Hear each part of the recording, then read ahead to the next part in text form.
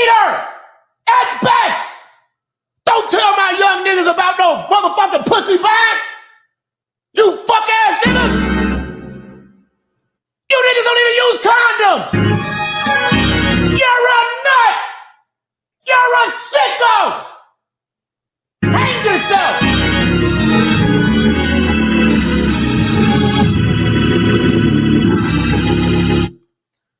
You're a fucking pervert.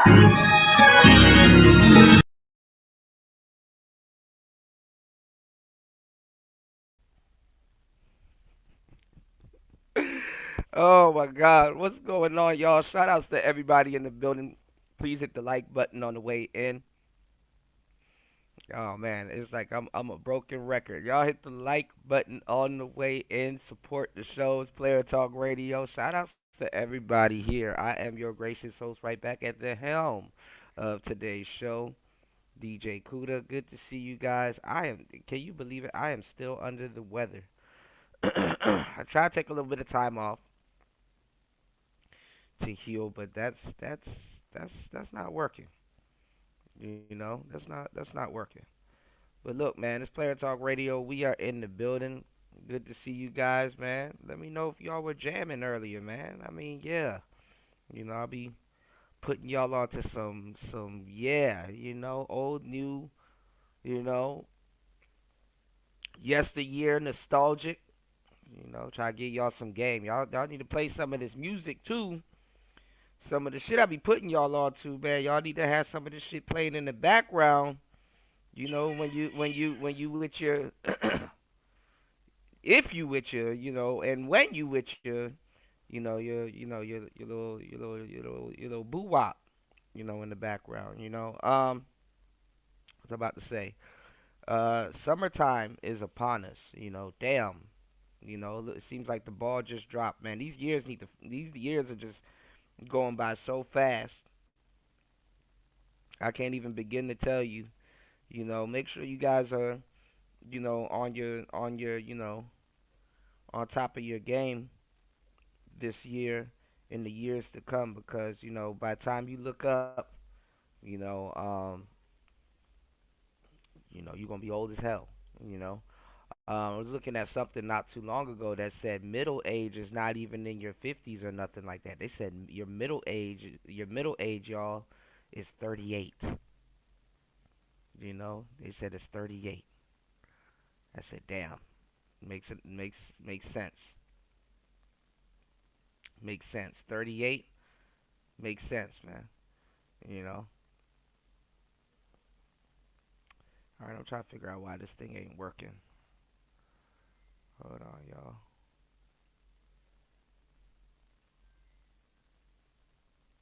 Hold on. But yeah, y'all hit the like button. Hit the like button on the way in. Um, we're gonna be talking about something that I've talked about a bunch of times. Like I said, when I be doing these shows, I be throwing a damn master class. You know, I be over giving. Over giving. How generous have I? I be over giving in these streams. Giving y'all a lot of game. You know, especially that a lot of people haven't even thought about. And hold on, let me do this.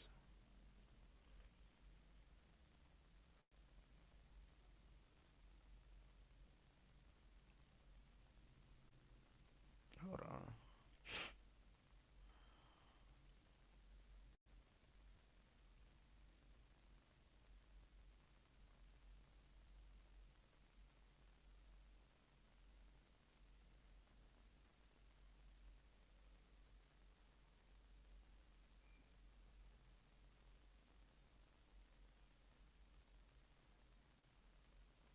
Hold up. Hold up. This thing. Hold up. Let me see something real quick. Hold up. You're an All right. I'm trying to get this. I need to finish editing this Minister Jack clip. But anyway, yeah, like I said, I be over giving. You know, shout outs to everybody here. We need you guys to hit the like button on the way in and support the show. Hit the Cash App, hit the PayPal, hit the coffee store, hit everything. So, like I said, I be over giving on these shows, and I was telling you guys that a lot of men, quote unquote, don't control their sexuality like they think they do. You know, um, and I've been telling you guys that it took me. I wouldn't even say it took me to be a player, but it took me to have an abundance of women to realize what the hell I was actually doing. You know, that I'm spreading myself thin. Pause. You know,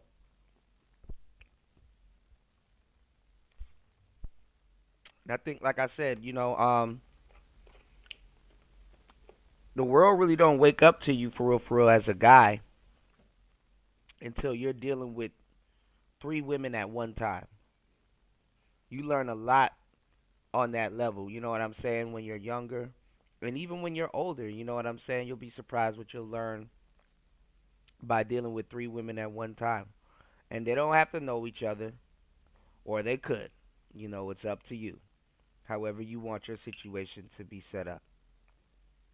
And a lot of goofies, in this space got offended. That's the shit I got to deal with. The least you can do is hit the like button on the way in and support the show. Nobody never sits down and be like, man, damn, niggas got to deal with a lot of shit. It's very hard to be a fucking YouTuber and bring y'all all this fucking content and spread myself thin with you guys, giving y'all this good game. You know, unreciprocated. So make sure you guys hit the like button and support the show. I'm gonna tell y'all some real shit. You know, the shit that we gotta put up with just to even just bring y'all some good information. You know, like I said, you know, three women at one time because a bunch of things happen. Number one, you learn about, shout outs to you. Hold on, let me give y'all shout outs. Shout outs to UFO and shout outs to D Nation in the building. Good to see you guys, man. Um, Number one, you know what I'm saying? You get to understand who you are with women. That's number one, whatever that means to you. Because depending on where you are in your journey, that can mean a lot of different things. Depending on where you are mentally and where you really are at in your journey with them. Number two, you get to learn more about yourself. You know, how they treat you, where you may stand in the grand scheme of things, or how you respond, what you respond to, who you respond to. Is there one you like more than the others? Does it fluctuate? Are you fair? Are they fair? You learn a lot of different things, you know, and you also learn their nature because there's gonna be a triage. There's gonna be like a trifecta thing going on where it's like all of them kind of somewhat do the same thing, baseline, and baseline who you are with them kind of maintains them, you know, kind of maintains them. Then you get to learn some esoteric shit if you really pay attention, how you can bounce between them depending on your depending on, I was gonna say firing order. Look at me using car terms. Depending on your variation. You know what I'm saying? Depending on your variation. And what I mean by your variation is how you got it set up. Okay? Do you have a main chick and just two side chicks, or are they all side women and you just kind of bounce between them? Or, are you dating too seriously, but there's one that kind of just comes along and just she not tripping and stuff like that. Now, this may sound crazy. That's because you're a square. That's because you're a square. Nothing wrong with being a square, but listen here. You know, if you don't know what I'm talking about, 'cause this is old. This is kindergarten player shit. This is old. And if you feel offended by what I'm talking about, that shows even how much of a square you are. Wanna know why? Women have no problem dealing with three niggas at one time. That's basic.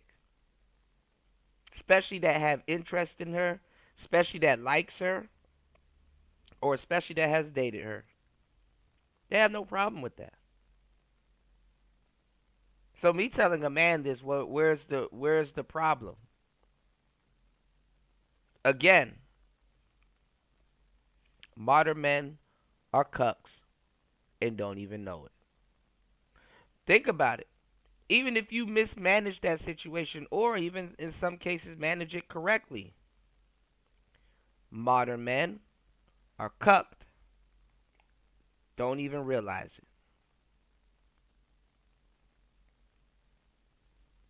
Very interesting.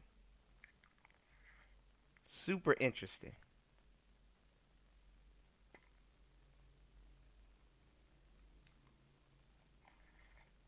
Hit the like button. Support the show.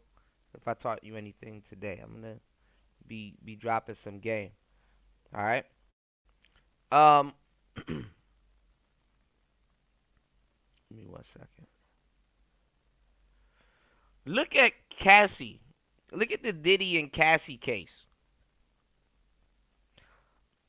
And I said this. It's like I sat there and I thought about it. I said, "Damn."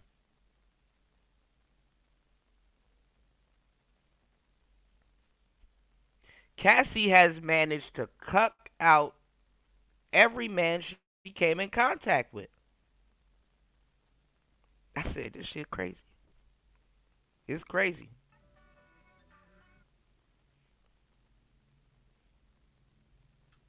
Hold on, y'all.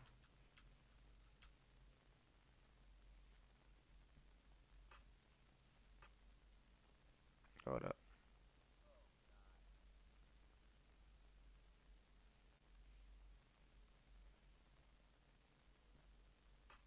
Hold on, y'all. Let me throw on one of my beats right quick. Hold on, y'all. All right, so all right, there we go. So I said, yeah,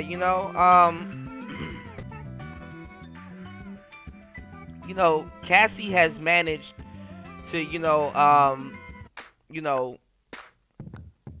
she's managed to cuck out every guy that she, came in contact with. You know what I'm saying? A lot of people are, talking about this topic, and not just the Diddy versus Cassie case.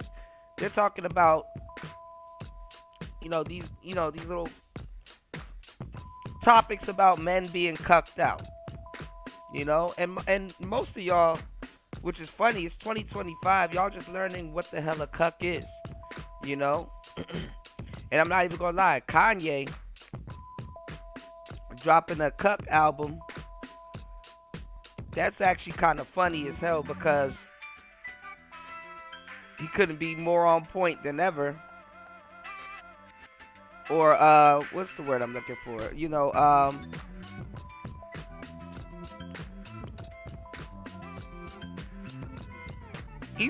on time.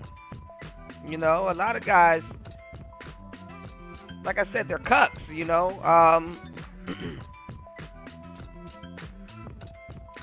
We've been talking about Alan Roger Curry, and we've been talking about his lady and stuff like that. And like I said, you got a lot of guys running around here calling him cuck, but he wasn't a cuck, even though people were saying that he said that he would be open, to have a, an open relationship and stuff like that. And it's like, all right, well, that's, what that man wants to do, you know? But who's to say that a lot of these guys in the space ain't cucked neither, And there's been time I've been telling y'all, I'm like, crazy wise, if you think about it, a lot of guys here in the space, they indulge in corn.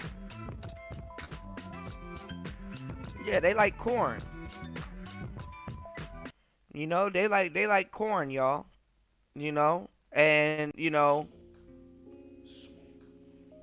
it's like, well, watch your mouth, because if you niggas like corn and y'all watch corn, which I know y'all do, and y'all about to get on here and lie y'all asses off, that kind of makes you a cup too. If you want to be technical.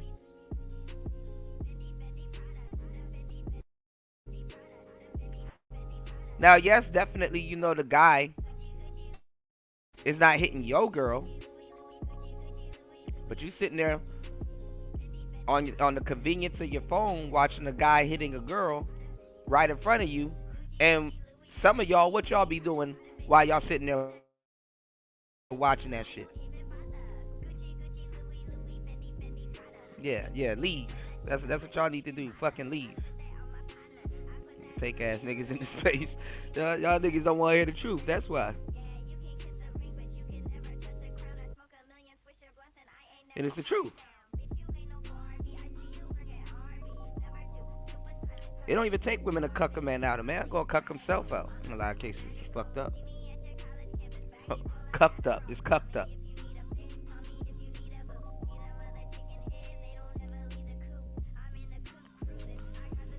Now, this is not to offend anybody, but it's to give y'all some game. You know what I'm saying? Some dudes, they rather watch that shit live with they lady. And hey, that's taking shit to a whole different level. You know what I'm saying? Watching some shit like that live. You know what I'm saying? Live corn and shit. I'm good, But like I said, you got some freaks out here. That's what they do. That's what they're into. That's what they, that's what they like.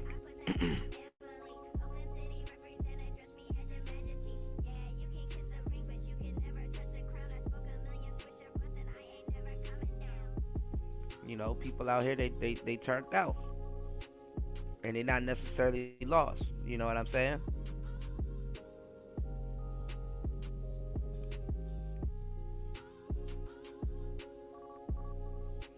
But we're going to talk about this a little bit later once we get more into the show. I know I started the show early. Everybody going to sleep. I don't know when people start going to sleep. You know what I'm saying? We might have to give back our third shift slot. Too many people that done, stole from the show. They done took our slot, y'all. And y'all go and support those people. Wow, these shows that over give y'all information, hey. So in the future, I'm not trying to hear no, hey, Kuda do this or hey, Kuda do that. Nah. All right, let's get into it. We got some stuff to cover. It's Player Talk Radio. Not bad. I'm up here multitasking.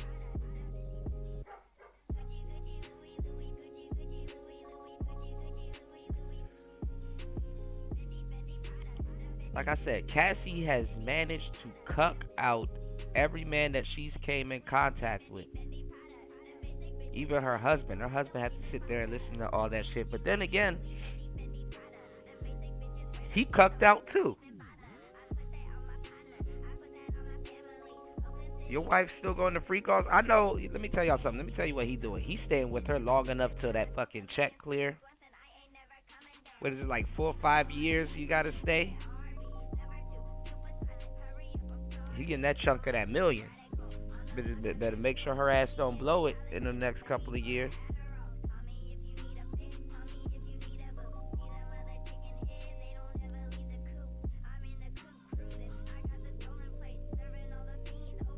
So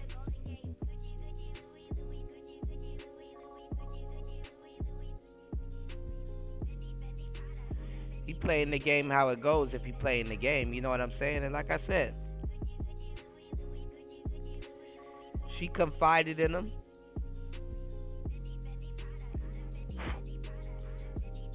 And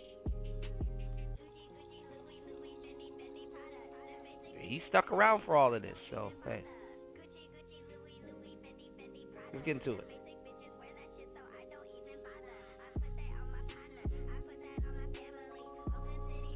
Shout outs to Piers Morgan. We go hold on.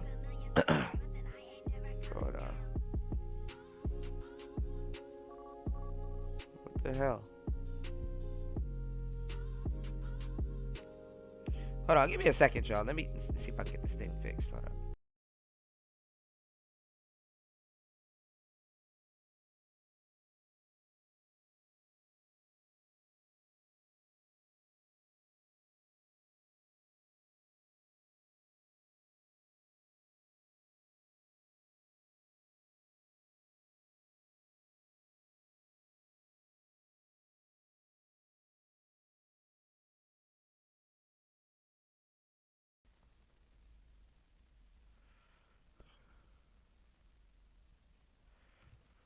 All right, for some reason this thing is not working. Hold on. For some reason this thing is not working. Hold on, let me do this.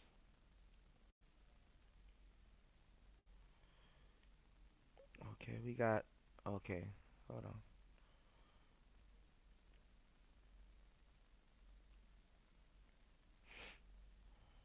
What is going on?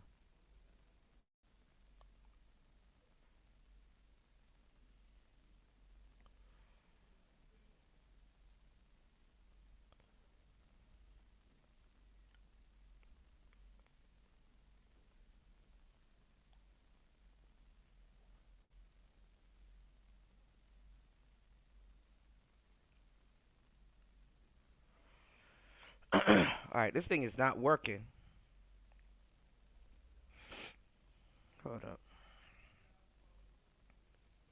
Try to get this thing to work, y'all. Because they had a discussion that I think you guys should hear and we should go over.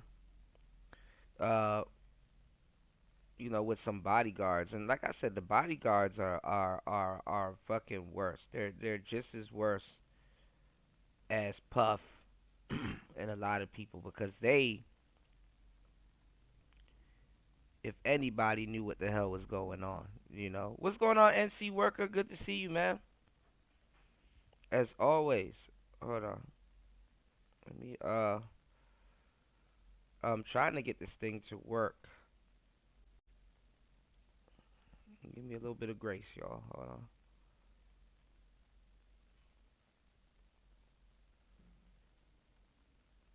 And it's not coming up.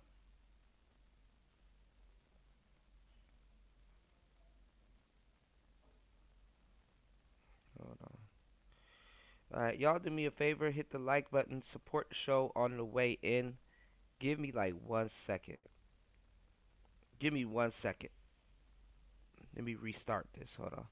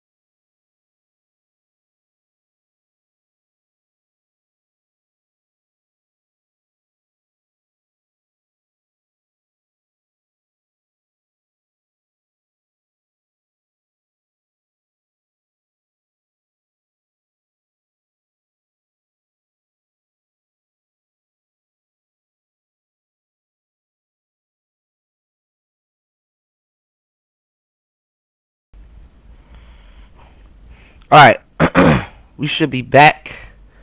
Hold on. It's like somebody changed the settings on my computer, and nothing is working right now. Hold on, y'all. After working in the industry, I converted my business to combat human Here we trafficking. go. His views skewed when it comes to sexual activity. I believe it's helped turn him into a sexual deviant.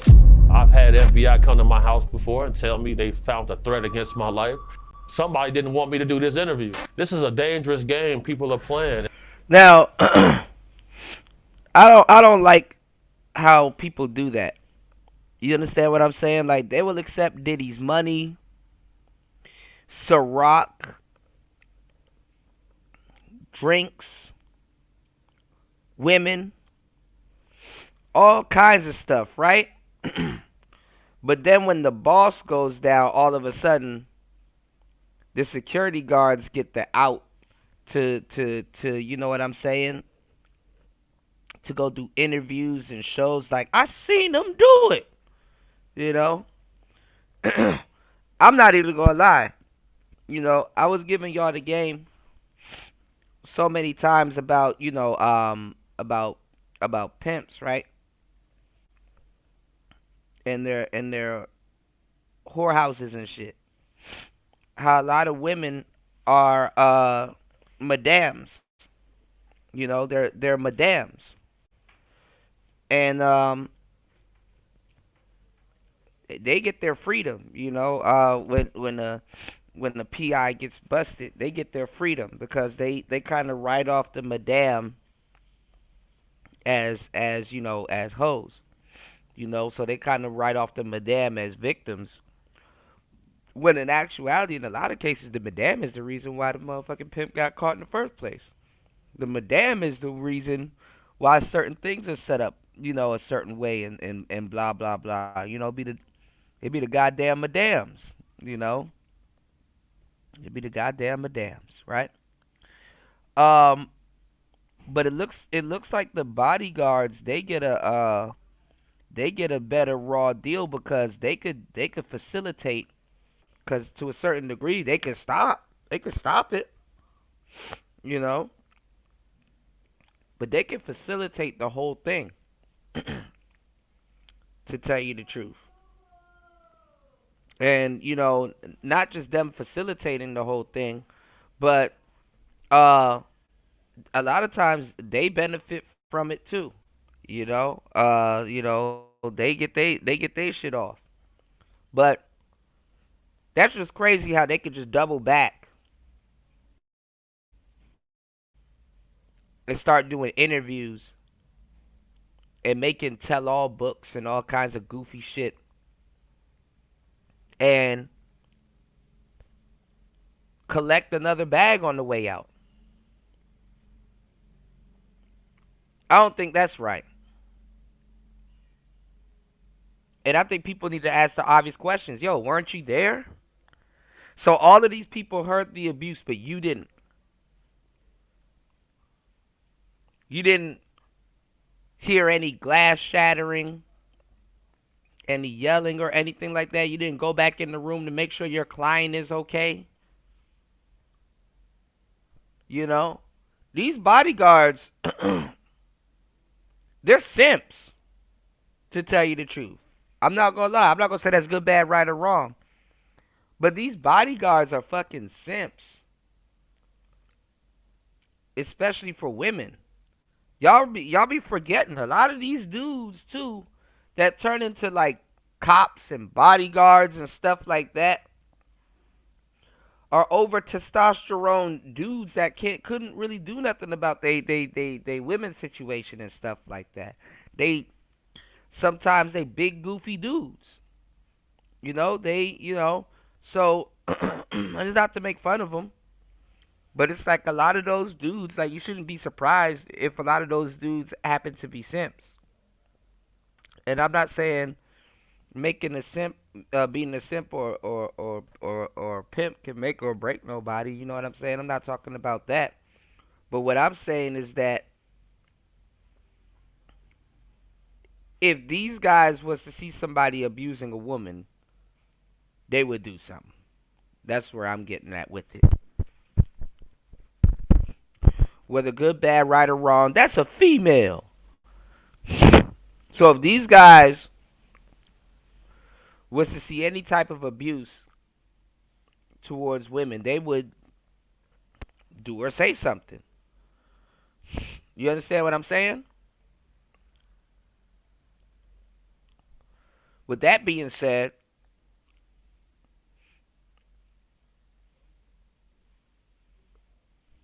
how could Diddy be comfortable doing what he's doing to Cassie or any woman for that fact? Around these with these guys just standing there.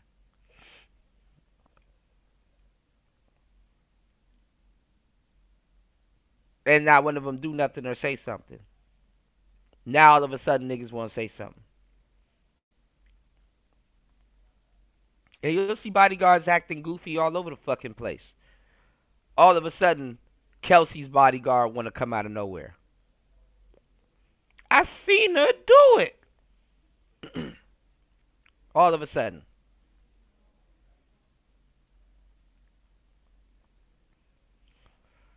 Put a 1 in the chat if you've noticed that.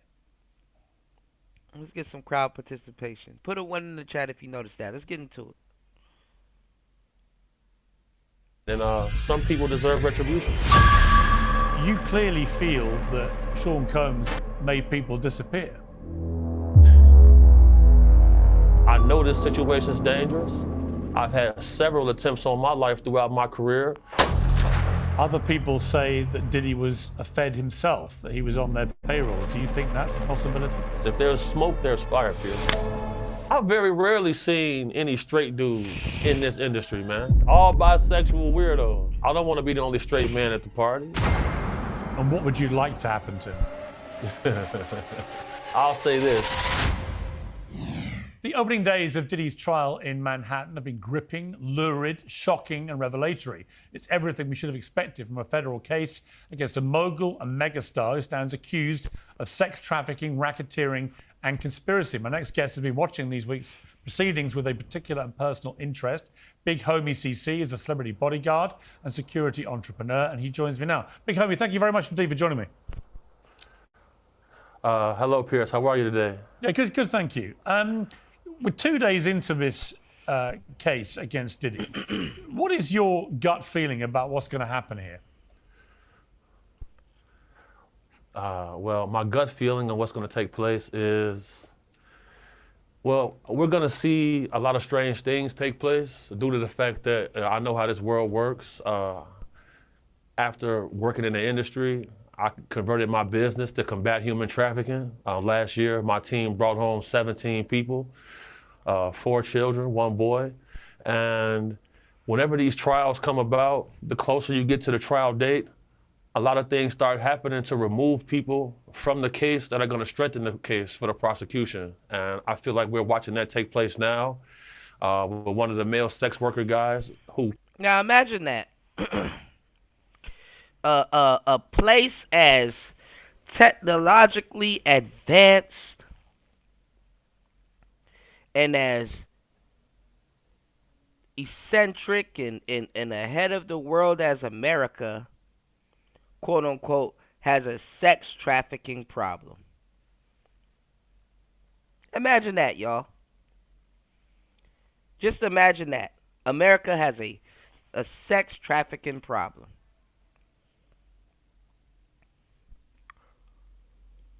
Can you believe it?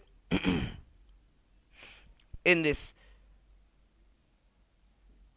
OnlyFans economy, I cannot believe that America has a sex trafficking problem. Crazy, huh? Provided tapes to the feds. He's disappeared. And this is similar to what happened in the Tory Lanez case, where the bodyguard whose DNA was on the weapon, he disappeared. So I expect to see a lot of strange things take place. I expect to see the defense team do a lot of steps to lighten the image of Combs. And we've been watching that take place. From what you know about him, Sean Combs, obviously the perception of it has changed dramatically since these allegations were made and since he got charged. I mean, from everything we're seeing now, he seems a very unpleasant, nasty, violent piece of work. Is that a correct assessment? The assessment is going to be correct. My thing is like, is it Piers in London? Is it Piers Morgan in London?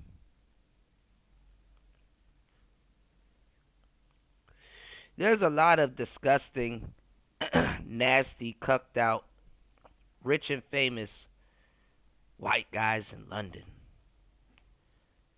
that don't catch your attention, huh? You gotta talk about Diddy. Okay, fair enough. What was I about to say? Y'all hit the like button on the way in, support the show.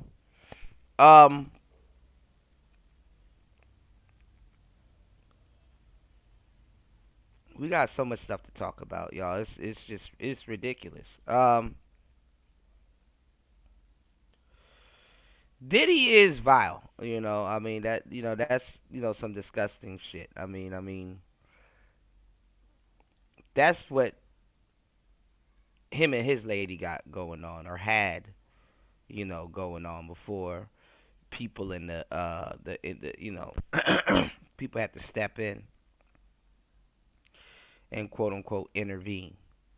But we can't be serious about these damn conversations if stuff that people are doing on their day-to-day basis is damn near the epicenter of these conversations. You see what I'm saying? We're gonna start to see it get even worse. We're gonna start to see it get even worse.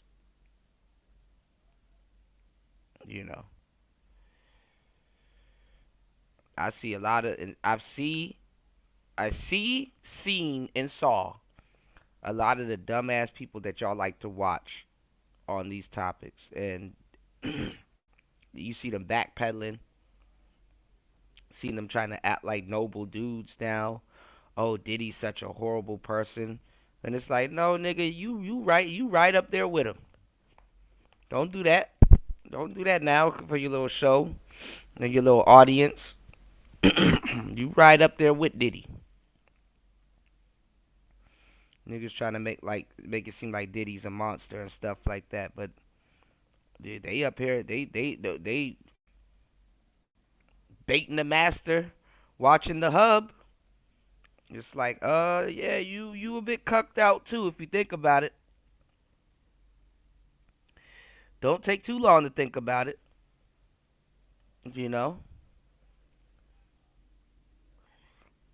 Don't take too long to think about it. I know it's gonna make you mad. What's going on, Rainwater? What's going on, EB? Yeah, this the fake ass bodyguard. All the bodyguards in these cases are fucking fake. They facilitated it, A lot of these people are for sale anyway. Just like the hoes.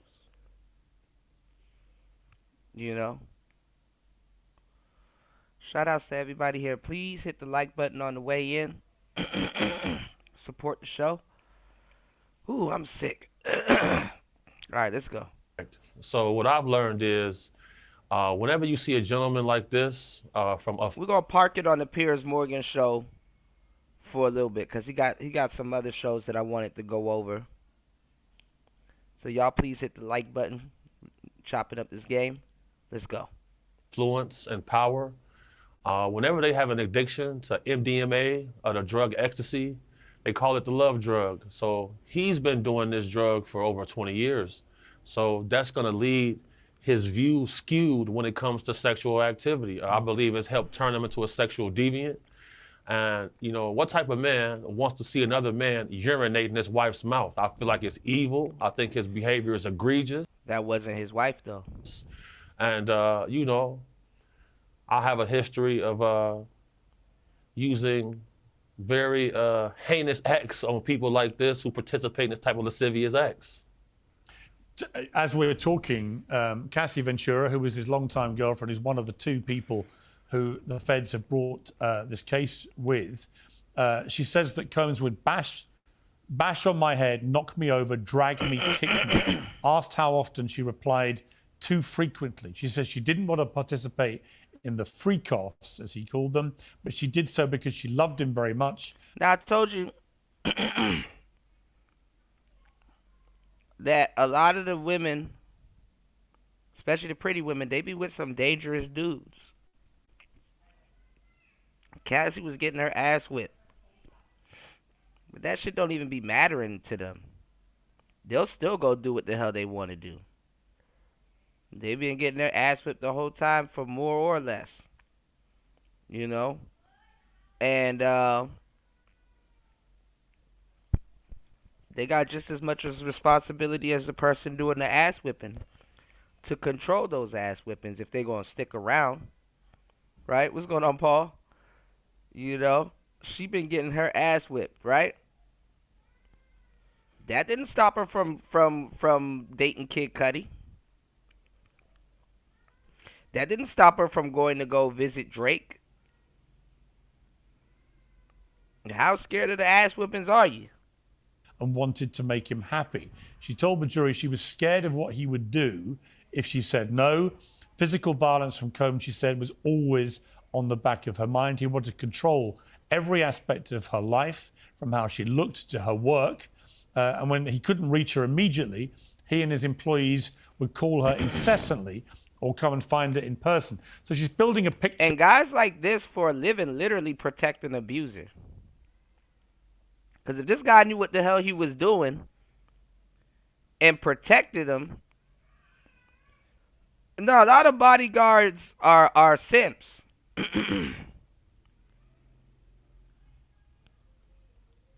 They simpish dudes.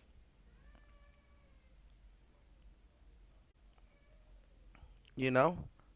And I'm not saying that protecting a woman makes you a simp, but what I'm saying is that how was Diddy so comfortable abusing women around simp-ass bodyguards that would have stopped him?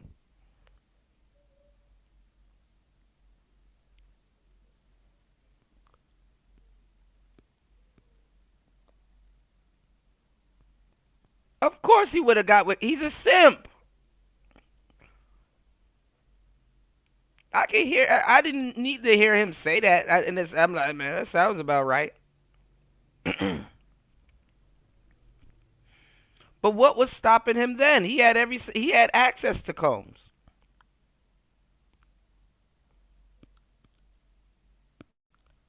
He took the payment to look the other way if that's the case.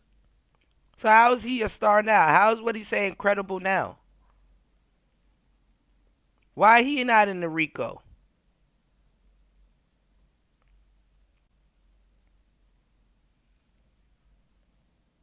You know, simps will turn on their boss over some coochie. So I'm trying to figure out what was going on. Of a violent control freak. Is that a picture that you recognize of what you know about this? Right. So definitely, these are traits that I recognize. In the field that I work in, whenever we get a call for a retrieval and a family is concerned about a loved one, those same characteristics that this woman listed is the same things that streetwalkers will list about. Yeah, I mean, at that point, if if you know she would never get with a big goofball nigga like him, it's like, nigga, just stand beside that car and and protect us. Like we like you'll never have a chance at this, head ass. You know, a lot of these dudes are guys on the outside looking in. You know, what's going on, Bronze Flat Power God? Good to see you, player. A lot of these guys are on the outside looking in. You know?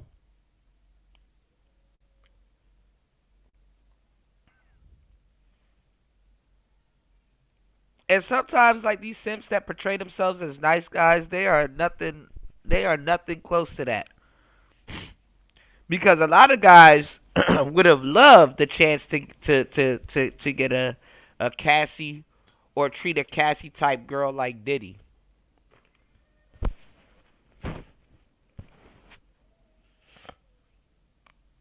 Some guys and women gotta understand to keep a woman like that, as fucked up as it may sound, you gotta treat them like that. And remember, I was telling you guys, well, where the hell is Ryan Leslie? You know, did he say anything about this? That nigga kept quiet, because I didn't know also Ryan Leslie was an older guy.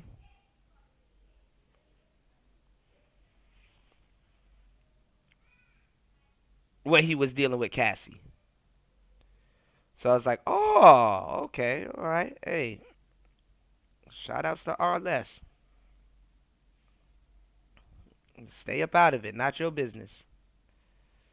You know? And it only gets better. Y'all hit the like button on the way in. Show the show some love. Hit the Cash App. Hit the Cash App. Let's get at least 1 to 2 brothers to support the show.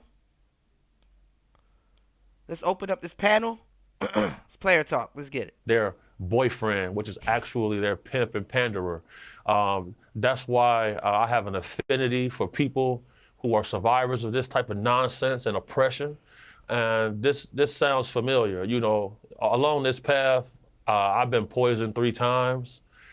My toxicology report showed cyanide. And, you know, cyanide metabolizes into pneumonia in your body. So I've had pneumonia on 3 occasions. You know, and these problems didn't start for me until I started to speak out about people like this. You know, it's been a hard time to line up this interview because the last time I was scheduled to be in this interview, randomly, our car gets hit from the side by a blacked out vehicle.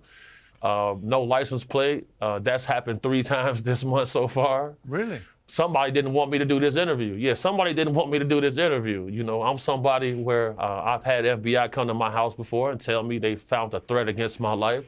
So, you know, I'm well versed in this world. But, you know, I got round the clock security. One of them was sitting right here with me right now. This is a dangerous game people are playing. And it's a good feeling for me to see the justice system prevail. And some people deserve retribution. I mean, maybe he already knows, but he's not going to realize that the people that he's trying to save are the people that's behind and orchestrating all of this shit. Y'all going through this whole Scooby-Doo mansion, and then when y'all finally catch the culprit, and you pull the mask off, and it's like, oh shit, it's Cassie. You're going to be like, damn. Well, damn. But you're not going to care at that point. You still going to be trying to get some coochie. Done did all of that. You're like, dang, where's my reward? When it was less attractive women, niggas didn't care. Funny part, too, is that the less attractive women be the ones orchestrating it also. But you don't know that. Because you're a square. Let's get it. You clearly feel that Sean Combs, over the years, has made people disappear. Right. Well, Pierce, let me ask you a question. From your journalistic perspective, have you ever noticed how in this industry, People untimely meet their demise as soon as somebody else seems like they're having a problem? Have you ever seen that before? Well, there was, of course, the case of one of his other ex-girlfriends, Kim Porter, who died of pneumonia at a very young age. You just referenced your own situation with pneumonia that you believe was deliberate poisoning. Do you believe that may be what happened to her? Why are so many people coming down with pneumonia? Why is that happening to everybody? What is that about? Where have you ever seen this many cases of pneumonia associated with one situation? So, you know. There were rumors. I'm not saying. Well, I was going to mention on this that there have been rumors circulating online that Diddy may have poisoned Jamie Foxx, which caused his 2023 hospitalization. In his Netflix show, he compared Combs to the devil in revealing his near-death experience after a brain bleed and stroke. He said, I say this all the time. I saw the tunnel. I didn't see the light. It was hot in that tunnel. I thought, shit, have I gone to the wrong place? I looked up the end of a tunnel and I thought I saw the devil saying, come on. Or was that Puffy? I'm effing around. But if that was Puffy at a flaming bottle of Johnson, and no, I'm just kidding, I think that you have taken that to be a not too oblique reference to the fact that he's suggesting he may too have been poisoned.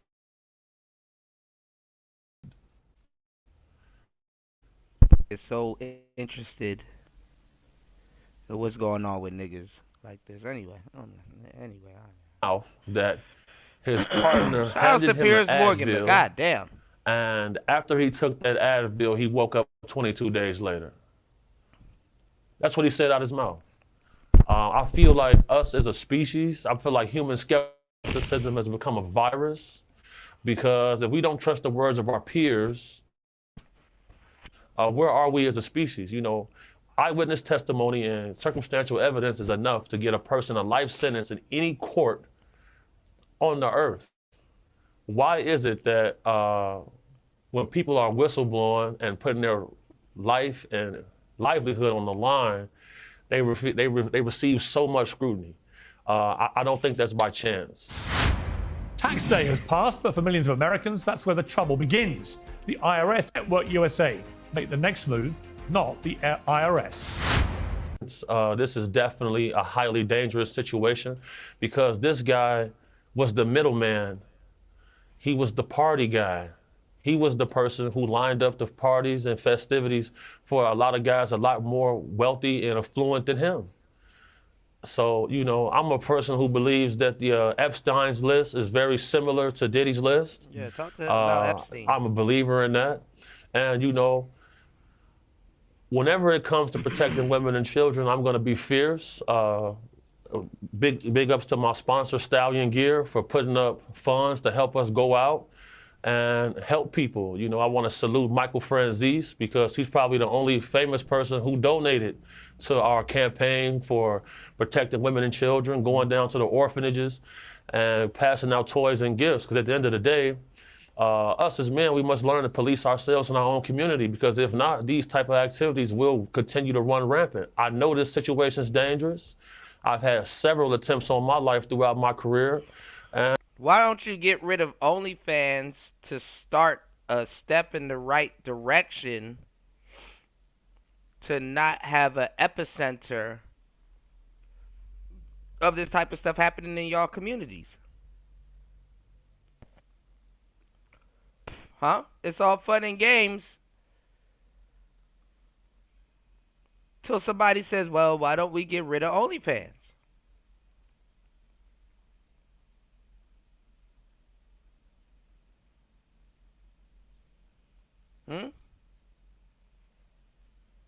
Or is that doing too much?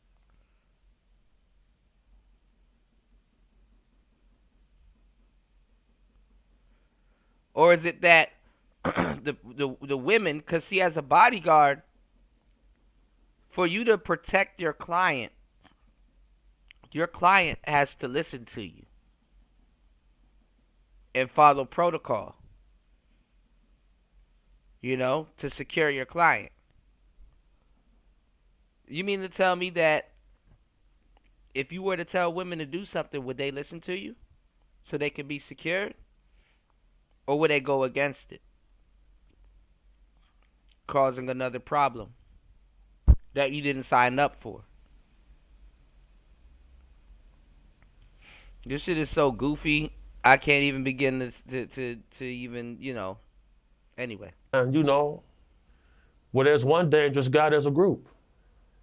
You referenced earlier, I have a history of heinous acts against people who behave like that. What did you mean by that? Well, there's a lawsuit that I'm listed in where allegedly I quipped Combs about his sexual deviant activity, and I protected the plaintiff and pointed a firearm at Mr. Combs. That's what the paperwork says. They don't have their facts right, but I have a reputation for maintaining a proper balance. What was he doing, Combs, at the time? Yeah, so that's all alleged. So they don't really got they don't have the facts correct with that situation. There's some sort of conspiracy going on because the same law firm that has brought this case, they tried to file this same case last year. They finally got it amended this year, and this same law firm was trying to pay me $5,000 to come talk on an interview. I turned it down, and then they filed this paperwork. I firmly believe that this lawsuit was filed by people off his side to try to discredit me, other witnesses, and to try to get this current case that he's on thrown out. That's how deep this goes, because the law firm who brought this asinine case, nobody can seem to track them down. How can they have this case amended? Who has the finances to file this type of lawsuit? I got to pay Ed Zappia $15,000 to represent me in a case like this, right, while EB. this trial is going on. Something weird is happening. But just to be clear, was there an incident where you witnessed somebody who was being abused or about to be abused or had been abused by Diddy, by Sean Combs, and you intervened and warned him to stop? Definitely. And what can you tell me about that? Yeah, definitely. Well, that's the thing. It's an open case, so I can't really expound too much on that. But I've had several calls about this guy. I've had several calls about his son. People reaching under That ladies' too, dresses, EB. fondling them without That's supposed to be a good guy. asking for permission. Where did he learn this behavior from? Where would he learn that from? Legendary Dapper Dan said he grew up, he knew Combs' parents, and he said what's going on with Combs didn't start with him, it started with his family. The same things that I see when I'm battling trafficking cases. The most common enablers of this activity are close relatives, families, and friends. Yeah. He not saying what he need to say. The most common enablers are women. The most common enablers are women.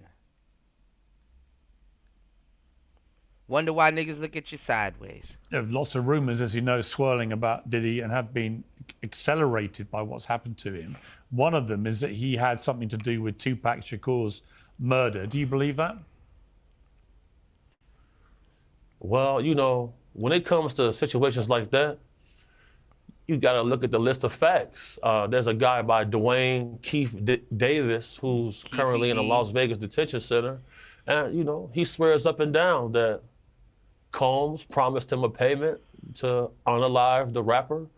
And the rapper became unalived. And, FBI say Eric Von Zip intercepted the payment and kept it for himself. The paper trail wouldn't exist. If there's smoke, there's fire, Pierce. Other people say that Diddy was a Fed himself, that he was on their payroll. Do you think that's a possibility? Y'all hit the like button. If y'all are enjoying the show, please support the show via Cash App, PayPal, coffee store. I got you on the content. It's Player Talk. Well, that's definitely a possibility, but oftentimes in my culture, being an African-American male, Richard Pryor grew up in the brothel. You know, Richard Pryor grew up around hoes. He understood how the brothels work and stuff like that. And who and who runs those brothels? Again, like I've been saying, women. The madame run those brothels. Fuck a pimp. A madame is way more effective than a pimp. Sometimes we can believe that we're bigger than the program. And the moment he decided to sue the liquor company Diageo, that's when all of the onset of these problems started. You know, when you offend a list of board of directors and all of them are richer than you can get the short end of the stick. And that's what we're watching happen here. Big homie, we've all heard a lot about these freak-offs. Most people I've talked to say, well, there were layers of parties that Diddy would throw. There was the public one with all the glamour and all the celebrities and stuff, and then there'd be various layers ending up in the freak-off area, and that would go on sometimes for days and was extremely depraved, involved a lot of drugs, a lot of very kinky, depraved sex and so on. What can you tell me about the freak-offs? For those who don't know anything about this world, what was it about the freak-offs that is so fascinating to people, do you think? What people have to understand is swinger parties exist. And that's exactly the lifestyle that this gentleman lives. He's a swinger. And swingers hang with other swingers. That's what it is. Like, the term freak off has become sensationalized by media, but what the true nature and name for this event is going to be called a swinger party, Pierce. And that's what takes place. You people, partners sharing their partner, indulging in sexual acts. You know, as long as things are consensual, you know, what people do is their business. But if I'm getting a call because somebody's applying oppression on other people, that's when things become a problem. And, you know, I had sent in a video of the guy, Combs, walking around, collecting everyone's cell phone before they get onto a yacht to go party. Why do you have to collect everyone's cell phone before you go onto a party? He's collecting the phones himself. Now, this is how you know there's some bullshit. Because he knows the public don't know why. When you hang out with any celebrity,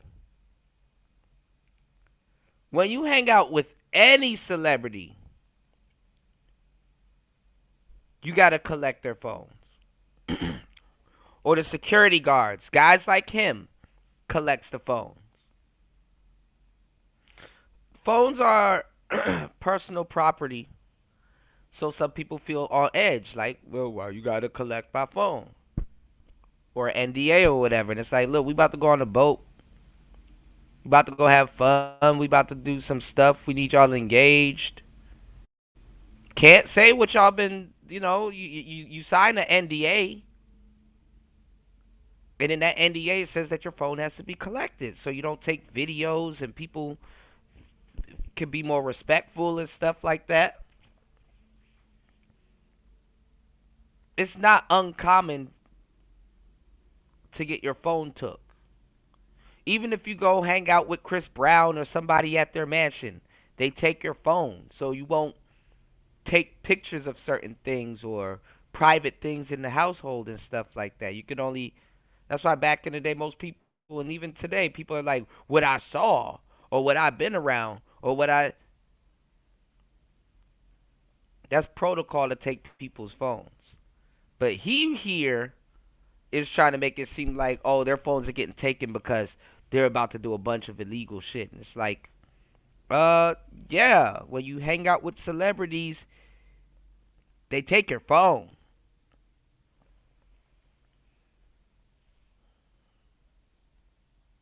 People are doing drugs. All kinds of shit is going on. Yes, they take your phone. All right? That's what I meant by there's layers to the party. You know, the first part of the... And also, too, the fucked up part is that nobody gets to film the bullshit that you're doing. You could be guilty as batshit. You could be guilty as batshit. And nobody would know. Get off that boat, I'm the victim. Bro, you mean the person that destroyed a bunch of shit? The person that jumped off the chandelier? The person we had to save that got drunk as fuck and couldn't handle himself and start doing some crazy shit, and now all of a sudden they're on the news? That shit is fucked up. It's going to be a normal socializing mixer. But, you know, when the guy comes out collecting phones, that's when things are about to get, that's when somebody's cake's getting touched. This is how it goes.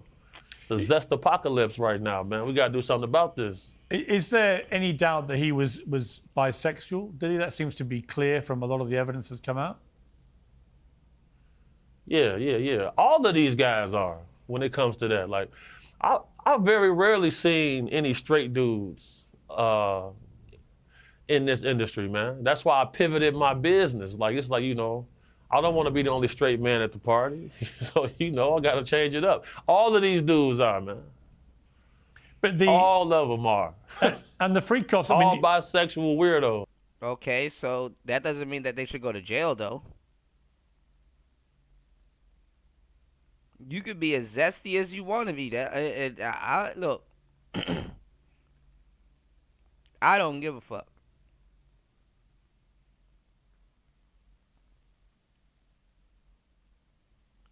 But that doesn't mean that these people should go to jail.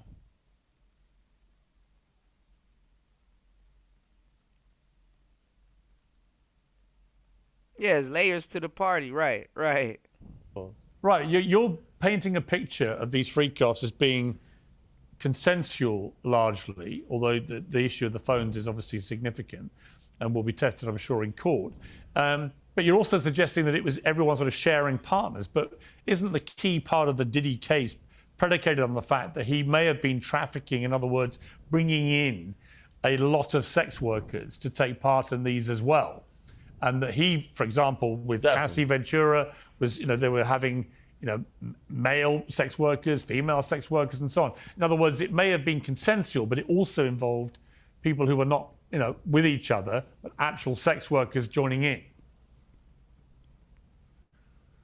Yeah. So, you know, whenever you see the little guys, the white dudes come in with the spiky hair looking like vampires, yeah, you know, the sex workers is arriving. And at the end of the day, it's all right, so why didn't you go to their agencies and go save them? Since you wanted to end it so bad, why didn't you go to their agencies and go save them?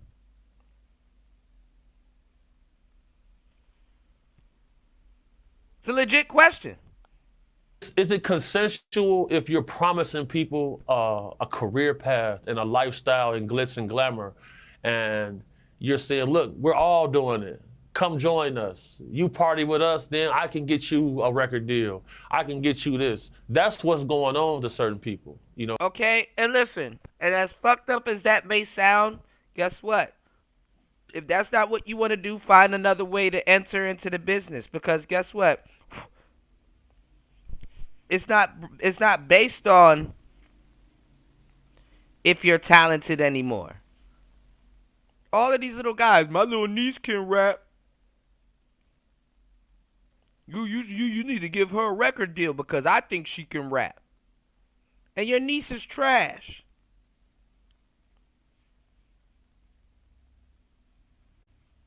Right? But you mad. Now, as fucked up as this may seem, whether you like it or not, this is still a form of networking. Yes, you go to a party. Yes, you're around like-minded individuals. Yes. You may have to do some things. That's not what you want to do. Get around a different group of individuals where you don't have to do that.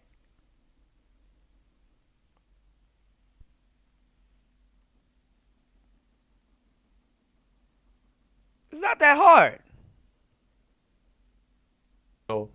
Everybody isn't being financially compensated, and that's wherein lies the problem. Big Homie, you've referenced the fact that several times we tried to do this interview and stuff happened to you that was very concerning. Car with blacked out windows and so on, engaging with your vehicle and so on. Now that you've given this interview and you've gone public again and made it very clear what you think of Sean Diddy Combs, do you fear about reprisals? No, I don't fear anything like that. I'm very, very good at what I do, and I'm trained in everything dangerous. I knew what I signed up for. I'm very well aware of the risk.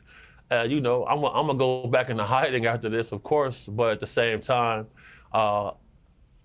me as a man, I'm here to fulfill my duty. God sent me to do a job, and I intend to get that job accomplished. Do you think Diddy would want you dead?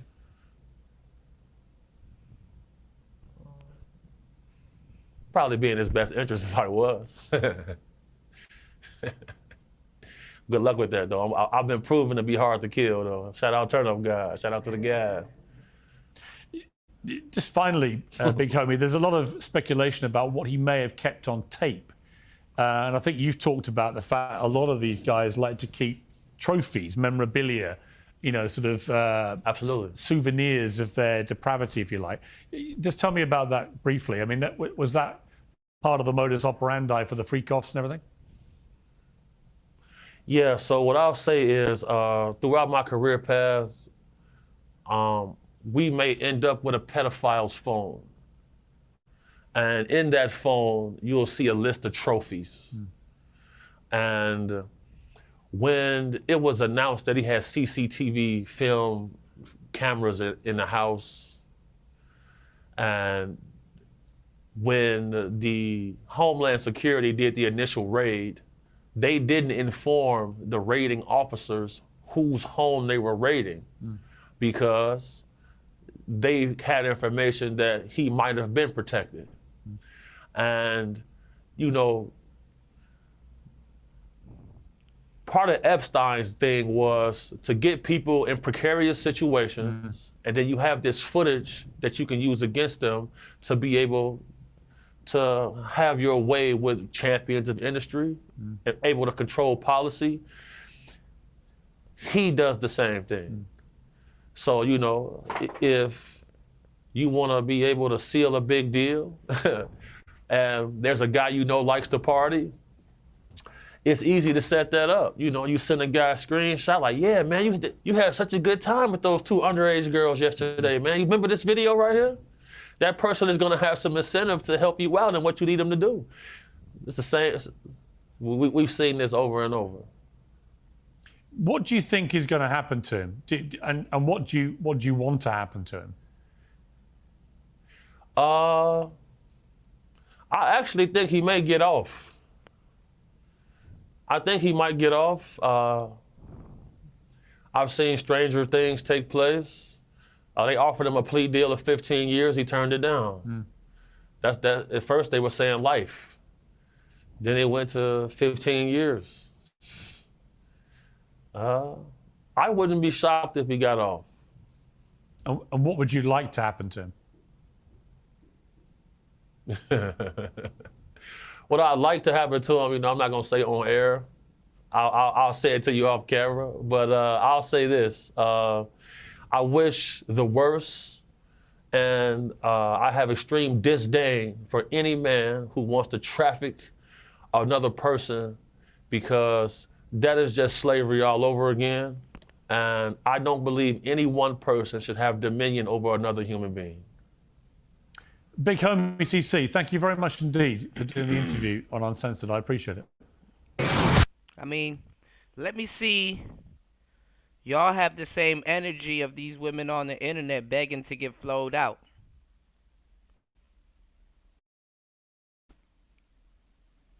Telling men to fly them out and stuff like that, because that's trafficking.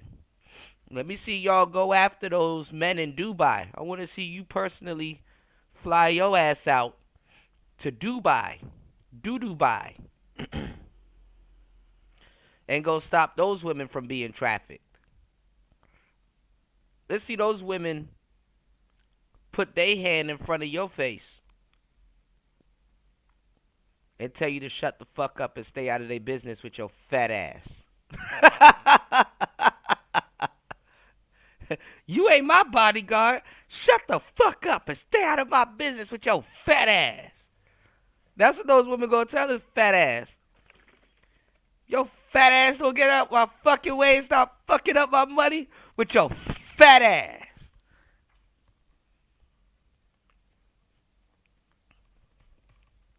I don't know why niggas don't learn, dog. All that simping ain't gonna get you nothing. Now I'm for it. You know, all of this shit to stop and all this other stuff, and yeah, this is bad, and you know, I feel bad for Cassie a little bit, you know, and all kinds of different stuff. I feel bad for Cassie for other reasons that y'all wouldn't even be able to understand, because y'all can't even understand this case even put in a square context. I do feel bad for Cassie.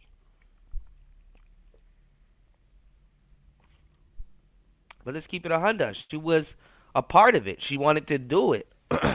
Her habits and all the stuff that she's doing is wrapped up into it also. He's taking the rap for a lot of stuff that she likes to get into.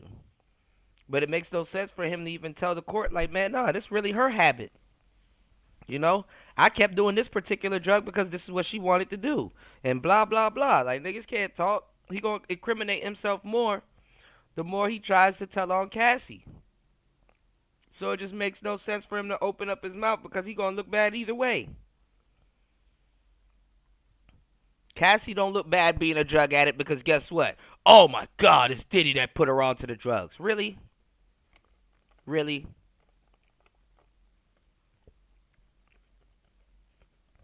Come on now.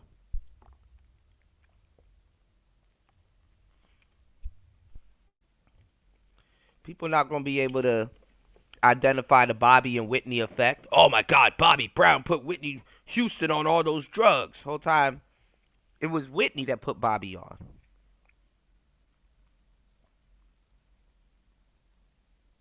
They probably went to a party and Bobby's like, all right, man, I'm about to smoke some weed. And she's like, you look over to her like, well, what are you doing? She said, well, I got something a little bit more heavier than that. And he's like, word? What's that? Put that man on, you know? Yeah, if you really want to get down, this is what you need to get with. That's why it was easier for Bobby to leave that shit alone and get up out of there. And guess what? We all seen what happened to Whitney. And that was her thing. That's what she wanted to do. She just needed, some people need somebody to do it with them. You know what I'm saying?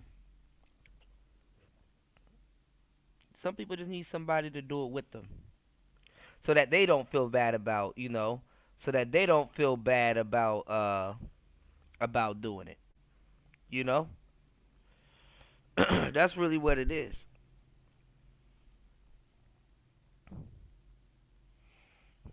JR, why are you asking me incriminating questions? Have I ever smoked weed in Asia? Of course I smoked weed in Asia. In Thailand. They legalized it, well, decriminalized it in Thailand. Thailand, you know, shout outs to JR. Thailand is Thailand is a bigger hub than Cali and Amsterdam right now.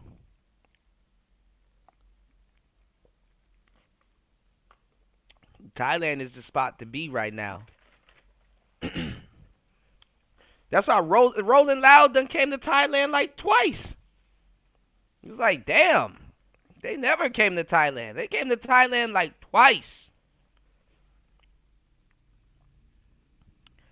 Yeah, I would have loved to go on the Rolling Loud. That shit seemed like it was fun. But yeah, but I don't smoke.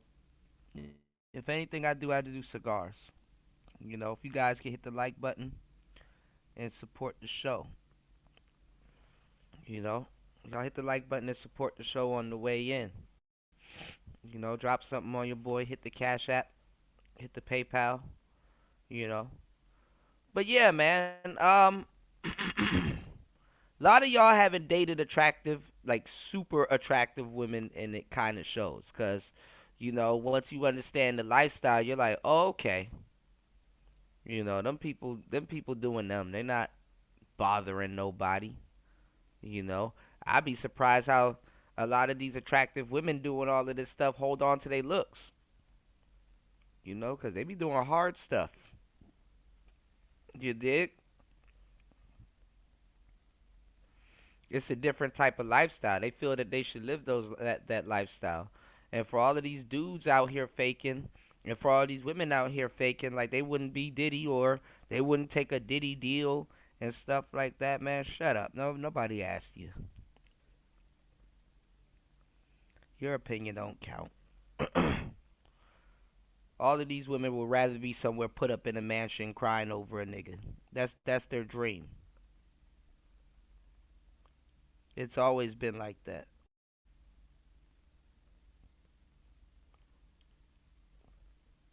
They would rather be somewhere put up in a mansion, doing drugs and crying over a nigga. They love that. Going on shopping sprees, new BMWs and stuff like that. A rich nigga needs somebody to take care of the mansion while he on the road getting the money. It's always been like that. You gotta keep some type of broad at the house. You know?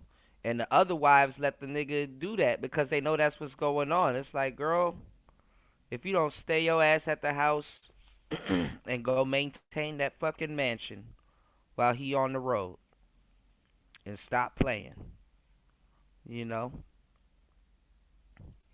You said when these clowns badmouth ARC, it legit brings me genuine happiness when they get punked by women. Yeah, they trying to run around here with that goofy narrative that that having game or game is a form of raw pay. Listening to broads. That's all niggas do in these spaces is player hate. But trying to be a player at the same damn time. Like I've been telling y'all for years, it's Animal Farm. Using that man's talking points and all kinds of shit, but talking shit about him. That's the craziest shit ever. So much ego, no humility, so much to say about women and female nature, and yet they still little experience with. Yeah. I've been saying this for years, man. I've been saying this for years, and I've been getting cursed out for it and all kinds of shit, and them same niggas still end up coming around to every single thing I said. Goofy ass niggas. I don't even know why they worried about shit anyway. Aren't they embracing tricking? What happened to that? They shouldn't be worried about no fucking female's nature. That shouldn't mean shit to them. They're spending money.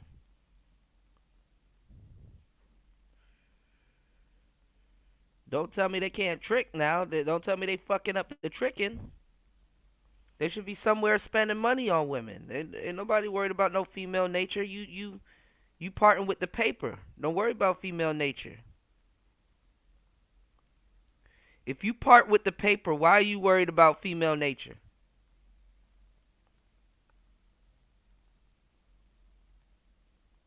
You fucking idiots.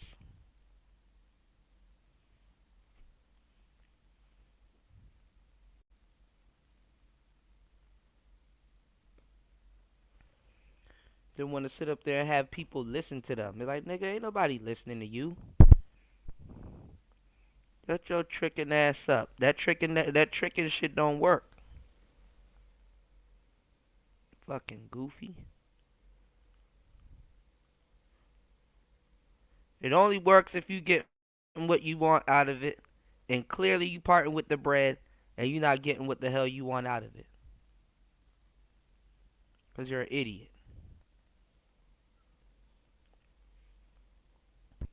And you don't even know where you don't even know where the exploiting is coming from. See how that works, y'all? Giving y'all some good game. Let me show y'all something too. Shout outs to Piers Morgan. He been on fire. He knows about these spaces. Check this out. About unleashing Mrs. Wilson on the world like this? No, but she is the only Wilson on the panel that I claim. I'm just pointing it out. Is there anything you do? I mean, do you put the bins out? Do you the trash out? I mean, what do you do anything? I don't do shit. The piece of shit that you're married to. Yeah, he clearly doesn't there we respect go. you. Oh, He there sits we there go. and makes Hey, jokes lady. about how he Hey, married lady. you. He doesn't He's do not shit the around piece the of house shit because in that's this why you married panel. a wife. Clementine, do all lives matter? Do you know what? All lives do matter. And Thank all you, lives- thank you. all And lives- that what's controversial? bombshell, All but lives the are not one given the same terrible respect, thing you though. found All I've ever lives are not said, given the you same completely respect. agree with. Clementine, do you hate men? No, of course I don't hate men. Why in 2020 did you tweet the coronavirus isn't killing men fast enough? I tweeted that in 2020 as a misguided tweet. Fast enough. Apologize to men again. Do it again. This is honestly one of the most absurd conversations I've ever had in my life. White House Press Secretary Caroline Leavitt is rarely out of the spotlight. That's her job, after all. And for what it's worth, she seems to be very good at it. But a behind-the-scenes photograph posted by a colleague for Mother's Day in America has divided opinion, even among a generally appreciative MAGA base. 16 million people saw this candid snap of Leavitt in the White House, seemingly holding a baby son in one arm while, quotes, owning the libs, close quotes, with the other. A lot of those people applauded her as a super mom. Many others criticised her for aping conservative family values while actually promoting a feminist myth about women who can have it all. It might seem a bit harsh, but the MAGA movement she's part of has made big inroads in popular culture by promoting the return of traditional gender roles. Here she is talking about masculinity back in 2023. Oh boy. In other words, TradCon. A man is someone who stands up for his family, provides for those that he loves, and contributes to his community. A great example, helping an elderly woman with her groceries, helping a neighbor or a friend, putting others before yourself. That's the definition of a man. I'm proud to have so many strong men in my life, 2 older brothers, a great father. We love men, we need men, and as women, Jen, we should not be afraid to say that. Well, there's undeniably been a huge backlash to the whole era of demoralising all men as miniature Harvey Weinsteins with ambitions that are wickedly patriarchal. Coincidentally, you can read about how that's going on in my upcoming new book, Woke is Dead. Has there ever been a better time for a book called Woke is Dead? But where does the renaissance of masculine men lead to women who thought it was a very good idea? Andrew Wilson was extolling the virtues of a more limited female role in a previous debate on Uncensored when a shocked Emily Austin said this. Are you married? Yeah, I'm married. How do you make a married Right, with many JR. children? Is your How wife about you? happy? You married with children? Oh, she's ecstatic. No, I'm 23. She's I'm gonna a bring boss me- lady girl, which seems to Yeah. be driving you crazy. Yeah. Working, making Yeah, well, I'm money, just pointing waiting out for the right guy to the come only along. thing you have no arguments. You just try to assault me personally. Well, Andrew Wilson's apparently... Now, let me tell y'all what happened, because I was supposed to make a video for a pre-record. I was going to use Britney Spears. I don't know why. Well, because it's just funny. And Miley Cyrus. I was going to use a couple of them, right? And Woe Vicky and stuff, right? So, it was funny and fun in the black culture in America. You know, like I said, America historically, and I can point this out in so many different cases and instances, they use black people as the test dummy before they kind of, they use black people as a test dummy for a lot of shit, and sadly, when you use a certain type of people as a test dummy for something, one thing you got to make sure is that, yeah, if you want to destroy them or make light or fun of what they're doing, or basically, just get them to just get a bunch of monkeys to just do a bunch of stupid shit. You got to make sure they're not influential. You know, of course, it's mass distributed. People like it. Um, you can flip it and turn it into a art or a genre of music or whatever. Cool. Or a social media trend. Cool. But guess what? When it hits certain circuits and markets, it's influential. Why is that a problem? Because guess what? Now people in the suburbs are doing it. Middle class doing it. A lot of people going to end up doing it. You know what I'm saying? A lot of people are going to end up doing it. And what's going to happen is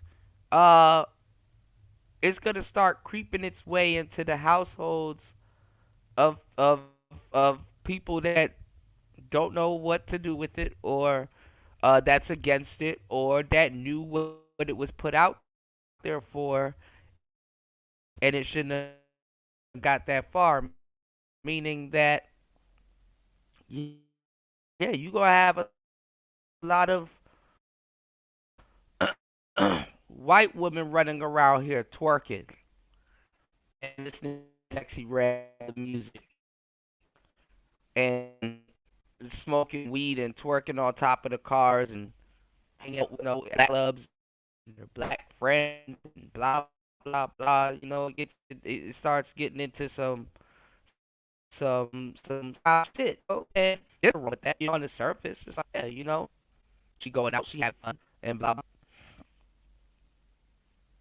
In the black community, I'm a boss ass bitch. I don't need to listen to a nigga. Fuck a nigga. I got this job. Whoop de whoop. He don't control me. Blah blah blah.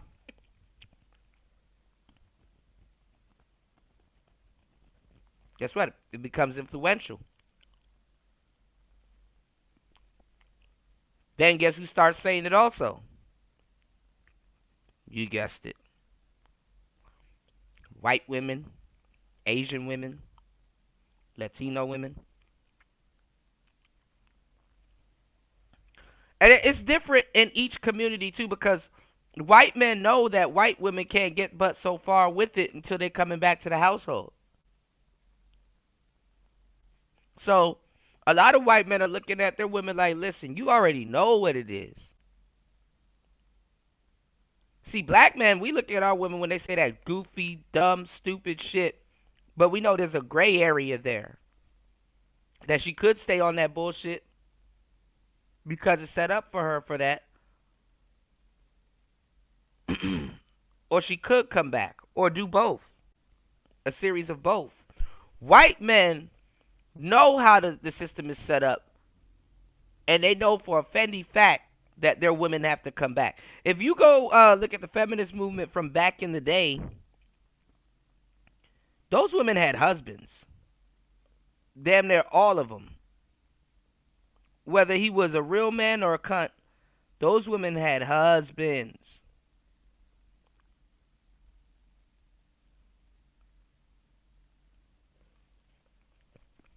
Lost and cucked out.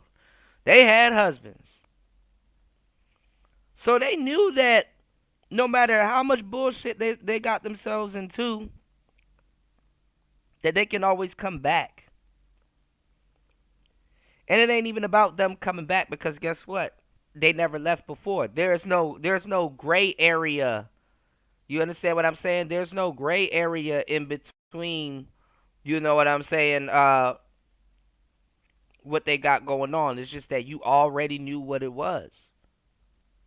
Yeah, she gonna come back. She just on some bullshit right now. She gonna come back. Let me just prepare the house and the kids and stuff like that, because she gonna get her mind right and come back. It's just insulting that she left the first place, but if you ain't gonna go nowhere as a man, then hey, why complain? So here you got this woman right here saying that, oh, she's a boss babe and blah blah blah. The same, just even damn near sounding like a black woman. The same BS that black women thought would work it's crept into their household. You know, it's ruined their children. It's, that's what I'm trying to tell you. And y'all don't understand how this shit works. I've been trying to tell y'all that. That's why Piers had Kanye on there. He knows that one of their kids or somebody is gonna, you know what I'm saying? Is gonna pick that Kanye West song up and start singing it to rebel against they what you call it. And that's what Kanye kind of wants. Want to know why? Because guess what? He has to use his influence that he got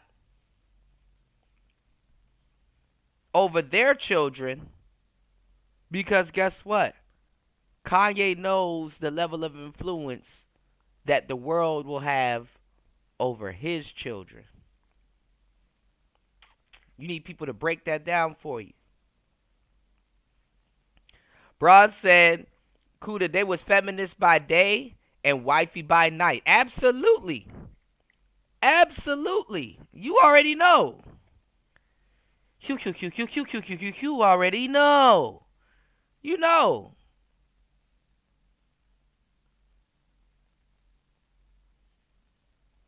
I wouldn't even say some of them did that to protect their family, but some of them did that to take attention up off their family and what they had going on.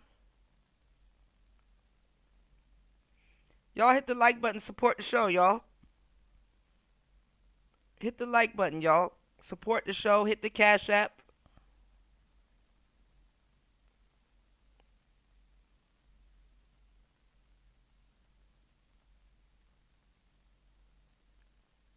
I'm dropping stupid gems, man. I over-deliver.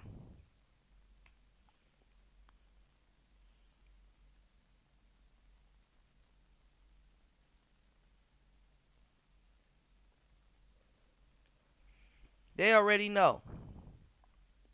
But let's get it. Ecstatic wife Rachel got in touch on X and told me she'd like to participate in our next debate. And so she will. She'll be joining us alongside an all-new panel of boss lady girls. Well, joining me now is the host of Crucible, Andrew Wilson, Andrew's wife and author of Occult Feminism, The Secret History of Women's Liberation, Rachel Wilson, Emily Wilson, no relation, from Emily Saves America, and the feminist writer and author of I Don't, The Case Against Marriage, Clementine Ford. So welcome to all of you. Andrew, great to have you back on Uncensored. Are you remotely apprehensive about unleashing Mrs. Wilson on the world like this? No, but she is the only Wilson on the panel that I claim. I'm just pointing that out. Everyone seems to be either called Wilson or Emily in this debate, in this two-header. Rachel, welcome to Uncensored. You reached out to me on X and very boldly said, if you want to debate this properly, get me on. You're here. How are you feeling about this? Well, thank you for having me, Piers, and thank you, Andrew, for unchaining me from the stove just long enough to appear today. I got a day pass from the patriarchy. Patriarchy is benevolent. It's so true. Yeah. So I'm very happy to be here. People love to attack my husband via me. I'm like the favorite way to do that. So I thought, why not come on and talk to people myself? So look, Rachel, let's just cut to the quick. A lot of Andrew's critics, not me, a lot of his critics say that he's an obvious, blatant misogynist. He thinks all women should be, kept at home, working away on the stove, the housework, whatever it may be, and know their place in life. You are actually married to him. You've been subject of mockery inadvertently through the last debate we had about this, for having to endure being his wife. What is it like being married to Andrew Wilson? Well, it's pretty awesome. I mean, he's hilarious. He's a really smart guy. He's very charming. And most of all, he's a great dad and a great husband. And I share his worldview. So I would agree. In fact, I would say I would probably be the more bitter misogynist out of the two of us. If you really had to pick one, it would probably be me. So really, why do you say that? I just think that feminism has absolutely destroyed so much of what I hold dear in life, and it's held me back more than it's helped me. It's one of the reasons. And that's the thing. Like I was saying earlier, you know, black American households and just black households in general has so much of a level of dysfunction. A lot of guys aren't even going to detect the feminism that's in their household like that. It's almost looked at as normal. You understand? It's almost looked at as normal. And white households, they will pick up on it instantly. You know what I'm saying? Because it's like a cancer. You know, speaking of cancer, we're going to get into it also. Joe Biden has prostate cancer, so they say. You know, and we're going to get into Trump's reaction to it. We got a lot of stuff to get into. Y'all hit the coffee store. If you do not have Cash App, you can hit that link right there and head to the coffee store and support the show. You know, you can literally just, punch in the debit and yeah, there you go. You know, support the show. I want to open up the panel. You said Rolo was going in on Pearl earlier. Rolo likes Pearl, but the thing is that he's not convinced by Pearl. I like Rolo, but I remember when Rolo wasn't claiming the red pill. Rolo took a lot of stuff from a lot of red pill content creators anyway. I remember when Rolo first got welcomed into the red pill, because Rolo did for a long time. Rolo was on his own.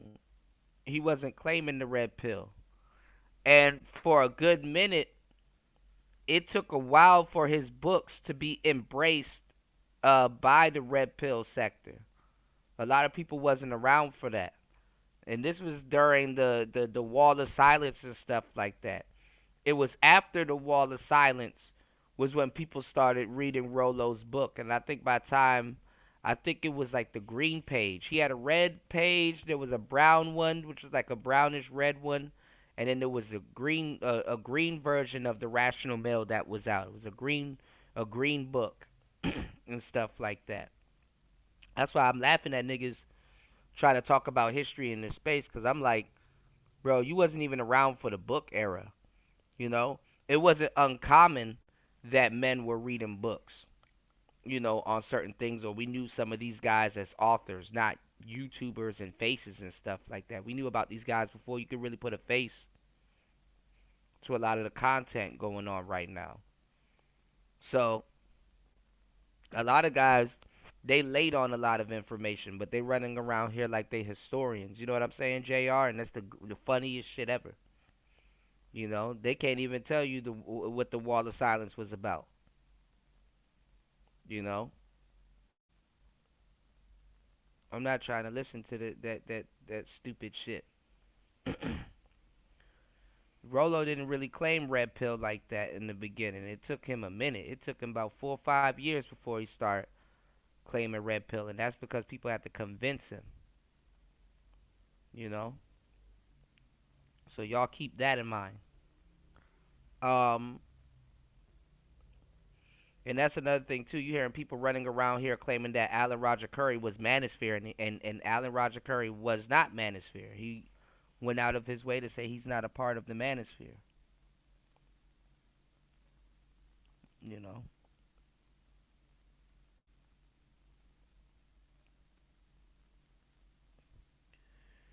Y'all got to start supporting people that's giving y'all the raw information and telling the stories right, because y'all are creating the same mess y'all are about to complain about.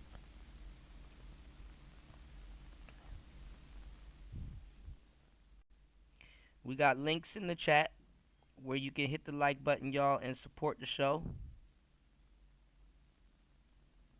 Support is definitely encouraged. You guys if you have a wrench, you have a responsibility. Okay? I need you guys to make sure that the show is supported. I need you guys to make sure that you guys are sharing the show. The shows are being shared. If you guys are in a Discord or somewhere, please make sure y'all are sharing the shows. I need you guys to definitely look out for the cookout. Okay? Alright? I need you guys to also make sure that the show is supported so we can open up the panel also, for the most part. You know? So if you have a wrench, you have a responsibility. You know? People kept telling me to overhaul the wrenches. I'm like, nah, I'm not about to overhaul the wrenches. Y'all are family. Alright? But definitely, I need you guys to be on the job just as much as I am. Because we need to start pushing the channel a little bit further up than what we have. I know we get to lax, and we're going to lax again. You don't worry about it, but I need you guys to definitely boost the channel. You know? And also too, I'm gonna start giving back. You know, if you guys need any logos or anything, and audio work or something done, reach out to me. I actually people was asking me, do I have a Patreon? I actually do have a Patreon. And I'm putting some content together for the Patreon. We're going to have 2 tiers. We're going to have a $5 tier and a $10 tier. And I'm going to be putting exclusive content on there. And if you click that link right there, the coffee store, I'm going to have exclusive content on there also. I could actually get away with more exclusive content on the coffee than I can on Patreon. That's what I've come to realize. So definitely, I have a newsletter on the way also. I just need to get my schedule together and stuff like that. So sooner or later, if you guys could drop your emails and stuff like that, I can get those newsletters sent to you guys. And the newsletter, it's gonna be a lot. You know, I'm gonna try to do it at least once a week. You know, on a Monday or a Sunday. You know, so today will literally be the day that we will recap. You know, stuff that's going on from last week. You know, so like we're doing right now, we're recapping what's going on with Cassie, Diddy. You know, we're gonna get back into that. Tory Lanez basically went to jail for saving 2 black women. If you can comprehend that. DDG and Halle, how much times we gonna go down this road? It's gonna start to be less sympathy because, bro, you're a millionaire. Nigga, let me be a millionaire and my broad start playing games. Nigga, my child will be at my crib tonight. Your Honor, I have a more stable household.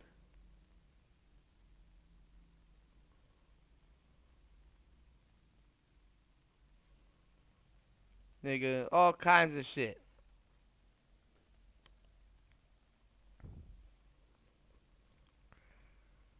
Those are the people that should have been on it anyway. These quote unquote millionaires and stuff like that getting played with.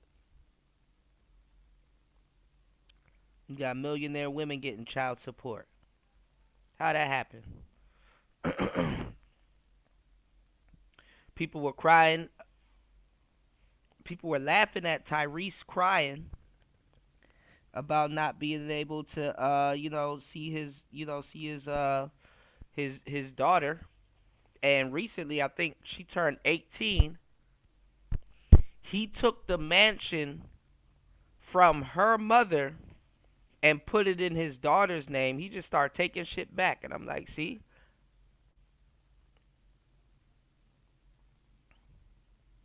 And he got full custody of her. You know?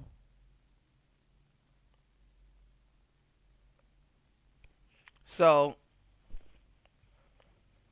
I guess that's good news, I guess you could say.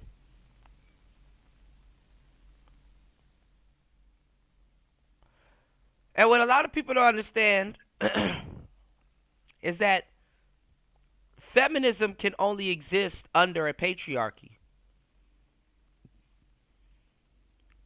Men protect women so much that they bite the hand that protects them.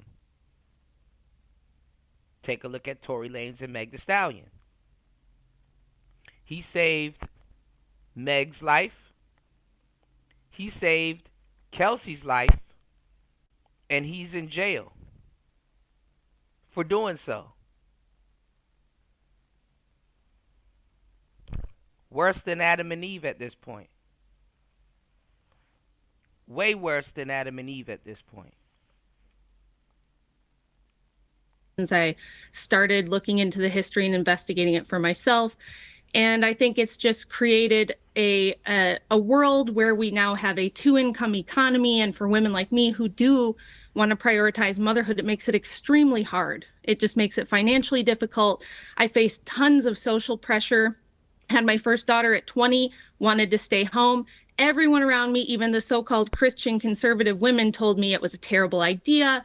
You can't do that. You have to bring the baby to daycare. You're going to put yourself at risk. You know, your husband's going to hurt you. You're going to be abused if you don't have your own money and your own career. And I think it's backwards. I think it's the most inefficient, stupid thing we've ever come up with. And that in the future, people look back at the feminist experiment as a goofy time in history where we tried this wild experiment that failed miserably. And thank God it's over.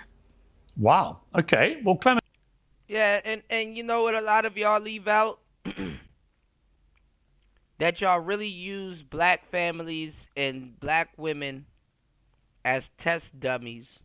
And y'all should have aborted missions when y'all should have aborted the mission when y'all see that a lot of black women fell for it. And see how fast and rapidly it started destroying their households. Because if black households didn't have shit to lose, and you saw what it did to them, how it decimated them, imagine what it would have done to your household. Because that's how white people really have a disdain for it. Black men are still in their 40s and 50s trying to figure out what the hell feminism was and exactly how much damage it did. Where white households, you will have a checks and balance.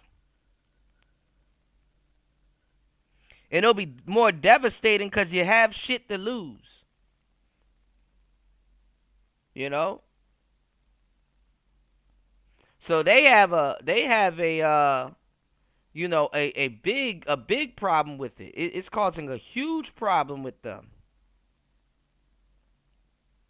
Yeah, I've been saying the nuclear family's not coming back. That's why I'm trying to see what these dudes are talking about now in these spaces over at DJ Hamp and them. It's like y'all niggas are trying to do what we already did what we already did the homework on, trying to restore the nuclear family. And y'all think y'all doing something noble, but y'all are backtracking. We've already covered all of this stuff. What's going on, Fly Birdie? Fly Birdie said, I miss being a housewife. Well, I mean, you got a lot of other women to blame for that. Respectfully. You got a lot of other women to blame for that. And they're going to blame it on men. They're going to say that it's men is the reason why. No. See, the economy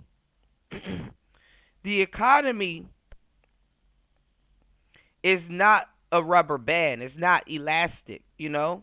So when they lied to a bunch of women about working and you don't want a man to control you and blah blah blah, when they did that, the economy's not gonna go back to the original shape that it was.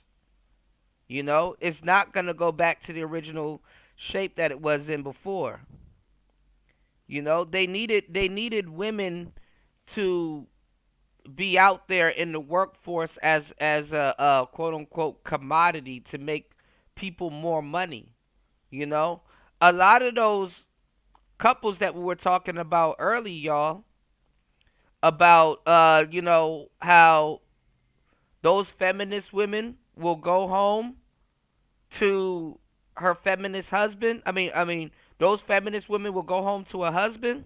A lot of those families were the ones, that were directly benefiting off of women being out there in the workforce and doing administrative work and all kinds of other different stuff. Feminism really has done a number on women. And then you start realizing how women really get down with each other. Women aren't really trying to work for other women like that, or under other women like that. Women are very territorial. She gonna save all the good jobs for her homegirls, if that. Hopefully she don't fall out with them. Women aren't trying to help other women get ahead like that. They ain't sharing the secrets like that. Women are actually sending women off, sabotaging them, giving them tainted game, not being 100 with them. And then they can hide behind and say that it's men. It's some sad shit. It's some sad shit.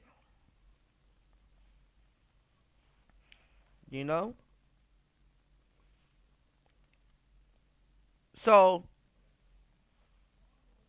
a lot of them, they're not trying to work for other women like that. They're not trying to put up with attitudes and all kinds of unnecessary stuff. And I get it,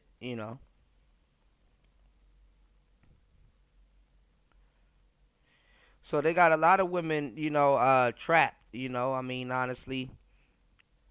That's how the sales model is to get, the buyer, emotional about the product, and then you sell the product. There's a lot of ways to sell something. You can create scarcity. You can hit a pain point. A pain point and stuff like that. Which is like a pressure point. Has this been irritating you? Well, here's the solution. Boom.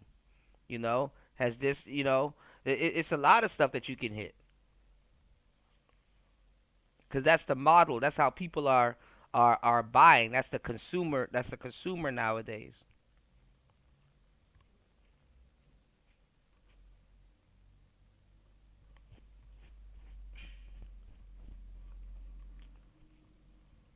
That's how it is with YouTube. People like shock content. Hey, get a thumbnail to shock me before I click on it and become curious to see what's being said. It's dumb.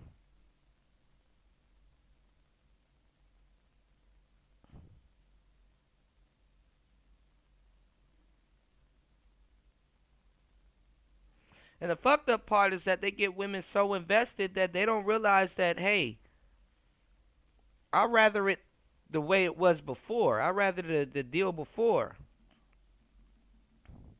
A lot of women don't find out until late that, dang, you know what? I'd rather it had been this way, This shit ain't working out. I don't like being at this job.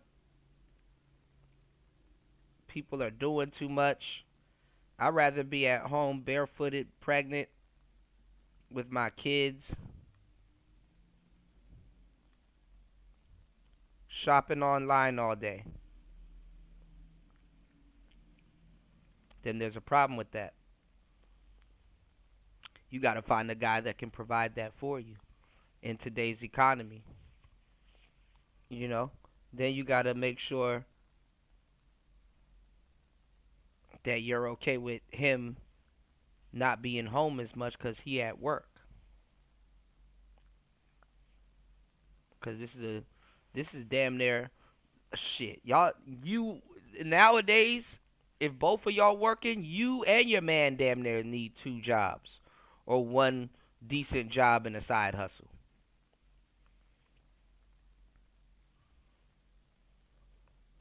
Then y'all don't even really be home. Because y'all out working. Why do you think some Americans actually smarten up and move out of the United States? Wink, wink, nudge, nudge. Because it don't even matter how much and how long some of y'all work.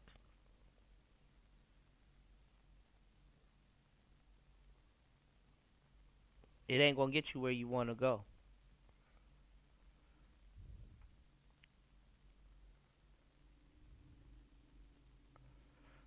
Right, Pastor.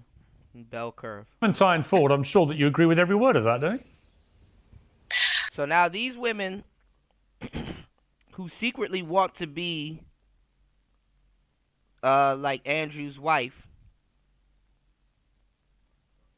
are now of age and trying to convince her that, oh, she's in an abusive relationship because she's with a misogynist and she's a housewife. And now all the stereotypes and stuff that they've heard, they're going to try to project it onto her because they're boss babes. Whatever that means. Firstly, I'm very glad that you're happily married. It's great. You know, a lot of women are not happily married and they find it very difficult to leave marriages, particularly because of the financial strain. So good for you. I do think that your historical understanding of feminism is extremely skewed. The idea that somehow we've only created a 2-income household because... See, who wants to be around a snarky chick like that is giving these half-ass compliments? Oh, I'm so glad that you're happily married. Good for you.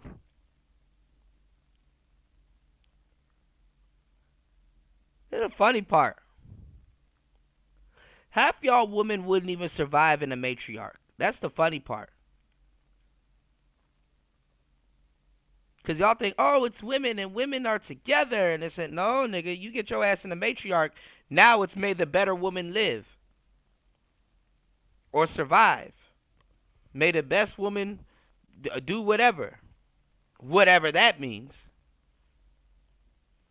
Soon as you hit that matriarch, you got to go to war. Oh, she thinks she pretty.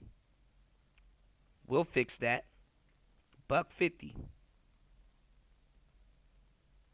Oh, she want to compete for my job. There's too much women out here.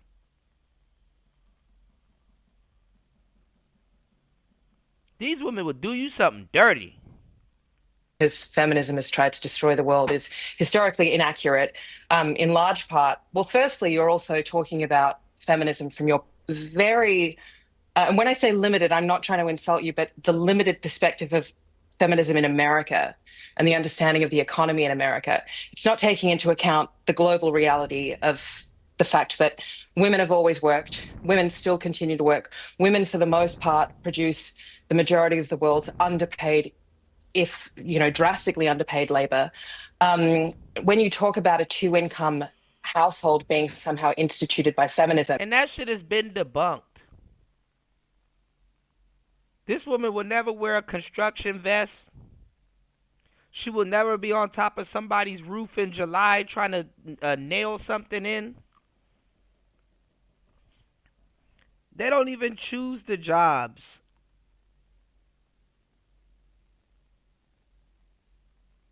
To make as much as a man.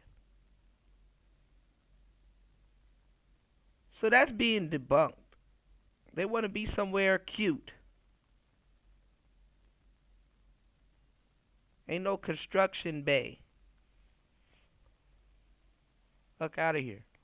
You're failing to take into account that even in America, you know, the kind of the glamorization of this golden age of marriage in the 1950s to the early 1960s, which the marriage historian Stephanie Coontz calls the long decade.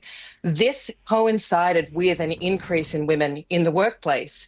So it's not as if there was this golden age where women where married women, weren't working.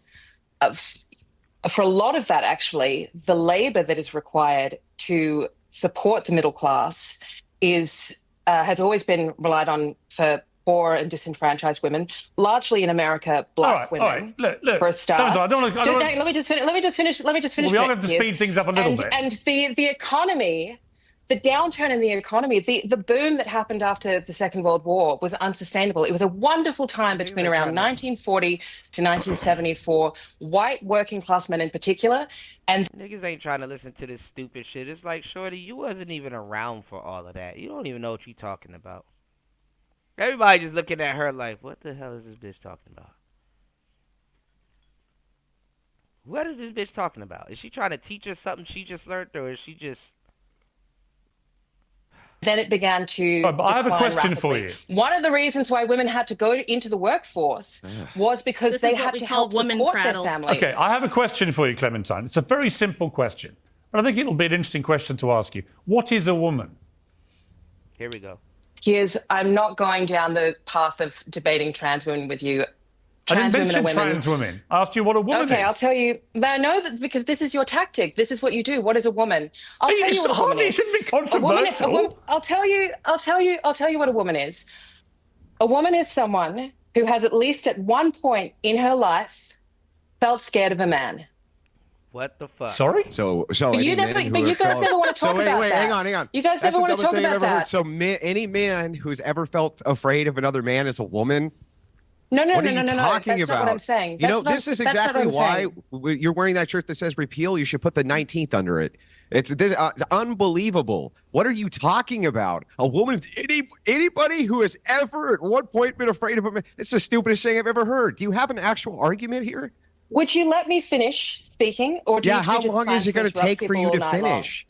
How long is it going to take for you to finish? Yes, do you really just invite people on your show to be interrupted like this? Well, Clementine, look, with all due respect, we did do a bit of research into what you said about me in the past, so I think I'm entitled to give you... So you already know what I think about that question, because I've written about you asking that question. Yes, you have. In fact, you said, like all of the big... So why would you ask it again when you know what my answer to that is? I'm just to enlighten the audience who have no idea what you're talking about, or me. Like all of the bigots, that's me apparently, currently jumping on the transphobic shuttle to Ding Dong Station. Morgan wants you to believe this is about fairness and equality, specifically fairness and equality in women's sports. That was exactly what it was about. And the problem is, Clementine, with all due respect to you, the reality is... I doubt it. I doubt it's coming with due respect. I'll treat you with perfect respect, but your inability to just simply state what a woman actually is, particularly given 2 weeks ago in the UK, the Supreme Court made it very clear that a woman is a biological female. That's it. It's a scientific fact. The fact that you can't answer that is part of the problem. I'd like to know, the thing is that I would like to know why you, in particular, are so obsessed with this definition of what a woman is. Firstly, how does it impact you in any way? Secondly, I have a 13-year-old daughter. As a woman, I have a 13-year-old daughter. And if my 13-year-old daughter decides she wants to compare, you ask me a question. You ask me a question. I'm going to answer you. Well, if you don't want an answer, don't ask me a question. Here's my answer to your question. I have a 13-year-old. You asked me. You won't let me I have a 13-year-old daughter. I have 7 nieces, right? And some of them are very. So, if I may answer your question. Some of them are very good at sport, right? The idea that they would one day have their dream of potentially an Olympic place or a Team GB place, whatever it may be, a world championship place, taken from them by a biological male, I think is completely outrageous. And by the way, so does most of the world now, which is why there's been a reversing, screeching U-turn on this particular subject. But I come back to my question to you. Your inability to say what a woman is, and yet here you are lecturing women on how they should behave as women. It's completely perverse. I think that reducing women, specifically to your biological deciding of what you think a woman is, it's called science. It's their chromosomes. You have different chromosomes to me. It's not me saying that. I'm not writing. I'm sure you're not the first. The science. I'm sure I'm not the first person to tell you about intersex people. So how do you? I'm not what talking do you about do with intersex someone- people. No, what do you- no. This is how all do you wrong define- anyway. The intersex is not How a do you third define- sex. It's not a third sex. That's ridiculous. There is no third sex. There's two sexes, male, female, categorized scientifically. Intersex is not a third sex. Anybody can look that up in 5 seconds. Total lie. How did you not know that, by the way? How did you not know intersex is not a third sex? I didn't say that intersex with a You third did. sex. But Yeah, intersex that's exactly people what the implication exist, was. and intersex That's- people have intersex people what? can have a mixture of chromosomes. So if you Are you present saying they're a third to the sex or world- aren't you? If you Are you saying present to the they're- world as If they're not a third sex, then you have no argument here. Do you understand that? If what he's saying is why this are is you what is so objective. obsessed This with is trans what, women? Yeah, Why I'll are you tell so you. obsessed I with- don't need. Why are you so I obsessed don't with need. I'm going defining to answer the trans women? question. For a I don't start- need. For a start, Yeah. No, I'll everyone has tell you- interrupted me. Let me speak for You a just moment. asked a question. Let me We speak for a asked You a can't moment. keep question. asking Let me speak questions, for a moment. Clementine, and then refusing to allow people to answer. If Yeah, you so don't I'll want an answer the answer, question. don't ask a question. The truth Objective- about the truth Fine, about go the on. Answer. problem is feminists in particular. I've noticed feminists have latched on over the last few years to this idea that if anybody raised any concerns about the way the trans lobby was trying to make things unequal, unfair, and unsafe for actual women, then they were immediately transphobic. I kept saying, I want trans people to have the exact same rights to fairness, equality, and safety as me or you. However, what was happening was women's rights were being eroded, so that things were not fair, they weren't equal, and they weren't safe. And we saw absolute parodies of this in the Olympics, in the boxing ring, where people who have been banned from the World Championships because they apparently reported positive for male chromosomes were getting in the ring and beating women up in the ring. And so a woman's going to die if this was allowed to carry on. So now people have stopped it. Now sporting bodies around the world have stopped it. But you, Clementine, I say this respectfully, are still flying the flag for this bullshit. And you can't even say what a woman is. And I just find the fact that you want to lecture women like Rachel on how they should be as a woman is completely perverse. And that's another thing too. How I told y'all how a lot of average women and feminists got together to destroy who they thought was in charge of pretty privilege, which were men. That's why you can tell a lot of beautiful dimes. I'm not going to say Clementine's a dime, but let's just keep it 100. The average feminist don't look like her. You know, the reason why feminists and how feminists had to dupe women that look like her into being a part of their movement was that she had to be a victim of domestic violence or being raw paid or something like that. She had to have a little bit of the criteria to make her look at the other women and be like, hey, I am a victim. Hey, I'm going to stand with y'all. Even though I look nothing like y'all. Even though I'm not going to wear bizarre shit like y'all. That shit didn't come until later. A lot of those women were very jealous of decent looking women. Because they didn't have their pick of the litter. See, a lot of y'all, man, y'all need to hit the like button and support the show with this game I'm about to give you. I'm about to say something that y'all never heard nobody in these spaces say because they don't know. They're just sitting here repeating shit that they hear me or other people say because they wasn't around for this. They didn't do the research. They didn't put in the work. I can shoot from the hip and it's going to be like, damn, that shit make a lot of sense.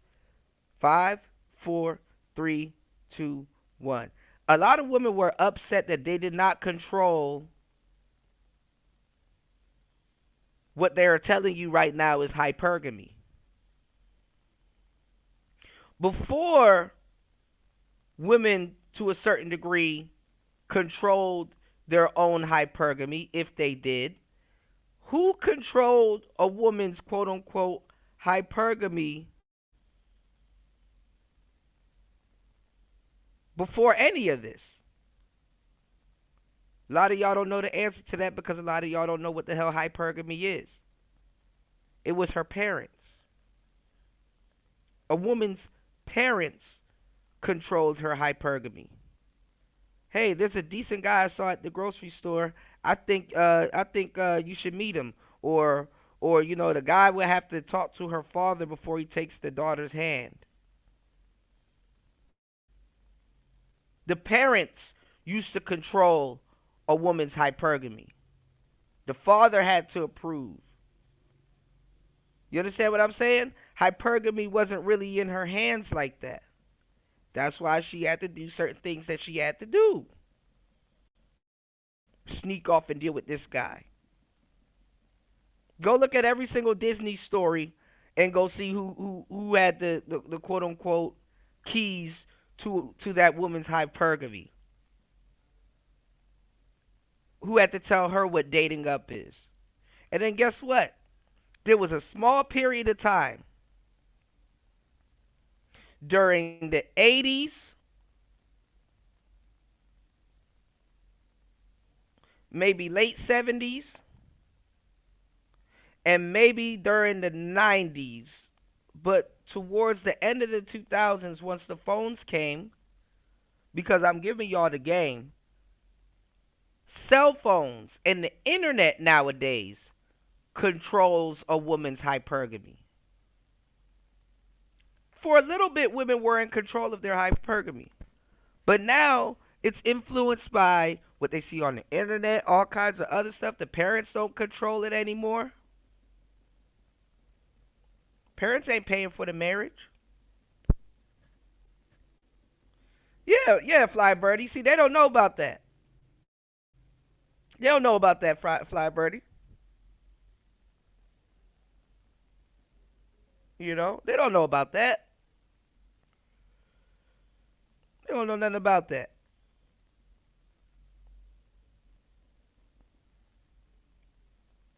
These are people that just learned what the hell hypergamy was yesterday off of a YouTube video. You know, these are all social concepts that has to be re-explained to people because guess what? Most people have a social media, but they don't have a social life. Two different things. You're using social media to enhance your social life. Now you have a new generation of kids that are zillennials that had a social media before they could even understand what the hell a social life was. They don't get the big, they don't know what it is. It's like, what's the big deal?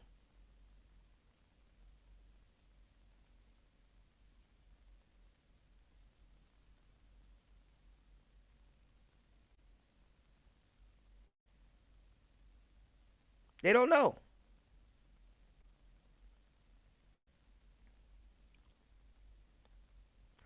Y'all hit the like button, support the show, bless this game, hit the Cash App, throw something on the tuition, drop something on the Rice Fund,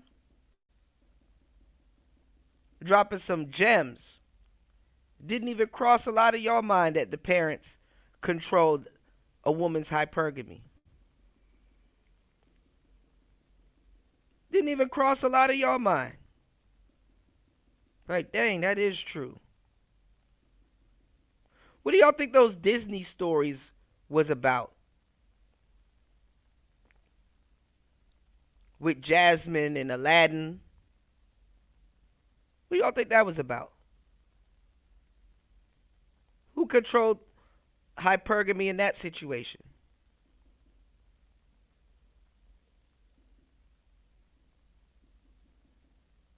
Dating up and marrying up.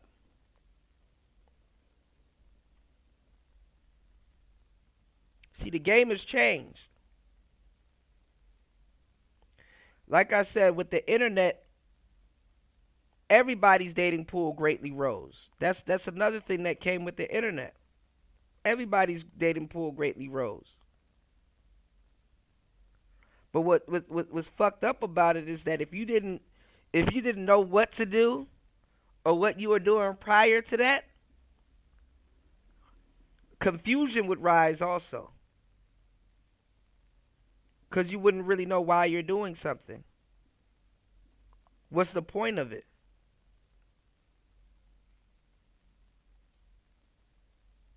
Why do I need to court a woman? What exactly is chivalry? And why is it so important?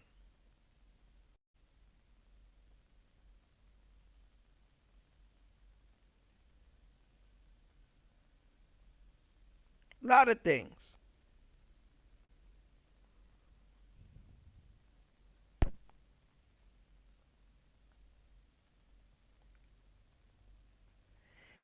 And then the reason why I said that hypergamy isn't in a woman's hands now, I mean, the illusion is there. They like it, you know. They could date, they could quote unquote date whoever they want and stuff like that. But guess what? Their dating pool greatly rose also.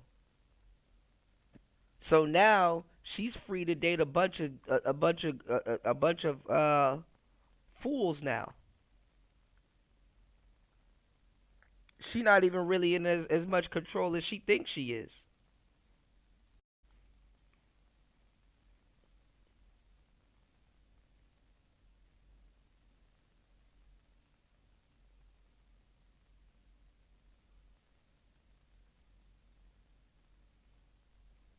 So real shit.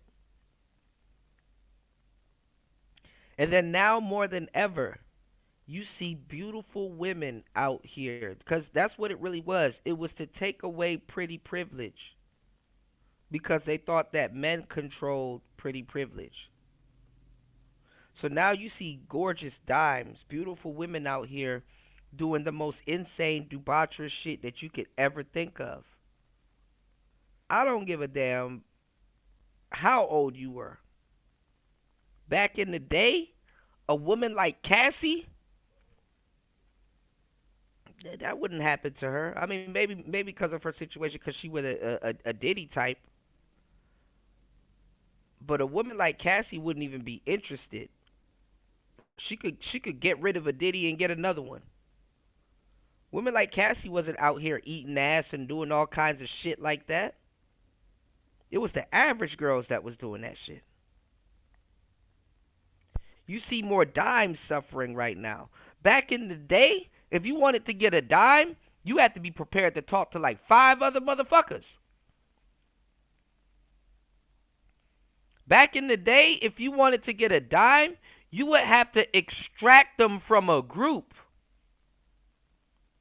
And you would have to be ass deep in psychology, because dimes don't like to think for themselves. So you would damn near have to get group and friend approval from her friends and people that was around, friends and family and stuff like that. So dating a dime back in the day, like an actual 10, was very intentional. You understand? And then also on top of that, dimes wasn't walking around by their damn selves. Pack that shit up real quick. Dimes wasn't around walking around and shit by their damn selves. Nowadays, you see a dime just outside just for no reason, by herself. Like, damn. Like you just out here alone? Yep. Nobody talking to you? Nope. No friends? Nope. No protection. Nope. Just out here willy-nilly walking around. Yep. Well, damn. Okay. Hey, dimes are walking around alone now.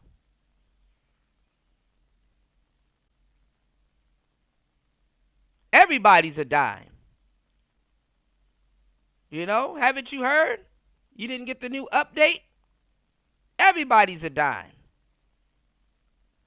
She's a 10. She's a 10. She's a 10. And if you're not a 10, you can pretend you are a 10.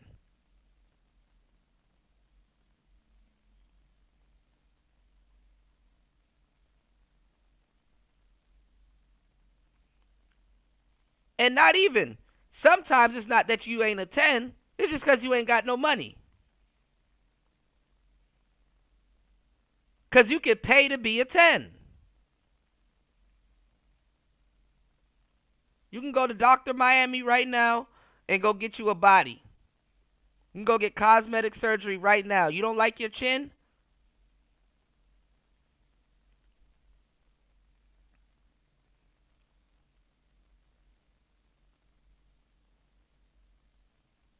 Shave that shit off and go get a new chin.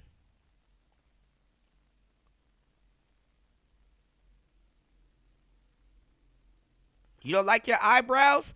Shave them shits off and tattoo on another eyebrow. Now we all look surprised.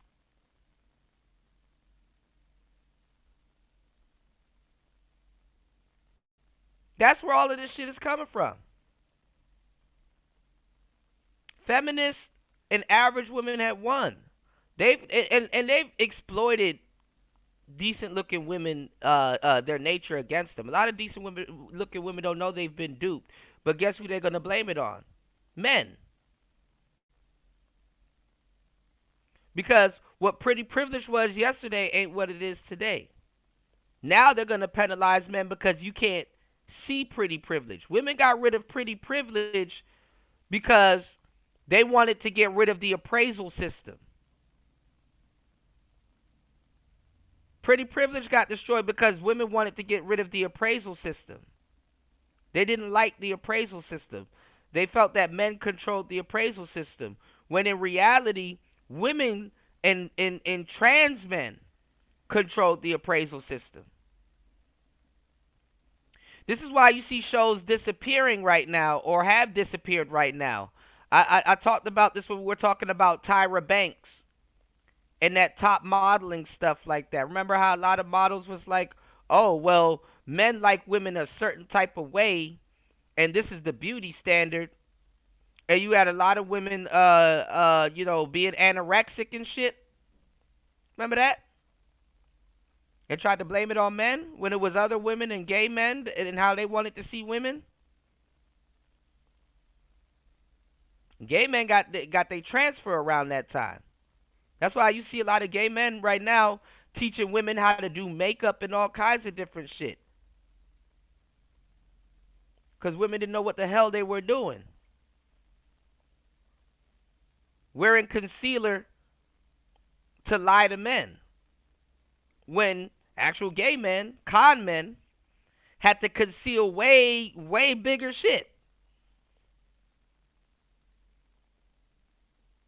So they started learning and getting into tutelage from the trans and the gay dudes, the RuPauls and all them other dudes, or Jay Alexanders. Because niggas cosplaying and LARPing around as women had bigger shit to hide. That's what some of that fashion and shit was. You had to wear some over-shaped, overbearing, gargantuous shit on your body to conceal other things.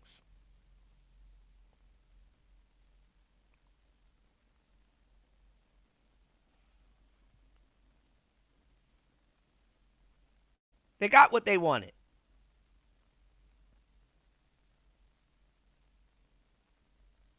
Now the focus got to shift. They got rid of the appraisal system. And that's why you see dimes out here doing way more debaucherous stuff, because now they got to do way more to get noticed. Everybody is encroaching on their territory. It's to the point that if you tell somebody that they're not a dime, oh, that's wrong. That's bad. Why are you telling her she can't, she doesn't look like what, I mean, obviously looks is subjective, You're a dime to somebody. But that makes it hard, that makes it even harder for you and the somebody you're a dime to a certain degree.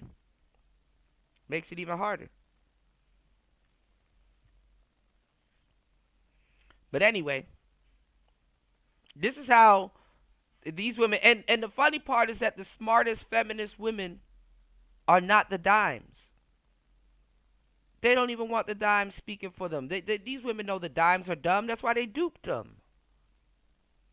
So look at this fake Marilyn Monroe looking chick can barely answer any of these questions. She's easy. She's child's play. It's like she don't even know what the hell she stepped into.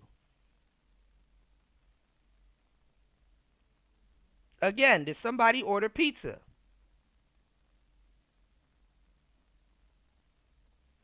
Given you don't even know or don't want to say what an actual woman is. To Rachel.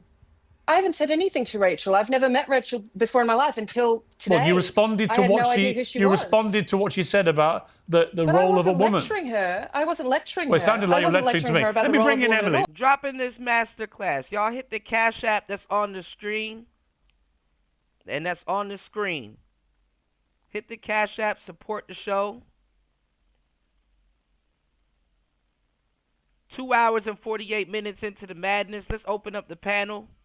Because we're going to get into Angry Man on Fox Soul. Angry Man was over on Fox Soul. I want you guys to hit the like button and support the show. We got a lot of stuff to talk about. Hardest working man on YouTube. Definitely hit the like button and support the show. And do me a huge favor and head over to hempforfitness.com. That is hempforfitness.com. Let's get it.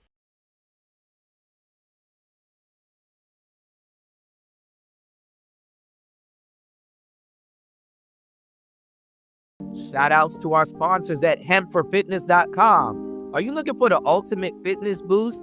Hempforfitness.com has you covered, delivering premium THC, CBD, and hemp products straight to your door.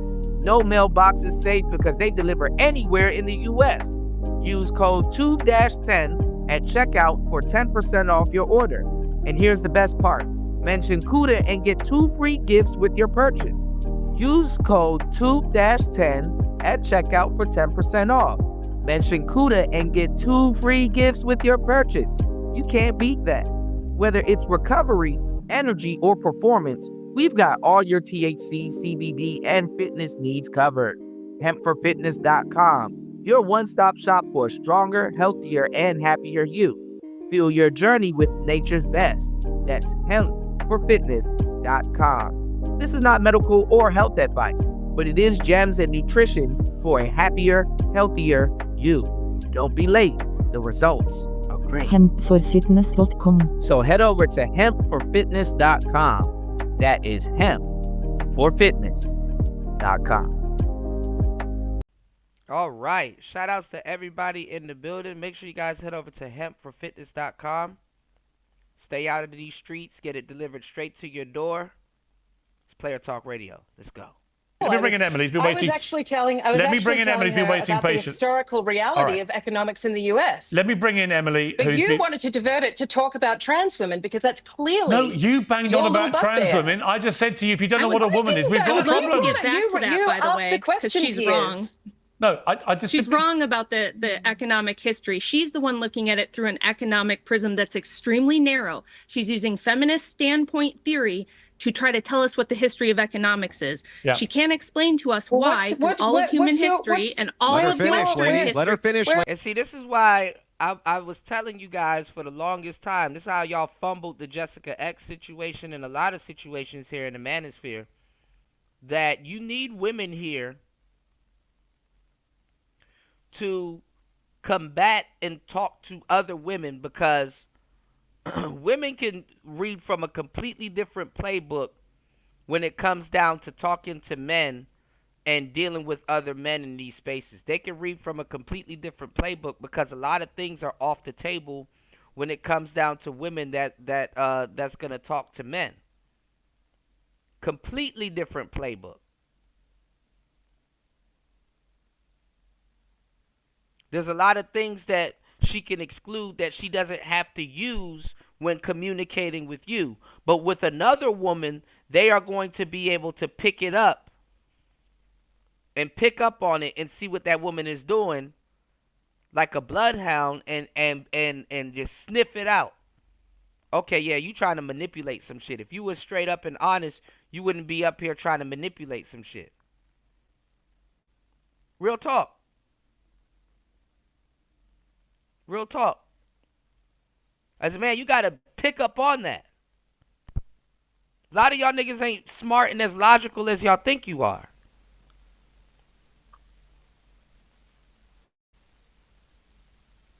Then get mad when somebody else is. Like, that's not what we supposed to be doing as men. Learning from each other and bouncing from each other. See?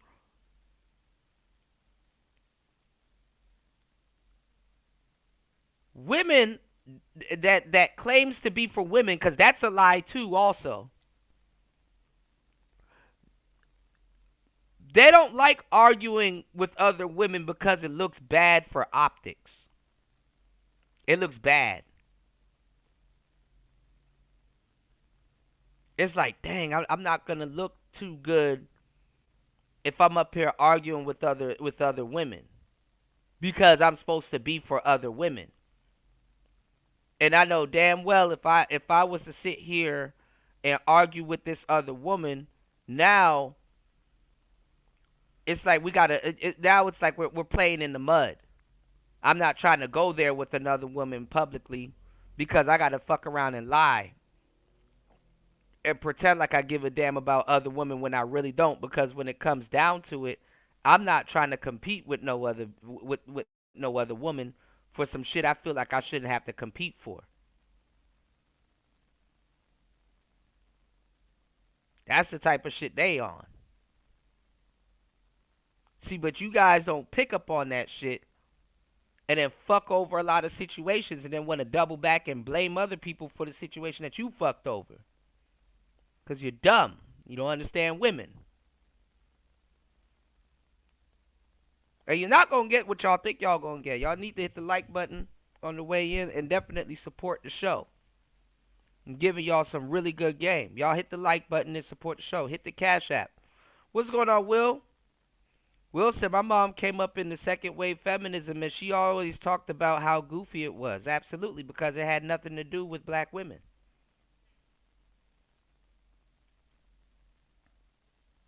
The real sisters picked up on that shit ASAP.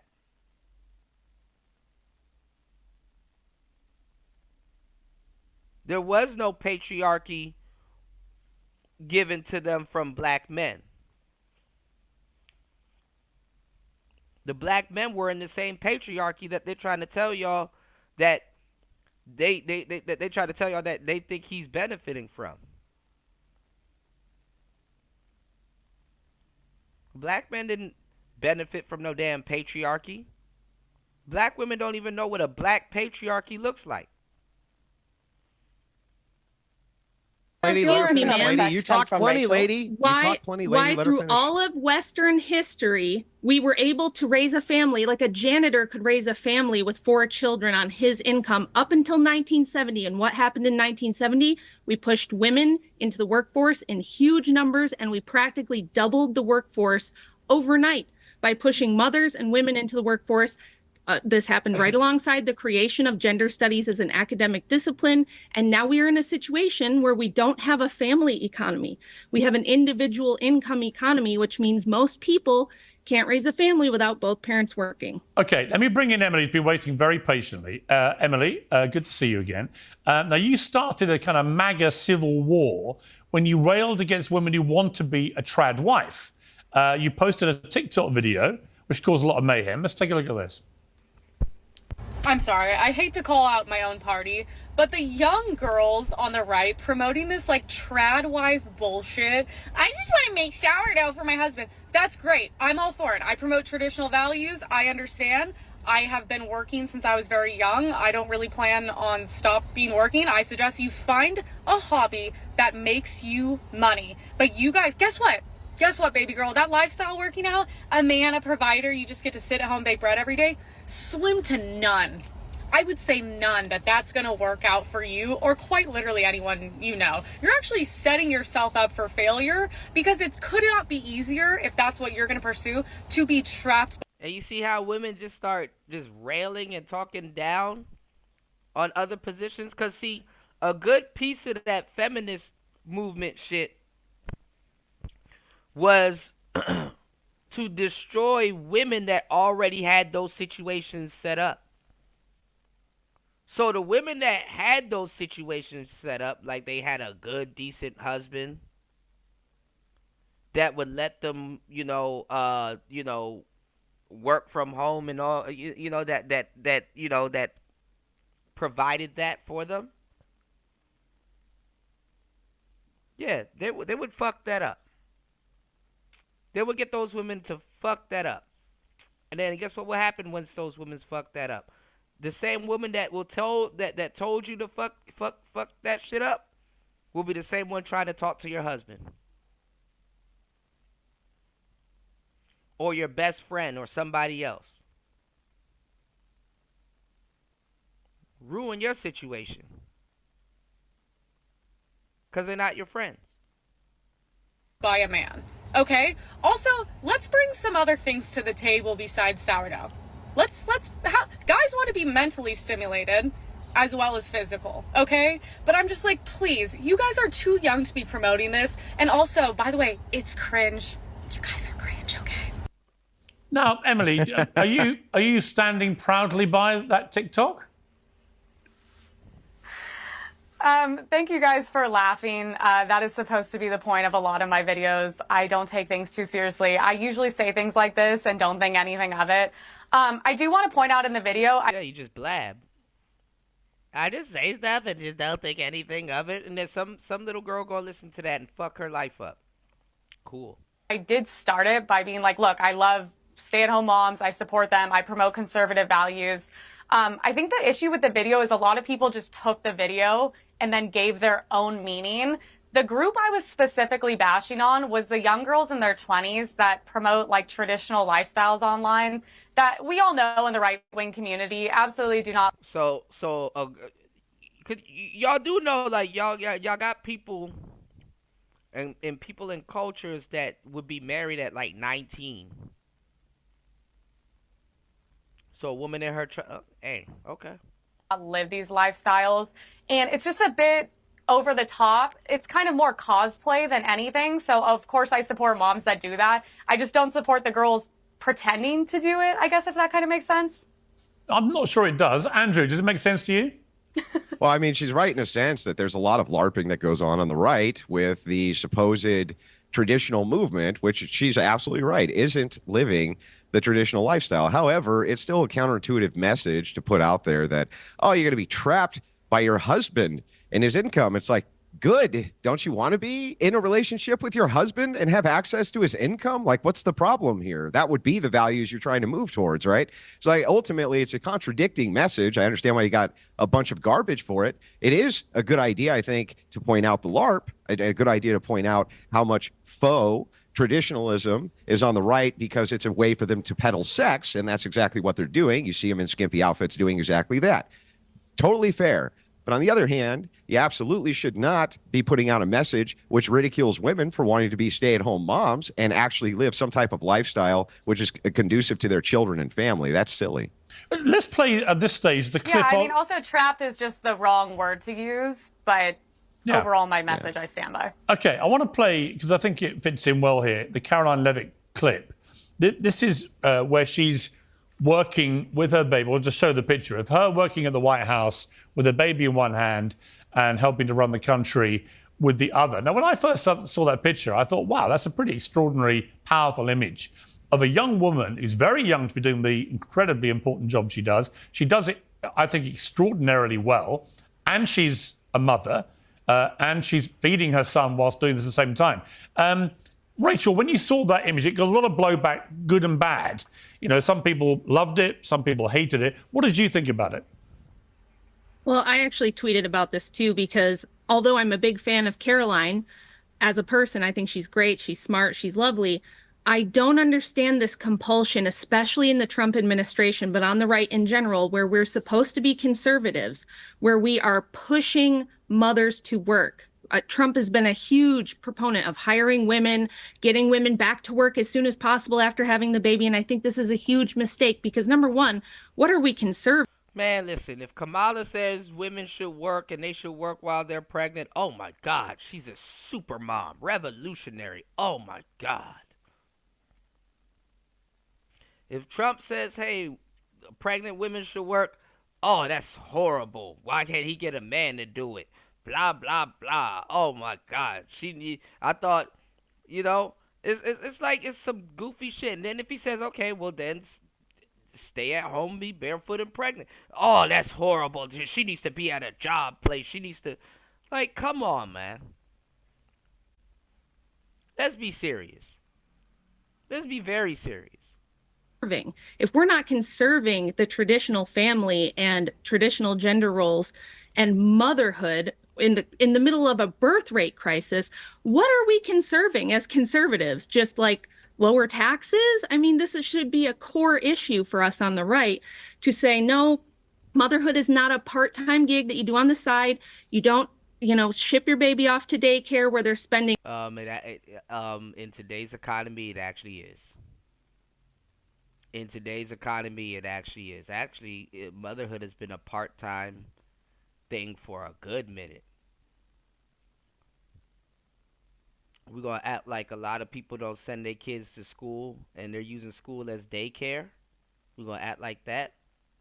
Other people are taking care of and you know what I'm saying, raising other people's children.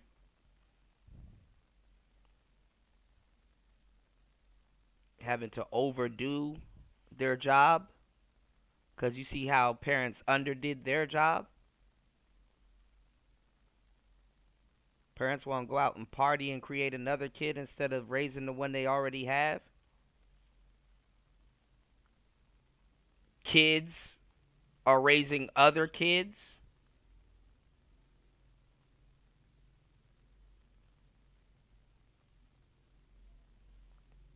3 times as much time with a low-wage daycare worker as they are with mom while you go and do your career. There's plenty of life to live after raising kids. I think after you've done that, if you want to venture out and Man, nigga, who the fuck is thinking about after?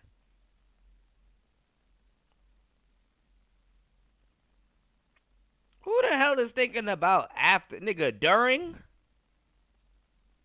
Nobody thinking about no goddamn after.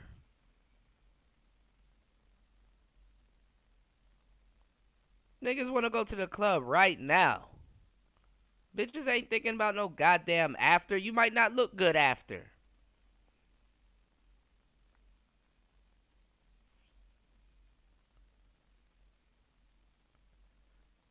Shit.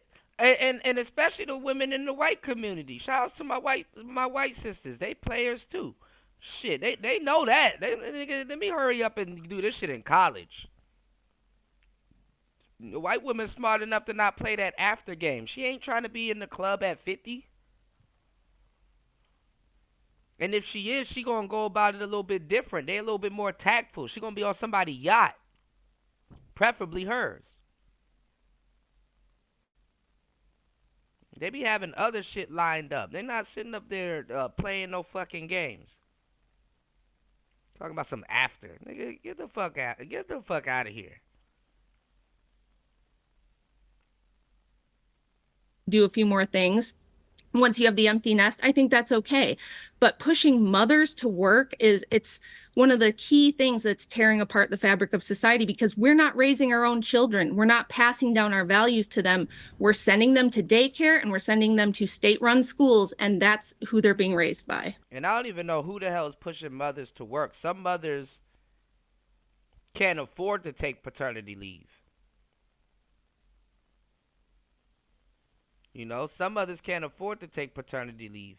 And if anything, which is probably what she's getting at, feminists,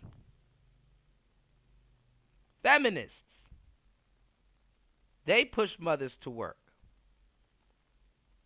Because if you're not using that baby to destroy another man's life, they're mad that you having that baby.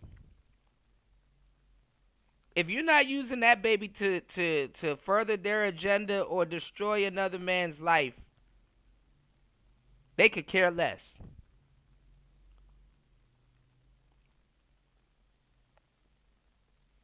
Even if you miscarry that baby, they could care less.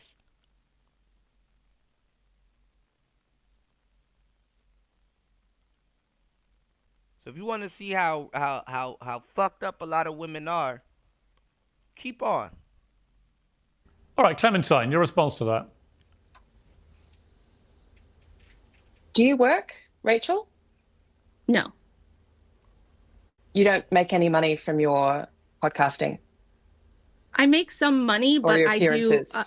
I do maybe you do some form of paid employment. Yes. First of all, my children are grown up now. I'm 44 years old, so I had my first one at 20. They're grown up. They're moved out. Yeah. But I work still very, very part-time, maybe a couple hours a week at most. But do you have my primary any, responsibility all is five, to my husband. But you've got 5 children, right? Is that correct? And they're all grown up and all moved out, or you've still got some young children? The youngest one. The youngest Yeah, we ones still have are a couple teenagers. at home. And by the way, just making an argument from hypocrisy. So can I just Point ask out the you? hypocrisy. Can I just ask you? Do you find? She's just throwing shit at the wall, hoping for something to stick. She's trying to poke a hole in this. Nobody told her that she's lost. You know what I'm saying? And that's the fucked up. That's another fucked up side about being a woman. That you know you're never gonna get the truth to a lot of things because people just want to fuck. And it's not even just it's not even just men. It's other women too.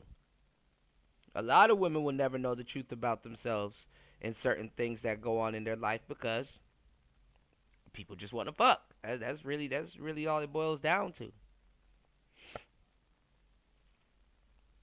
And that's crazy because if you don't learn that, you're the one that's going to have to live that shit out. So Find even it's your world. Even with the small amount of part-time work that you do, which you do get paid for, do you find satisfaction from that?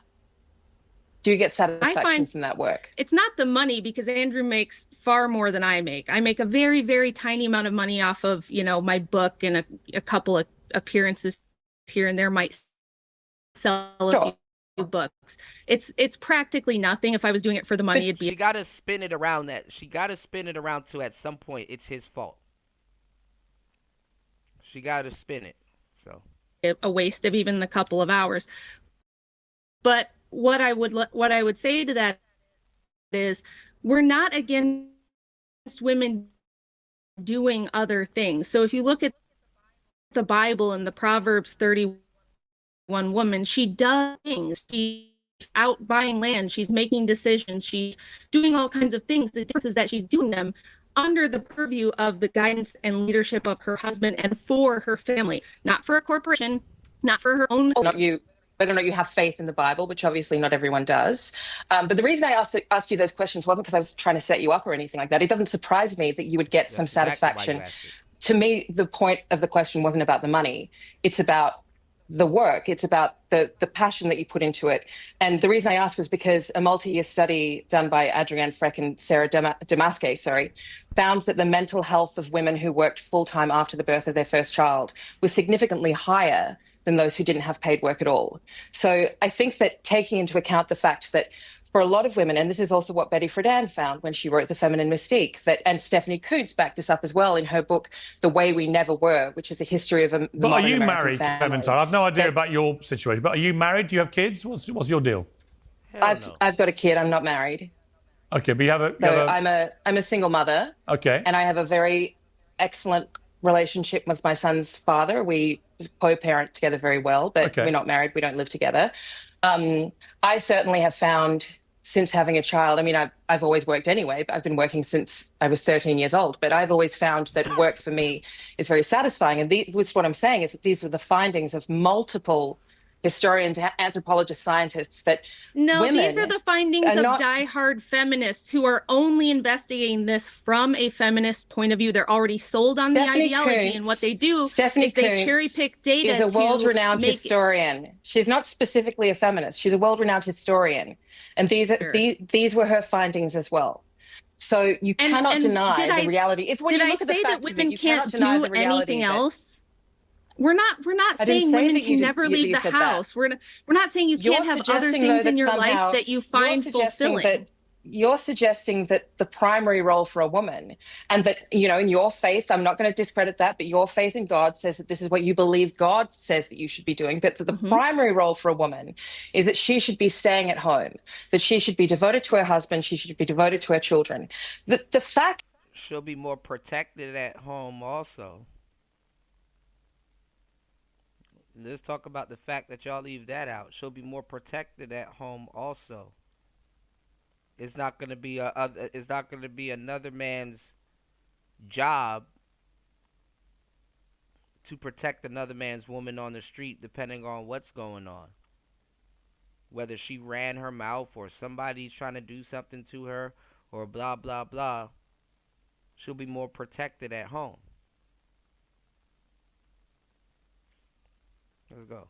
Do not back that up. The facts of familial satisfaction don't back that up. Well, hang on. Okay, let me jump in. Hang on. Yes, they do. Hang on. Sorry, Clementine. I think you've chosen the wrong moment to say that. You've clearly got a woman here on the panel where the facts completely back that up. She's had a lot of kids. She's very happily married. She loves that there would be exceptions to the rule, but statistically speaking, well, you've just literally got one sitting there in front of you.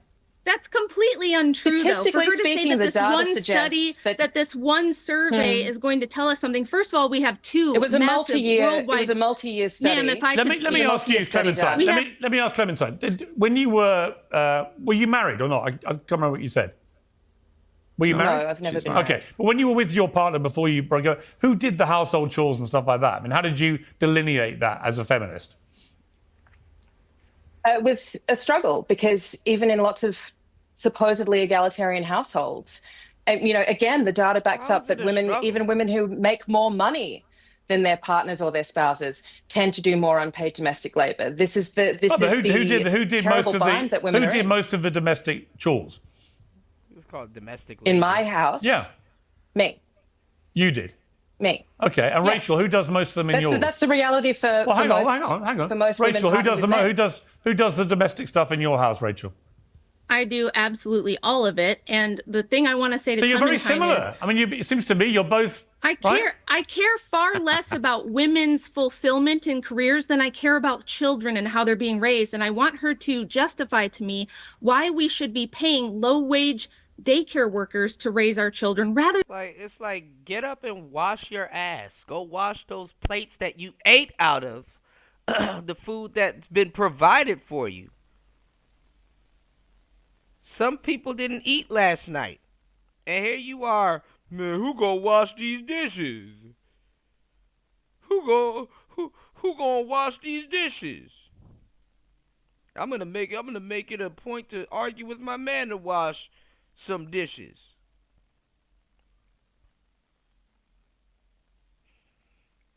You said, feminism was pushed and created to tax women as well. Yeah, exactly. Women fell for it because it gave them a sense of independence. I get it. It made them feel more like a man. It made them feel like they had power. So they realized, okay, well, look, it don't stop, baby girl. You gotta keep it up. You mean I gotta go to work tomorrow? Yes.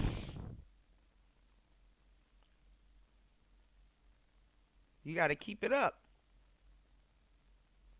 Until they get to a point where it's like, man, I'm tired of this. I don't want to work. Damn, I need somebody to do this for me.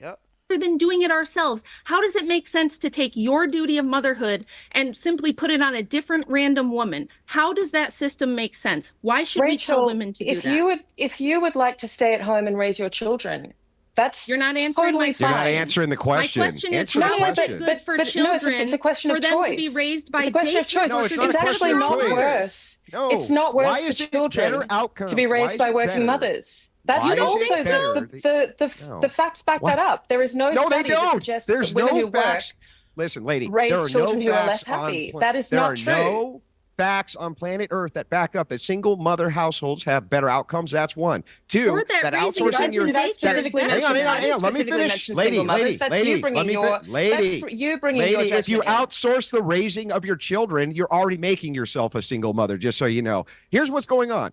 Just so that you understand. Are you a single let father me because finish, your lady, wife lady, raises your let me children finish. for you? Lady, Excuse me, don't call me lady. Can Don't you call let me me finish? lady. Can I have a anybody name. finish a point? Can anybody finish a point? Or I don't know. only Do you have a point? Are You don't only seem to you be allowed making to? one. I'm trying to make one. So You don't anyway, seem if to you be making a point, Andrew. If you outsource your children's raising to strangers, answer Rachel's question and tell her how that makes more sense than having the child raised by their own biological mother. Actually answer. Well, in my case, it makes more sense because I need to make money to pay my bills to raise my child. Right. But in many other families, it makes... You try to outsource your duty to somebody else. Really not try to take responsibility, but you try to outsource your duty to somebody else because guess what? Just because you're a feminist or you have a feminist mindset and all that other stuff doesn't mean that you don't want to live a lavish lifestyle. And the thing is that what it takes to live that lavish lifestyle, well, number one, it's going to take another partner. Y'all tried to do that and brought in lesbianism. That didn't work because another woman is not trying to destroy herself for another woman to live that type of lifestyle. Yeah, you got a group of women that y'all tricked into doing that, which are studs. You know what I'm saying? But guess what? There got to be children and stuff and other things directly involved because guess what? You don't know how to coerce a stud into giving you that type of lifestyle because even a stud will realize that you're not worth it and that she's doing it for another woman that's just like her. And that stud hasn't even done that for herself. And she's not she's not too fond of getting trampled over like men. See how this works? See how this all comes back full circle? You know, because as a guy, I need y'all to give me my credit, because I came up with that term. You cannot out-simp a stud. So a stud out here destroying herself for you, that shit don't work. That shit don't work. Not in their world. Definitely not in their world. And you're not used to, and you're not worth it. So what a lot of women did and do was they use kids as a deterrent. Because the kids will prey on that stud's, maternal instincts. The kids legitimize that, oh, I got a family to fight for. Or I'm contributing to something bigger than myself. You know? A woman can hide behind her damn kids. That's easy. Hell, that shit dupes a lot of men before they realize what's going on. That shit dupes a lot of men. A lot of men fall for that shit. You know? And it ain't even about like a maternal or paternal instincts and stuff like that. If you're a community-minded person, you're gonna man, people will take advantage of you because of that. You know? They take advantage that you like to help. Earlier, we were talking about Disney and stuff like that. We don't talk about Marvel and DC Comics and how the superheroes and stuff is ingrained in a lot of men. How men have this instinct to protect and take care and save and problem solve and stuff like that. This is why men grow up idolizing Batman and all these other guys, these heroes and stuff like that. They get duped into this community mindset and all kinds of stuff, and then they get their shit preyed upon also by somebody that's just using them and taking advantage of them under the guise of, hey, I'm doing the right thing.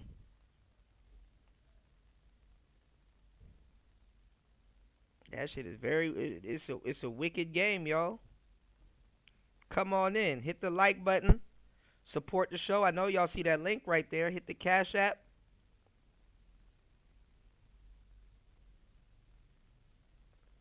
Hit the PayPal. Support the hardest working man on YouTube. 3 hours and 22 minutes into the madness. EB said, I work at a library. Most of the toddlers and infants that visit the library are with their nannies. Yeah. Rich people do that all the time. When I used to work at a grocery store, I used to see that. The nannies would raise them and teach them Spanish, how to speak Spanish, and go to the grocery store with them and go shopping and stuff like that. Them kids wasn't at home watching Dora too much. They was out exploring with their nannies, the real Dora the Explorer. And then their families come back into their life at like 16, 17 and teach them the family business and stuff like that. Around that time, you know, those rich kids are probably bilingual. A lot of people leave their responsibilities. After school program was just extended daycare. So by the time you get home from your 9 to 5,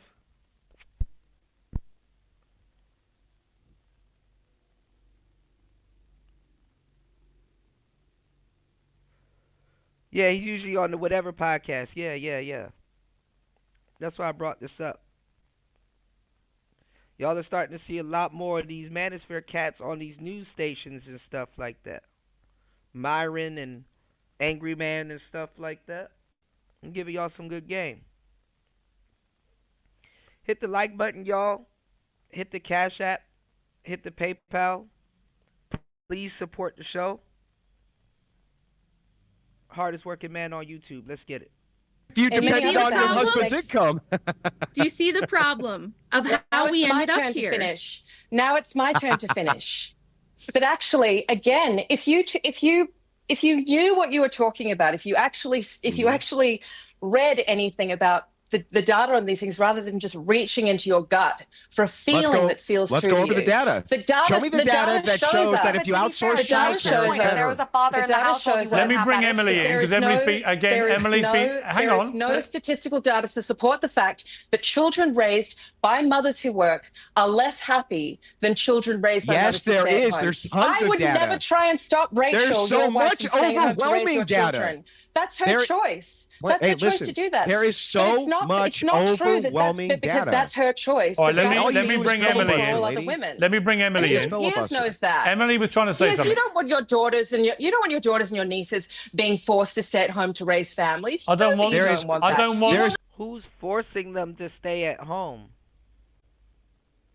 Who's forcing them to stay at home? It's like, okay, tell me the steps. Your kid turns a teenager and she becomes a young adult and she meets a guy. Does she work, or does she go straight to, I have a boyfriend and now I'm just staying at home? I just jumped from my parents' house to my boyfriend's house and I'm staying at home. Or does she work, and does what happened that y'all claim that y'all want a lot of guys to do for y'all happens? You know how women say that, hey, I want, like they're so willing to do this. I want a guy to come out of nowhere and just start paying for everything and retire me. Y'all not even ready for a guy to come out of nowhere and retire you.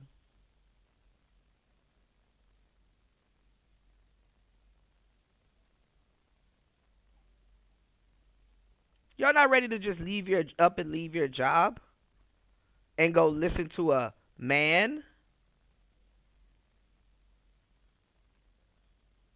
So who gonna come along and retire you? Or take on your bills and responsibility?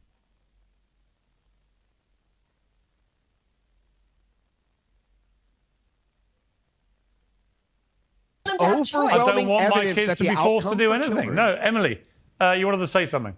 Yeah.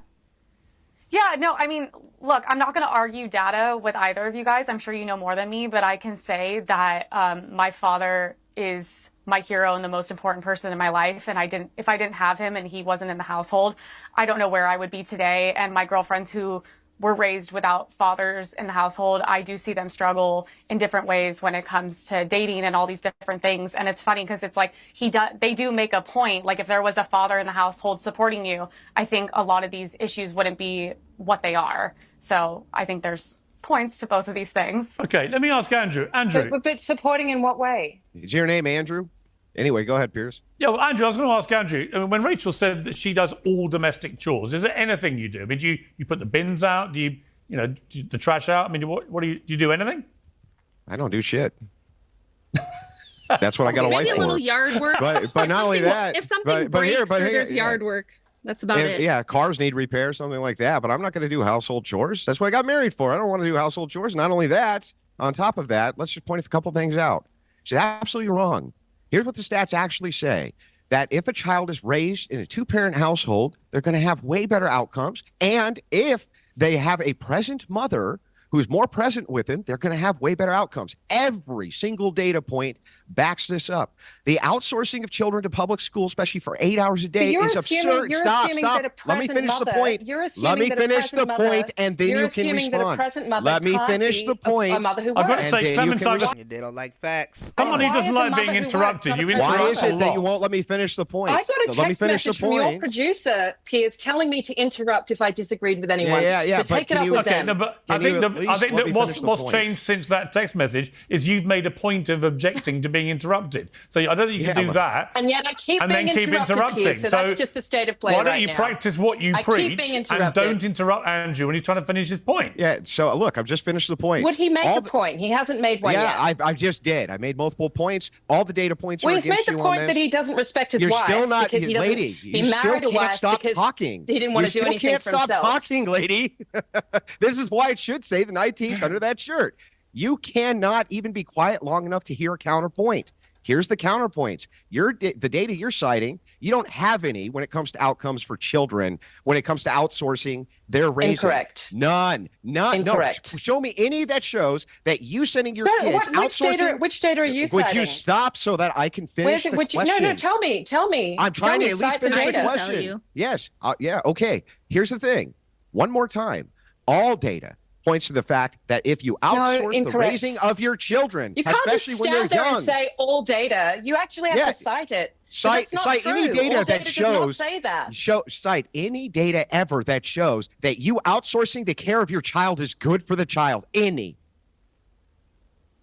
Yeah, that's Stephanie right. Coontz. Nothing. You got Stephanie Coontz doesn't say that. You're lying through your Do teeth. you even know who Stephanie Coontz is? Yes, you mean the Nobody feminist knows writer? who Stephanie Coontz is. The feminist I have writer, data. Stephanie You don't. You see. You clearly don't even know what you're talking about. You. I don't. I can tell you. You're not even interested. You're not even interested enough in the topic. I'm sorry. You're not even I'm sorry. interested enough to respect I'm sorry. the Who's topic Stephanie enough. Coontz? Let's make sure we That got it right. you- Who's Stephanie Coontz?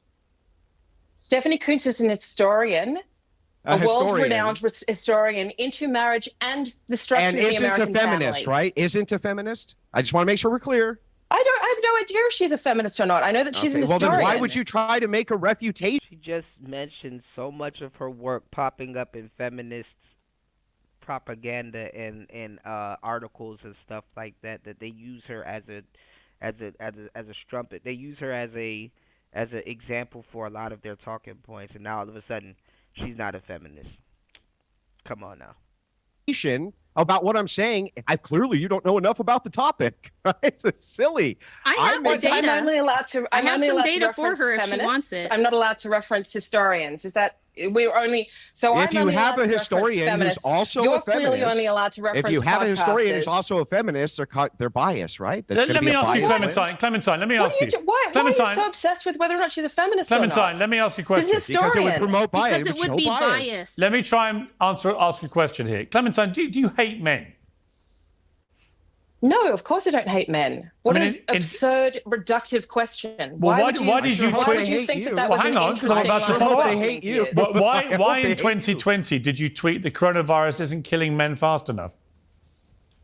I tweeted that in 2020 as a misguided tweet, but it was actually much of a part of a longer misguided tweet thread. Coronavirus isn't killing men fast enough. And you say you don't hate men. I apologize for it, Piers. You thought a deadly pandemic virus wasn't killing men fast enough. Apologize to men again. Do it again.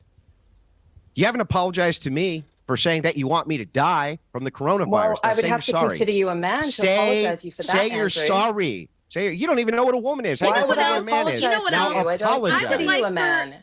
Andrew, I would like for her to apologize to me because I do not appreciate her saying that my own husband does not respect me. Of course he respects me. He respects me as a mother and as a wife. Ooh, see? That's what happens with the feminists. Now I need you to bow down to me. I need you to bow down to me.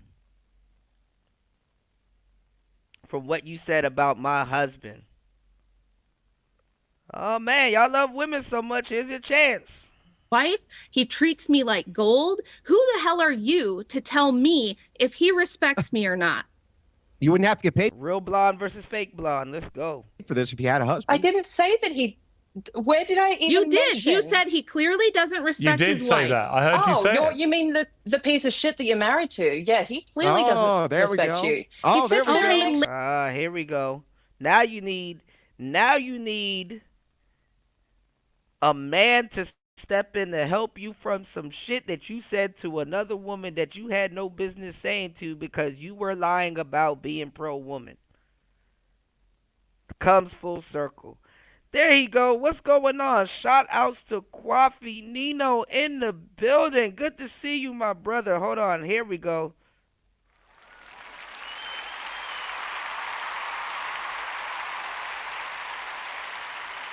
Shout outs to the man that can. In the building, man. Shout outs to Kwafi Nino in the building, man. Welcome to the show.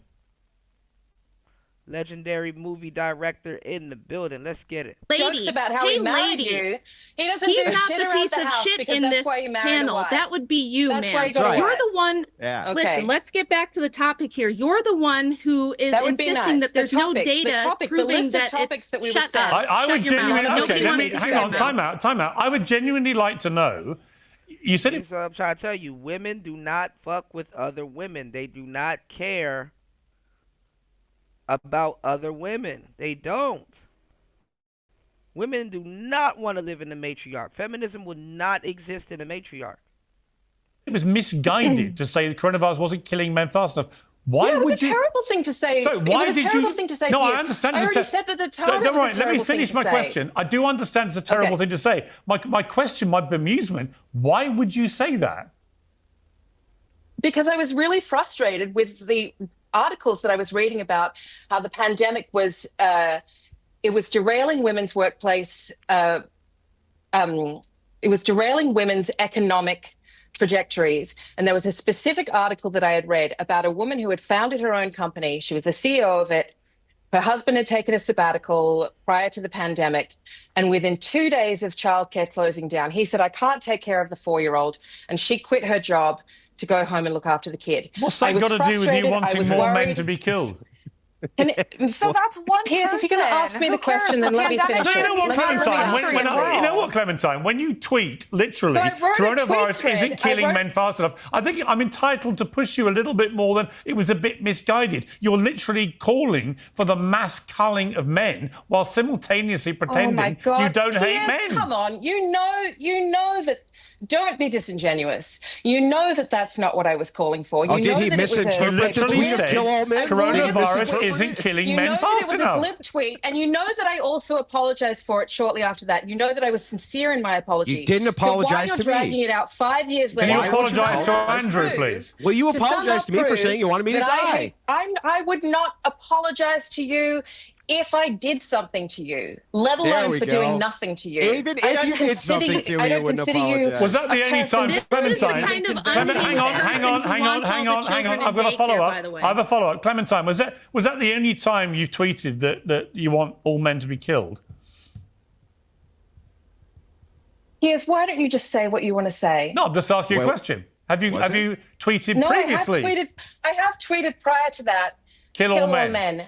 As a joke. As Yes, a joke, right? I have. As a joke. So Very you funny. quite Very regularly funny think joke. it's funny to say that men. Damn. Stop killing men fast enough. Kill all men. Damn.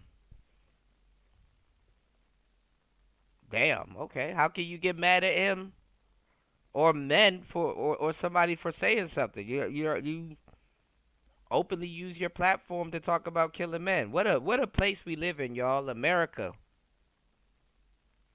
You can just go out and openly on the internet just say kill all men.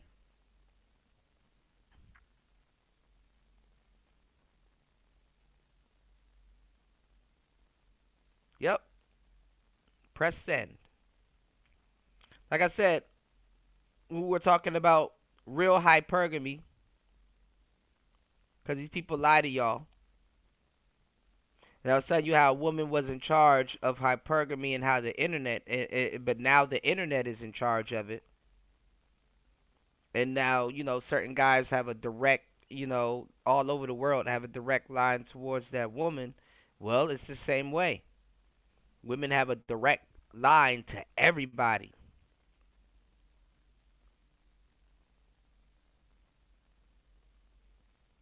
They have a direct line to everybody. So now when they say stupid shit like this, it gets out fast. Even the people,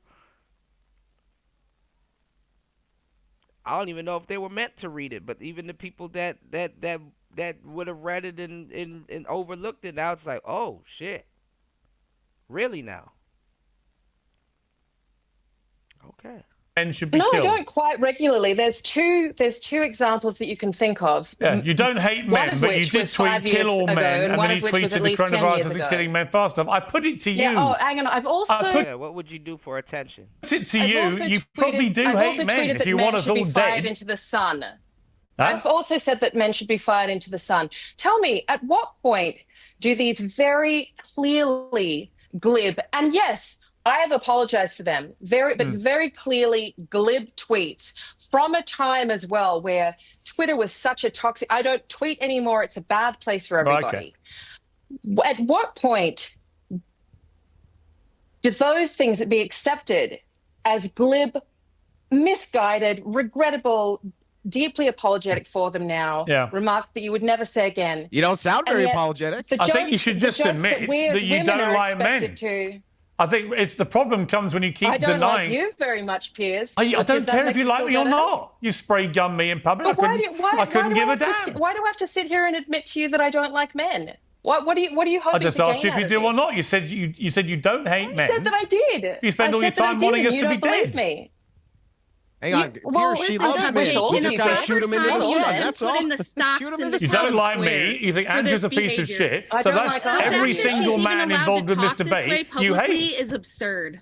Every man in this debate, Clementine, you've said you hate. Relationships with men, you shouldn't be giving advice on it. Emily, what was that? I hate every man in this debate. If you live a life where you've been unsuccessful in relationships, whether it's friendship, love, marriage, whatever it is, I think you're probably the last person in the position to be giving advice what women should do with men. I mean, I don't feel any animosity towards men, even when it comes to him successful in friendships and relationships. That's a are you a single mom? That's a very odd. This is crazy. These are like 3 different types of blonde. Like, oh my God, I can't believe you said that. Well, being a single mother doesn't mean that I'm unsuccessful in relationships. I already said before that I have a very beautiful co-parenting relationship with my son's father. He lives in the same apartment building as us. We're deeply close friends. That's great, so but it didn't work out. I don't understand why you think that is. I'm not bitter towards men at all. I'm annoyed at the expectation that some men on this panel have, that women should do everything for them. I'm certainly angry at the fact that in the UK, do you think Andrew does everything? I do everything I can for my boyfriend. I'm angry that in the UK, a woman is killed every 3 days by a man. I'm angry that in America, 3 women are killed every day by a man. How many men are killed every day by men? Issue. That's kind of a different. How many men are killed every day by men? 1 woman is killed every 10 minutes. How many babies do you women kill? I'm angry about. And I'm angry how many babies do you guys kill? This is what they do. And then not even that. What's going on, brother love? Good to see you, bro. Not even that. Men get killed, women get killed, chickens get killed, cows get killed. Every day something's getting killed. Every day something's getting born too now. But let's keep it a thou wow. Alright? Shout outs to everybody in the building. Good morning, y'all. Please hit the like button. Support the show. Bless the show. Drop something on the tuition on the way in. Hardest working man on YouTube. 3 hours and 42 minutes into the madness. It's Player Talk Radio. Shout outs to everybody in the building. Let's get it. Let's go. 3 girls over the age of 15 will experience sexual violence in her lifetime. No, I'm very that's angry another about fake that. statistic, I'm and I would angry love about to tear rape and this sexual apart. assault. I'm angry about the fact that the most dangerous person to a woman is a man that she knows. I'm That's a angry about lie. all of these things, yes, but that doesn't mean that I hate men. That doesn't mean that I don't. She's- You just want to shoot him into the sun. And I have the data to prove it. For men's greatness with women and with You children. want to shoot men into the sun, you want them all killed these by things- coronavirus, and you want all of us dead, and you hate both the men on the panel. Other than that, you love men. We You get love it. them. You love them. They're great. Well, Even though only they're can out I there being a refute bunch of some evil some of the rapists. baloney she which is just that I spewed? hate Well, the men on this my panel. thing is, like, can't you And- admit that you at least like men enough that they gave you a beautiful child you're super grateful of? I mean, that's a positive. This is honestly one of the most absurd conversations I've ever had in my life. I've just I sat kind of here agree. and explained that I I kind of don't agree. hate men. Yeah. I've just sat here and explained that I have a wonderful relationship with my son's father. I've just sat here and said, you know, that I've apologized for these things that I've said in the past. We've all said terrible things. Piers, you've said terrible things on Twitter. We've all Well, said terrible name things one. and apologized for Name them one. afterwards. Hang on. What have I said? What have I said? Name one. Oh, Piers, do you want me to look them up right Yes, now? please. Okay, let me Yeah, just what- give me a second. Tell to me go a to- terrible to thing go I to, said on Twitter. Piers Morgan. While Terrible she's looking, tweets. can I refute her fake statistics that she just gave? A Because I history hear of Piers feminists Morgan's repeat this all terrible the time. opinions. Well, There go we on. go. I'll look at that. Give me a terrible opinion. Oh, Rachel, I thought you were talking while I'm just scrolling through the yeah. endless No. terrible We can all you got wait, the floor. I Clementine. wanna The hear clock it. is ticking, though. I mean, I find wanna one hear terrible it. thing that I've tweeted. Oh, I think that all lives matter was pretty bad. You think all lives matter? It's a bit better than men should be dying faster, isn't it? Lives matter. Let's compare all lives matter against more men should die All faster. lives matter. All lives matter is a rejection of Black Lives Matter. I didn't reject Black it's Lives pretty- Matter. I didn't reject it's Black pretty- Lives Matter. I it's didn't pretty reject ignorant it. to the- I didn't reject it's pretty Black Lives ignorant to Matter. I didn't reject Black Lives reason Matter. for Don't Black Lives. lie. No, but you did. Don't, no, I tweet didn't. all lives No, I matter in didn't. response You see, to this is it. the trouble. You I'm say that seeing I've it said right terrible here. things. When you try and find them, you don't have any. I'm looking at it right here, Piers. Well, go all on. lives matter. He didn't say white lives matter. He said all lives matter, which is true. And any decent Do you human not think will all agree with lives that. matter, Panel Clementine? is absolutely ridiculous. Clementine, do all lives matter? I think that all lives Matter? deserve respect. Do they but matter? I think that in the context, Do all lives matter, Clementine? you do know what all lives do matter. And Thank all you, lives- thank you. all And lives- that what's controversial? bombshell, all that lives the are not one given the same terrible thing respect. you He had to go through hell. He had to go through hell to get that up out of her. Good job. found all I've never lives are not said given the you same completely respect. agree with. So All on lives that, are not given the same respect. on that Yes. delightful note, where you agree with the one terrible thing that I've ever apparently said, we will leave this compelling debate. Thank you all very much I indeed. will agree. I've got to say, I will Rachel, agree that you derailed I think Rachel, a it's lovely to see a conversation very about Black happily Lives Matter married to say that all couple lives who matter. That's what genuinely I will like agree each other. about. So thank you for coming on Uncensored. And in your Now case, make me some Clementine, breakfast, I woman. hope you find a man like Andrew to take care of you. Thank you all very much. Piers Morgan Uncensored. And that's crazy too, because a lot of those women are looking for a guy like Andrew to take care of them. But then at the same time,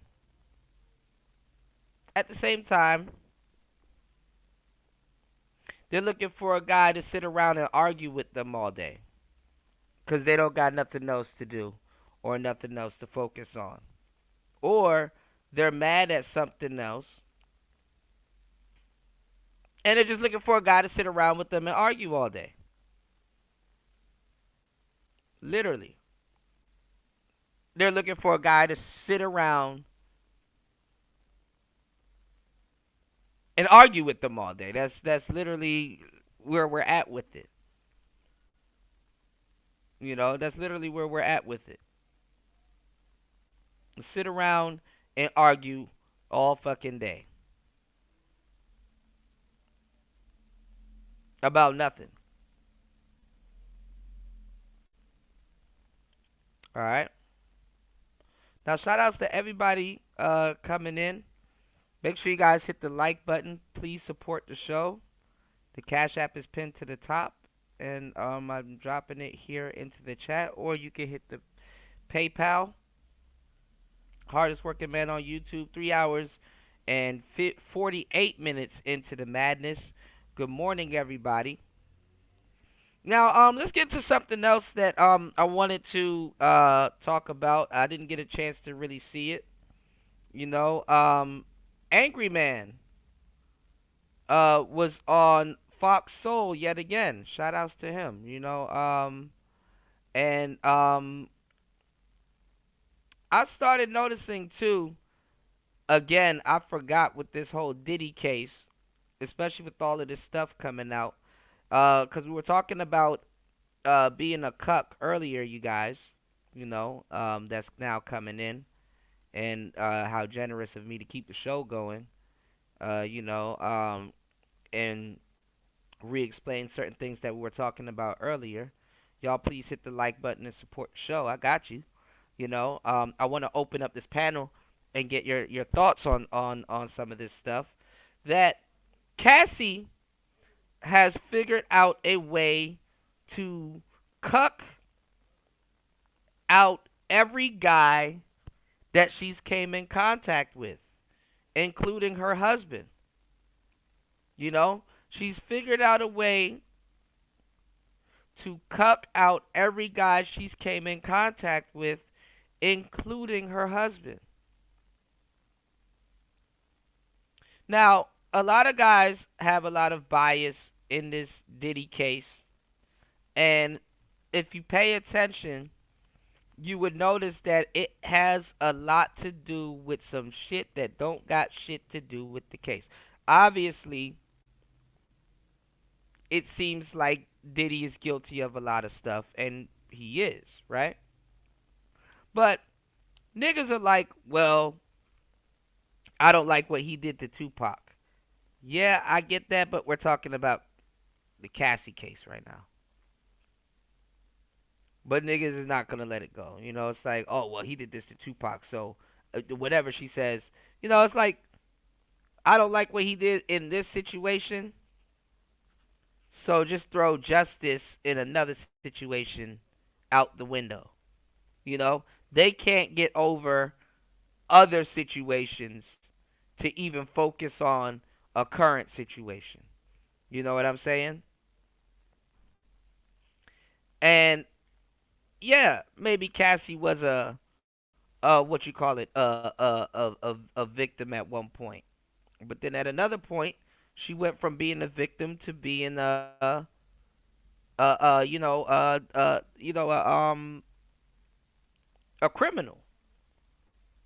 You know? Like I said, a lot of you guys are not game related and won't understand and don't understand what the hell a madame is.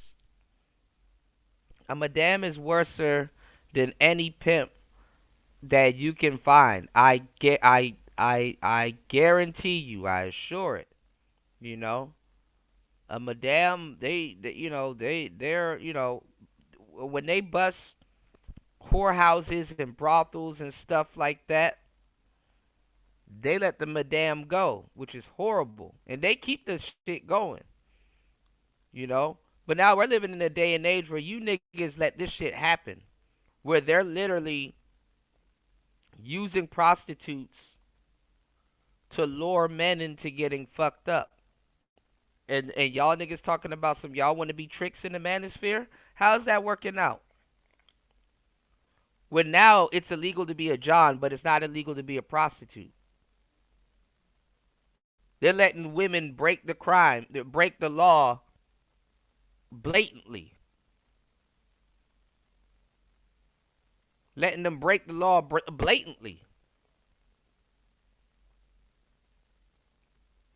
And now one of y'all dudes marched y'all goofy asses down to the courthouse and say, hey, don't do that. That's entrapment. That's not right.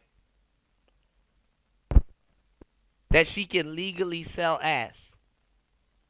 But if I buy it, I'm going to jail.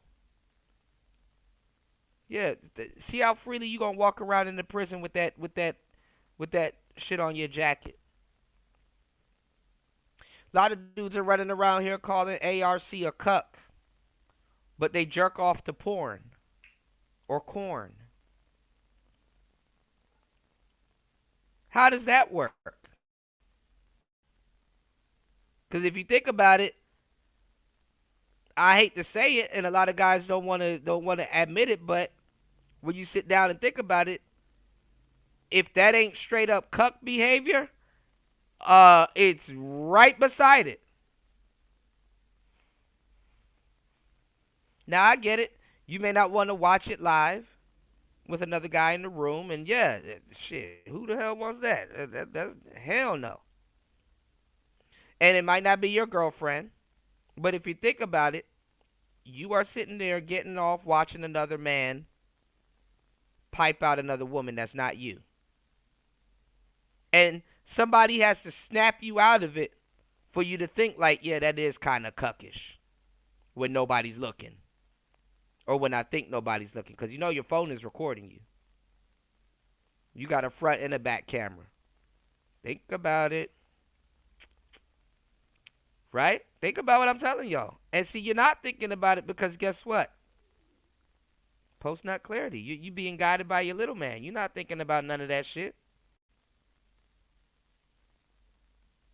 And you're getting exposed to sex on your phone 24/7.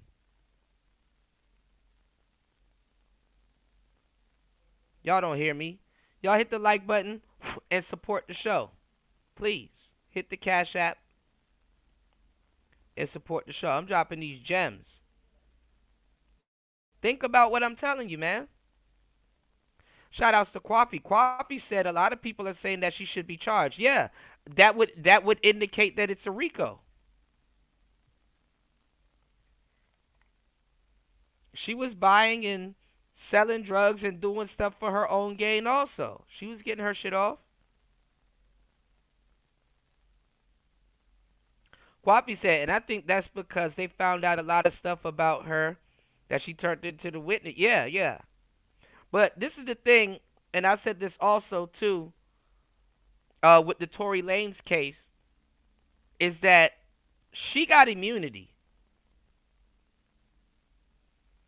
She got somewhat of immunity, you know? That she can be up there pregnant and have a baby. That's another reason to get her out of the case. You know, you're pregnant and you have a baby. You have a kid to tend to, a newborn. So she got immunity in a lot of different ways. You know? And it really wasn't even about her. They'll be knowing, they know these girls be guilty than a motherfucker. But when they want their man, they just want their man. And that's Diddy. You know? Y'all know how it goes. But Cassie has duped a lot of men.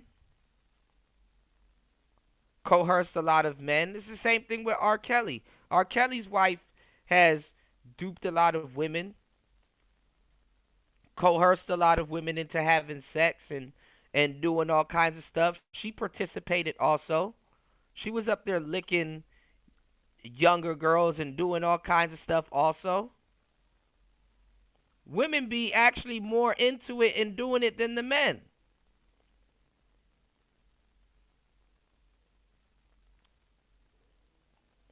And if you think about it, she basically described that Diddy's off to the side.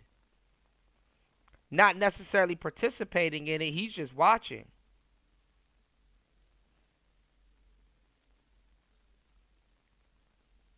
So how the hell does that work? In her name, which was pretty smart if that's the case, or if she was doing it herself, because you don't know.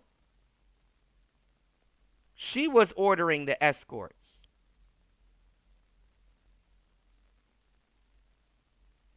So she's literally admitted that she's trafficked the escort or two. And you can't say, but it's for Diddy. But yeah, you're involved too. It was for you also. Right, Kwafi. Kwafi said, trust me, they don't care about a pregnant woman. They know she was very valuable, or if she did not go and testify due to what happened in the lawsuit, they were going to charge her. Yeah. The bottom bitch is always the most valuable, but they let them go. That's not justice. Common sense will tell you that. That's not justice.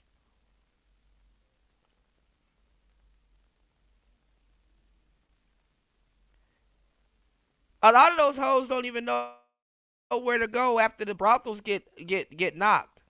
So guess what? The madame takes on the patina of the pimp.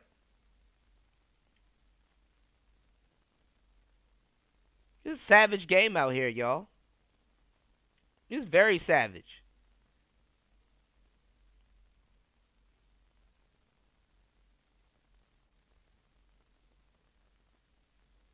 Y'all support the show. It's a very savage game out here.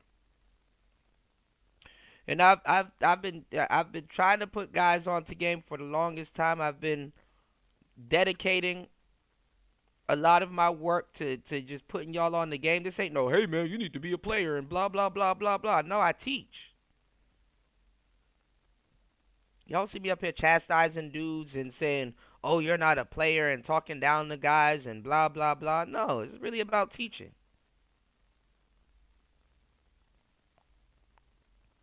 Putting guys onto real information and stuff like that they never thought about, or if they had an interest in. You know, I could care less if somebody's a player or not, to tell you the truth. You know, my thing is to equip and arm yourself with the knowledge. I'm dropping knowledge you can't get in college, man. What's a madame? You know, what's a procurer? Dang, what part did she really play?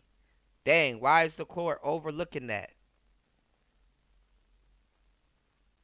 Dang, you mean to tell me even in other cases, Tory Lanez was actually protecting Meg Thee Stallion and Kelsey, and as a black man went to jail for protecting them both, and women were running around here making him seem like him and black men are the biggest dangers to women on the planet, when in reality he's in jail for protecting both of them. He took the charge for one of them and he saved the other one from getting shot, and they both will sit there and instead of negotiating something, watch this man perish in jail. But for years, DJ Kuda been getting on here telling us this, that men are disposable.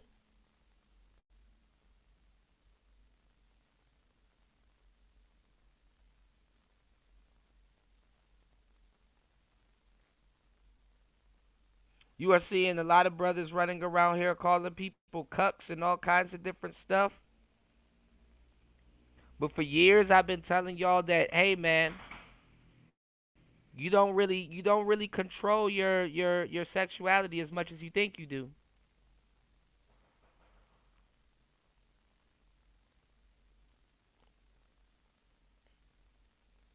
And it don't take you to bang a bunch of women to realize that. Dang, if you do think about it, if you're watching Korn, you are watching another man pipe out at another woman, and you're sitting around kind of getting yourself off on it. The psychological effects that come with it. That is kind of, not even kind of, if you think about it, directly related to cuck behavior.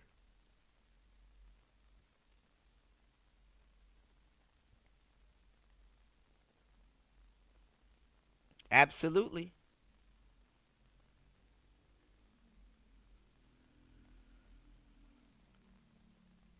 Cassie has found the way to cuck out all the men that she's came in contact with, if you think about it.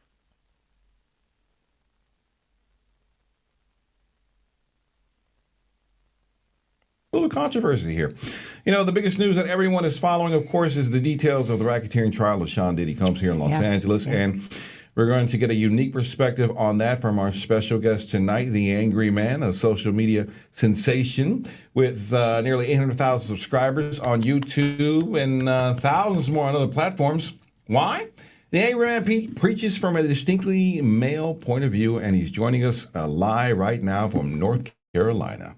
North Carolina. What part of North Carolina? I just left North Carolina to do the commencement speech for Bennett College in Greensboro. Oh, we're here in Raleigh. Raleigh. That's right up the street. That's 45 minutes away. Yeah? Yeah. Raleigh, Durham? Just about. Hey, Angry Man. What's going on? It's all good. As always, we want to welcome your viewers. Last time we got a lot of your fans in the chat. They got here late, so we want to allow them to get into the show. And they can call into the show by hitting the QR code right there on the screen. You can scan that, and if you guys want to join the conversation, you can do that throughout the show. We'll be here till 11 p.m. Pacific Standard Time. So how you doing, brother? Everything good? I'm doing good. How you guys doing? Good, man. And thank you once again for joining the show, man. As always, you know, I'd be trying to jump in the chat when you're out there you're always on live, number one, so I appreciate you. So the biggest thing is I was shocked. I saw one of your videos. What's your take on the Sean Diddy Combs trial? Because it seems that you had an opposite take to what I thought you were going to take on it. Oh, well, I think they should. I personally think he's guilty because I've heard rumors going all the way back to the 90s about certain things that he was involved in. And, you know, as much as I hate to see, you know, brothers constantly being accused of things and paraded out and put on trial or whatever, this situation kind of is fitting for him because he's been involved in a lot of foolishness. A lot of stuff hasn't even come out yet. I saw this, and like the first 2, 3, 4 days of this trial was very disgusting. You know, I mean, I look at Diddy, and I think a lot of people looked up to him as a black man doing business. He was started out as an intern. We all love, if you grew up in the 90s, we all love Bad Boy Records. We all listened to his music. We all, I think, wanted to start a record label. You know what I'm saying? He made it look easy. We all love Biggie. You know, we all aspire to the record company, the Sean John label. We saw him do the Ciroc vodka. Then we saw him move into TV. And to hear what was going on in this trial this week was very disheartening. And it was just, it made me sick to my stomach. It made me not want to have sex anymore because I'm like, what's going on when you're just crazy now. Well, first of all, I'm like, well, what happens when you get to a certain height and with You know, shit, but that shit about to happen. Women been fucking it up for other women, man. You know, black women ain't about to give up no goddamn sex. But look at the shit that they put niggas through to get it. And I got shows and stuff of women running around here and goofy ass dudes running around here repeating them because they player hating, really trying to say that if a man has game or something like that, or you know, charm and disarm or whatever, a woman or whatever, or seduces a woman or something like that, that's a form of rape. And it's like, okay, well, good. Run around here and believe that dumb shit if you want to. You women ain't gonna have nobody to talk to. Women ain't even gonna talk to them. Isolate yourself. This is exactly what y'all should be doing now, ladies. In a time right now where robotics is coming up, AI is here. This is y'all last stand, honestly. Y'all don't have nothing after this. There's gonna be too much stuff, you know, in the game now after this. This is y'all. This is what y'all choose to do. This is y'all last stance to really restore nuclear relationships or keep some type of positive relationships with men. Men will go into isolation quickly.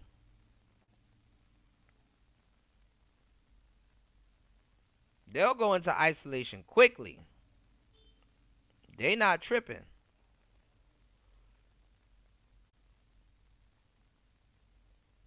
So if y'all want to play that game, cool. But now is not the time to be doing that. Now is absolutely not the time to be doing that. Not in this economy. Women don't want to talk to Chat GPT all day. Chat GPT don't even want to talk to y'all all damn day. So good luck. Power and money and well, you know, that's interesting you say that because Will Smith was on a podcast just lately and he said that there's rock bottom, but there's another level that he calls top cliff. It's where it doesn't matter how much money you have or how much sex It's called plateauing. you have or how many women you have. It's never enough. And then it ends up turning into pretty much rock bottom, but on a different level. Well, and so I think that's what this is.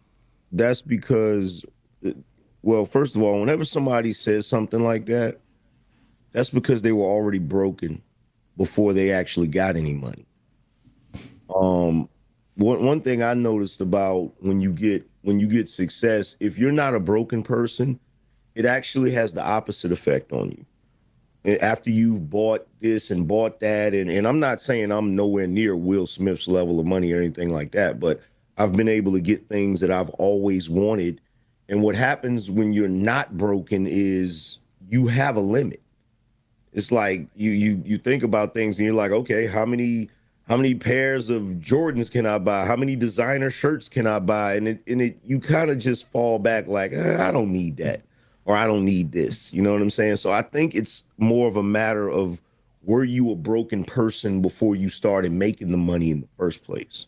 Yeah, but can you name a few people who maybe were not broken? Because I think as Black people specifically, it's kind of hard for us to imagine being on the level of a Puff Daddy or a Will Smith, or even let's just go back to the 60s, Barry Gordy, you know? It's hard to imagine because that's not where we come from as a people. We come from suffrage is where. Suffrage, here we go with this bullshit. That's slavery. That's suffrage. Black people like to build up other black people to tear them down. Black people build up black people just for the next generation to not understand who the hell that person is, to tear them down.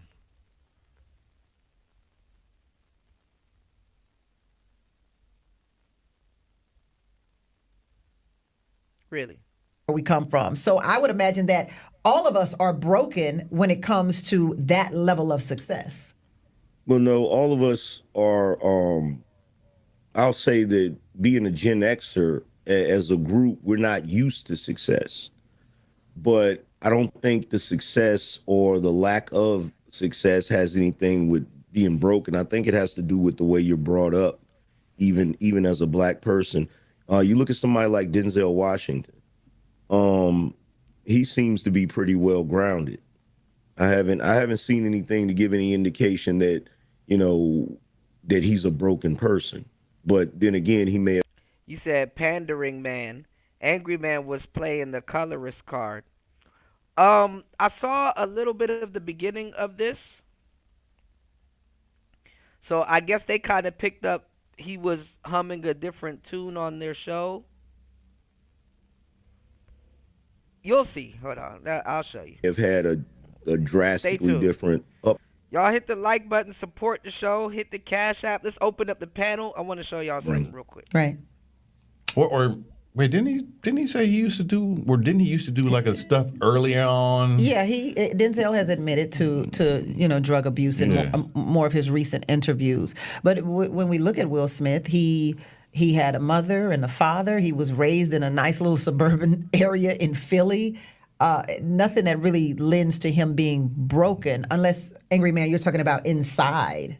perhaps. Man, suburban kids be getting fucked up. They be getting trashed. Where y'all think you think people in the hood? Where you think people in the hood get their drugs from?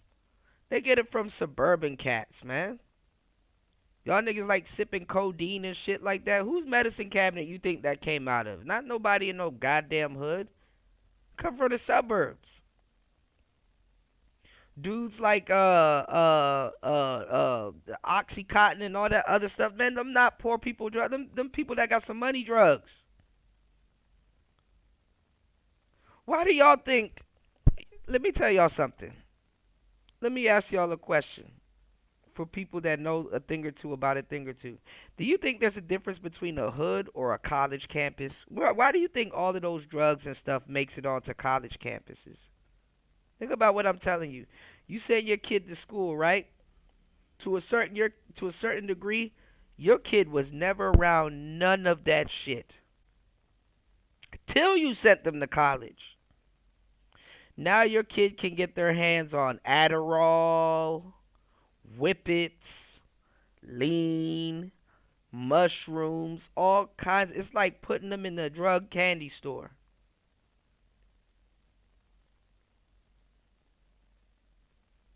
Don't sleep on the suburbs or a college campus. I'm talking about inside. Like if you've ever, did you read his book? Yeah. Yeah, when I read his book, to me it seems like there were certain things that he may not have dealt with before he actually got success. Oh, and to give y'all some more game on top of the game that I've already been dropping.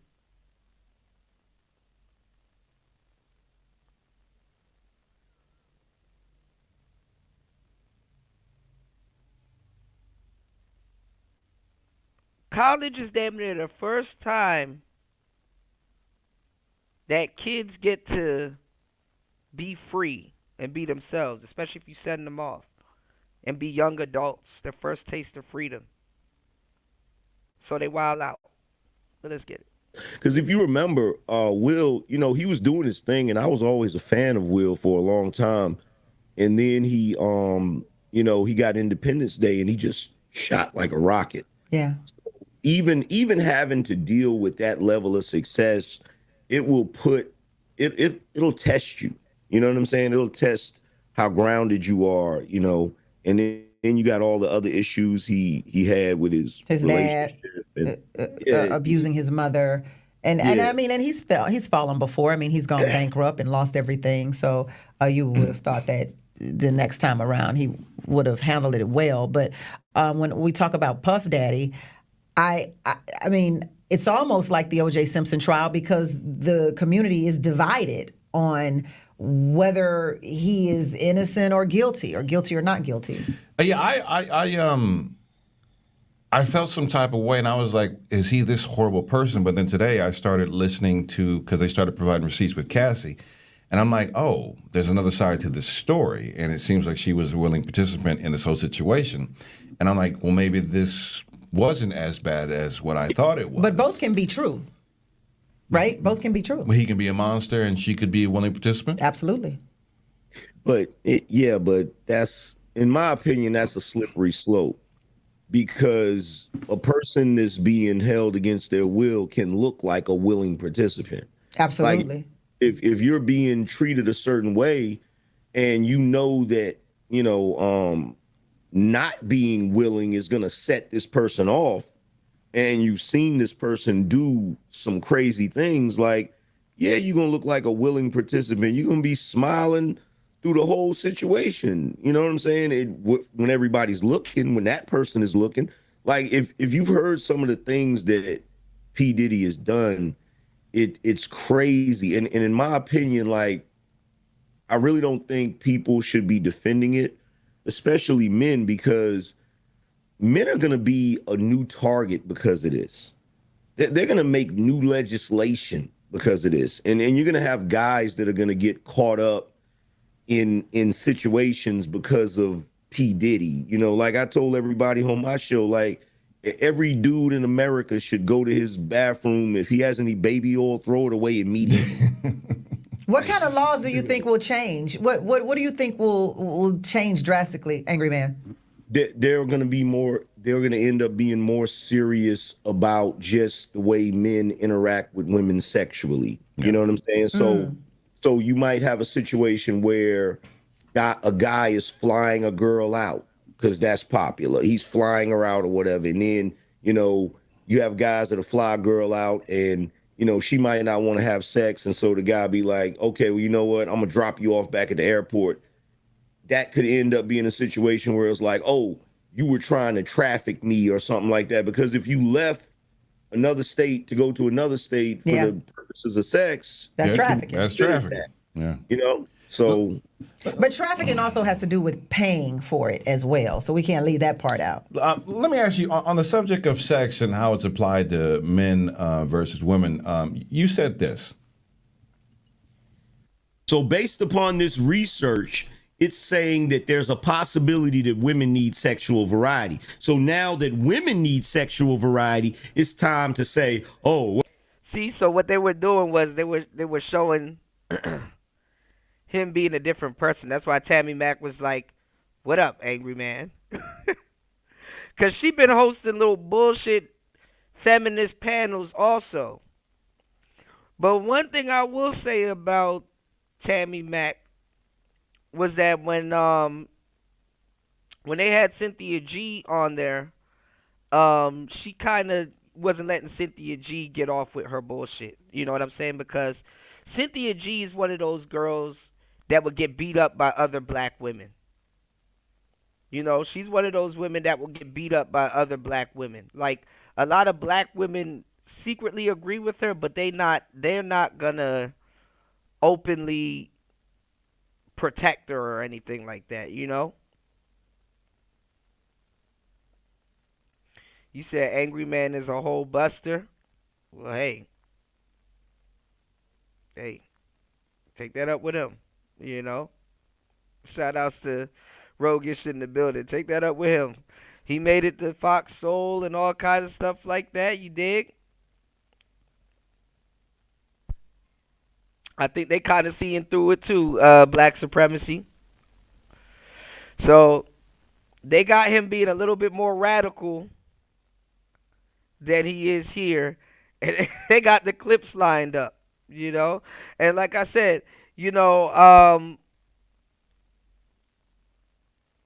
this space is a bit radical. You said AM is a buster, but he cool though. He playing the game. Yeah. I mean, look, you can be radical in these YouTube spaces, but I guess when they get today's shit, they gotta calm it down. They gotta calm it down. But watch, they pull up a couple of clips of him doing this. Check it out. Well, women have to be with more than one man in order to be happy, in order to express themselves. But when it was men who needed sexual variety, we were dogs. We weren't hitting on nothing. We were cheaters. We were the harbingers of infidelity and all of that BS, right? So look at Tabby back with the guilty giggling like a motherfucker. She knows they kind of setting them up. They've been watching this channel for a minute. She know they setting them up a little bit. Let's see how he maneuvers out of this one. Let's go. So we get this weird place to where, like, on the one hand, men get the bad. We get the short end of the stick. Mm-hmm. We get the bad propaganda piece. We get bad actors like Puff Daddy, and then women kind of get to hide behind. You say he's a mixed up tragic mulatto. Oh my God. Eric Bird says Sean James also appeared on Tabby Mack's platform. Sean James looked crazy. That's why. But let's go. The feminist movement and free power, free the P. How do we navigate this? How do we navigate this area of the world that we're moving into right now? As a society, we have to decide what we want to do. We have to pick a struggle. Either we're gonna be about equality, or we're gonna go back to the traditional ways. If men if men And I'm not even gonna lie, in the world full of AI and technology, that equality bullshit about to go out the window. Cause AI and technology not about to put up with humans shit. Even a piece of machinery can tell when you're entitled, even though it's something that's meant to be used. Alright? Y'all hit the like button, support the show. Let's open up the panel. It's Player Talk Radio. Good morning. Let's go. are always going to be the blame for everything, then men need to be in charge. And if we're not going to do that, if everybody's going to be equal, then we got to hold women to the same standard that we hold men to. So we got to pick a struggle. We can't continue to straddle the fence the way we've been doing it. Because what we've basically been doing is we've been saying, oh, well, women are equal to men, right? Until something goes wrong. The moment something... Now, this is the thing. I believe in equality, but equal doesn't mean identical. I don't believe equality means identical. Let's go. Something goes wrong, now all of a sudden it's men's fault. It's like everybody's in the house partying, but then when something goes wrong at the party, when something gets broken, everybody points at the man. I was looking at your take on the Tory Lanez situation, and you were saying how like Tory Lanez, how everybody was basically looking to save Puffy now, and there's video of Puffy beating on Cassie, which I think is horrific. But there was not a shred of evidence when it came to Tory Lanez, and everybody's ready to jump down and convict him. You know, how do I don't know how we navigate this weird world that we're in, because we're not going to go back to the point where men are going to be back in charge, but there's no evening out of everything to where women want this world where it's an even type situation. Let me be the first to say, I don't want to be equal to a man. Yeah, but that's you, Let me just be the first woman to say, I don't want to be equal to a man. I want to be treated better than a man. Look at her I want my doors off. opened. I want you to give me your jacket. You want to be served by a man. Women will say, oh, I don't want to be equal to a man, but I want a man to do everything that serves me and blah, blah, blah. Like if you're not equal to a man and men are these great creatures and blah, blah, blah, why would he be serving you? Look at how much stuff she about to name that includes serving her. I want you to pay the bills. I want you to be accountable for and responsible for everything that has to do with finances, fixing cars, mowing lawns. I don't want to do any of that. So I don't know where the want to sit back and get served. Equality, what is equalness comes from. But for me, I ain't with it. But the only thing I want to be is equally paid, but I don't really want to be equally paid. I'd rather be paid more than the man that I'm better than if I'm in a certain situation. You need to talk to your counterparts out there, because your counterparts are saying something totally different. Your sister are saying something totally different than that. I don't want to be equal. Yeah, there's nothing wrong with that sentiment that you just expressed. Mm-hmm. The only problem with it is whenever men choose to go that route and be more traditional, there are a lot of women out here, they think that's akin to oppression. They think that if they get in that position of the man being, the breadwinner and being, the last say, and when I put my foot down, those type of things, they just automatically assume the man is going to be abusive. And it's not always true. So that stigma has been put on men. And it's really interesting because as a black man, you hear all of this talk about the patriarchy. And I've said it numerous times, like black men never had no patriarchy.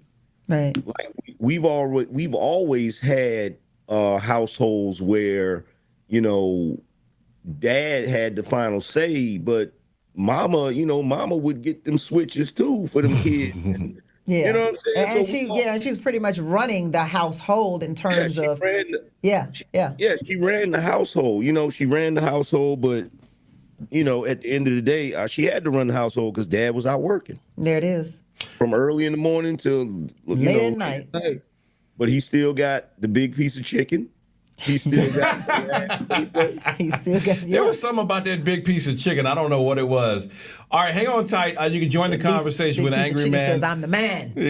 I'm the man. I'm the man. Yes, I am. Scan the QR code on the screen, or you can jump into the chat on our YouTube page, Late Night Love. We got more of this conversation when we come forward. This is Late Night Love. All right, hold on, y'all.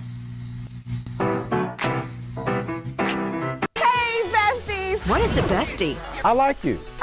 She's fun. It's about to be a Angry Man. You would rather reign in hell than serve in heaven.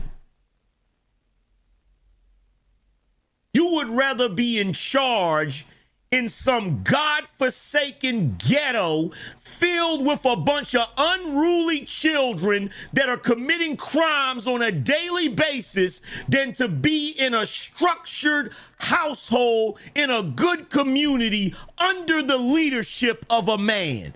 That's really all it boils down to. They got all the clips. Was you on the phone with somebody when you did that clip? Yo. Look at Tabby talking about some. I'll be digging in the on that joint. Good God. Was definitely Angry Man. That was a minute ago. No, I was on one that day because I was feeling some type of way about that. What were you feeling some type of way about? I didn't really get the context. Because there's this thing nowadays where y'all might not see it because it's circulating in the internet or whatever. There are a lot of women like they just are relationship averse. They do not want to be in no relationship. They feel like if you said that whole ass motherfucker playing black the same way that Lefty Gunplay is a white dude playing Mexican. Man, y'all killing me with the race politics, but I get it. You know, a lot of people,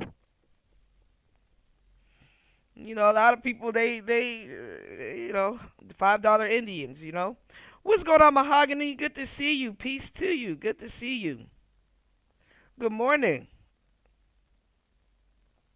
Good morning. Yeah, the black manosphere is absolutely filled with squares and lames.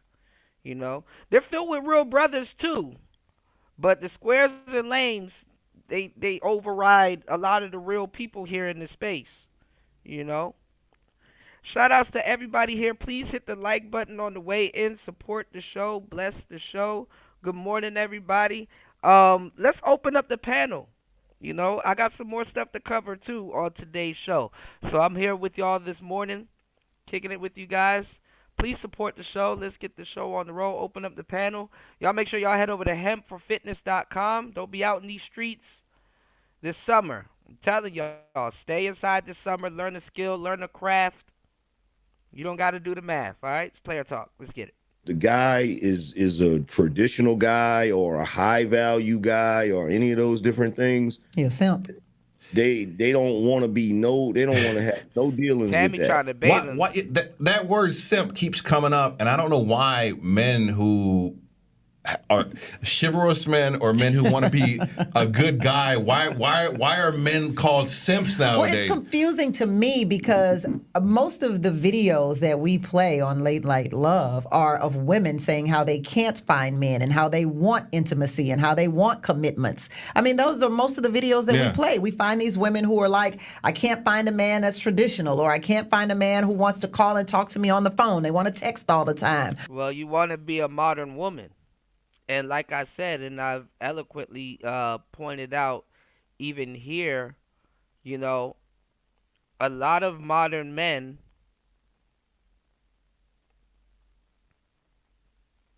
are cucked out.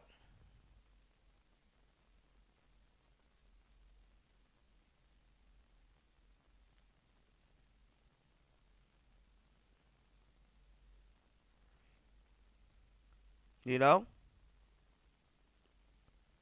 Hold on.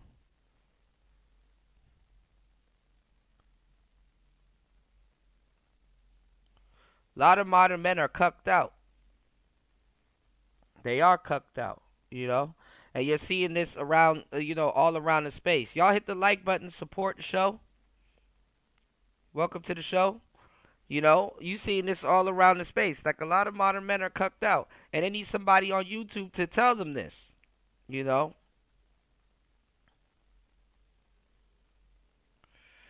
And we're seeing this with Cassie. Like I said, every guy that Cassie came in contact with has instantly been turned into a cuck in that Diddy situation. Every guy. Every guy that Cassie has gotten into contact with has literally turned into a cuck in that situation, including her husband. Including her husband. It wasn't some random guy that she found. No, she was cheating on Diddy with him. And guess what? He knew it. He knew it. Ain't no, I'm sleeping with the boss's girlfriend and I don't know about. Come on now. Come on now.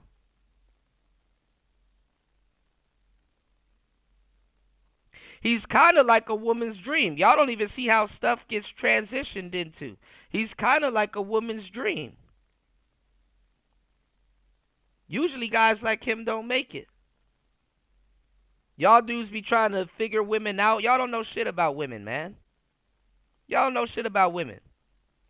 Kuda, why am I stuck in the friend zone? Why am I stuck in the friend zone, Kuda?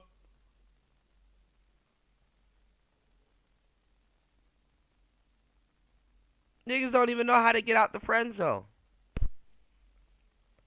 First of all, you stuck in the friend zone. Guys like him, they make it out the quote-unquote friend zone because they never were in the friend zone. They were in the confidant zone. He was a confidant to Cassie. He was a personal trainer and a confidant to Cassie. He was in a position to get her to feel better about herself in a position where she didn't feel good about herself.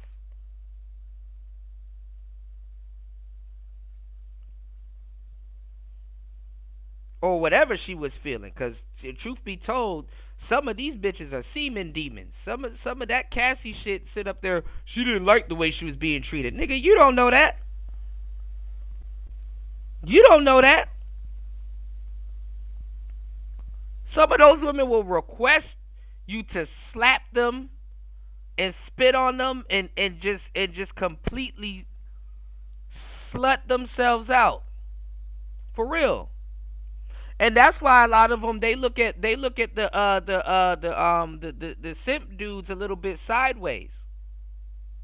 They look at the simp dudes a little bit sideways because here you come along out of nowhere trying to treat her like a queen, and she trying to be everything else in between. She trying to,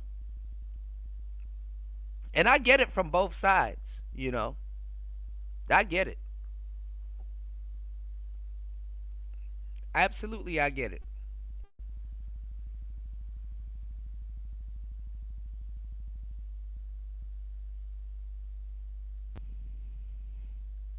But she's not trying to be, treated a certain way. Not at least by you.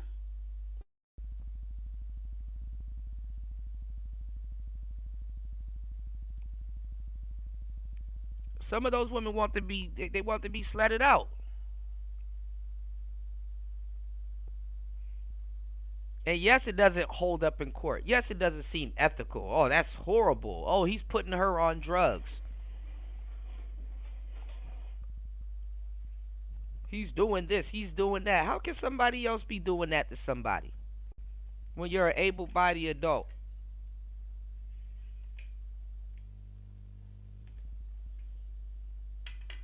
Then when she's guilty of something, they downplay it. Like Cassie didn't introduce people to that lifestyle. Like R. Kelly's wife wasn't sleeping with underaged women right along with him and bringing them along and breaking them in. Just like they about to play like all of these other girls are putting their weird little girlfriends onto OnlyFans right now and ruining other women's life and turning them out. But in the future, you gonna hear that, oh, we were only doing OnlyFans because men wanted us to do it. If there wasn't a demand for it, we wouldn't have done it. You about to start hearing those women get on here and start lying their ass off. Because, truth be told, AI is taking those jobs too. How you let AI steal your OnlyFans job? You had one job and still couldn't do that. To shake ass online and do weird peep shows and you fucked that up. Good job. Good job. So we about to be going through this big ass revolution, and this is what we're talking about.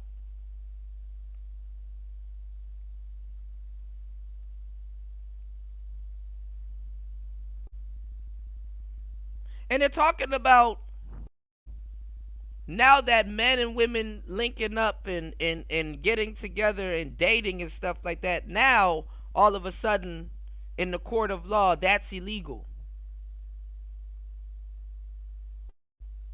We were listening to Judge Joe Brown talk about it yesterday.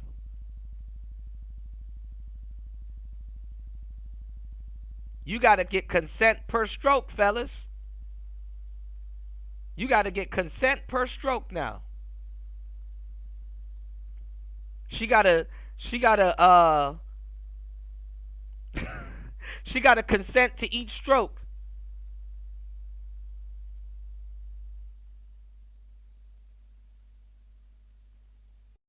But women want a sexual variety. You don't, you know, a lot of y'all dudes are cucked and don't even know it. You don't understand. Women get the octuple dip. Y'all be thinking that just because you're a straight heterosexual man, that a woman's sex life is like yours. Hell no. She get to smash all kinds of toys. She get to smash dudes.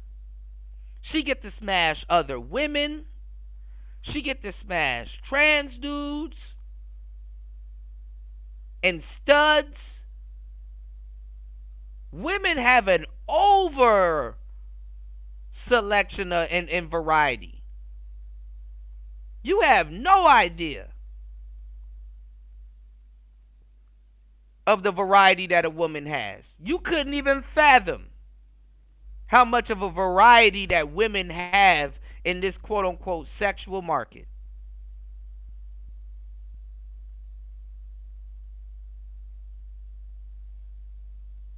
You couldn't even fathom.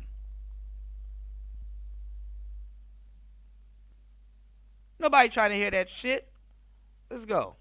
Or I can't find a man who's a educated man. So I can't find a man. You can't find a woman neither. You can't find a trans. You can't find a sex toy. You can't find yourself. I'm confused with how people are perceiving this whole internet action.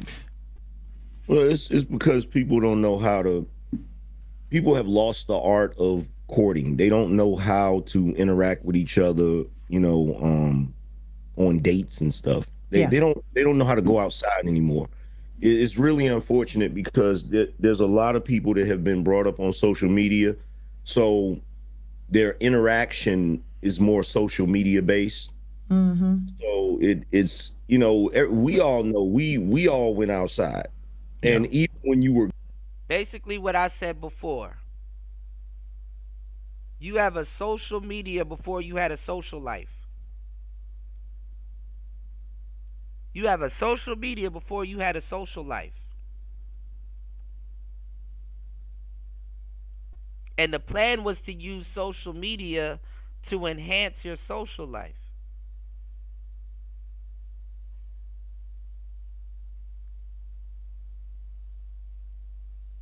going outside, it was, I can't speak for the women, but for us guys, even when we were going outside, it was still difficult to approach women, you know, to interact with women because you were worried about rejection. Well, now it's a whole other level of rejection on social media, you know, because you have women that, you know, they, especially if they're attractive, they've got countless men in their DMs, you know, so they get DM overload, and then by the time the nice guy or the well, not nice guy, the decent guy hits them up, it's like they've already had, you know, 20 million jerks hit them up with some weird stuff, you know. But Angry Man, can't the same be said for you guys too? I mean, you got an overload of women in your DM. Now see, and I keep telling y'all this, and y'all don't understand. Women think because they have that going on, that you have that going on too. That's why when some of you guys go out on dates with them and she think you getting all this play and you like, I really don't get play. I actually repel women. It turns them off. It turns them off. That's why sometimes it's better to just let her think that you get a lot of women instead of correcting her. Because at some point they don't, especially emotionally, they don't get the time to dial it back and sit back and be like, oh, you know, maybe he doesn't have that much women and stuff like that and blah blah blah like I do and stuff like that. No, she like, look, I got a lot of shit going on. This, you know, I've been dating a bunch of niggas and blah blah blah and this, that, and the third. Here's a guy that's out here with me and stuff like that. Let me kind of somewhat assume he got the same thing going on, because guess what? We're together right now. They're not sitting up there thinking that, oh, well, maybe he's not getting that much play. You know, or maybe it's not working out the way for him, the way I think it is.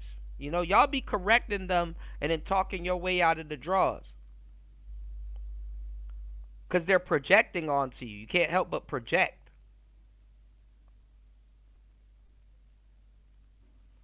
Right. But that's the thing, though, Rogish. A lot of people are gonna have to adapt to that. It's gonna take people about 2 to 3 years to acclimate to AI and all of that stuff going on today. Absolutely.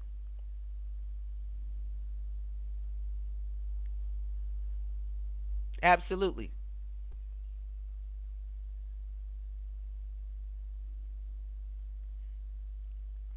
You said, except for some women, my exes were jealous of the attention that I got. They both, yeah, definitely. If they see it. But I'm saying, if they assume it, let them assume it. So when they see it, I mean, at least it kind of,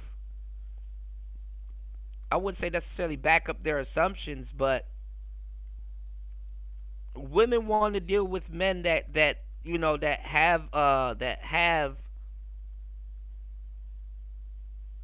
variety and choice. They want men that other women want also. You know, they don't want to really do too much deal with a man that other women don't want, because then at the end of the day it's the ick. It's like, ew, what's wrong with him? You know?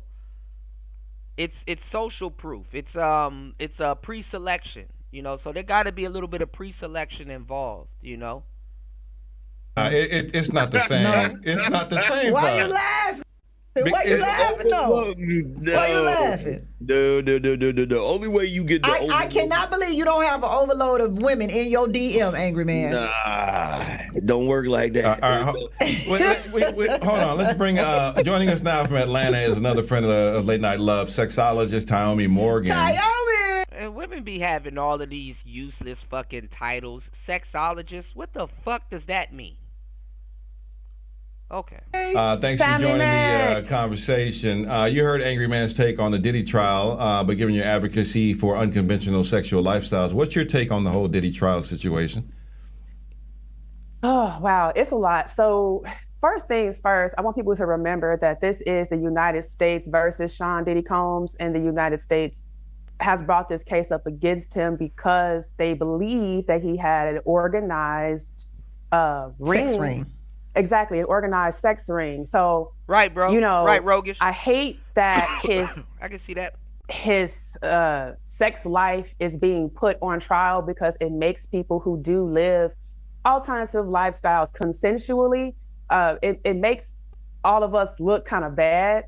But she said us. The main point here is that a lot of the activity that he was engaged in was not consensual. He was forcing people into these things. And how was it not consensual when you're damn near directing the whole thing?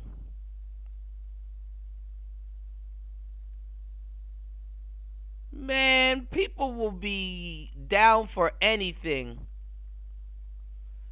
as long as the money coming in. When the money stopped coming in, it wasn't consensual. Lying like a motherfucker. Cassie's husband been a cuck. He already knew what was going on. This bitch was getting her mouth pissed in, and he went and go kiss her right after it. He's a cuck too. Come on, think about it. He played the pool boy for a good minute. And yes, the pool boy that be sleeping with the millionaire's wife, he's a cuck too. Whole bird, cuckatoo. He's a cuck.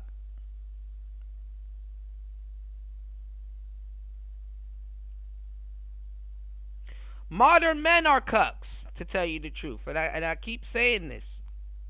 And I know a lot of dudes don't want to. If you listen, it is cuck behavior to sit around and watch corn and beat off to it. What Diddy did was just some live corn shit, but with his girlfriend. That's some swinger shit. That's what swingers do. But if you are a man and you sit around and you watch corn and you beat off to it another man doing something with another woman, that's kind of borderline cuck behavior. I hate to break it to you.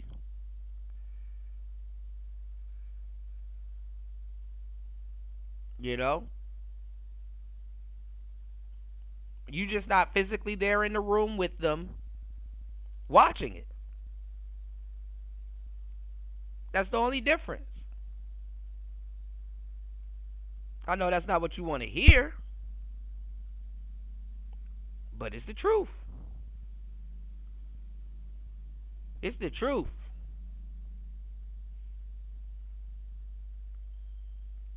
That's why I'm laughing at people running around calling any and everybody a cuck in these spaces. It's like, my man, you are a bit of a cuck also. Let's not use words that we just learned on the internet and throw them around as all willy nilly now. Just because you learned that word yesterday, don't mean you know what the hell you're talking about.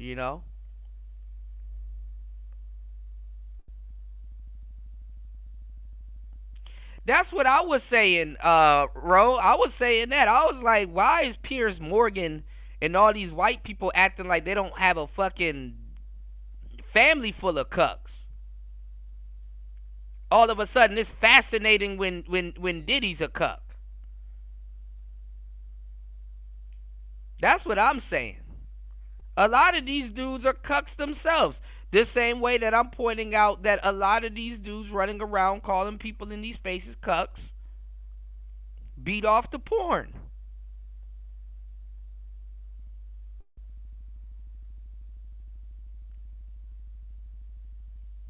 You would think that it's like, oh, okay. It's like, oof.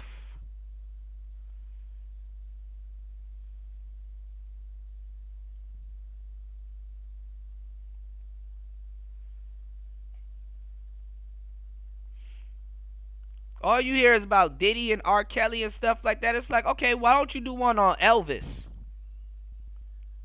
and Bruce Springsteen and all these guys that used to mess around with girls? They got songs about it. videos, music videos. What's that name of that dude that sang that damn song? That if I could fly, I'd pick you up. I'd take you into the night. That shit crazy.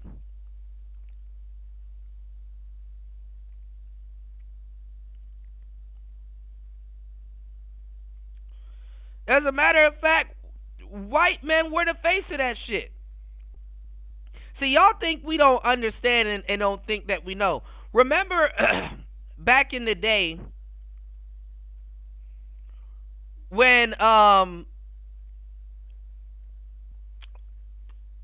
the feminists and women, even black women, used to watch Lifetime. Y'all remember Lifetime? And they used to play all kinds of movies about white men drugging and raw paying them and putting selenium and all kinds of stuff. And you know, it was just I swear to God, if you watched Lifetime back in the day, in the 90s and the 2000s and stuff, it was an anti-male channel. It was just soft-core misogyny. I mean, misinjury, right? And then towards the 2000s, they had to clean up the white man's image, so they started putting a lot of black people on there and shit like that. I never seen so much black people on Lifetime in my life. Lifetime was a white woman's network.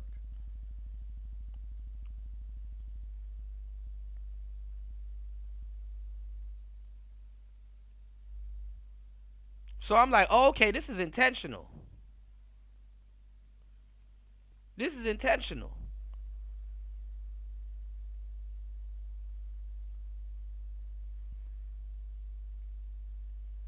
And the sisters ate that shit up.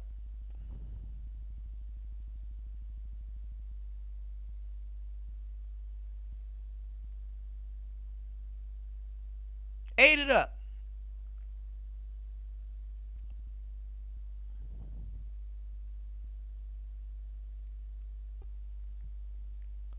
Black people wasn't really into the kink community like that. They was, but it was more low key. You know what I'm saying? And a lot of black kinks came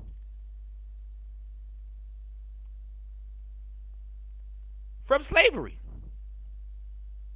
And the gutter sex that they were having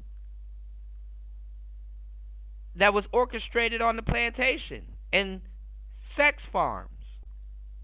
Yeah, everybody want to talk about slavery all day. Slavery. Don't even know what the fuck they talking about.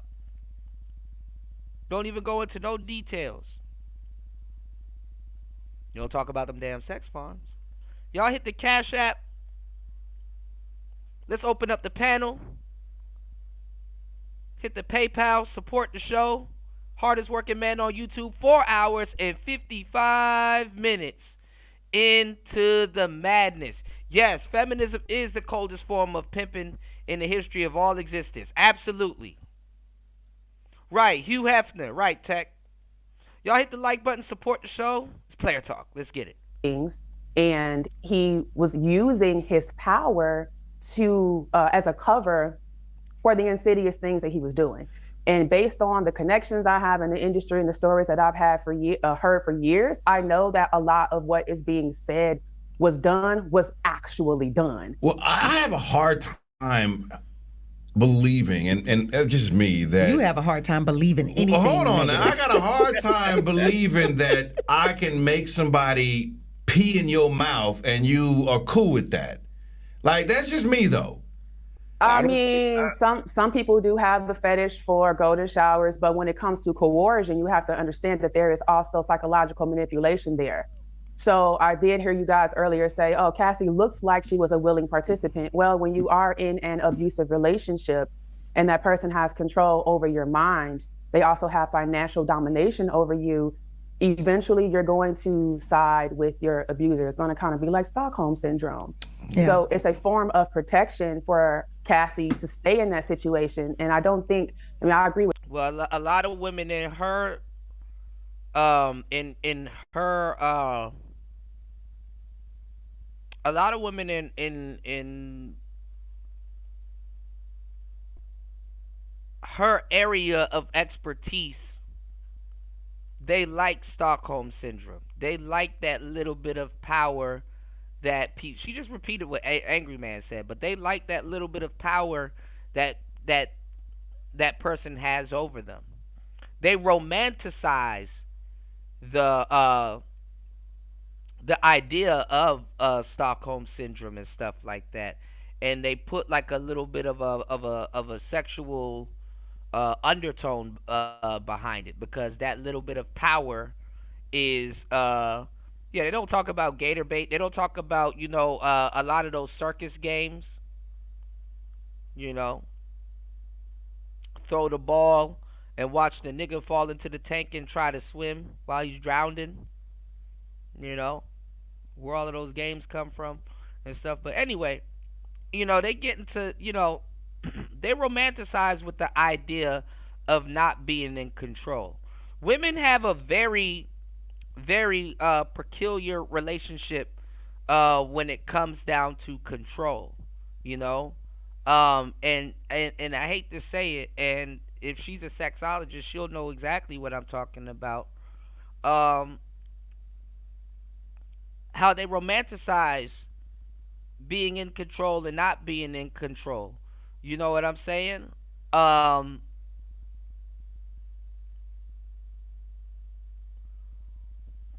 They have a different, women have a different account of control. You know, they have raw pay fantasies of men because they like the idea of a man not being able of being in control around them. And then it's kind of like a twisted compliment, because it's like she's the reason why he couldn't control himself.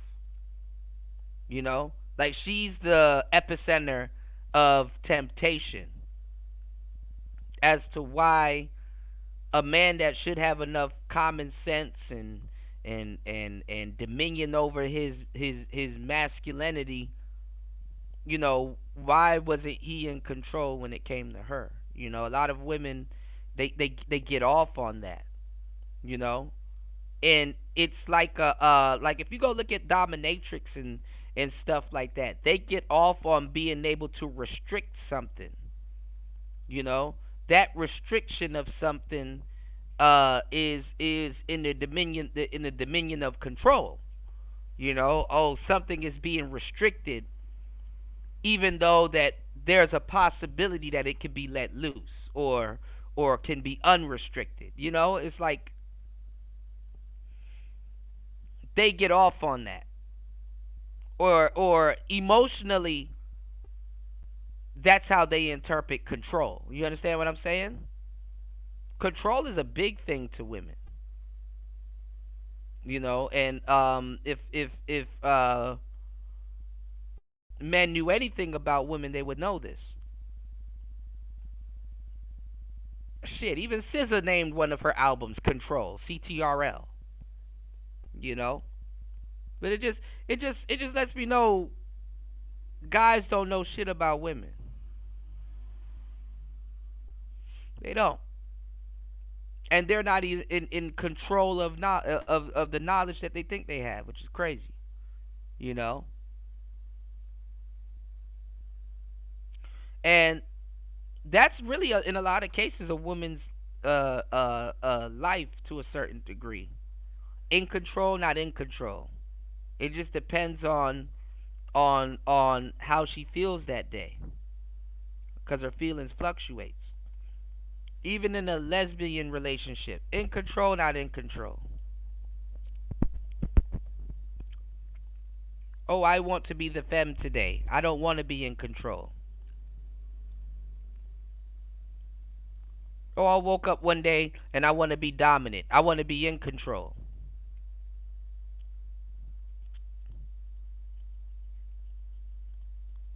Never have I not once heard no dude running around here acting or talking about a woman's opinion on control.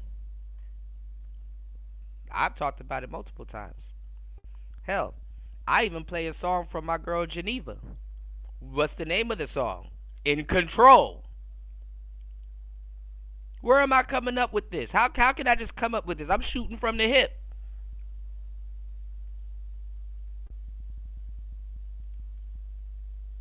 Women are smarter than men. Because they only take responsibility for the control when it's going good. And leave you to rest. But let's go. With angry men, I don't think that men should be defending this, because I am seeing it online where a lot of men are like, oh, they're just trying to bring another man down. And it's like, no, Diddy did everything that they're saying that he did. What were you going to say, Angry Man? Okay, but you're going to act like she did not like that. She did like that.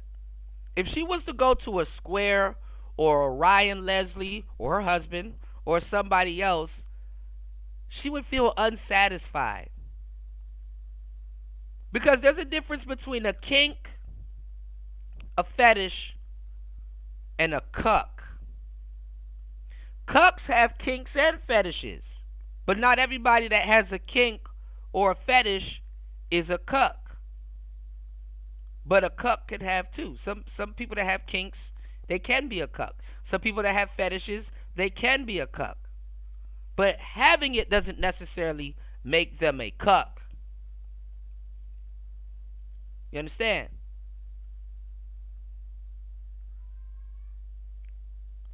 Y'all hit the like button, support the show, y'all. Are y'all not entertained or educated? 5 hours and 3 minutes into the madness. Giving y'all some good game. Let's open up the panel. Alright? Now check this out.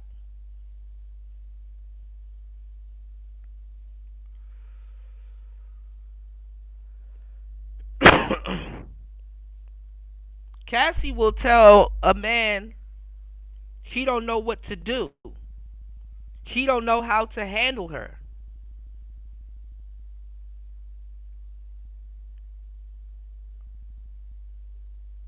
Because he's not doing the drugs. Because he's not on the ride with her. He's not slapping her and being rough with her and aggressive. And doing the things that she claimed that she doesn't want a man to do with her. Or didn't want Diddy or somebody to do with her. She wants a man to do some of that stuff with her, because she will penalize a man that won't do that with her. She'll penalize him.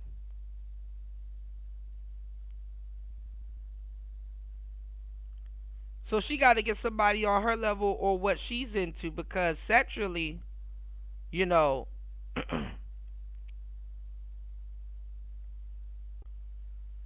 she gonna look down on other men.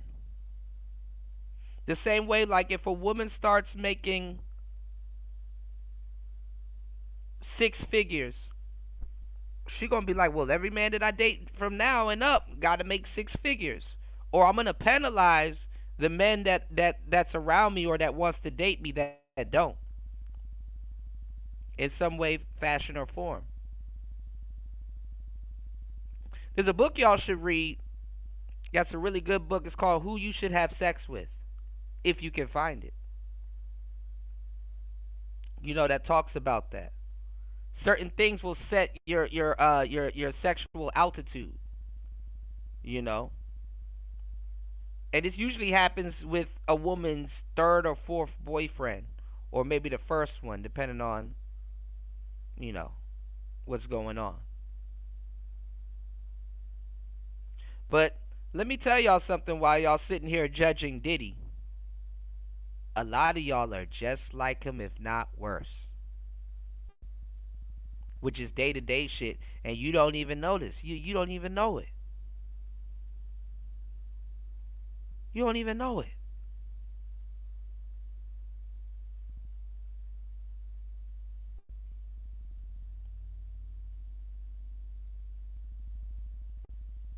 It's just America needs somebody or something to chew on right now. Don't think that you're not close to being a cuck when you sit around and watch corn all day. And watch another man pipe out another woman to your delightment.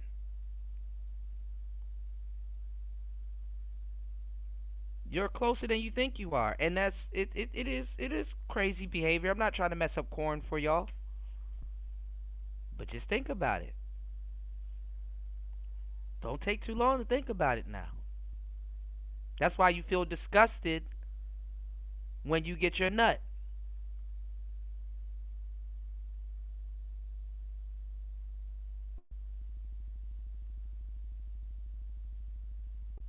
Post nut clarity.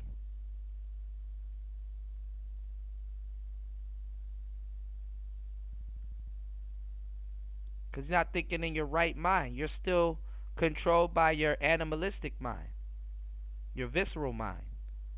You gotta get the freak off. Niggas done had freak offs with their own damn self talking about Diddy. And let me tell you something. Don't listen to your little goofy ass girlfriends neither, because her ass will run off to be at a Diddy party or at a freak off. And it's summertime right now. We gonna see. We gonna see. We gonna see. These bitches are getting flued out to Dubai and getting shitted on. To stop the madness. Yeah, I agree. Like, I've heard the rumors too. Like, I've heard those rumors for years because I've always had people. And girls like Cassie will be somewhere lost doing the same shit at Playboy Mansion. So let's stop it. I've always had people that were connected to people in the industry, and you know, even my wife knows like a lot of people. We've all heard it. In fact, the funny thing about it is the things he's done is far worse than what he's being held on trial for right now. Yep. Wow. That's usually what happens is that they don't catch the worst things you've done. They get you caught up on some. But I want to say stuff. this too when it comes to what Naomi was just saying about when you're held against your will. She also testified that if she looked a certain way, if her facial expression was a way that in which he disagreed with, he would abuse her and say, fix your face, or he would hit her or punch her in the face. Oh boy.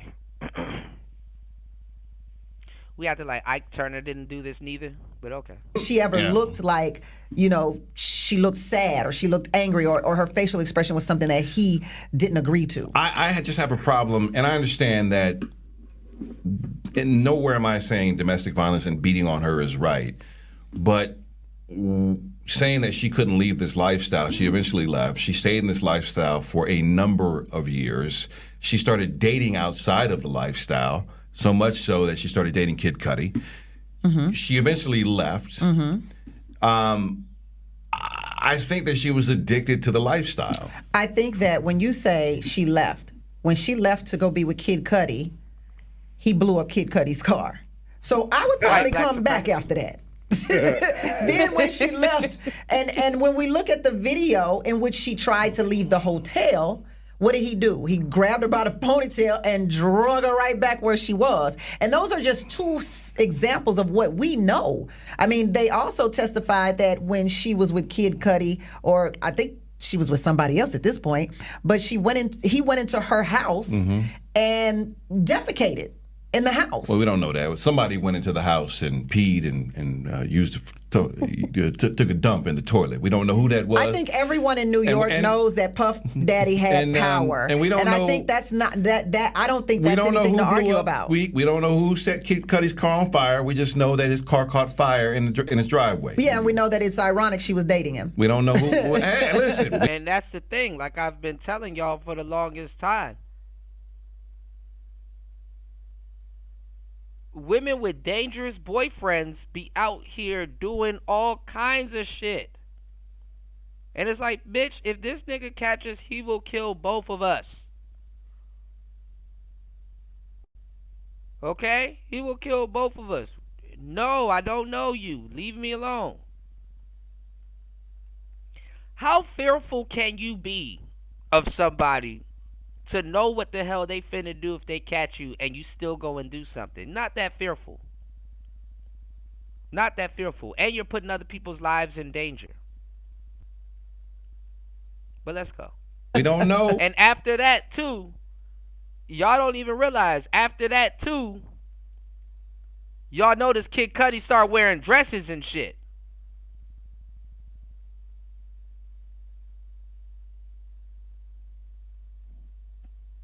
Let's not play. After that, too, y'all notice Kid Cudi start wearing dresses and shit.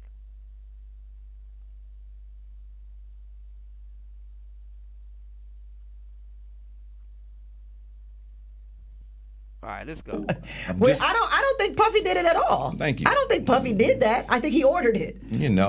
Right, that part. I've heard Right. that. Hello? Listen, we know that Mossad, which is the CIA version of the Israeli government, is And not. look at how backwards America is.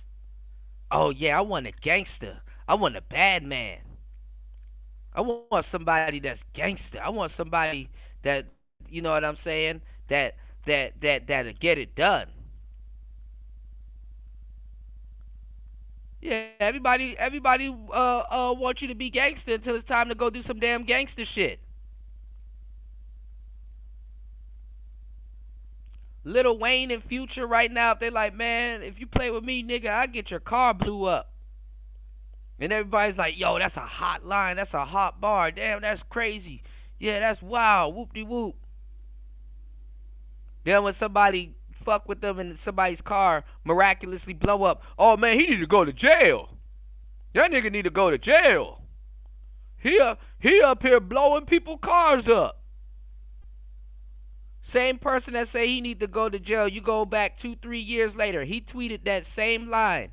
Yeah, man, fuck with me, I'll get your car blew up. Yo, this nigga cold. These people are idiots.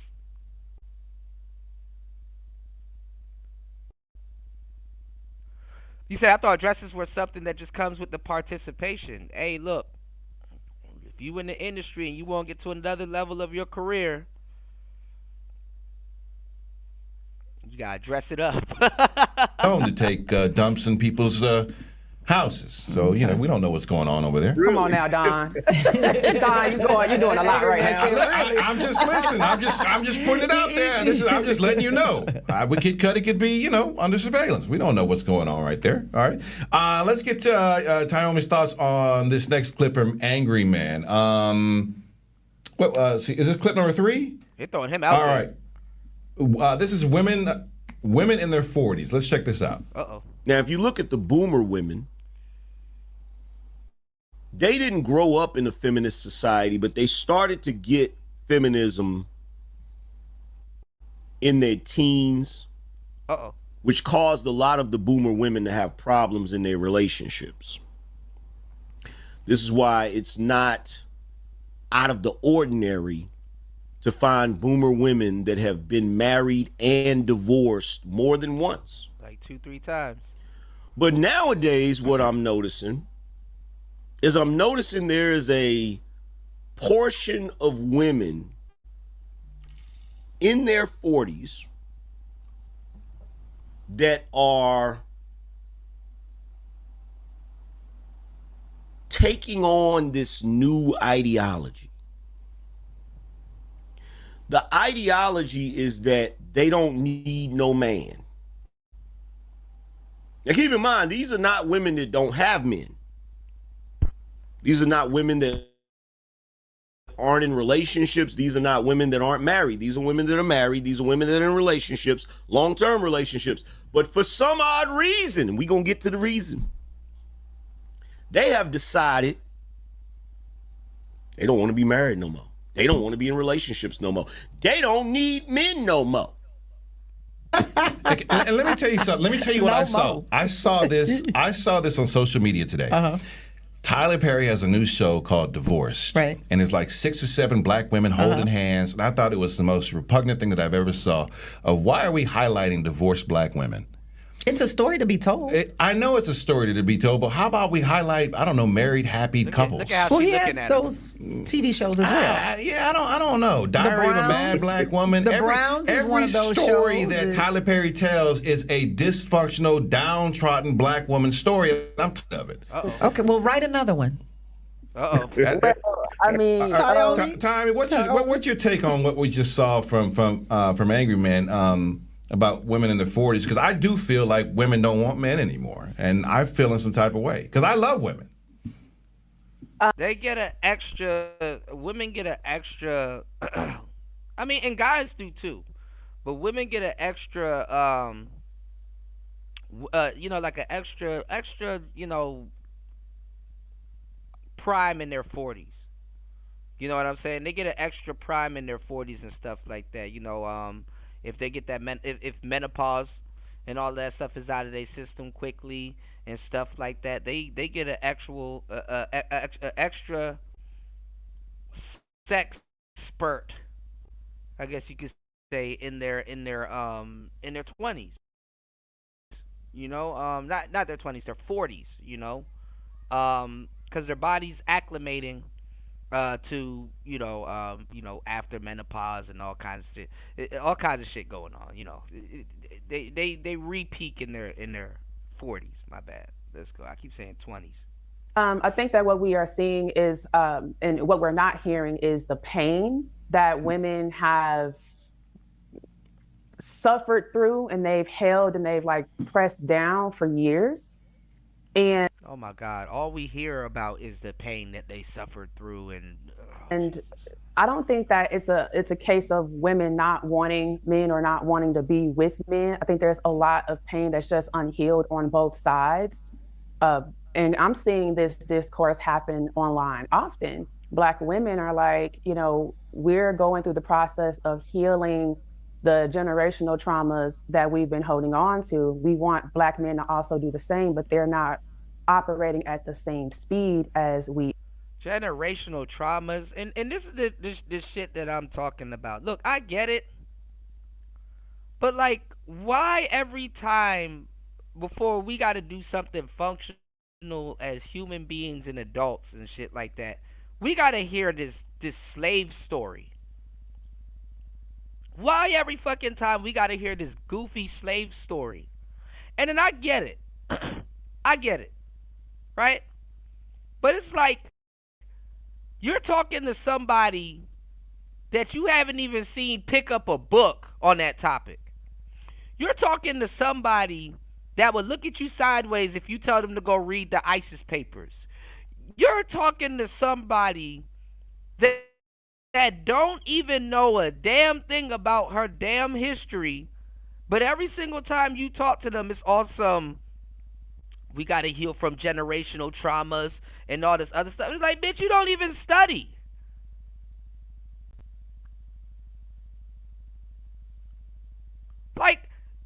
I'm better off going to go find somebody that's healed already, or that's aloof. It don't even exist to them. Why every time we want to do something normal, it has to be some bullshit kumbaya story that you don't even care about?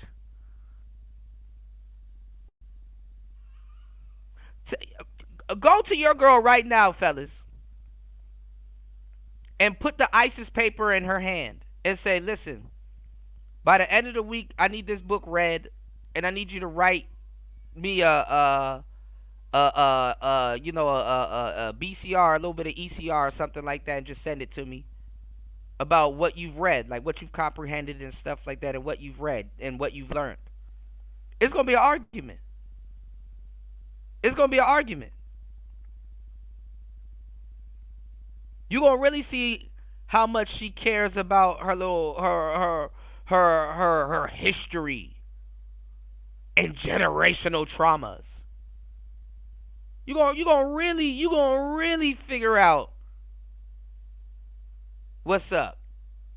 She don't care about none of that shit. Bitch, you got an iPhone in your hand. If you don't get the fuck out of here, generational trauma. Spell that.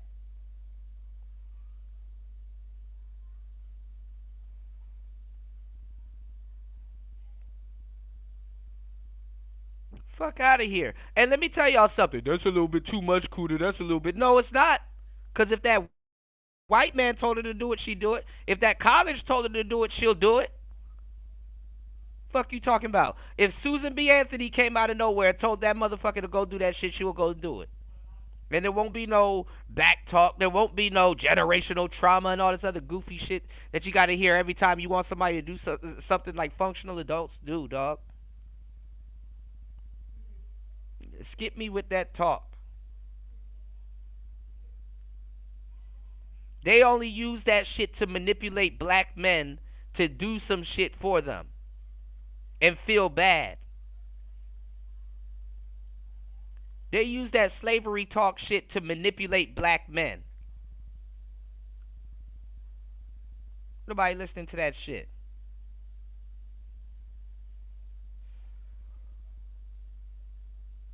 Right, man. We are. And what's happening is there's a lot of like finger pointing. And so instead, you could talk about some generational trauma, but the funny part is that they don't, she in the whole gutter sex community. What a generational trauma there.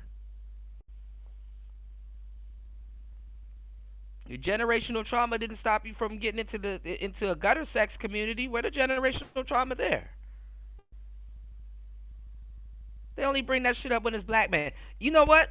I've never saw them sit around and talk to white men about generational trauma. I've never seen that ever get mentioned or brought up when they're talking to or dating white men. I've never seen it. I've never seen it.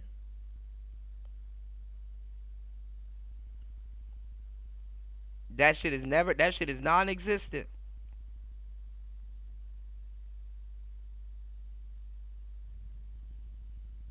Generational trauma. Get the fuck out of here. There being conversations centered around how can we heal together, it's just, well, you're wrong. And now there's a divide and there's contention that's created between the sexes. And statistics show that 12% of Black women have actually been married and divorced in comparison to 10% of Black men. And I think for the women who came up in a certain generation, like I'm a millennial, so like Gen X. Nobody really wants to hear those divorce stories because we've already ironed it out. We've already done it for y'all. We've ironed it out and we've done it for y'all. Women initiate those divorces. So you're just going to sit around and listen to women about initiating those divorces and then turn around and not take responsibility, because at the end of the day, they initiated those divorces. Like, what the fuck? Like, they initiated it.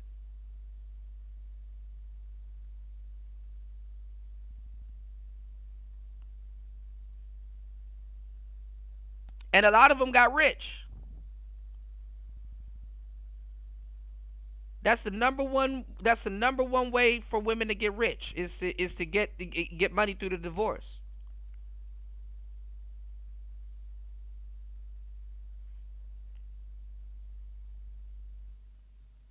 So it's not even worth looking into.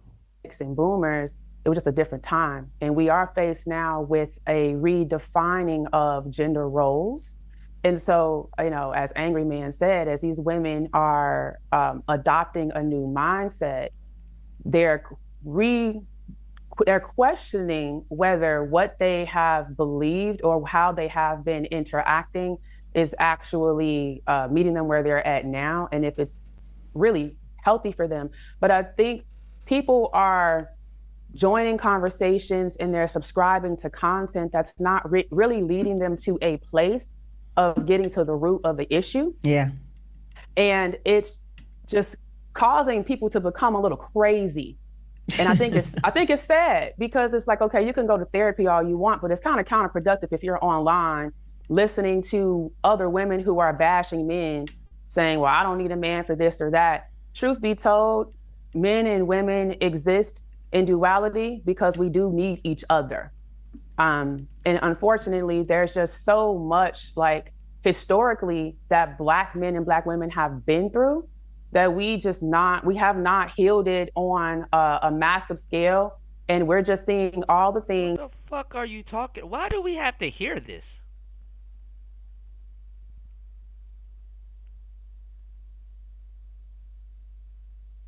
Healing on a massive scale would be you acting right and the Black family, nuclear family being restored. That's not finna happen, so why are we listening to this?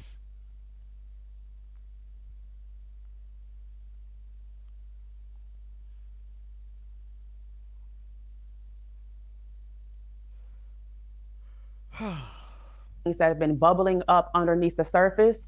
Yeah, I feel you on that, Ro. Coming to the surface because social media is giving people a megaphone to be able to talk about it. And so it's suffering that is being experienced at the hands of women that I think is in a way self-inflicted, because you got to meet this man somewhere. You know, there's not enough compassion being practiced. Right. And for the women who actually want to be with Black men, they're choosing to say, okay, this Black man's coming with 5-10% baggage, but the 90-80% cannot deal with that, you know. And the other part, of course, it's his responsibility to take care of that, but how can I support him through that? And Angry Man, we'll All right. get your take. Yeah. When we come back. Yeah. More Late Night Love right after this.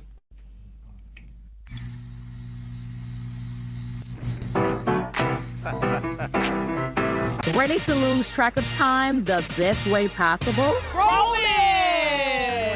From the funniest videos to the wildest things online, we do this. This is why Black men stay away from the church and all kinds of stuff. Honey child.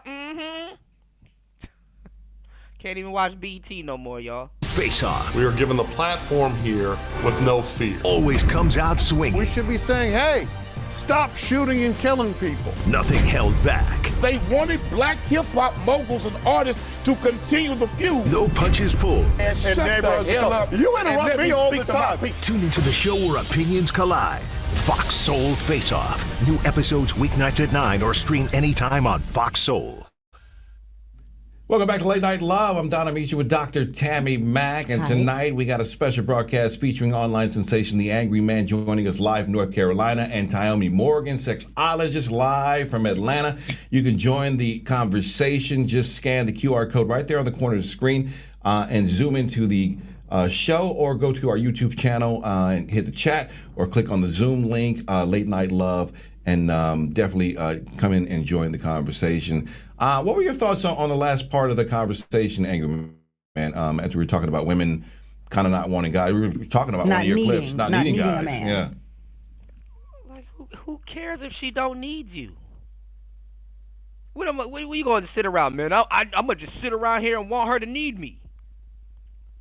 Who cares? You're mad at me because I don't need you. Who cares? Well, there's a lot to unpack. Unpack it, baby. We got time. They want him to argue. So here's the first thing. The first thing is there is a misnomer. The misnomer is that all of these women who have divorced Black men are healing from something, or they went through some sort of dysfunction or some horrible relationship. I don't believe that's the reason why all of these women are divorcing these men. If you notice, the men, she stated that a lower percentage of the men have gotten divorced because men are more loyal. Quite frankly, men are more loyal. You can't get a guy to change the football team that's been his football team since he was 10 years old. So on average, if a guy is in a relationship, in a marriage, even if the marriage has issues and can get really bad, a lot of guys will stick it out. That's the funny part. That's that part right there. And now Fox is all over BET. Wink, wink, nudge, nudge. You know what I'm saying? because they just want to try to make it work and stay true to their commitment. Those that actually do get married. As far as the women, what's happened with social media is that there are women who have picked poor choices of men to be in relationships with. And when that relationship went bad, they came online and basically created an entire movement around, I don't need a man. And what happens with that is, women, y'all tend to follow trends. So if something becomes extremely popular, y'all will actually follow it. Well, can you explain real quick, when you say poor choice of a man, that's someone like maybe somebody might have been going to the NFL, but he kind of busted, didn't make it, or... He was getting into that. It'll be a trend that'll be going on, and a woman be like, oh, I need me a Russell Wilson type of man. And then when that trend is not there no more, and you looking over at your man, and it's like, damn, he is kind of lame. Let me go find a different type of guy. Literally, that's what happens. Now the Russell Wilson type is played out. Let me go divorce him and get a Ocho Cinco or something. You dig? Or that's not a poor choice. No, I mean like a somebody in jail, a felon, a pookie. What the women call a dusty. You feel what I'm saying? Okay. The guy that. Come on, angry man. You know the verbiage. Don't freeze up now. Doesn't have a job. He doesn't have a car. They're trying to get you there anyway. Or a license. You know what I'm saying? He drops you off at work. So he's talking about baby boy. Baby boy. He's talking about baby boy. Yeah, basically. I need two grand to get these keys. Angry man, you can't tell us we choose baby boy and we gold diggers at the same time. You know what I'm saying? A lot of y'all be calling us gold diggers, but we can't be gold diggers and date baby boy. We got to be one or the other. Yes, you can. Well, no, because some women are dust diggers. Wait, hold on. Wait, what's a dust digger? The dusty, they dating a dusty dude. Women that pursue horrible men. Like they're look, I hate to say it, there are a lot of women out here that, because of the way they were brought up, they have low self-esteem. Mm-hmm. They don't have a high estimation of themselves. Mm-hmm. So they will seek validation where they got all their verbiage from them. They got all their verbiage from our space, man. We've impacted urban culture. Listen to people's vocabulary and stuff like that. I thought guys from this space are supposed to be incels and all kinds of shit. Now we got urban America using all of our verbiage. How does that happen? And they loving it too. Pick-me's and dusties and pookies and ray-rays and everybody got our verbiage in their mouth. Don't know where it came from. What does that mean?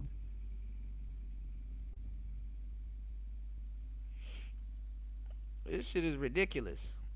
Wherever they can find it. So if they get a guy, they're willing to overlook those things because they're getting validation from that person. Pookie comes and starts lifting up their confidence. Yeah. And making them feel good. But and regardless of what he looks like, he makes me feel good. Maybe the sex is good, and he's giving me something because he's pumping up my head a little bit. Can I say this? The reason why women are saying that they don't need a man is the fault of the man. No, and I not. say that because there are not. too many men. That shit is for other women too. No, it's not. Don't lying ass man. Out here who have left the family unit and left women single mothers. And so if you've got a generation or 2 or 3 generations full of families without fathers watching their mothers do everything, why then would they anticipate that they need a man? If you've got these women looking at these mothers who are doing it all because their father went out for milk and never came back. Okay, but here's the problem with that, right? And I get what you're saying. The problem with that is, number one, you're talking about the boomer generation. That was the generation that started that foolishness, right? And my generation, Gen X, have did everything in our power to fix that problem, which is the main reason why when you look at the... No, that's not necessarily true, Angry Man. Because the boomer generation is telling y'all to, be hard workers. Go out, hard work. Man, listen, poor people are hard-working people also. Gen Xers, y'all have so much latchkey kids. And I wouldn't necessarily say self-sufficient. Kids, but y'all have so much latchkey kids, and the parents weren't there neither. The parents weren't there neither. Let's just throw that out there. But whatever. Shout outs to everybody here. Let's get at least 2 to 3 contributors on today's show. Let's open up the panel. Y'all can come up and call in. We've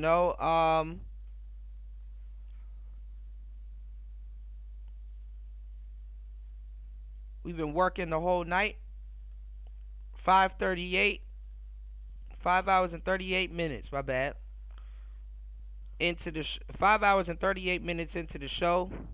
Please hit the like button and support the show. It's Player Talk Radio. Let's get it. The study that came out of the CDC and the article they did in the New York Times, they found that black fathers are the most involved fathers of all fathers, even if they're not in the household. Yeah, we talked about that Tuesday. I mean, listen, I through hell and high water stayed in my son's life, and it was one of the hardest things to do with a very uncooperative co-parent. And it's hard. It was hard, and still, my son is 26, still in his life, and will be in his life until I die. But it was very hard through multiple states. But it's still, but still, there's a woman there that he's watching do everything, and that's what I mean. Like, if you can be as involved as you want to be from afar, but I'm still 95% of the time watching my mother do it all. There's been a breakdown of the nuclear family, and that was by design. There's definitely a breakdown. That's by design. All right, it is. Some of it is by design, but who's keeping it going?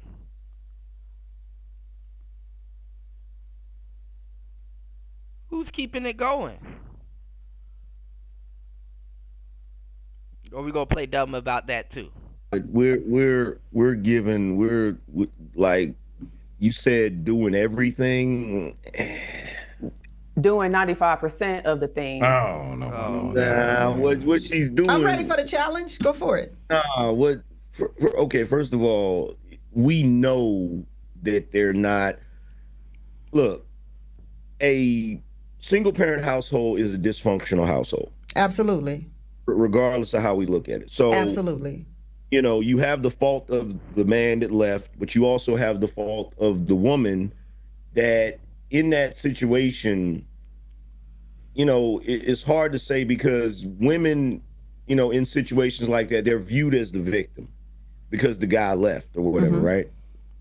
But the problem is, you have a lot of women that they're housing their children and they're maintaining their children, but they're not really raising their children. Right, Rogish. And that's problematic. The streets are raising that is problematic, but it's also problematic that it's not a man there to assist as well. Let me get in here from the chat. Light podcast, because of the movements such as sexual liberty and the lack of accountability when it comes to the delusion of not needing a black man, it's repugnant and repulsive. I'm not sure what exactly that meant. Tommy is a millennial. What are your thoughts on generation's need for a man? Or your generation's need for a man, excuse me. Yeah, there is a desire there for Black love to exist. And I mean, statistically, most Black people who are married to their own kind. Right. But I think that what we're seeing is just a lot of unhealed trauma that has just been carried through from generation to generation. And people really don't understand how to actually go about healing it. That unhealed trauma shit is a damn scapegoat. That shit is a damn scapegoat conversation. What do you want to eat tonight, baby? I don't know, because unhealed trauma. There aren't enough spaces created for Black men and women to do that kind of processing. Yeah. In media, we are not seeing enough examples of positive Black love being seen. I mean, you just said it. Tyler Perry has all of these, films. Okay, well, y'all niggas didn't support Family Matters and all them other shows that was out, so what's up? Y'all didn't keep some of them shows going, so why complain?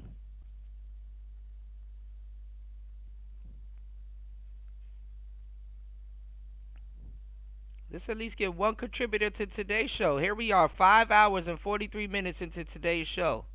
You see the fuckery get supported. Y'all don't be supporting the shows, and then when the show goes, don't complain. Don't complain. You think it's free to run Family Matters and all them other shows that's gone? The Bernie Mac show?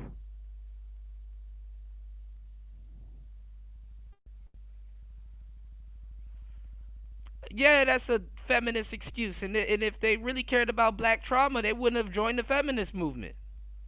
Where was Black trauma? Did y'all sit down and tell them the feminists about Black trauma?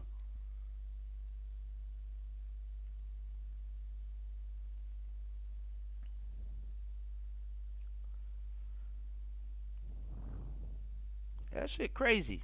Shows that surround black female struggle. Yeah. And so it's difficult for younger generations to say, oh, Black love is possible for me, when they're not really seeing it modeled in media. You get on social media, the algorithms actually thrive on conflict.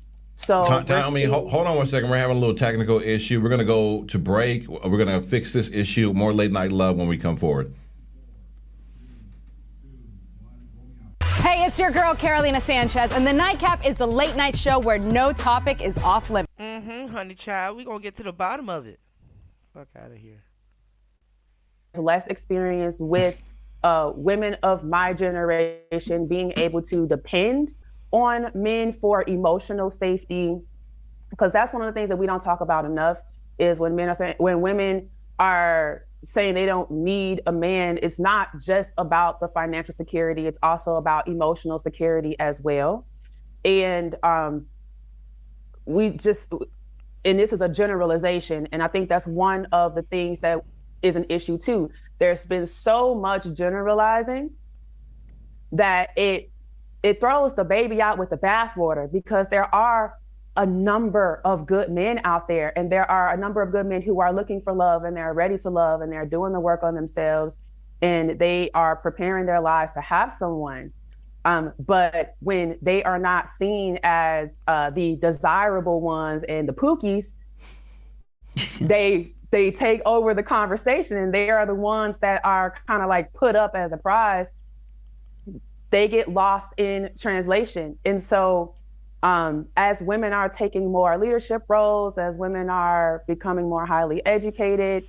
Why do they feel this way? Women are taking more leadership roles and becoming highly more educated and all this goofy shit. Is that what's going on? Women are taking up more leadership roles? They're becoming highly educated? And how is that helping the Black community? All of this leadership role in education, where does that help the Black community?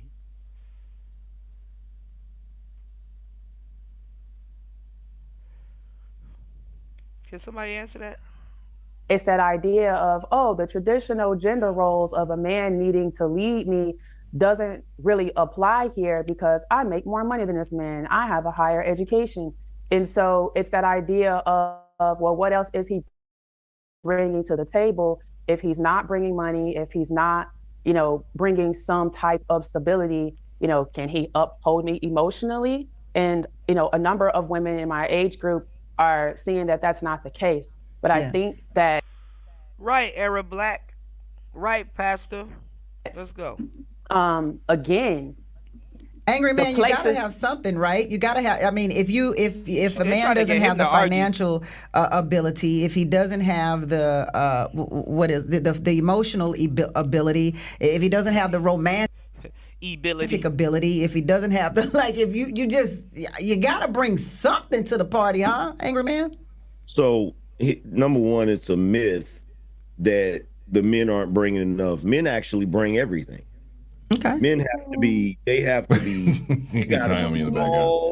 have money, they gotta be able to support you, they gotta be charismatic, they gotta be funny, they gotta be a million things. Most of the time when guys come into relationships or come into dating or whatever, we're coming into it in good faith. We're not coming into it with a ton of expectations. We might have maybe 4 expectations of what we're looking for, whereas women have a freaking Santa list. That's true. Of what you're looking That's for. true. And the other thing is too, y'all have this uncanny ability to take the man's struggle and make it your struggle. Because when you bring up emotional safety, I know plenty of guys that are in relationships and they go out of their way to be considerate to their significant other when it comes to their emotions. But men are the ones who are not emotionally safe around women. In fact, we had that conversation last time I was here. The moment that a guy is vulnerable with a woman and opens up and tries to show her, his vulnerability, he has to worry about that being thrown back up in his face when you have an argument about something. Let me ask you, Angry Man, you talk to your audience a lot. I see you have your lives. What do you tell guys about dating when you have your lives? Do you tell them not to date, or you tell them to watch out for women or be careful with them? I actually tell them, I actually wrote a book called The Angry Man Standard, where I actually explain to guys how they need to, first they need to understand women as they are, not the way we wish they were, not the way that women say they are. You have to really observe them and notice how they are, right, and understand that. And then you have to vet women to make sure you're dealing with the type of woman you're supposed to be with. Because I'm not one of these people that believes in 50-50. I believe in the traditional roles. Right. I believe in a man paying 100% of the bills and holding it down. She can work if she want to, but she ain't got to. You know what I'm saying? Because I'm not expecting her to hold everything down or whatever, right? But I tell guys that they have to pick the right woman. And to answer your question earlier about simps, the easiest way to understand what a simp is does the woman deserve all of these wonderful things you're doing for her? That's the difference. If you're doing all of this stuff for a woman that doesn't deserve it, you're a simp. If you're doing all of this stuff for a woman that deserves it, you're not. That's right? good. That's good, Angry Man. That's good. That's the only distinction. But I always tell them to be. You can't say that's good. Fake ass. Women, they're opportunists. You know what opportunists is? Take everything you can get. So if a woman, it's a bonus if a woman has a guy doing all of that stuff for her and she doesn't deserve it. Hell no, that's not good. Very mindful about who they're picking. And, I don't make any excuses for the men. In fact, a lot of times I'm really hard on the men. But at the same time, women nowadays got a lot of goofiness going on. And I don't think that they're leaving their men, especially the ones in the 40s. I don't think they're leaving their men because of past problems. I think they're leaving their men because nowadays the younger girls have made it popular to be a city girl. Yeah. I want to ask. Hold on, we got. Speaking about simps, I want to get to one more clip of yours that you had where you were talking about men are getting fed up. Let's get over to clip 4. Either way, one thing is certain. Men are fed up. Men are fed up, and no amount of simps, no amount of white knighting Walking them down is going to change that. I see how in these social media spaces, the women have went and conscripted simps to get on platforms and talk about, oh, the problem with you men is y'all ain't doing enough for these women. These women are tired of this and they're tired of that. No one gives a no one cares. No one cares because most of it is lies anyway. See, there was a time when men heard those lies and they're like, that's not true, and went out of their way to prove that they were lies. Now men are to the point where they don't care. Continue to tell your lies. I don't think men care. A good friend of ours told us, don't fall in love with women. I don't know who said that. You know exactly who. I have no idea. You see this person every single day. You see this person every single day. He got a bald head. He said, Tyomi, I do want to ask you this though. That's just a funny clip. I mean, I do want to ask Tyomi though, See, they know. because you are a part of the lifestyle. Do you think that women don't need men because women are finding each other now? Oh my God. No, I don't think that's what it is. I think that truly it's just kind of like a get back. I think that women are saying that they don't need men because they're really just hurting. Because on the other side of it, there's so many women who are saying, like they say that, but when they go to sleep at night, they really want somebody next to them. They really want a partner. They really want somebody to be there with them. And I think it's just a give back. It's an angry man's point around, city girl life. I call it hoe culture because that's what it is. Being popularized is this idea that you can just go out here, find somebody who is a simp or a trick or whatever, and you can have that same kind of dynamic, but it's not the truth because that's all transactional. Well, do you grow out of the hoe culture? Do they know that that's gonna come to an end? No, you can. When you don't want to be a hoe no more and you want to square up, but no, most hoes get aged out of the hoe culture, and this is where you start to get the madams. God damn. This is where you start to get the madams. What's going on, 1,000 Sons? This is where you start to get the madams, and this is where you start to get the... Shout outs to all my audience waking up. Good morning, y'all. We are here. I tried to start late last night. I need to get back my night audience. But shout outs to everybody here. We've been live for 5 hours and 54 minutes. If y'all can please hit the like button on the way in, support the show. Definitely putting in the work. Hardest working man on YouTube. Hit the like button, y'all. Especially y'all that's been enjoying the show. Now, shout outs to you, bro. Welcome to the show. You said, so how can you have all the ability to see the trajectory of societies you are in and believe that there can be a shifting? Hold on. There can be a shifting to more harmonious and a healthy state of relationships, man. Well, like we said, the nuclear family is done. And I'm watching all these new people come in over at the Lapeef and all these other, not the Lapeef, but the DJ Hamps and stuff like that coming in. Like, man, we're gonna, no, you're not. Y'all not about to restore no goddamn. Y'all not about to restore shit. No, you're not. Just stop. Y'all don't even understand basic shit. No, you're not. Respectfully. You said, but men are looking for women as the madame. Men are looking for honest, loving women they can trust. That's debatable.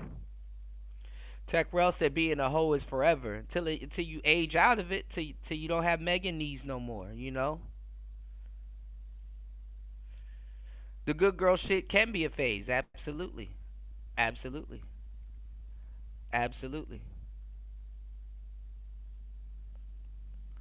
Shout outs to everybody here, man. All right, y'all hit the like button, support the show. Let's go. Let's open up the panel, y'all. Let's get it. But this is the thing. Well, This is whole the thing. culture in 304 is different. Okay, got you. But this is the thing. It's No, like it's not. that is a very specific culture and lifestyle that a particular sect of people are living. And the fact that it is now like mainstream and it's been proliferated throughout social media and throughout culture, there are people trying to take on this lifestyle. This is the thing. It used to be that way until shit started getting let out the bag, and a lot of you guys are having threesomes and don't even know it. A lot of you guys are having threesomes and don't even know it. It's just not together. It's just kind of jumbled up, you know? Most women can tell you a story about how they smashed 2 guys in one day. Most of them. Most guys can't tell you a story like that.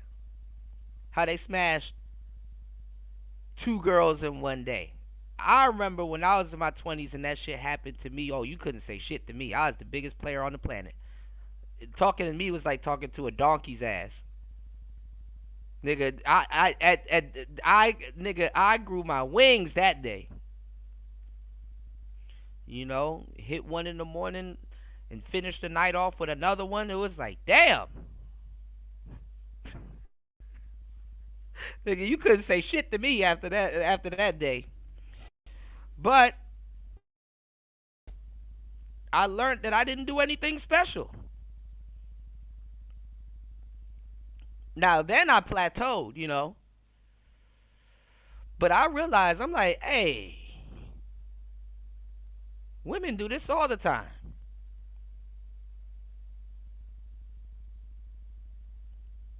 Women do this all the time. Now, I did some player shit. I can't really tell my homeboys at that point. Maybe 1 or 2. Because they wouldn't believe me. And then the girls, the 2 girls that they knew, they would have been like, what?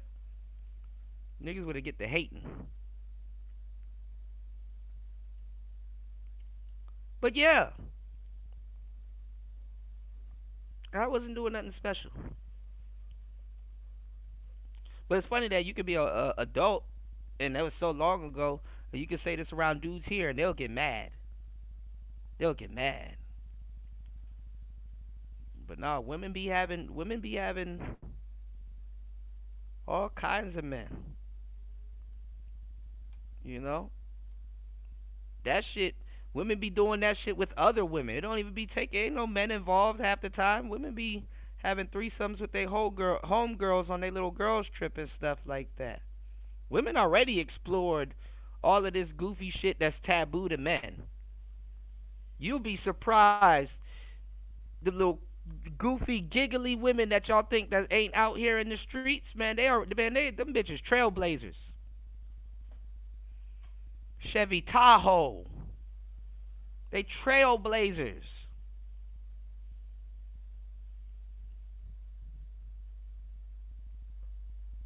And women are very good at hiding their exes. They are very good at hiding their exes.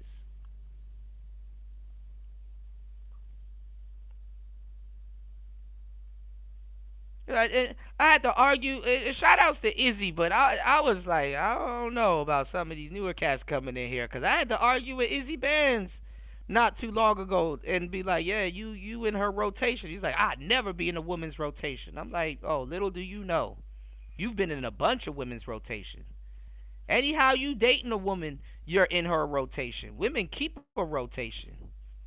Women are players. And dudes don't understand this. And they think they really judging women.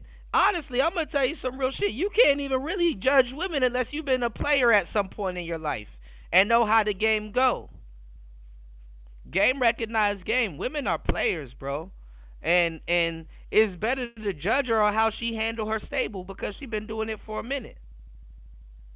I would judge a woman on how she handle her stable more than I would judge a man. Because I can't really judge or say too much to a man that really don't know what the fuck he doing. A man misusing or mismanaging his stable, that don't impress me. And that doesn't throw me off neither, because I understand. You want to know why? Because men don't get the chance to do that. I understand a man that mismanaged his stable, but a woman grew up with a stable of niggas. Her mismanaging her stable can lead to a man getting unsubscribed from life, you know? Her mismanaging her stable can lead to a lot of other different nuances.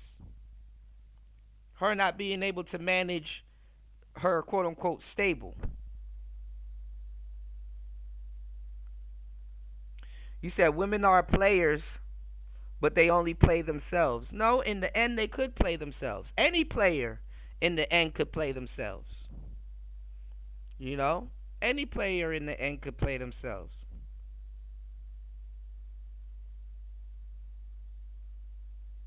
That's just a part of the game.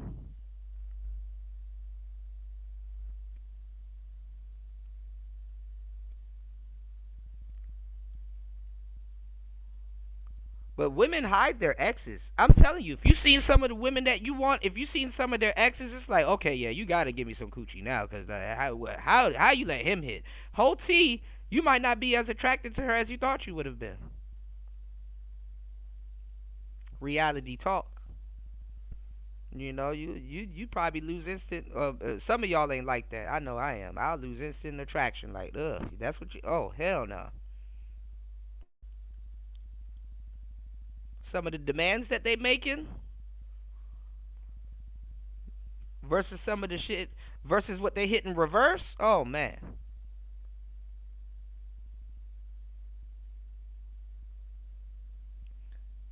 But like I said, there's always a man up that's out here that will wife up a corn star. So, you know, it is what it is. You dig what I'm saying? It is what it is.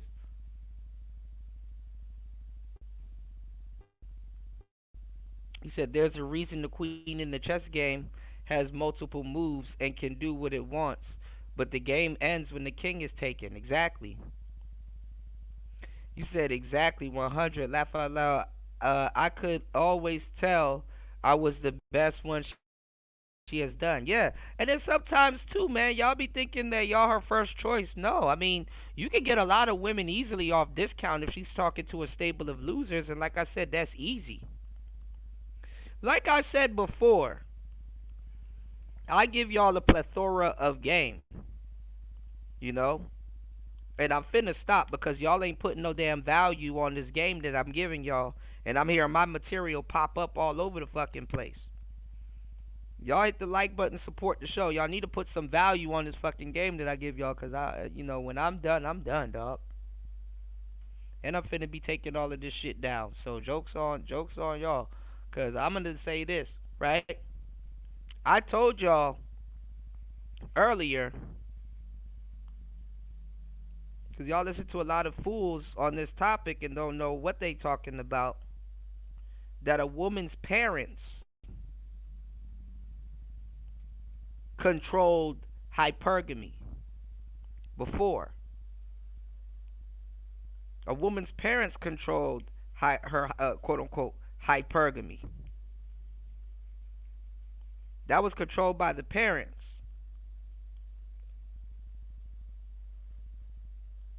Now, who's in control of a woman's hypergamy isn't necessarily them. They somewhat are. Yeah, of course, you can say they somewhat are. Or under the illusion that they're the ones that's controlling their hypergamy. You know, with some of the stuff and the things that they want and stuff like that. But now that shit is in the hands of the internet. If she don't know how to utilize the internet versus what she wants, or what's approaching her, or what's coming to her, or what she's giving play and what she's not giving play and stuff like that, she don't control hypergamy.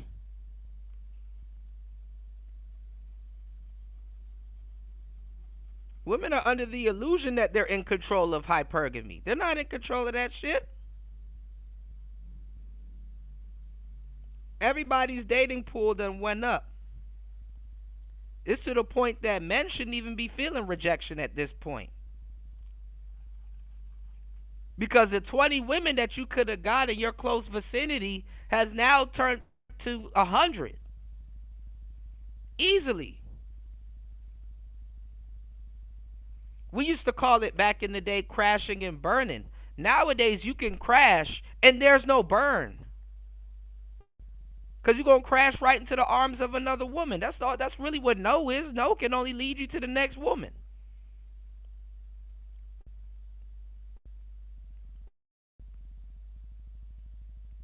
For sure.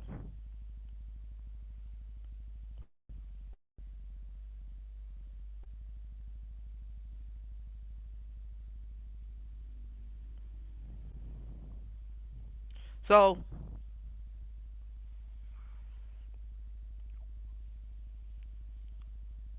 now to find the wife and the spouse, because you can meet hundreds of women that could be your wife, and ladies, you can meet hundreds of women that could be your husband. Yeah, 1,000 Sons, you probably missed that. Yeah, you better off getting rejected nowadays. Absolutely.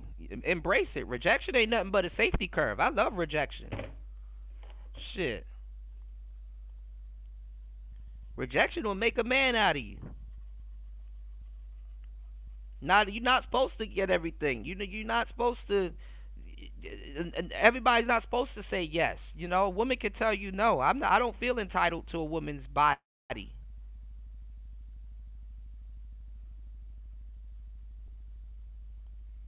That rejection is saving you for real, for real. She says yes, okay. She says no, okay. You didn't lose anything. Actually, you gain more points, because if you were afraid, or if you don't really approach people like that and stuff like that, you walk away with reference points. I give y'all the game and I talk about it. What else you want to know? Hit the like button. Support the show. Now, we'll talk about that a little bit later. I told you how a lot of you guys are cucked and don't even know it. Don't even know it.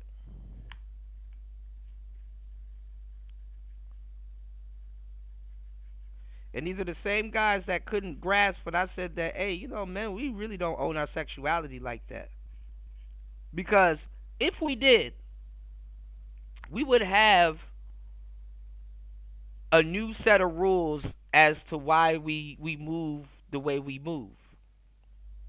And that's just straight up logic, since we're supposed to be the more logical sex. Men aren't really logical about sex. We're actually emotional.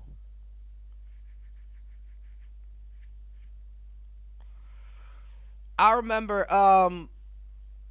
talking to one of my pimp player partners about back in the day about a concept that he ran by me, and he gave me some good information.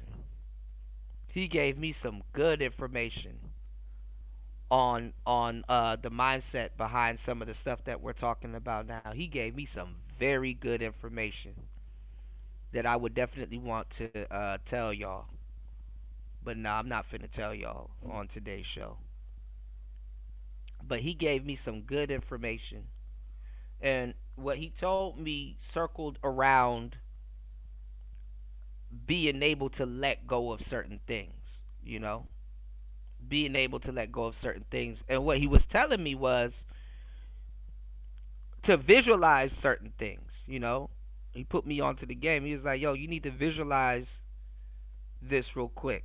And it's like, if you can visualize that, if this was to happen, would you leave? And I thought about it. And I'm like, yeah, well, the square side of me is like, yeah, hell yeah, get the hell up out of there. But I told him too, I said, but the player side is like, nah, you take that as an opportunity to go get some, you know, get cashed out. You know? Let's open up the panel, y'all. I want to talk to y'all about some stuff. And if y'all got some questions and stuff definitely call into the show. But I thought about it and I was like, dang. That's some real shit. I never thought about that. He was like, you know what? To desensitize yourself with any situation you get into, think about it just like that. And I said, dang, that's a point well taken. I can agree with that. That's a point well taken.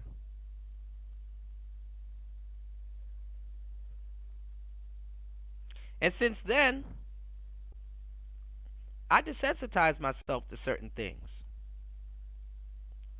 that dudes will, be livid about. They'll be up in arms and all kinds of stuff. And respectfully, I'm not saying that, you're not less of a man if you don't get mad at that. I mean, honestly, that's the original,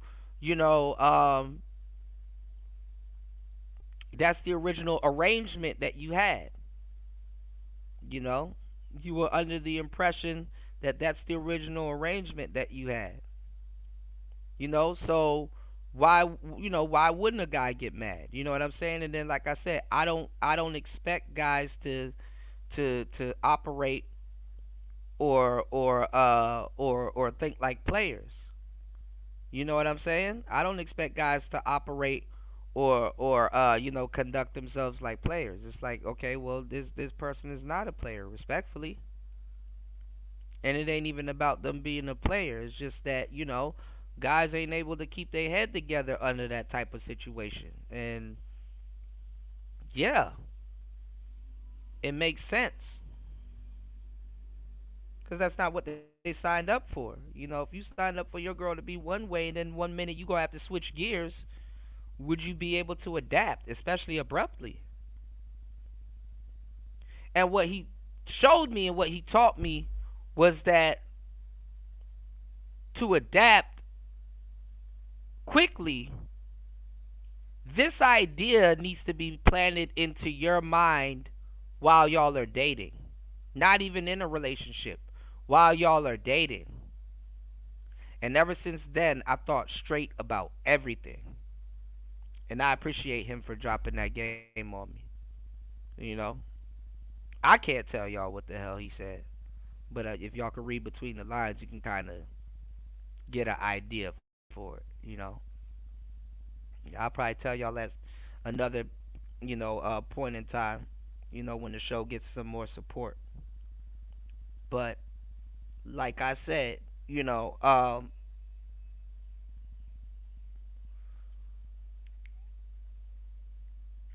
either hoe up or blow up. If she show up, you either hoe up or blow up. So it is what it is. This woman is in a certain type of lifestyle, and nobody's gonna sit here and ask, yo, have you slept with a white man before? Think we know the answer to that. Let's go. That's just not them. That's not who they are. So it's really, to me, a misstep for the women who are choosing to go down that route. And, to the point of like emotional safety, it is a fact that Black men do not have the same outlets that Black women have in order to be able to express themselves in a healthy way, in a safe way. And Black women honestly do need help around how do you support Black men to uphold their emotional safety as well. I just see that there is an imbalance here that we're actually not addressing. And there's just so much finger pointing where I'm like, what is the solution? How do we create less of a divide and actually bring each other together? And that's through creating more spaces for healing healing through listening to each other, through actually understanding each other and having the tools to be able to navigate these situations, because this stuff is not going away. It's just being rebranded.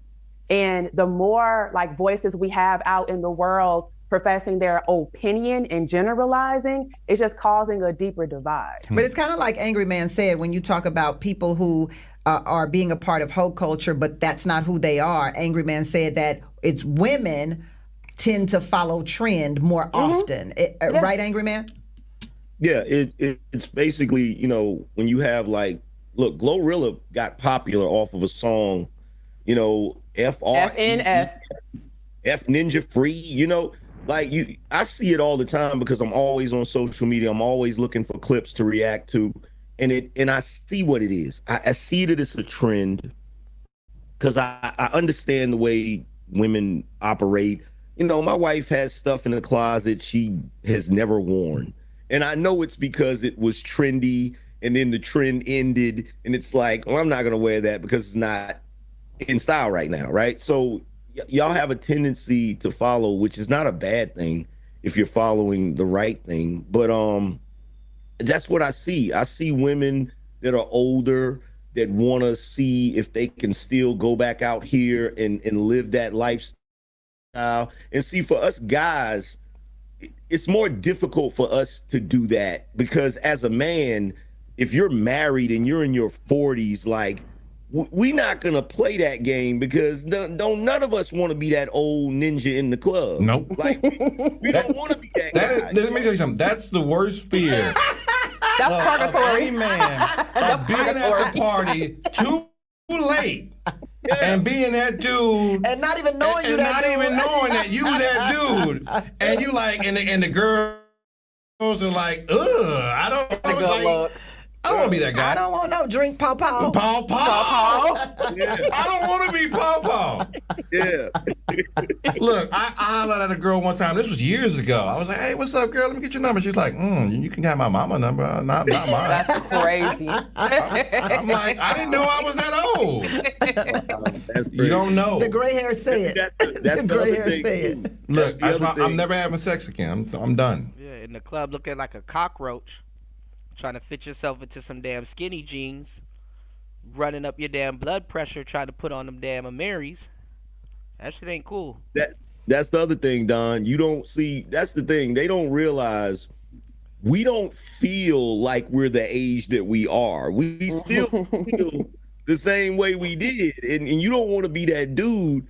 Look, I'm gonna tell y'all the truth. I like being on the couch watching TV. Absolutely, absolutely. I ain't about to be in no club. You know what I'm saying? But because that's the thing, angry man. It's like where you're at, and I think a lot of women they feel like they have to compete, and then that's also a discourse too online. It's like there is this ageist thing happening with the younger generation where they gotta compete with other women.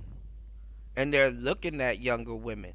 I mean, I'm not gonna lie. You got a bunch of grown ass men trying to walk bow-legged, and they take after NBA YoungBoy. But you got a lot of women in their 40s and 50s trying to be Glorilla. For real, like seriously trying to be Glorilla.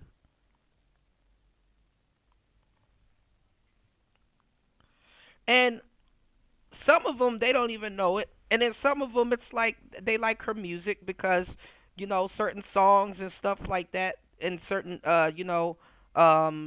things can drum up an emotion. They can drum up an emotion. Like, you feel good when you listen to her music. Her music actually, makes you feel good.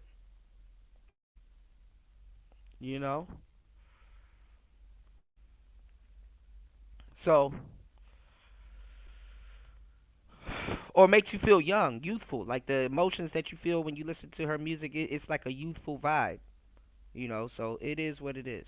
Once you hit 30, you are auntie, you are unc, and they have and you don't have no business wearing certain things. Yeah, they have a fear of growing older, and it's this idea that if you're older, like dating is done for you, love is done for you, having fun is done for you. Having a career is done for you. Having weave is done for you. Wearing booty shorts is done for you. And I'm like, just wait, 10 more years, boo-boo. Wait, no. You're going to be there.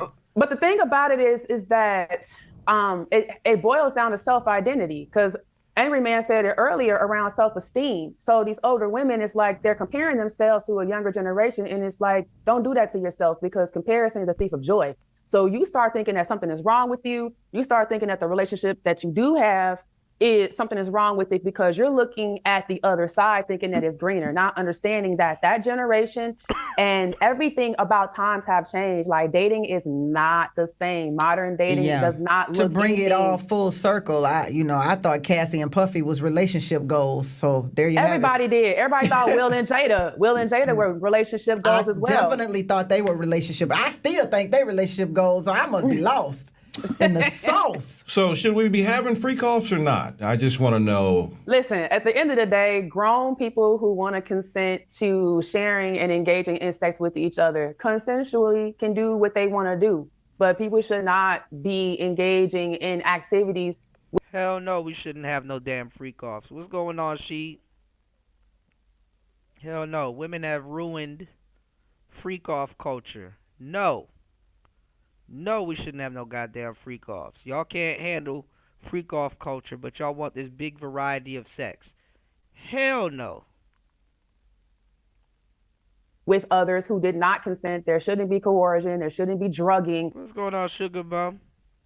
There shouldn't be any of that going on or any type of abuse that's involved in that. What you do in the bedroom is your business, and it's between consenting. Well, obviously it's not. Adults, and consent can be reversed at any time. So people need to play responsibly, but it's not something that people have to do. Let's get to some comments from the chat. Marlon Cozy, how can a man earn the trust and lead the woman if she doesn't listen? Angry man?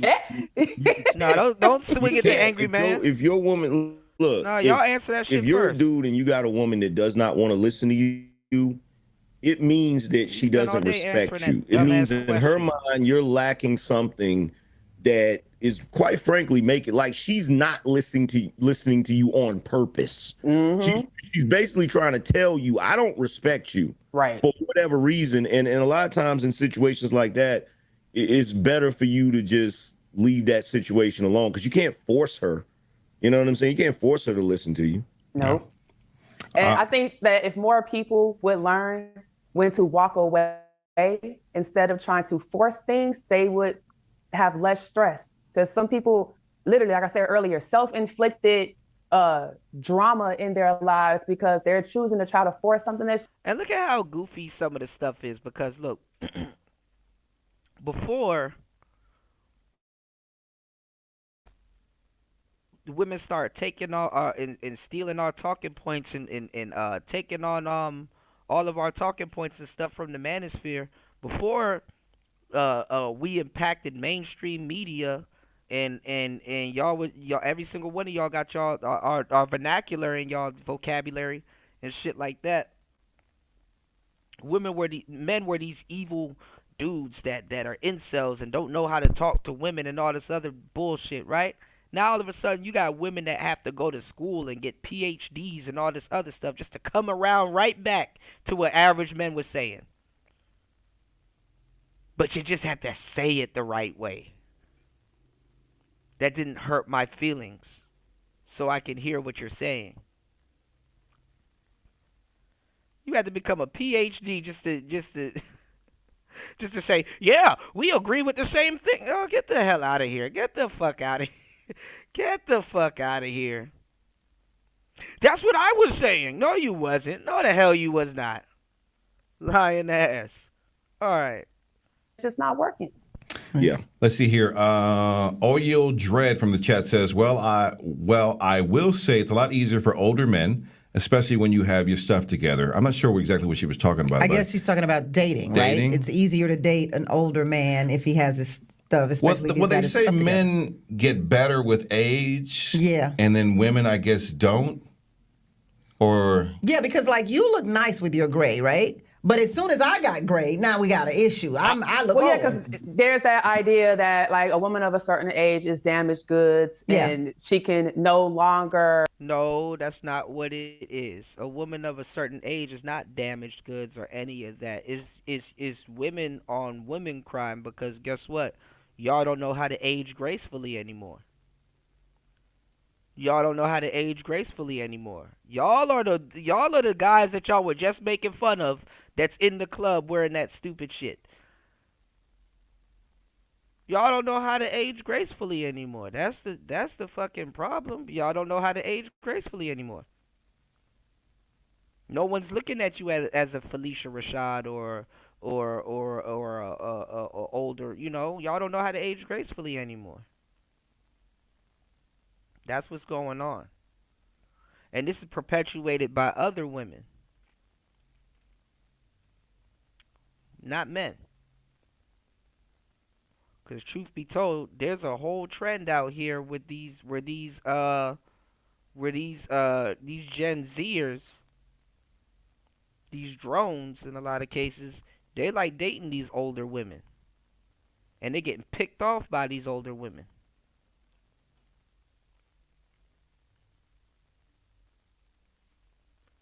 Let's get it. Because of her attractiveness level, she can no longer pull the same type of men that she was able to when she was younger. So it's like, women are only as good as their youth. And so that's not true, though. That's not true. It's just that you're not in your prime anymore. Of course, you get more options in your prime, but that doesn't make and that's the problem. And that's why when I was telling you guys about the different levels of being a player, y'all niggas was so fucking confused and dumbfounded. First of all, as an older woman, if you knew anything about anything, you should be a little bit more happy that you're not getting all of that attention, because you don't need all of that attention. For what? Y'all didn't even know what to do with the attention when y'all were in your prime. Second of all, it never crosses your mind that now it's better to date for quality. Because when you start dating for quality, you don't need quantity. You start to realize that, yeah, actually I don't want all these eyes on me. Actually, I would like to move low key. I don't need a bunch of people validating. Nigga, you old. You passed the validation phase. You've been validated, invalidated, validated, invalidated, validated. What does validation mean to you at that point? And that goes back to what I just said. Dropping endless games. Y'all hit the like button, support the show. Let's open up the panel. You did not age gracefully. If you old and you still worried about validation, bro, just hang it up. Pack it up. You didn't age gracefully. Here's the thing, and y'all are not gonna like this, but it just is what it is. For women, y'all are like NBA players. You feel me? Like, once you have a couple injuries and you know what I'm saying, you done got a little bit older, you're not Kobe when he first got in the league. But neither are you. You know what I'm saying? Like, right. Look, she mad as shit. Not even listening. When men get older, we get into our prime in our 30s, 40s, and 50s. You want to know why? Because our dating pool opens up a lot more. A 16-year-old boy, there's but so much people he could date.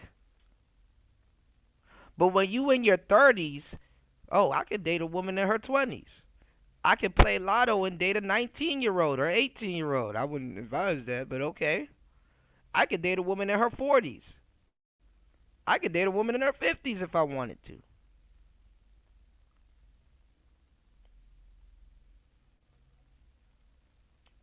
Your dating pool opens up. It gets better. And then you're a lot better because now, guess what? You should be a little bit more knowledgeable. You should be a little bit more wise because you're learning things along the way.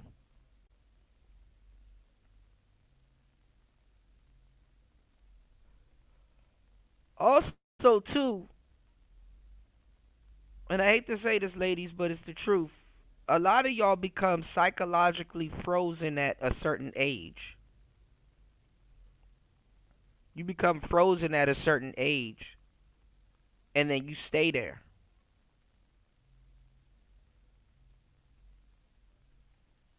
Never mind. You want to lay on the couch. You don't even want to go to the club no more. Well, Bill Belichick got a young one, though. But listen, for men... Bill Belichick got money. Come on now. But listen, for men, we're not like... we're not like in the dating world. We're not like NBA players. For men, we're like golfers.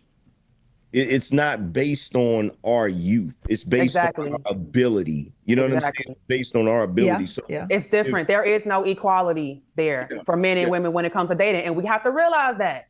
You know, stop trying to compete in a young woman's game. Compete at the level where you're at. Wait. What does that mean? Stop competing in a young woman's game? Well, she's though, like you trying to be a city girl and you 45. I'm trying to be a city girl. Like not you. You're not a woman. No, the women. Wait, no. Wait, I missed something. Like what it means is women that are older, women that are over 40 is what they're considering. Oh, I don't know how over 40 is old. That's weird to me, but okay. It's not to me. That is weird. That is weird. But when you look at women that are older, which I would say is, 50s, 60s, if you're still single or whatever, you gotta date Otis. You have to date Otis. You have to date Otis. Shut up. I gotta date Otis with the keys. I mean, you ain't got it. Hold on, let me time out Nightbot. God damn. With the keys. But you ain't gotta date Otis. No, but this is my Tracy thing. Ellis Ross said she dates young guys all the time. Well, I feel like you have to date on your level, and on your level doesn't necessarily mean Era Black Diddy Bopper is crazy. Age. Right. Where are you mentally? Where are you just in life and in your life's journey? Because I know some 60-year-old women who's dating like men that's like 20 years younger than them, and I'm like, okay, I see. But we had a doctor on this week, and he basically said that older women, because they're running out of eggs, they tend to date younger because he said the same thing about men too. Yeah, they tend to date younger because they want to give those eggs the best chance, the remaining eggs the best chance for fertilization. So they tend to date younger. There's a need to procreate there. Wow. And that's why. I gotta say this, y'all. I've been having a lot of like 22. That's cap. Women nowadays are getting a second lifeline because you can have man. There's so much women now having babies at 42. It's ridiculous. So there's a lot of cap behind that. It's an old ass conversation. 2-year-olds in my DMs, and I'm like, y'all, I am 15 years older than you. Why are you at me? And what they have generally said is older women just love differently because the women in their age bracket are obsessed with material things, with money, what a man can do for them. And in their minds, they're saying older women aren't like that. He likes Angry Man. He low key, like a lot of people, been listening to these spaces and stuff like that. UFO. What's going on, McCann? He likes Angry Man, and he low key listens to these spaces and stuff like that. So. But he works around a bunch of women. You know what I'm saying? That Fox Soul. So he really can't be as open as he would like to be. So he kind of trying to lean on Angry Man, but let's get it. They aren't as obsessed with material things, and they just love differently. Well, they know how to have sex better too. Also, young women don't know how to have sex. Experienced though, right? Yeah. In life. Yeah. But the problem is younger dudes. I would caution any woman that's older, because there are women that are older that still have retained their beauty, that haven't really, fell off as bad as some do. Mm-hmm. And the only thing I'll say is when you're dating younger guys, you got to be cautious about that, because I can tell you right now, younger dudes don't know what they want. Like young nigga energy and shit like that. You up there dating a nigga with a shiesty mask on, and then wondering why you getting in the shootouts when you trying to drive to the McDonald's down the street from your house, cause he done spun the block a couple of times in your car, and they know that car too. In their early 20s, they don't know what they want. They're not where they need to be mentally. Bitches up here getting into shootouts in the minivan and shit. Financially, any of those different things, and it's going to be disastrous. That's all I'm saying. Yeah. It might be Demi Moore and Ashton Kutcher, and then Cher was dating the younger guy. Was he a rapper or something? Well, he's an A&R guy. I think they're still dating. So. Well, they broke up, gone together. But I mean, do we really see him you know. Well, listen, we got to wrap things up. Tyomi Morgan out of Atlanta, sexologist. Thank you so much. Where can we find you, Tyomi? On Instagram at Real Glamazon Tyomi, YouTube at Glam Erotica 101, and Twitter at Glamazon Tyomi. And you got the big party coming up that we're working on? September 13th, Erotic Rodeo in Atlanta, blackeden.net. Make sure you guys go get your tickets. That Erotic Rodeo, baby, right, gonna Tyomi. be some. And Angry Man on YouTube, if they want to find you and check you out, what's the Angry Man channel? On YouTube, it's at The Angry Man Channel. On Instagram, it's at Angry Man Channel. Y'all can find most of my content there and links to all my other content. He's just nice to meet you, Angry Man. Well, he's not angry, and it's just I don't know. I mean, Yeah, I like Tyomi's No, I seen your clip. Some of it he be angry. Don't even try. Don't be angry. You gotta see him. Madman. I love him when he just be making the facial features. He be letting them talk, and he just be poking in like. That right there, you gotta see him. Thank you both so much for the great conversation. We'll have you guys back. More late night love when we come forward.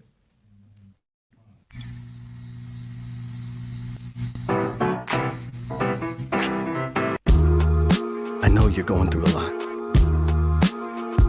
I wonder if you know that we can get help. Let's see how far we can go. Love, your mind. Well, see, that's because in your mind, Sugar Bum, y'all expect men to have certain things at a certain age or have a certain level of maturity at a certain age, but it's different. It's different going into the future. So y'all still believe in taboo stuff the same way a lot of dudes believe in taboo stuff too. Ready to lose track of time the best way possible? Rolling! From the funniest videos to the wildest things online, we do the scrolling so you don't have to. It's Usher.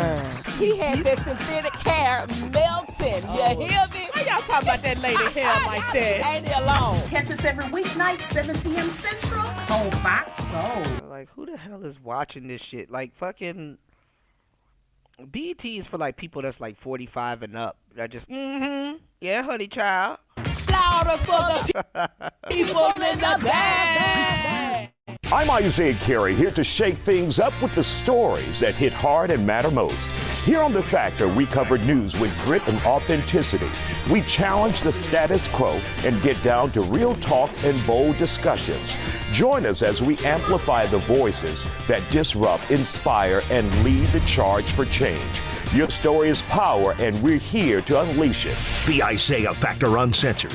New episodes weeknights at 10 or stream anytime on Fox Soul. Hey, it's your girl, Carolina Sanchez, and The Nightcap is the late night show where no topic is off limits. Join me as we dive into the wild world of relationships, sex, and everything in between. From hilarious dating disasters to steamy secrets, you know we've got it all. We've got celebrity guests, expert advice, and a cocktail in hand. The Nightcap is your guilty pleasure. So grab your drink and tune in because the best stories start after dark. The Nightcap. New episodes weeknights at 11 or stream anytime on Fox Soul. I know you're going through a lot. I wonder if you know that we can get help. Let's see how far we can go. Love, your mind. Welcome back to Late Night Love. I'm Don Amici with Dr. Tammy Mack. Hi. Listen, we're talking about relationships. We're talking about love. I want to thank the Angry Man and Tyomi Morgan for hanging out with us for an hour. We, trying to solve the world's problems, one clip at a time, I guess you could say. One clip at a time. One of the stronger women's voices on social media is Ebony M. Ford, who I have a love-hate relationship with. She's, I don't know. She used to be like anti-male, but then like she's changed her videos. She has this take on who gets the house in the breakup. So I commented on somebody else's post today that the man needs to be the one to move out of the family home when divorce is impending, and y'all were all up in arms about that. And I agree. I know how you guys need to have your stuff broken down infinitesimally so that your little brains can process it. So let me clarify, okay? So divorce is going down. Doesn't matter who initiated it. Somebody probably needs to move out of that family home. They probably don't need to be living together, okay? Can we agree on that? Cool. The person that's moving out does not need to be the one with the kids. Whoever's staying with the kids, whoever keeping the kids with them in the interim before you go to divorce court and get everything legally hashed out, whoever's keeping them kids with them needs to stay in that house. It's a lot easier to move one person than it is to move, let's say there's 3 kids, than it is to move 4 people. 3 of them being children. That's very, very unsettling and what is she talking about? Upsetting. Let them 3 kids and whatever that parent is, mother or father, stay in that home. Can we agree on that? Which parent is it going to be that's going to have them kids? Y'all want to argue against biology and tradition and status quo. Them kids came out that woman body. Chances are them kids going to be with her. Now, if you got a man who stands up and says, no, I'm going to take the children, and the woman agrees with that, well, then he should be the one to stay in the house and she should get out and get the apartment. Do you see where I'm going with this? That man is not going to keep them 3 kids with him. He going to have them kids back before 6 hours because that man can't deal with them 3 kids on his own. That's cap. Okay, but if you want to try to stand up and say he should keep the kids or he should be the one to stay in the house, well, go off. I've seen a woman with kids move into this dude's house, then lie on him, and end up taking him to court and keeping the fucking house, his house that he paid for, and the kids. Trying to get him kicked out of his own shit. Argue with somebody else, not with me. Argue with your mama. Or I guess we can switch and just leave the kids stay in the house. We both go back and forth. Yeah, that's an option. I know some people who do that actually. Yeah, that the house, the home is where the kids' normal is. But didn't John and Kate Plus 8 do that when they got a divorce? I didn't watch it. I think John and Kate Plus 8, which was a TV show. I remember the show. Yeah, I just didn't watch when it. they got a divorce. It was disastrous. It was disastrous. A horrible divorce. They when they got a divorce, they kept the house for the kids, and then they went both back and forth. went back and forth out I of the think house. that's a great idea, to be honest. I mean, it's inconvenient, but you did it. You did. Your do bad. It. Your bad. Now look what you caused you. The angry man once called this next poster Princella, the Kevin Samuels of women, and I'm still trying to figure out, is she a stud or is she just not my business? I just want to hear the message. Here's a sample of her. See, you want a man to trick on you and pay for you, but you can't close your legs, which tells us that you are more desperate for a man than a man is for you. See, a beggar. So who's the pick me? Who's the pick me? So who's the pick me? Right. Yeah, it's them. Right. So that means they stocked and went down. Because Lord have mercy. No matter how much they learn about men, they deep down still desire men. And they can't close their legs, which means that they have given men the power. Of course they can't close their legs. They put millions of dollars into telling women to open their legs. They told y'all it's power to open their legs. And of course they're not going to close their legs. Other than men hounding them down to keep their legs open, you got women like you that's hounding them down to eat whatever in between their legs. And begging. Oh, studs be begging like a motherfucker. Baby, I'm begging, baby. They be begging like shit to eat that disaster zone. So, hey, how can they close their legs? Like, as a man, you can never out-simp a stud. You can never. I'm telling you. And if you hear anybody say that, they stole it from me. You can never out-simp a stud. It is virtually impossible.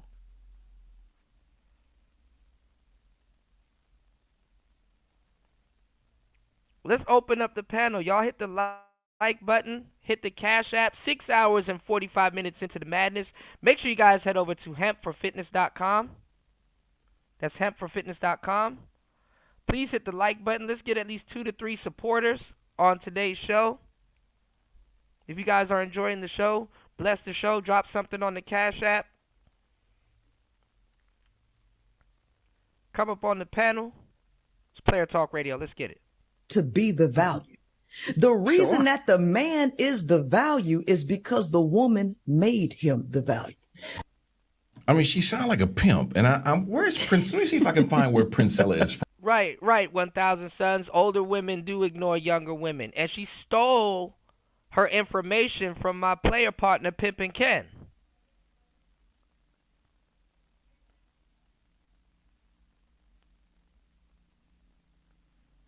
I agree with that, UFO Kamikaze. I agree. Yeah, studs stay getting played. Absolutely. Let's get it. Because I really don't know what she said. I'm sorry. What did she say? Wait. That you open your legs, now the man is the value, you're Wait. not the value. Wait, can we rerun I think that? we're both the value Can here. we rerun that clip again? What? No, I just want to see it again.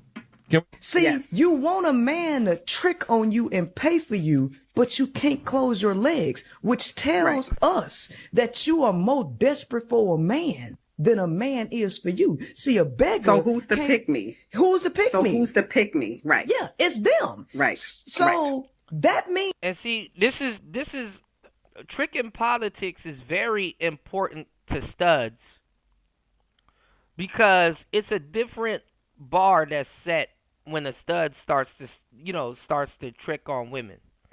It's a different bar that's set between a stud and a man. But they're catching up. Women are starting to develop their own different type of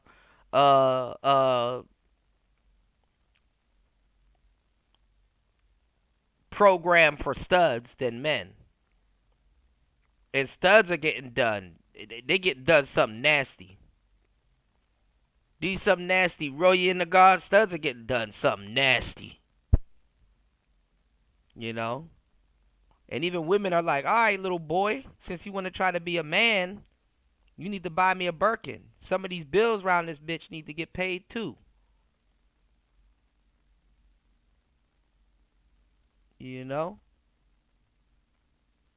So some of these studs, they're not getting what they bargained for. This ain't 2007. It ain't fun to be a stud no more. It ain't fun to be a little, little vacuum cleaner anymore. You know what I'm saying?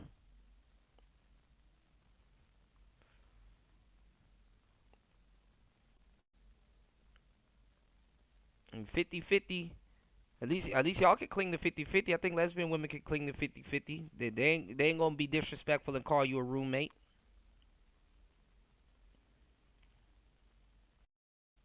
But hey, it is what it is. Means they stopped and went down.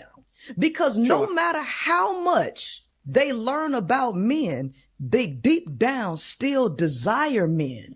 And they can't close their legs, which means that they have given men the power to be the value. The reason that the man is the value is because the woman made him the value. So she sounded like a pimp. Now her name is Princella Clark. She's a relationship strategist and founder of the Queen Maker LLC. She's from Houston. Okay. I help women of all ages, backgrounds, and ethnicities heal from years of relationship trauma, understanding male psychology, and reclaim your power. I've walked the path from pain when to she purpose. says deep down, you still desire the man. Well, yes, I still desire the man. Yes, with my legs open or with my legs closed, I desire the man. Yes. Preferably with the legs open. Well, for the man, preferably with the legs open. Yes, preferably. For me, For legs society. open once you've decided that you're trying to be with me in a committed relationship. But she's basically saying, if you're sleeping with all these men, this the men that's got the value, not you. Or if you're giving it up too soon, you've now just given your value to the men, which is pimp talk, because now sounds like the P is the. She has to try to emulate a pimp to get anywhere with you hoes because you are hoe-minded. You are not square-minded. You are hoe-minded.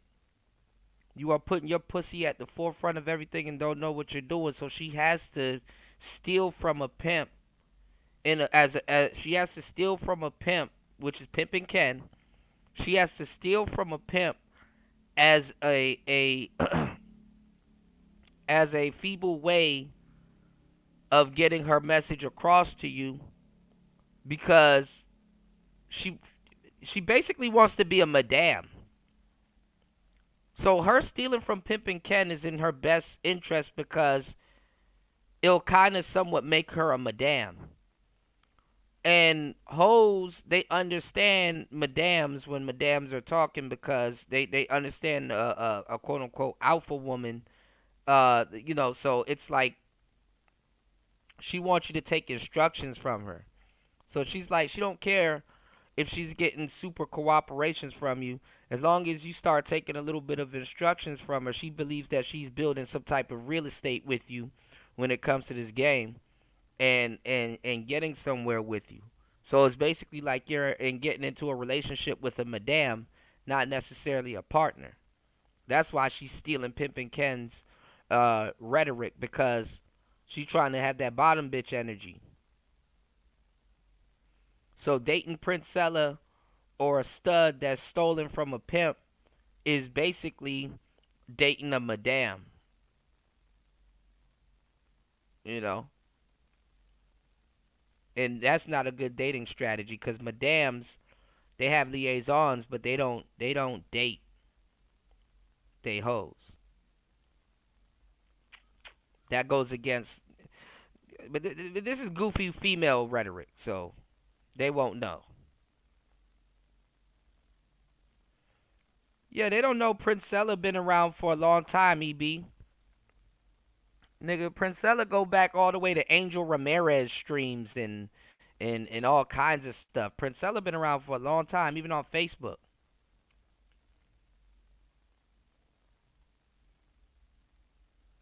These people are goofies, man.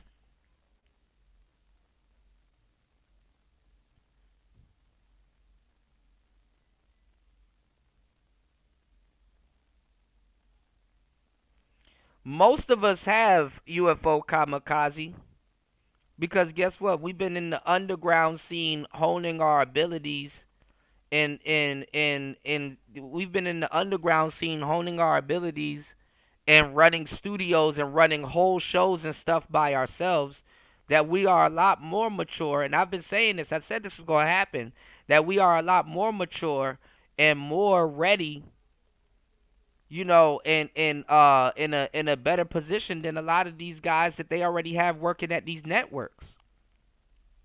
We're going to show up. We're going to work. We're really going to do the content.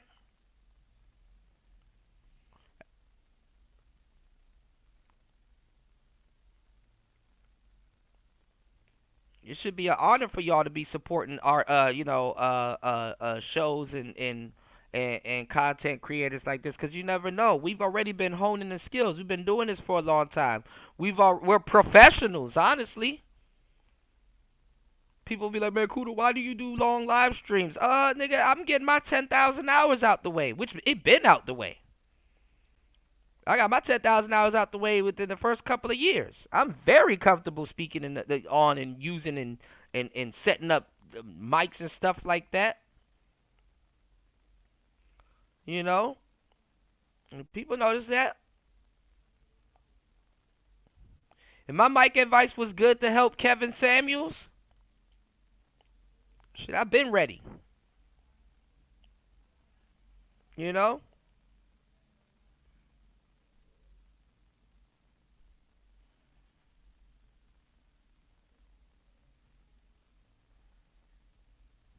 The niggas gotta steal from us and be infatuated by us. It's like, how are you in the mainstream light doing it, but you infatuated by somebody sitting in their house? That's like Zaytoven. I mean, and like I said, it's anything else. It's about the craft. You know what I'm saying? But that's like Zaytoven in his big-ass studio infatuated by a nigga with 4 pieces of equipment sitting in his bedroom. Which it happens all the time. Thames, Billie Eilish, all the people that produced Grammy-winning albums and stuff from their bedrooms.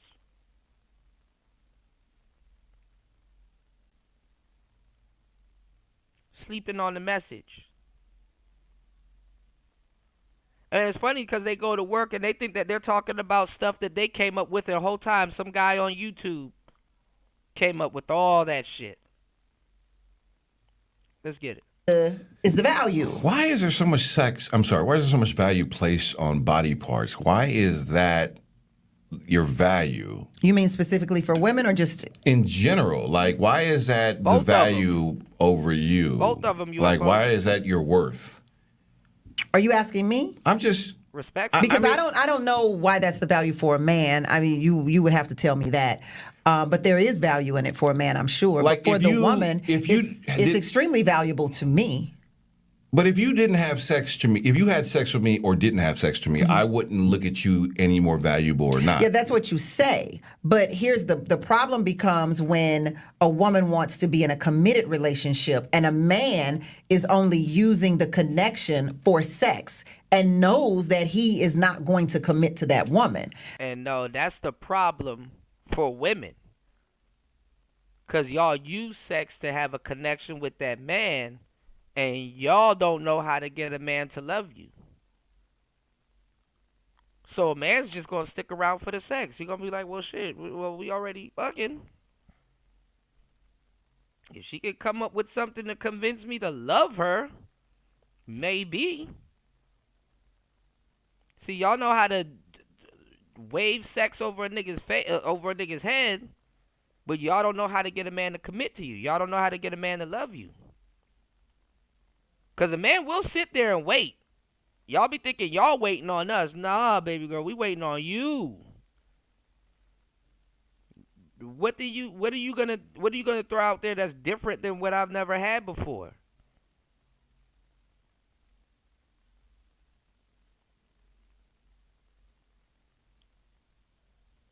Why pay for the cow when the milk is free? What is your plan on getting me to commit to you?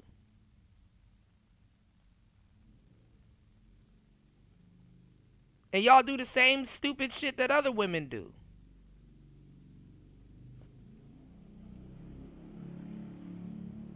A lot of y'all can't keep a man.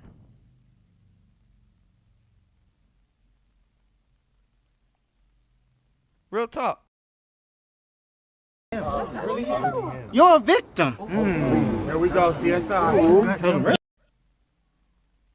All right, y'all hit the like button, support the show. Make sure you head over to hempforfitness.com. That is hempforfitness.com.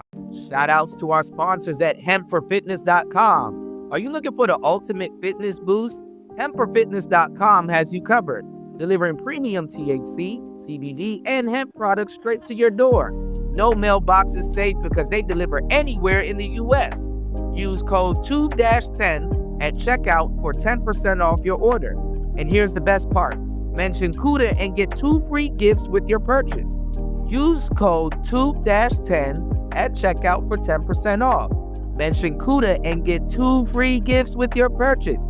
You can't beat that. Whether it's recovery, energy, or performance, we've got all your THC, CBD, and fitness needs covered. Hempforfitness.com, your one-stop shop for a stronger, healthier, and happier you. Fuel your journey with nature's best. That's hempforfitness.com. This is not medical or health advice, but it is gems and nutrition for a happier, healthier you. Don't be late. The results are great. Hempforfitness.com. So head over to hempforfitness.com. That is hempforfitness.com. Yeah, man. Women don't gotta do much. They be just doing too much. You know?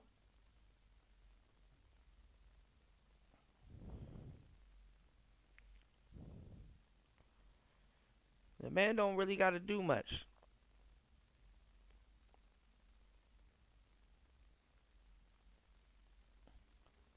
Yeah, that would be a good look for Angry Man if he feels in for him.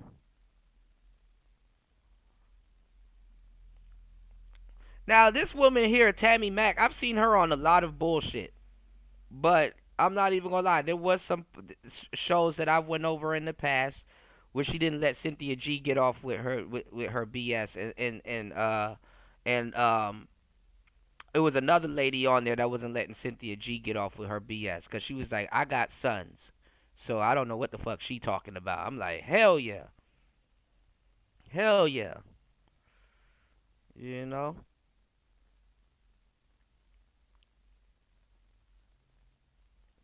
And truth be told, a lot of black women wouldn't hang around Cynthia G in real life anyway. You know? Yeah, Tammy Mac be bullshitting, you know, but it's cool. That's when it becomes problematic. Well, I'm gonna be with you. Now she gonna have some pushback because Angry Man not there, but let's go. If I want to be with you, I'm gonna Right. be with you regardless of whether we're having sex or not. Well, then you've never had an experience like a woman then. So let me share our experiences that we have. Men are using you just to have sex with you. Yes. Is that what you're saying? Okay. Okay, and women are using men just for their money and shit like that. Sounds like a fair deal, don't it? Yes, we will be with a man and we think that it's going to go somewhere. And men get used for sex also too, so don't think this is rare. And then as soon as we give it up, they no longer call us, they no longer text us, they no longer ask us out on a date. And Because you were hanging it over his head? And when all the masks were off? Now it's like, dang.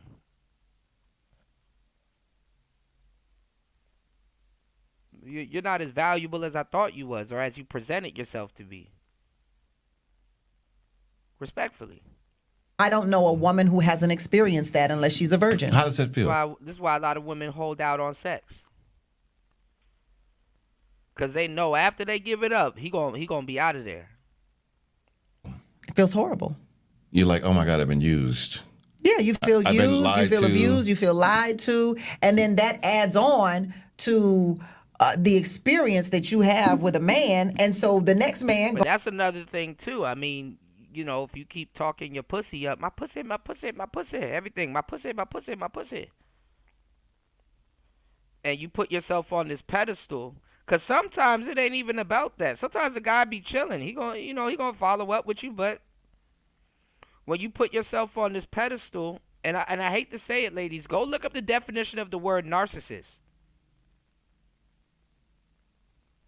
And tell me who that sound like. If the word narcissist in modern women isn't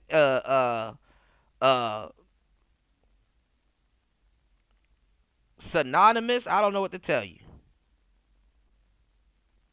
It's like, dang, that do sound familiar.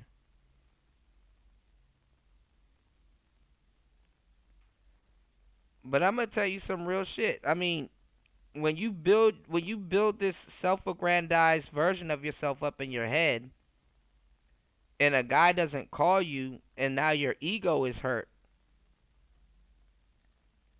you can't get mad at the guy. And then the funny part is, some guys know not to hype it up, because guess what? This is what keeps you with them. Some guys, it's in their best interest not to put your ego on the pedestal that you put it on. Take it down a taste so they can deal with the real you.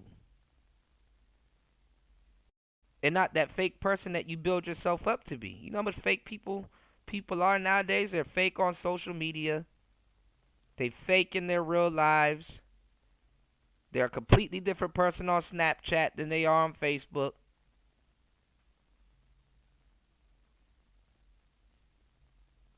A little humbling is pretty. A little humbling. It helps. Some people want to deal with you, not your persona. Don't get less and less. Should there be a law against that? A law against what? That. What, sleeping with a woman when you don't have intentions of being under with false her? pretense. Look at him with this bullshit now. Look at him with this bullshit now. Women explaining this fake post-click clarity. No, nigga. Hell no, there shouldn't be a law for that. No. Because if we got to go about how much dudes experience blue balls and post-nut clarity in some of the games that women play, oh, hell no. Look at this bullshit. Yeah, that should be. You know, yeah, you should go to jail for that. Well, I don't know about go to jail, but maybe there's some type of civil type of infraction of like, hey, you lied to me. Then these are the same women. Why don't y'all talk to us? Why aren't men being men anymore and dating us?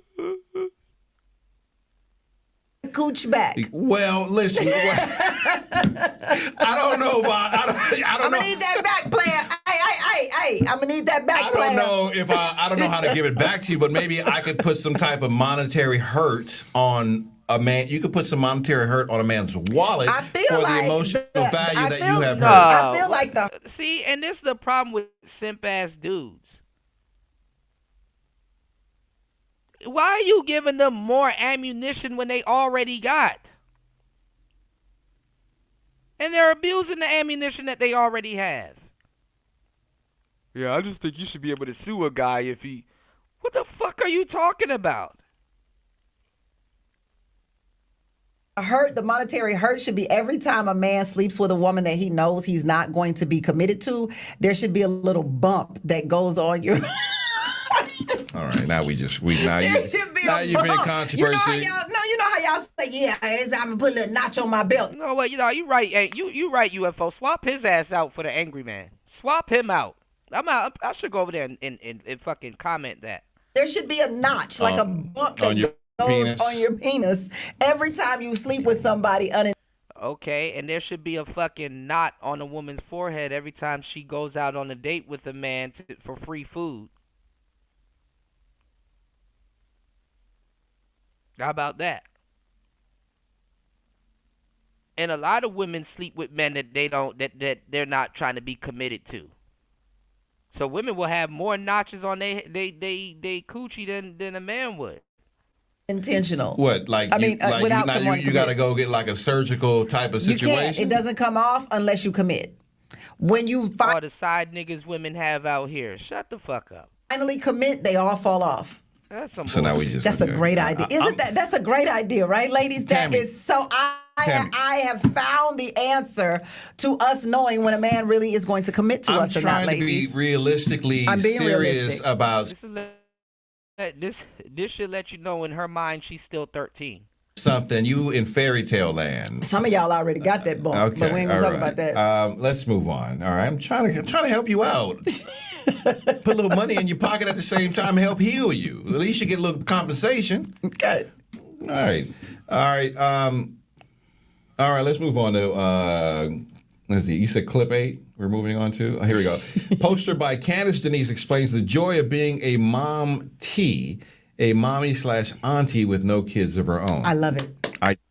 For the love of Pete, please stop asking people that are over the age of 40 that do not have kids. You don't have kids? Why don't you have kids? You don't want to have kids? What if we asked you, you got kids? Why do you have kids? You wanted to have kids? You see how that sounds? It sounds judgy, right? It sounds judgmental. And it's not right. It's not right. If we did it to you, it's not right when you do it to us.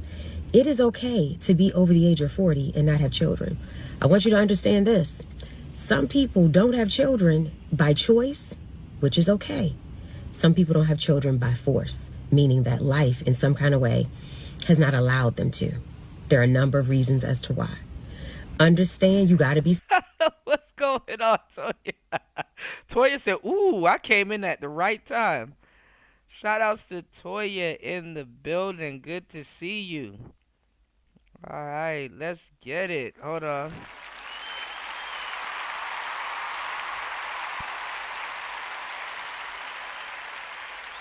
All right, y'all hit the like button on the way in. Please support the show. 7 hours and 9 minutes into the madness. It's Player Talk Radio. Let's get it. Let's go. Sensitive, okay? You got to be sensitive with that. So let's start accepting that some people over the age of 40 are childless, and it's okay. Like, I'm a mom. No, UFO. She knows to a certain degree he gonna gossip with her instead of push back on some stupid shit. Okay, I'm a mom. Absolutely, Toya. Good to see you. My nieces and good morning. Nephews and my godchildren, right? I get to be a mother figure to them. I love it. And so I just want us to be okay and start normalizing rich auntie vibes, right? Mom-ty vibes, okay? Childless over 40 vibes. It's normal. It's okay. I promise y'all, we're okay. Be easy breezy. Good gracious. First of all, I hate it. Mm-hmm. Do you hate it? You can't. First of all, you can't be a mom auntie. It's disrespectful to moms. If you want to be a mom, go be a mom. Well, she says she's a mom-ty. that's your sister or your brother dropping them kids off on you and giving you auntie duties, and those kids are with you for an extendo amount of time, and you don't have kids, so you kind of feel like you're a mom and an auntie. All right, let's get it. No, you can't. That's why she calls it mom tea. You can't merge the two. She can if she Go wants be to. a mom or be an auntie. Pick one.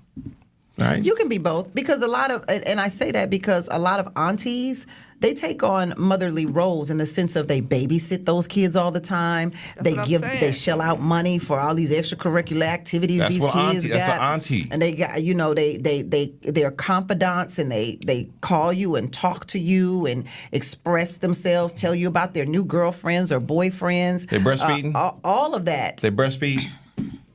Well, some moms can't breastfeed, right? Okay, all right. Yeah. They sign the birth certificate? Some dads don't sign the birth certificates, right? All right. Okay. But I will say this. It is very disrespectful, I think, as a woman without a child. Okay. It is very disrespectful or offensive to question people about their child status, because in some cases there are women who want to have kids and they cannot have them. Mm-hmm. And so when you ask them, so why you don't have kids, it brings up those emotions, and because it's something that you're trying to get over, you're trying to resolve in your head, and you don't understand why you don't have kids, or why God put you in this position to not be able to birth a child when you really want to. And so for someone else to ask that brings up that pain, and you don't know if a woman is going through that or not. So I think it's really offensive to ask. It would be like asking any mother who has a child, so did you have any miscarriages? Ooh. Right, exactly. That's a little. Did you have any abortions before you had these 3? That's a little heavy. Exactly. That's how it feels. That's how heavy it feels when you ask a woman with no children, so why you don't have no kids? And the lady's right. It's perceived You never know. as very judgy, very judgmental. Why you not married now? Like, is everybody supposed to be married? Is everybody supposed to have kids? And why is there something wrong with me if I choose otherwise? It's a horrible situation. Nobody wanted you, huh? Nobody wanted me, not even kids. Nobody. Let's go. Well, it used to be old people that asked that question. Old people used to play dumb and stuff like that. But you never know. Some people can't have kids. Some people, in the future, some people might be trans. Some people, all kinds of shit. Why ain't you married? You such and such. What? People are living in a different world. People are living in a different world. It's like it's very taboo. So a lot of people are not mindful when they tiptoe and ask those questions and stuff like that. So not even kids. Not even a kid. They didn't want your eggs, huh? No. We don't want that. All right, listen, more late night love when we come forward.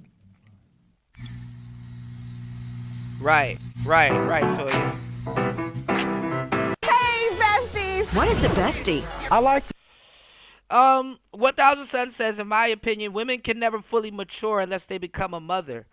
In a lot of in a lot of cases I do agree with that, but no, I think certain career paths and certain lifestyle certain lifestyle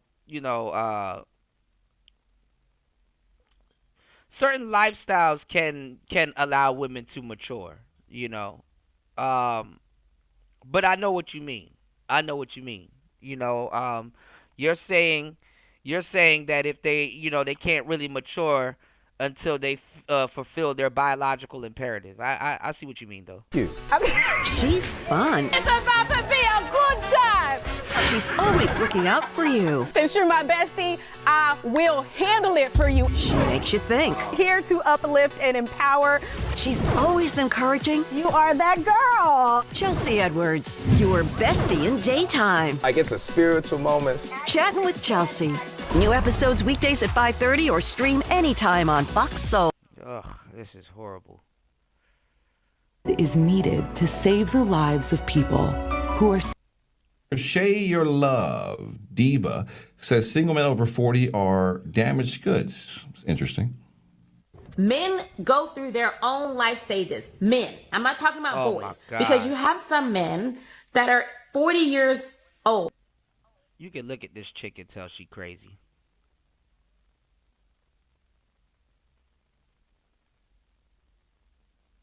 You say he's right. There's a point in my life that I thought I could skip maturing because I didn't have children. No, I feel you. I mean, it's about, I know where he's coming from with it because, you know, it's about, you know, fulfilling your biological imperative. And honestly, that's the same thing being said to men that don't have kids to a certain degree. It's really people that's like saying that, you know, you haven't matured because, you know, guys your age done had, you know, kids and blah, blah, blah. Like, what have you been doing and stuff? So that's why a lot of women say that it's sus if you're over 35 or if you're at a certain age and you haven't had any kids, because it's like, dang, all of that time you've been on this planet, you haven't been desirable. You haven't, you know, had a oopsie, you know, or you know, they think you haven't been getting play. You know, they you know, it's like them, you know, inquiring about your desirability and all kinds of other stuff, you know. So, you know, I get it. You know, what's going on, Royce? Bro, I'm telling you, this is why a lot of guys don't go on BET no more. It's like a honey child, whoop whoop. Let's get together. Niggas on daytime television doing electric slide and shit. It's like, oh God. It's horrible. It's a mammy fest. New age mammies can't even do it the same way, Royce. Good to see you, brother. And they should already be in the king stage. King stage means that he's already financially stable. Right, UFO. He's already... Yeah, look at her. You need to be in the king stage. Like, girl. Bitch, please. At a place where he has built his home, or he is ready to build his home. He is ready to get married. This is the reason why I say if a man is 40 and over and he's not married, he's a no man. Okay? 9 times out of 10, there's always exceptions. Okay? But I'm talking about it as a general rule. If a man is 40 and over and he is not seriously dating somebody with the intentions of marrying her, he just been jumping from one relation to another, and he's damaged goods. Emotionally. And then it's funny because if you ask this woman about what about the women, she gonna give you some type of technical. She gonna give you some type of technical. Don't know what the hell she talking about. Stagnant. He's stuck in the childish night stage. Like kind of like Common. Oh no! Why would you say that? Common is in a very healthy relationship with Jennifer Hudson. But he's not married. He's over 40. He's over 45. Well, that's because he might be knocking on 50. Now that I think about it. Well, you don't know if Common's never been married? No. Oh. No. You sure? Why everybody compared him to Roland Martin? You're like the second person that said that, Royce. He said, my opinion's not the same for men. Yeah, like, I keep telling y'all, men's dating pool opens up. Men's dating pools open up around 40 to 50. That's why if you go look on GQ magazine and all of those, you know, the older publications and stuff like that, you would see men that are older in those magazines, you know, and women prefer older men in those magazines.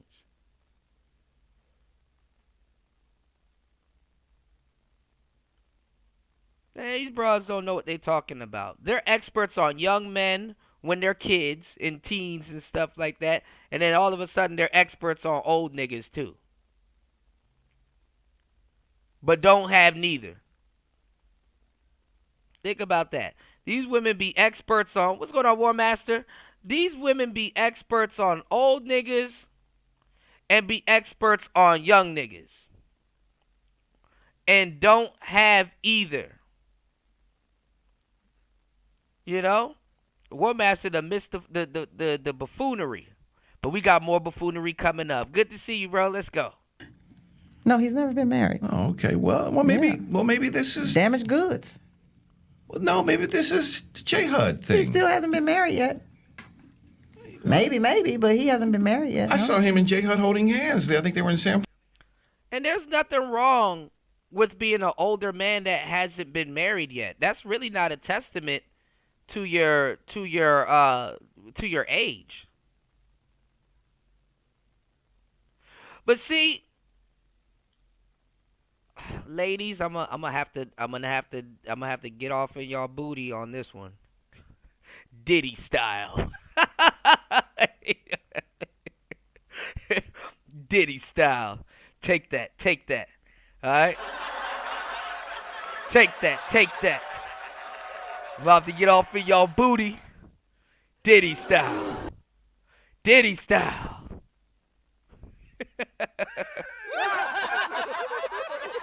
Diddy style. A lot of women want to believe this when they get older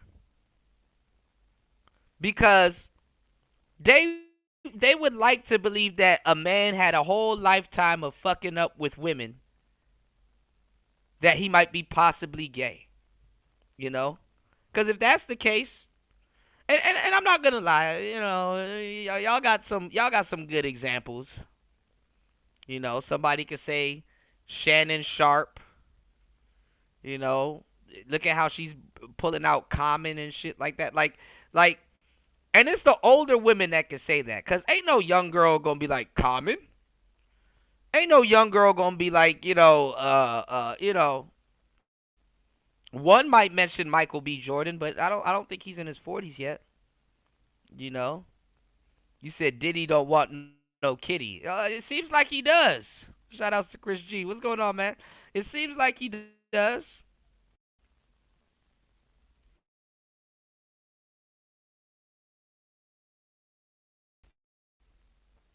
Get it. Cisco He's one not day. married yet, though. But that's what she's talking about. You know, it sounds like a lot of hateration coming from this side of the room over here. You know, there's a lot of hateration. J HUD. Let me see. Hold on. Let me see. Common been married. No, he hasn't. I know him and Tiffany Haddish got married. He had some of the most baddest women in Hollywood.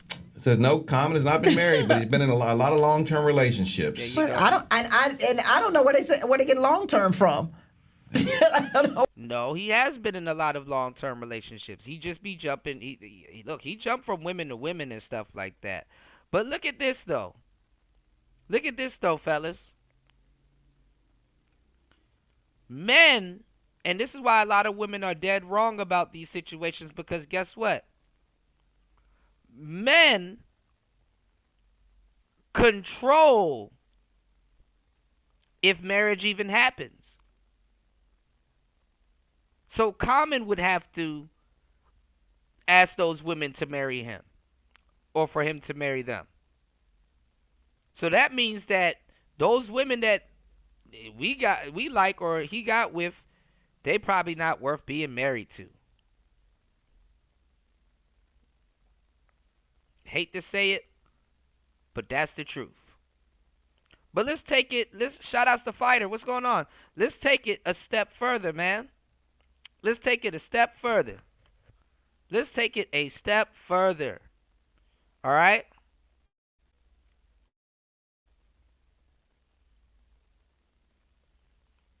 You may not say it or believe it, but I'm going to tell you the truth. Yeah, he keeps it player. Yeah. I'm going to tell you the truth. Long-term relationships, whether you want to believe it or not, are basically marriages.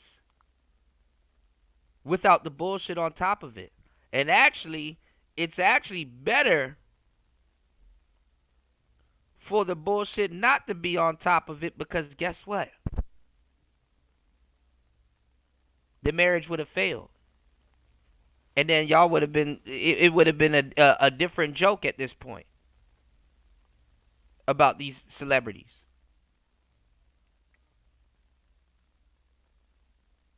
You said, as the resident older dude, men in general don't want to be married or have children with hoes. Yeah. fat hoes are even worse. Hey, there you go. There you have it. There you have it.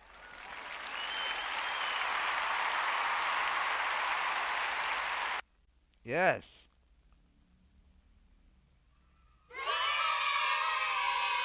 Even the kid says no kids with hoes. All right?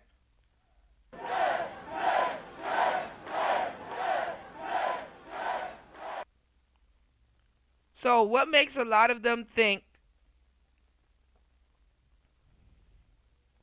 that there's something wrong with Common because he hasn't wifed up some of these hoes that he's been with over the years? That's goofy. And to this day, Tammy would still get with Common. To this day. Yeah, man, them long-term relationships are fucking marriages, man. Don't let these people fool you. Don't let these people fool you. Them long-term relationships are marriages too. That was your wife. Ain't nothing changed, just that you didn't bring the laws into it. She didn't have a big-ass ring on her. And some of them women, I'm not even gonna lie, I can't even say some of those women didn't have a big-ass ring on their finger. Some of those women had a ring on their finger. Because y'all would sit up there dudes would sit up there and buy jewelry for women and buy, promise rings and all kinds of shit.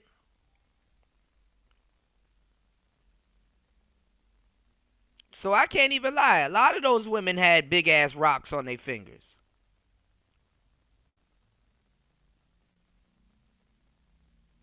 No cap.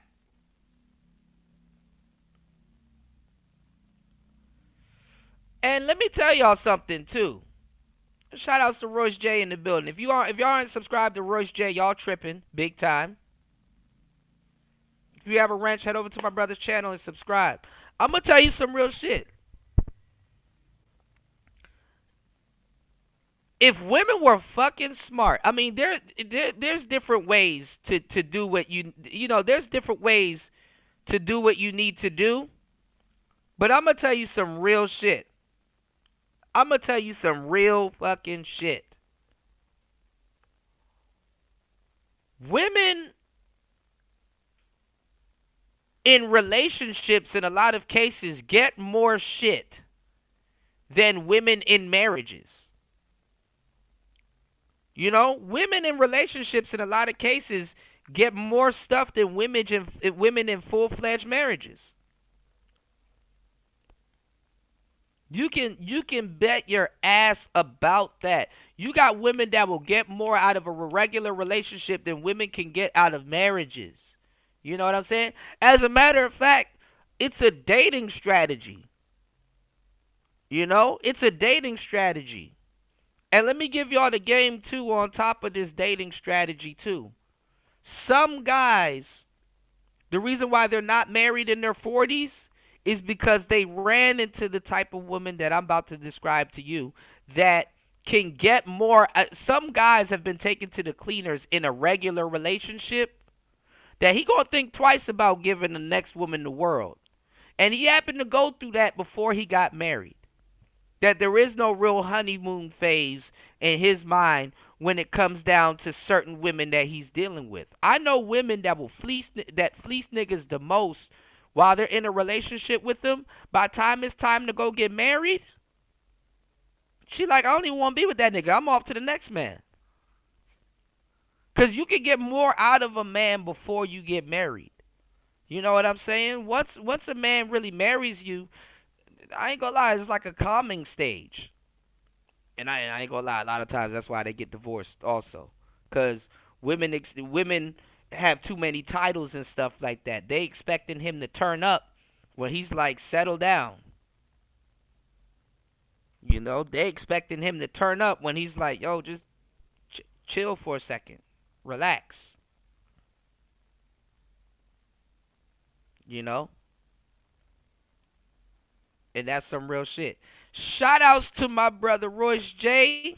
Thank you, bro. I appreciate you dropping the huge $5 on the Cash App. Thank you for supporting black media as always. Thank you for supporting the show.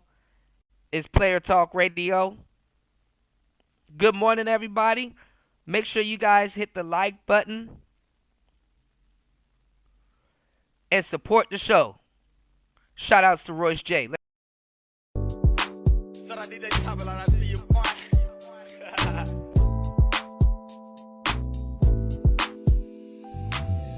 steps to the left, y'all. Hey, two steps to the right, y'all. Hey, now do a half turn. Now do a half turn. Two steps to the left, y'all.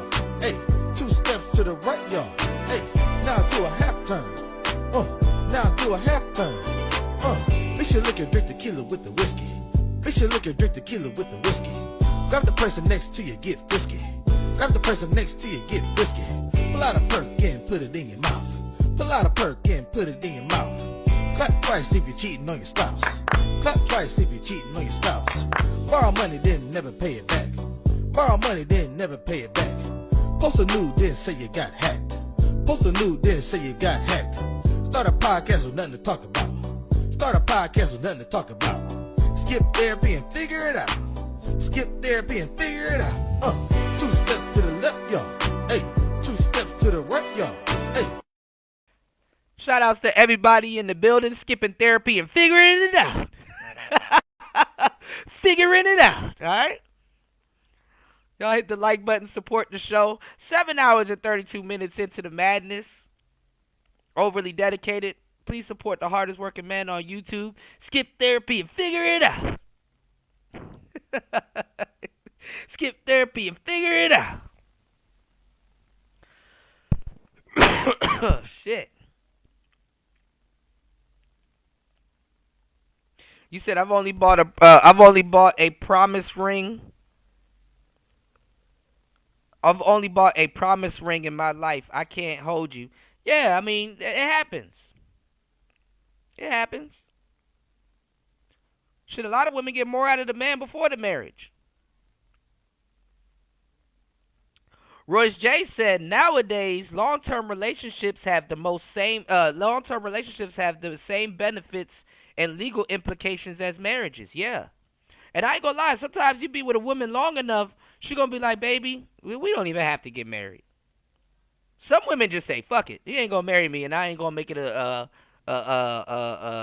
problem neither, you know? He said, F what women want. Black manosphere. You said line dances got us in a chokehold. Look. You said I'm about to do a short shut the fuck up live stream. Hey, look, I'm for it. Bobby Red said, now do a half turn. What's going on, Bobby? Y'all hit the like button on the way in. Shout outs to Bronze Flat Power God. Hey, man, this is cheaper than therapy, y'all, because it's therapeutic. You know? And Tammy Mack done changed up her whole stilo now that Angry Man gone. Let's get it. What is it? I mean... Do you know his dating history has his own Wikipedia? His dating history has its own Wikipedia? Yeah. Oh, my God. No, it doesn't. There's a website, y'all, called Who's Dating Who. There's a website called Who's Dating Who, and you can see who everybody's dated. I've brought it up so many times. We did one with Drake. We did one with Bow Wow. Did one with a lot of cats. It has its own Wikipedia. As it should. As it should. Yeah. Yeah, its own. Wow. Well, and Tammy, you would like to be a part of that also, because Tammy would like to date Common. She the type that go after Common. You know, she from the diva era. Yeah, you want to date Common. Yes. Let's go. So maybe his dating should have its own Instagram page so that we can. Maybe I'll do that. That's funny. Maybe I'll do that, Common's and then I'll just track everybody he dates as he dates them. Maybe that's what I'll do. It's hilarious. Yeah. Is it Common as a daughter? He's got a daughter. I'll call it Common, not so common. Yeah. Okay. Well, he's since 2020. He's been going strong with Jay at 22. 22? What's it now? 25? 25. Okay. Working on the film Breathe, Common met and began dating singer-actress J. Hud. Okay. Right? That's 3 years. These are marriages. You said, oh, okay, I gotta check. Damn it, and I was checking Rumble. You said Kuda Rumble is minutes behind. It's, you know what it is? It's the stream key. It's the stream key, War Master. It's the stream key. You know? Shout outs to everybody on Rumble, man. I get more Rumble views than subscribers over there nowadays, which is cool. So, you know, shout outs to everybody on Rumble that's enjoying the show. Make sure you guys hit the like button and also support also, because yeah, I'm glad we're building up the Rumble audience, y'all, because we're gonna be over on Rumble soon doing WWE streams. And when I go off air on today's show, we're gonna figure out the movie situation, because I still want to do the movie night over on Rumble. All right. So while we're over on Rumble, we can drink tequila, Mister. Drink tequila, Mister. What did he say? Mix tequila with the whiskey. Grab somebody next to you, get frisky. We can cut up over on Rumble. All right. Mix the liquor, drink tequila with the whiskey. Grab somebody next to you, get frisky. All right. Pull out a perk and put it in your mouth. That sounds like a Diddy party. Skip therapy and figure it out. That's true, Tech Rail. The fact that these hoes still think real men are going to settle for them is crazy. Yeah. I mean, listen. Like I said, you can go to the strip club, right? You can go straight up to Magic City, right? You can go straight to Magic City and that woman that's sliding down from the pole, that woman that's sliding down for the pole at Magic City will still believe that she is wife material. Yeah, skip therapy and figure it out. She will still believe that she is wife material. Nothing will stop that woman sliding down from that pole in Magic City. Some of them will be like, you know, yeah, a lot of guys don't want to deal with me. You know, yeah, a lot of guys don't want to deal with me.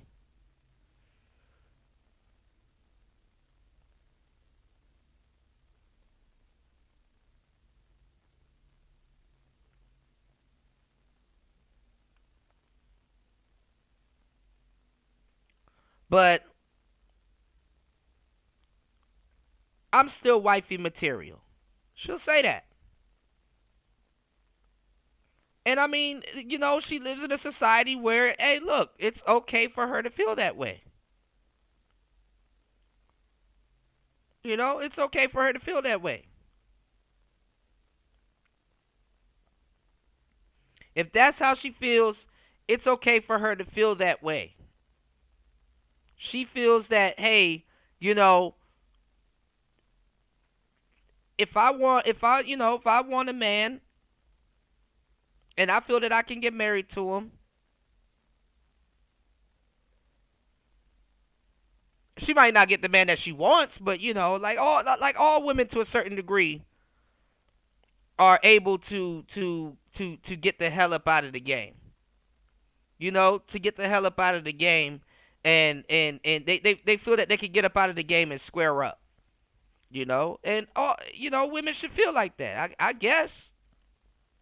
You know, granted, hopefully somewhere in her whole career, she's learned how to treat a man. You know, because honestly, the hoeing is a hospitality thing. You know, a lot of these people here and a lot of women are going to fucking lie to you. As OnlyFans and like these economies and stuff that we have out right now, where there's avenues for more women to, you know, start selling coochie and be a little bit more creative and stuff like that. Y'all are starting to see, like we showed on the last show, how a lot of women are doing despicable shit from OnlyFans. Like they're using that Down syndrome filter and they're acting like they're Down syndrome women with big butts and shit like that, and all kinds of goofy shit. And it's like, yeah, that's despicable, but nobody's really calling them out on it, right? Give me 1 second. I'm gonna get back to the chat real quick. Women are gonna start having to couple their abilities with other shit. What do I mean by that? Well, a woman will say, hey, I don't want to submit to a man, but she wants to have a lucrative OnlyFans, a lucrative OnlyFans, career, right? But she don't want to submit to a man. And that's cool. But guess what she might have to start doing aside from just selling coochie? Guess what she might have to start doing? She might have to start going over to her clients' houses and washing a dish or two, or cooking some food, or doing something else. Like she'll have to start, doing a couple of things. And it's like, well, if you think about it, you should have just kept your man. You might as well have just got married. You have to cook and clean, or you have to bring a plate with you. Why don't you you should have just did that for a man. It's like you should have got married. It's like you're just struggling and going crazy when you could have just got married and just been off the market, because you want to get married and do that for a man anyway. But then again, if you do that for multiple men, you'll probably learn how to, keep a man of your own when you get who you want. Like I said, by the time you reach 35, I'm not even gonna lie, man and woman, you've met a couple of soulmates that you could have had. You can go through your Facebook list, you can go through your phone, your phone book and stuff like that, or whatever you want to go through, and kind of guess who it could be. But you've met men and dated men that you could have already married before. You've met your husband a couple of times, maybe. Or maybe you're around him. Maybe you know exactly who it is. But I'm telling you, by the time you reach 35, you've already met you've already met 2 to 3 potential spouses. And you've probably already dated 2 of them. I know that's not what a lot of people want to hear, but it's the truth. Let's catch up on these comments real quick, all right? Wait, hold on. Before I do that, shout outs to War Master dropping the huge, dropping the huge $20 on the Cash App. As always, thank you for supporting Player Talk Radio. War Master says wives can cook and play Xbox. They certainly can in today's society. Absolutely. They have a choice to be stay-at-home gamers if they wanted to be. Stay-at-home gamers. Stay-at-home gamer if they wanted to be. Hold on, y'all. Let's get it. Let's more. Wendy? Thanks, Chuck. We're standing here in front of the Olympic Liquor Store in Queens, where scores of African Americans have been lined up for hours. We spoke to a few of them earlier. Ladies, may we get a word? Hide the money, y'all. There's poor people around. With your broke ass. Shout outs to War Master, as always, supporting the show. War Master said, Rumble is life. Yeah, man. Rumble, and if you're over on Rumble, please subscribe.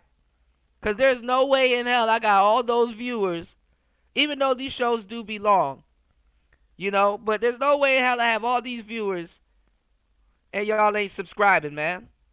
So make sure you guys definitely subscribe to the channel. I appreciate everybody coming through and supporting.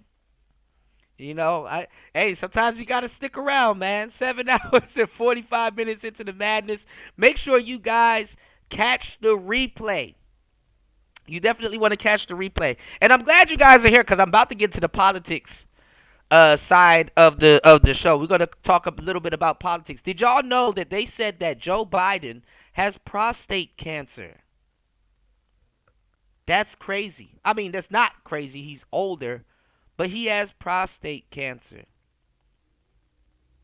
Let me tell y'all something that I've always wondered, and woe is me because I got older and believed and couldn't believe how dumb I was when I was younger. But then again, I'm not necessarily dumb. Well, I'm probably dumb, but I'm not necessarily dumb. But I'm probably dumb. But I'm not necessarily dumb, y'all. But I'm probably dumb. I used to think, because watching TV, I would see like a lot of older cats, right? Not older people, but rich people, right? I would see a bunch of rich people.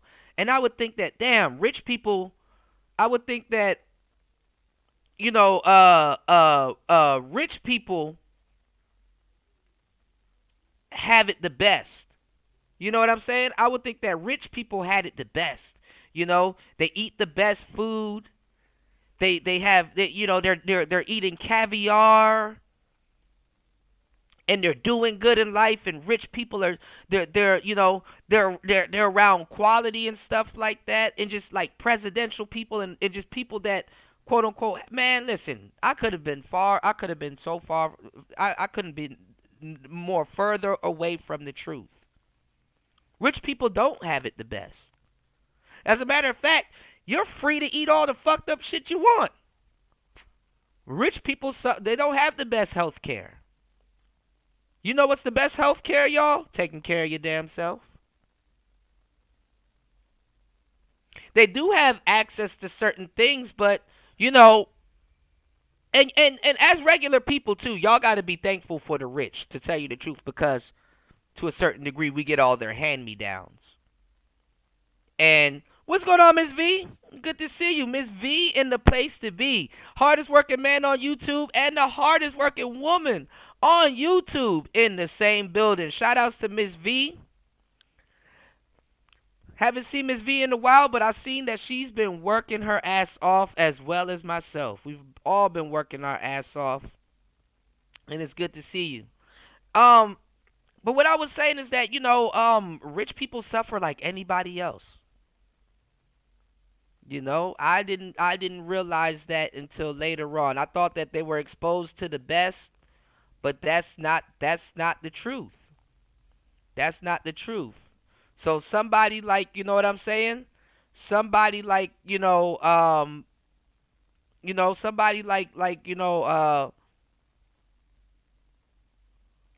Biden is like, dang, even the presidents, they can suffer from certain ailments also. Nobody, and I learned that during COVID, a poor man and a rich, I heard a poor man and I heard a rich man say the same thing, and I know they both don't know each other, but he said, thank you, Royce, I appreciate that, man.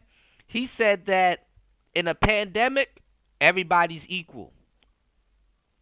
I said, damn, ain't that the truth? In a pandemic, everybody is equal. That's some real shiznits. You dig? That's some real shiznit. Shout outs. I don't want to say your government, man. Shout outs to my brother K, aka Bronze. Thank you, bro. I appreciate it, man. I appreciate it. Thank you for dropping the huge $5 on the Cash App. I appreciate you. Thank you for supporting the show. He says, good job. I appreciate that, man. Thank you guys for supporting the show. Let's keep the support going. Let's get it. Let's go. Going to the Diddy party.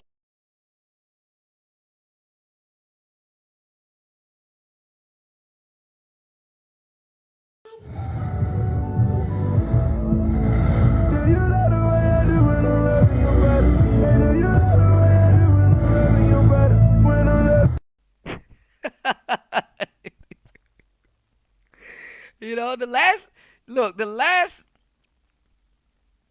last thing you'll see at a Diddy party, not even the last thing you'll see at a Diddy party, man. You got Cassie there. You know, you be thinking like, man, Cassie cool. I'm at this Diddy party. Cassie gonna look out for me. Cassie gonna make sure I'm straight. Cassie wouldn't drug me. Shit.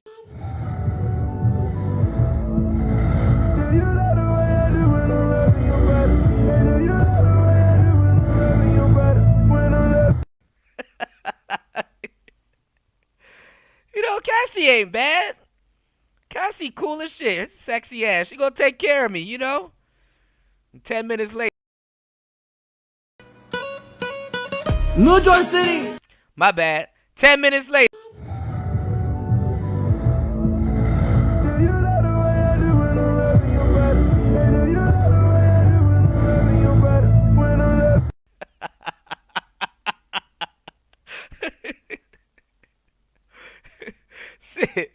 Shit, you know? I'm gonna just sit over here in this corner with Cassie. Hopefully Diddy don't whip my ass. You know, she the safest person here. 10 minutes later.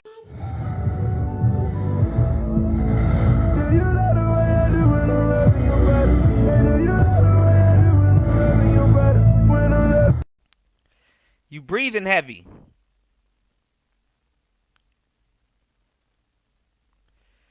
Shit.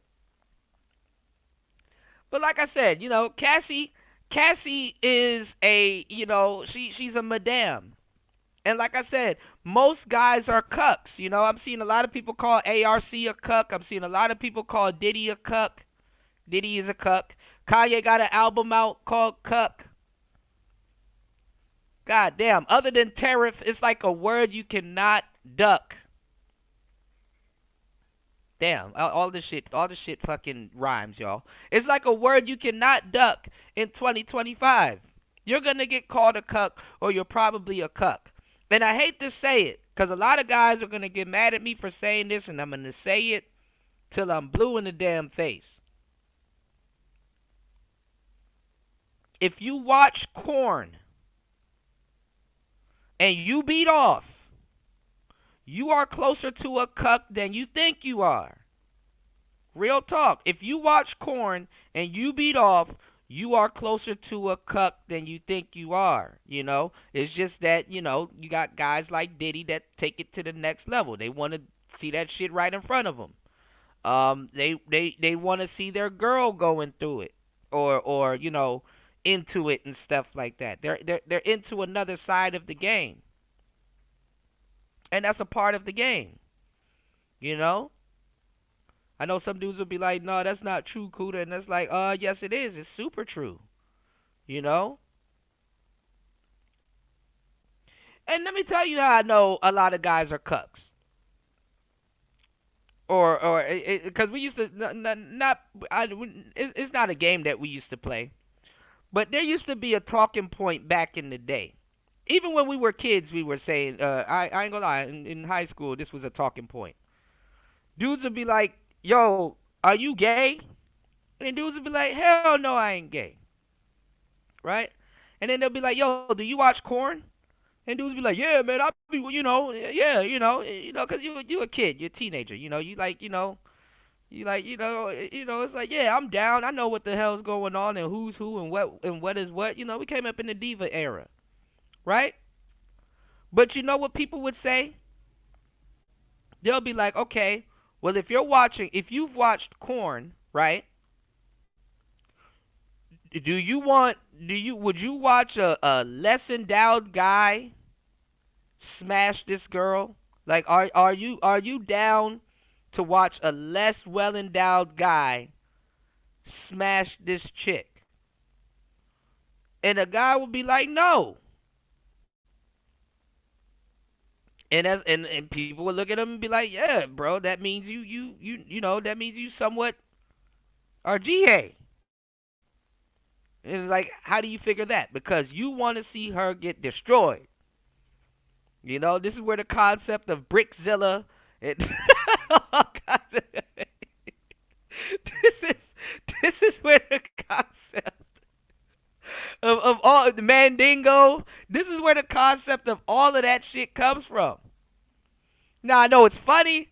It doesn't make you G-hay, but it's funny to say anyway, right? But what I'm saying is, if you watch certain things, you might be a little bit more cucked out than you think you are, you know. And like I said, I mean, you know, that's up to Diddy. That's the lifestyle he wanted to live. That's kind of what he liked, you know. That's what he paid for, you know. He sat in the corner and was watching her get slawed out. And this is what I'm saying, you know. Now, this is not something that I approve of. It's not something that I would do. Nigga, I'd leave the room. I don't give a damn. I'm like, this, you know, sex ain't that serious to me. But it's serious to somebody, you know. It's serious to somebody. And a lot of guys, they would want to stick around and see that. And let me tell y'all something about detachment, because I was giving y'all a hint a little bit earlier of what a pimp buddy of mine said, and a player buddy of mine said also too. You know, I'm gonna tell you the truth, right? And one of the things that was said to me is that, yo, and I've even heard Patrice O'Neal even say something to an extent like this, right? Your girlfriend, right? The one that you have right now. You know, there's but so much stuff that she can do to let's say nuke the relationship, right? Give me 1 second. I'm gonna have to come to a stop. I'm gonna catch up on the comments real quick. There's something that she can say or do to nuke the relationship. Like, what can she say or do to nuke the relationship? And what I mean by nuke the relationship, obviously, is to destroy the relationship. Most guys, their deal breaker is cheating, right? It's cheating. My thing is this, and this is kind of what he was getting at, you know, because I kind of understood what he was getting at, right?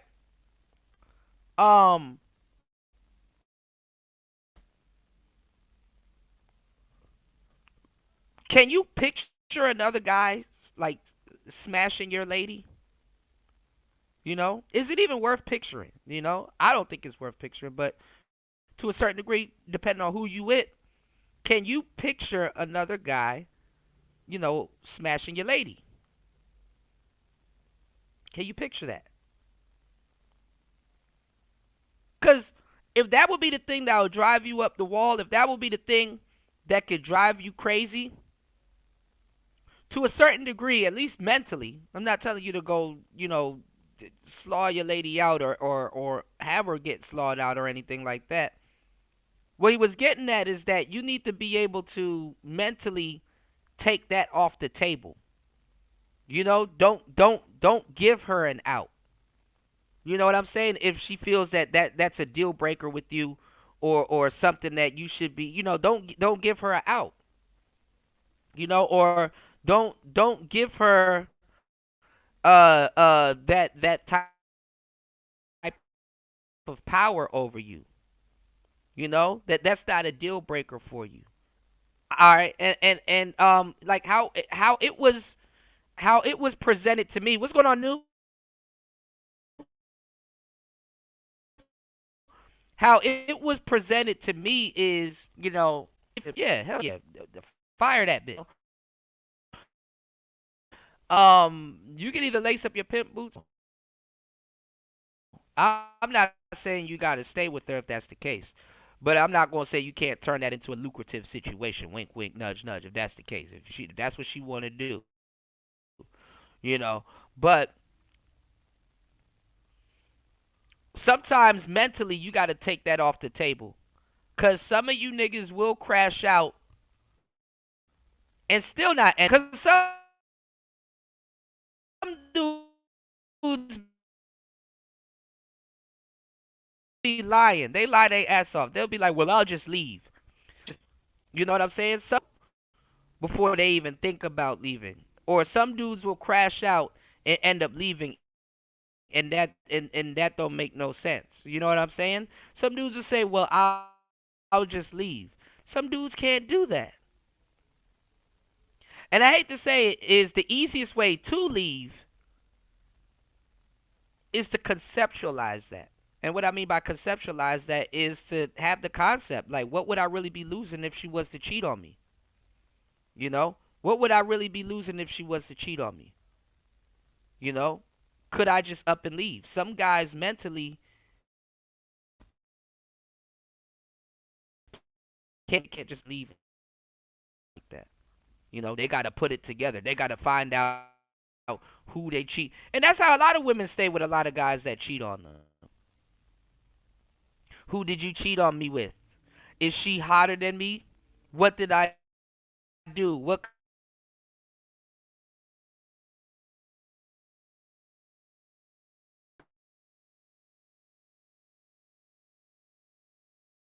could I had done differently? What could I, people go through that type of that shit. I don't know how y'all do it, but, well, I kind of do, but, hey, more blessings to y'all, you know? All right? To say, what if your soulmate was a hoe? A lot of guys' soulmate was a hoe, especially in this society, in this climate. Y'all give me a percentage. 1 to 10. What is the chances of a woman that you may like that's beautiful that you're gonna wife up has had an OnlyFans or has sold coochie at some point in her life? We live in that day and age.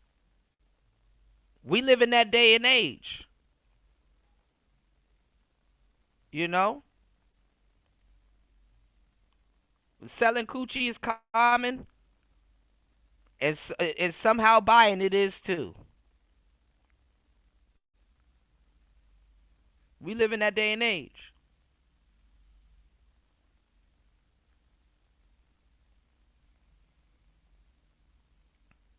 Sad to say. Xbox is life. Wives been hoes since the dawn of time. They are the original hoe. Yes, Sirski. Thank you, Bronze. Shout outs to Bronze Flat Power Guy. I appreciate you too, man. Shit. And plus the details of this Diddy case coming out, shit. Nigga, damn. Diddy parties was lit. But there's probably a lot. He said Trump eats KFC. Oh, shit. He probably does. No bullshit. I've seen white people go crazy over a KFC being shut down in a certain neighborhood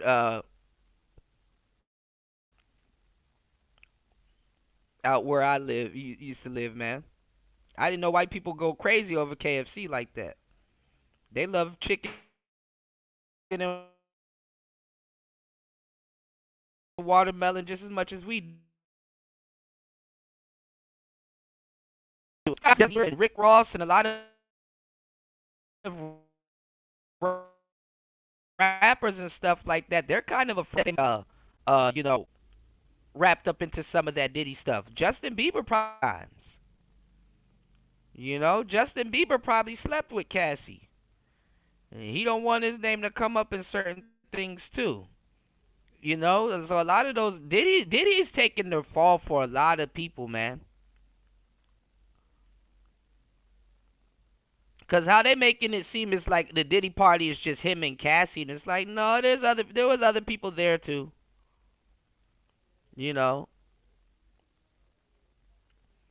So some of your favorite celebrities probably peed on Cassie also. And after a while, she got used to them golden showers. You know what I'm saying? I mean, All of this stuff, I hate to say it, is stuff that takes place even in a regular relationship. You know what I'm saying? Niggas be just like, yo, well, so how do you get your girl to do a couple of things, And there was some debaucherous shit. And it's like, okay, well, if you want to, even speaking of Patrice O'Neal, even Patrice O'Neal talked about it. Okay, well, if you want to pee on your girlfriend, do it in the shower. Do it in the shower. Less nasty that way to her. It's like, I don't know why some of y'all dudes do that. That golden shower shit, I never ever would. It never crossed my mind. I ain't gonna lie. I'm still a rookie player, to tell you the truth, when it comes down to the nasty, super nasty shit. That super nasty shit, I'm not the kid, no. Not I. But I've done my research and I understand why. I guess when you pee on certain people, that's marking your territory. It's disgusting. But some people do that shit, And I'm not gonna lie, like I said, a lot of that shit is unhinged, A lot of that shit is unhinged. You said that clone Biden is dying. He been dead since 2012. That's funny as hell. That is funny as funny as hell. Oh shit. You said, why so much concern for Cassie? Because she looked good. I didn't think she was going through all of this.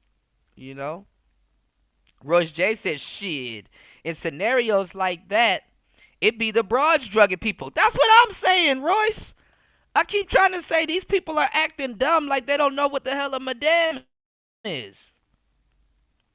I've been saying this the whole time.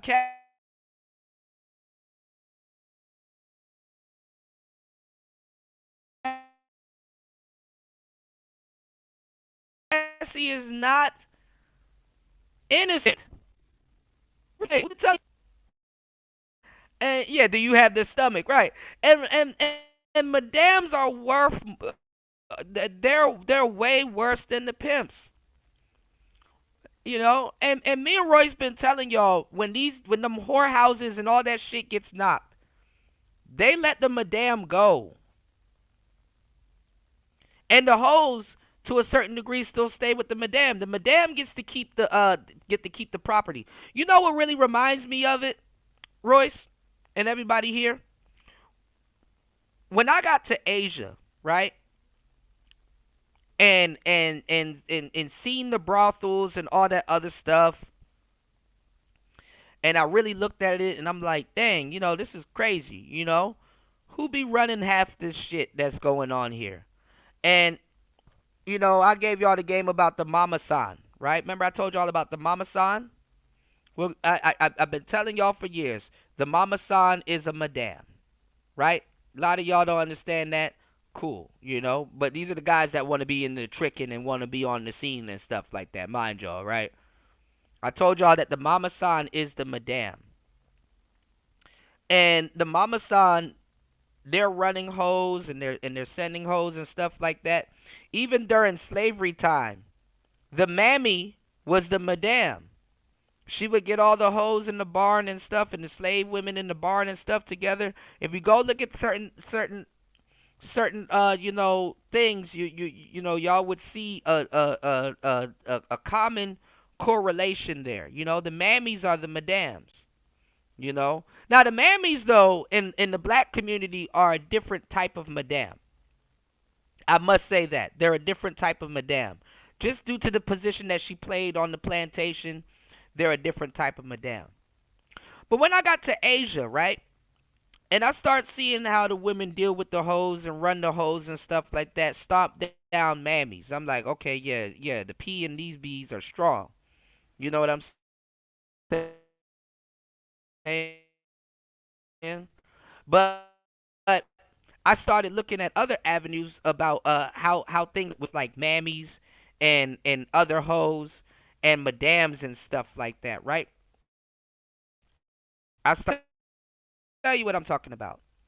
In the game, you have not even in the game, but in Asia, if you want to own property or something like that, first of all, these are whole cities and whole towns. You know, guys come out here and they try to wife up hoes. You know, guys in the West, soldiers and all kinds of stuff. You see the most debaucherous shit you'll ever see in your life in spaces like this too. Thank God I was a player before I came here because I've already seen it. So I'm numb to all of that shit. It's like it's not really a big deal to me or in general, right? I've already got all that bullshit up out of my system, right?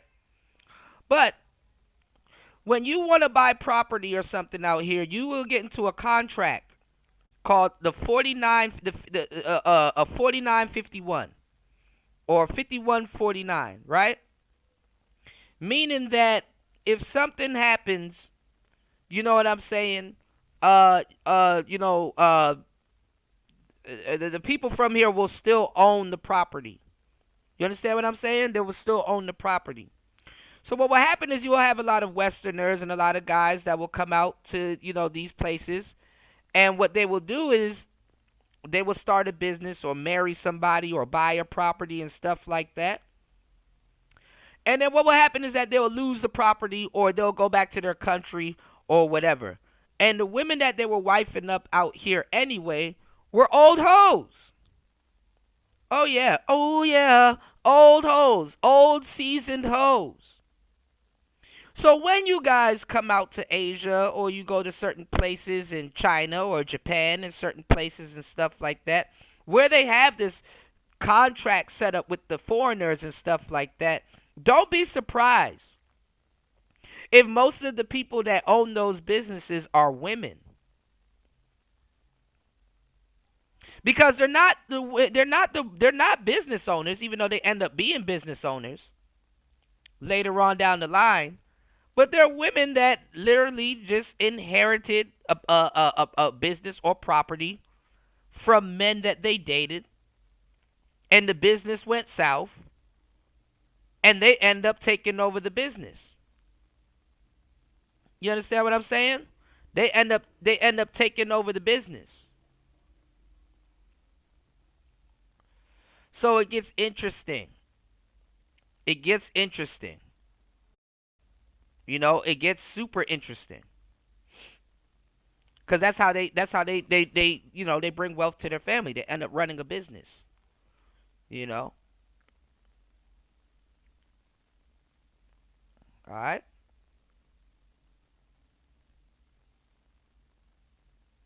Yeah, War Master says slawed out and pissed on.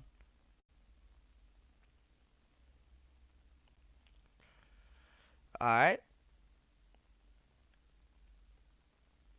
You said 40%. That's still a large number. Shakanulu says 8. Braun says 75. If you add the chicks that want to be wined and dined, 95% are 9. Yeah. And then let me ask y'all a question, because not even if you say you end up dealing with a woman that has done OnlyFans, mind you, you have a lot of women out here that would have loved to do OnlyFans.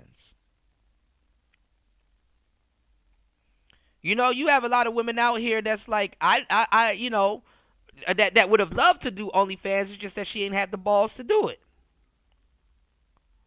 You got a lot of women out here that would have loved to do OnlyFans and that would have been on OnlyFans, but she ain't had the balls to do it. Or let's just say that she's older. Let's just say she's older now. And she's like, dang, I would do it, but, and she would love to do OnlyFans. But she's just a little bit older now. It just for her age, it kind of don't make sense. You got a lot of women out here on that type, on that type of time. Just for her age now, it just don't make sense.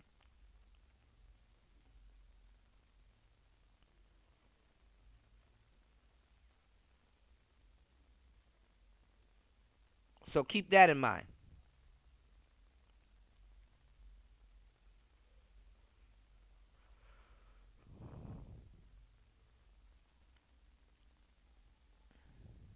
Dudes are more delusional than chicks, for real, for real. Chicks are chicks, except for theirs, not my girl. What do you mean, New? White people are absolutely. Slavery, to a certain degree, cucked out a lot of white people. Slavery, to a certain degree, cucked out a lot of white men. And a lot of white women were understanding of it. A lot of white women understood what certain men had to do to have certain dominion over certain people and stuff like that. I mean, if y'all do y'all history from a certain perspective, it actually gets pretty interesting. It gets very interesting, mind you. If y'all do y'all history on slavery and certain practices and things that were done, it's like, because the underlying question is that, why would somebody do that to another person? And when we talk about ownership and stuff like that, ownership, especially ownership in the middle of war, certain things can get a little tricky. Certain things can get a little bit tricky. You dig what I'm saying? What was going on in those times. Pimps and players could be family men, so they had to, yeah. A lot of husbands, when they're having trouble with their women and shit like that, the best person for them to consult with is not no damn therapist, it's a damn pimp. Hey, I made a mistake in front of my wife the other day, and now she not really respecting me and stuff like that, and it was just an honest mistake and stuff like that. How do I get back into, how do I get her back in line? How do I get, her back in her good graces and stuff like that? You go to a man that's used to dealing with multiple women and stuff like that. Go talk to the player down at the pool hall. He'll give you the game that you need. You said there's way more coochie buying than dudes in the space want to admit. Cucking too, yeah. If you out here buying and paying for pussy, you're a cuck also, because you knowingly know that you're fucking behind the next man and you paid for it. That's what I'm trying to tell you, man. When you really start thinking about it, modern men are being cucked out. Every guy that Cassie came in contact with in that Diddy situation, she has effectively cucked them out. Her husband is cucked out. Her husband is cucked out. She was on, they were talking about it in court. She was on FaceTime getting packed out by Diddy, and her husband was on the phone. She was on FaceTime getting slaughtered out by Diddy, and her husband was on the phone. He had to sit there and endure that. And it's like, damn. So she effectively, she cucked out her husband. And he done put kids in her and shit like that. So it's like, damn. If you think about it,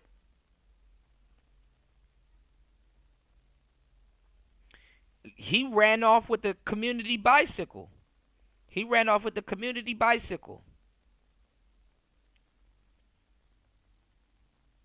got it pregnant.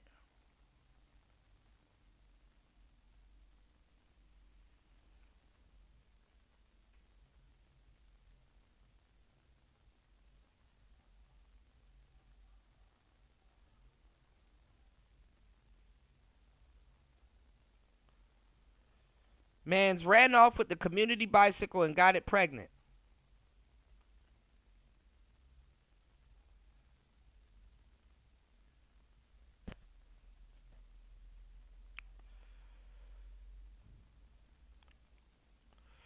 You said some dudes can watch a woman punch a man in the face and laugh, and if the man punches back, it's a problem. Absolutely. Groups of dudes.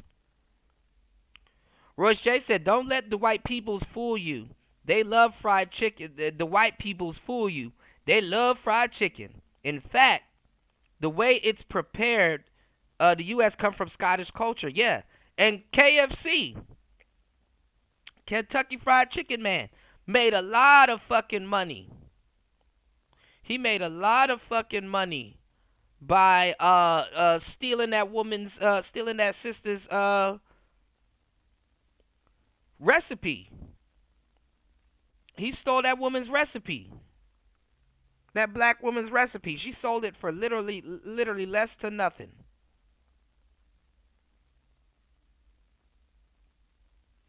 Kuda, why are you victim blaming Cassie? Because she's in on it. Cassie's a part of it. Cassie's a madame. I know a madame when I see one.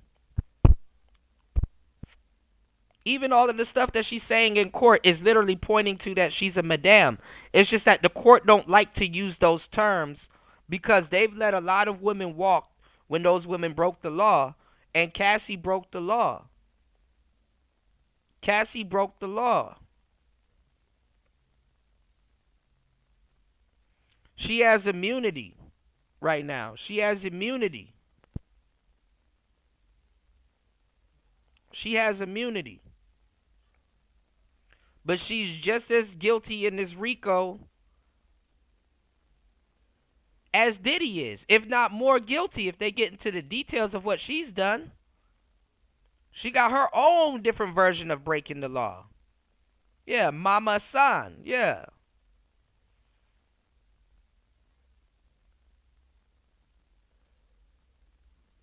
And that's the Japanese term, the san, you know, abasan, okasan, you know.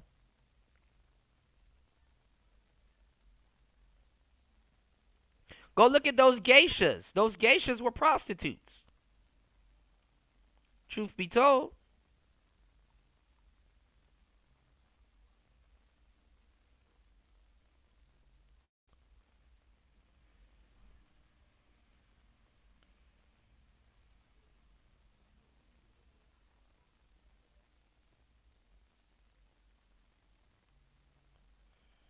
Those geishas were prostitutes.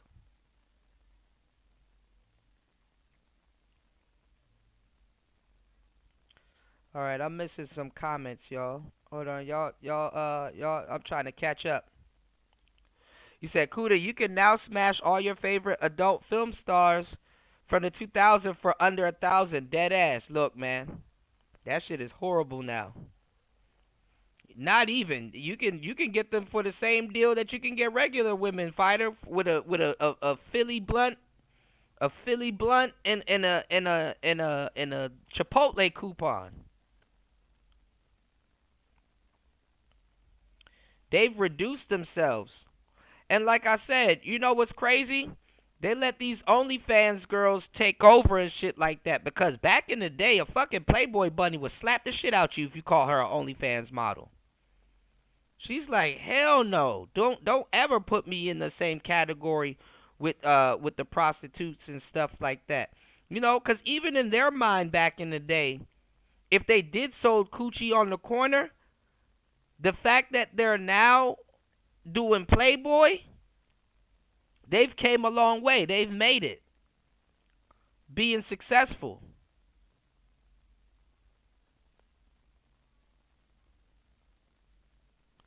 You said if she sold the chicken recipe, it's not stealing. Hey, touche. I agree with that. War Master said, great. Now I want chicken. Man, you know KFC and Popeyes, man, listen. They fucked my head up with those potato wedges, bro. They had the best potato, especially KFC. The potato wedges from KFC, oh, Lord. Oh, I need to come back home. Dog. The potato wedges from KFC. Oh my God. But I'm gonna tell you who got the best fries: Checkers and Rallies. You know. Yes, Checkers and Rallies. You said Diddy went after a young Jennifer Lopez. There's no such thing as a young Jennifer Lopez, but dang, Jennifer Lopez is probably, I think every girlfriend with Diddy for real, was a part of the freak-offs at this point. Diddy got a lot of fake bitches now scratching their head like, am I a victim? Young Miami's probably like, am I a victim? You're a victim. There we go, CSI. Am I a victim? People talking about some, after you heard Cassie's story, what woman want to be at the Diddy party? Man, all these bitches are still going to the damn Diddy party. You got niggas out here mad that they couldn't go to a Diddy party.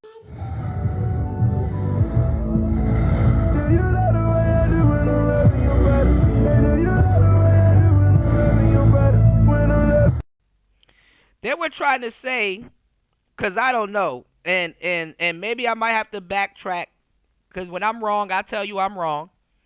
I might have to backtrack some of the stuff that I said about, I was about to say Sanaa Lathan, about, what's her name? Lauren London. I don't know if it's true because I totally forgot. I don't know if Lauren London and Cassie were friends because they said that Lauren London and Cassie are like best friends and shit. But they said that Lauren London might have been a part of those freak-offs too. And I'm like, damn. Diddy done got everybody. And then at what point do we stop blaming Diddy and start blaming the hoes? Because, you know, the hoes, they start telling each other. Let me tell you, that's the secret to being a player.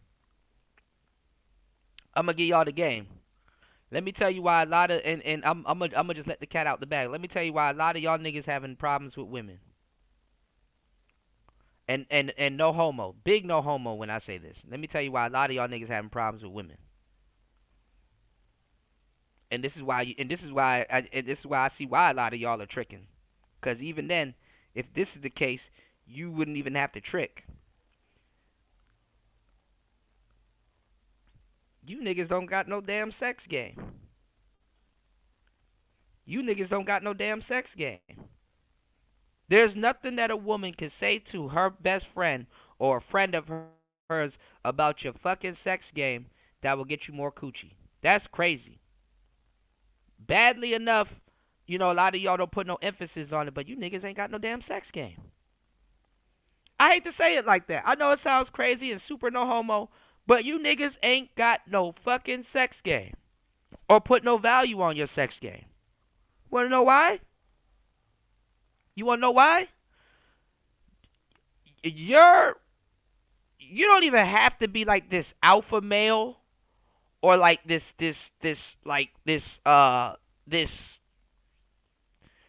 you've never fucked a bitch like a rock star. Like I'm telling you, just that alone would bring you so much women, it's fucking ridiculous. Because the women will do all the advertising for you. Just that alone. You could just get a whole slew of women out of nowhere. Bitches be coming out the woodwork. You don't get jiggy in bed. If you really got jiggy in bed, you wouldn't be buying prostitutes. That's some real shit. That's some real game for that. That's some real game for the lames. You gotta get jiggy. You know, cause that shit will precede your. That shit will precede your. That will to put your reputation up there, you gotta get jiggy. And I don't even know how to say it, you know. Yeah, hit it like you hate her, you know. You said, I think highly of men. I wouldn't assume they didn't have sex like a rock star at some point. They might have felt like a rock star, but it's really the woman. I mean, obviously it's you. I mean, if you get your shit on and you go about your business, yeah, there's nothing wrong with that. But I'm talking about the woman got to make, the woman got to keep coming back. You can be as toxic as you want. The woman got to feel that she dealt with the rock star. The woman, you got to put some value on your sex. You got to be knocking shit the fuck down.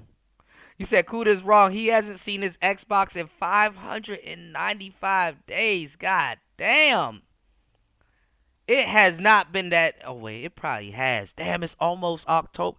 Dang. Yo, almost 2 years is going by. You said Sanaya Lathan slept white. You said I'm not blaming Diddy. Laugh out loud. I ate or the world. You said I'm not about attack black people for nothing. What do you mean, Black Manosphere? Many don't hate fuck fighters. Yeah, that's true. You ever had a beautiful woman to yourself that wasn't on drugs or into the sexual underworld and just wanted you because you are you? Absolutely. I've had one of those. And I've had a Cassie too.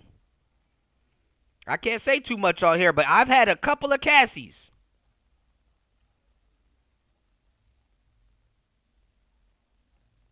Real talk. I've had a slew of Cassies. You know?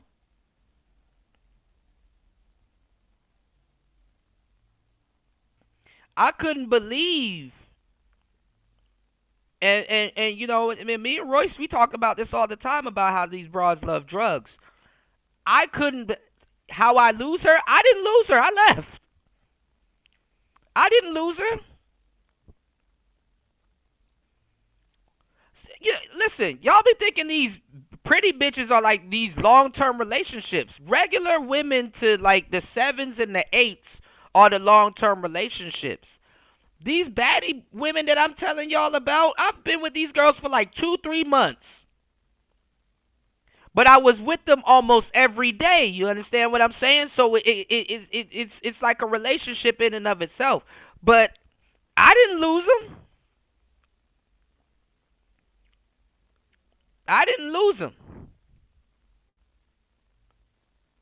You know? I for sure didn't lose them. That's how it goes. These a lot of baddies don't want to be kept anyway. They just want to survey the field and move on too. So when certain stuff start going south or you know, the little attitudes start coming out here and there, you just replace them. That's the baddie circuit. When you get a baddie, you just replace the baddie with another baddie. Or when you get tired of the baddie, because this is some real player shit I'm about to tell you. This happens a lot of times. A lot of times that baddie will get you out of the spirit of a relationship. A lot of y'all are one baddie away from getting into an actual, let me go sit down and go get a girlfriend.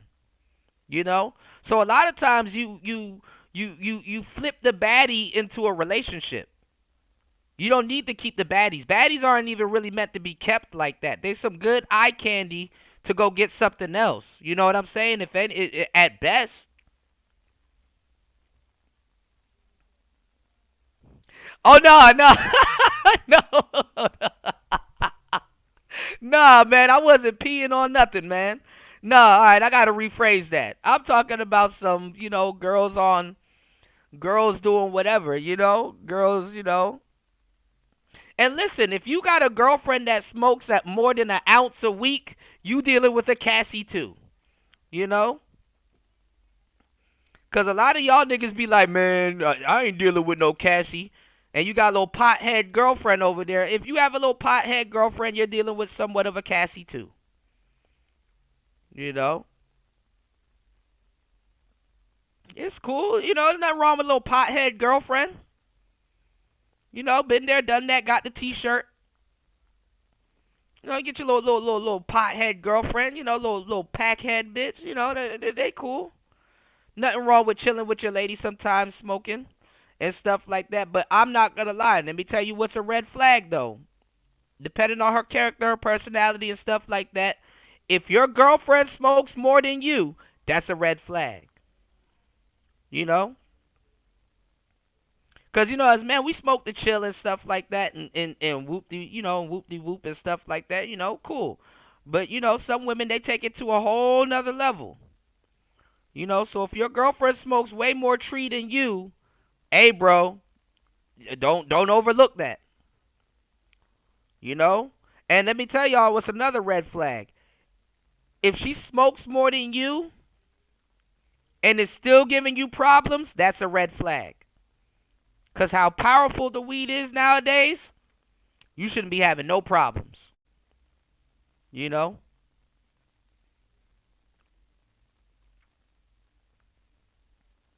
Oh, no, I didn't. The beautiful woman, it didn't necessarily mean that she wanted me for me, necessarily. But you got to understand, like, when you with certain women, you have a window. First of all, you have a window to get certain women. And second of all, you have a window to keep certain women.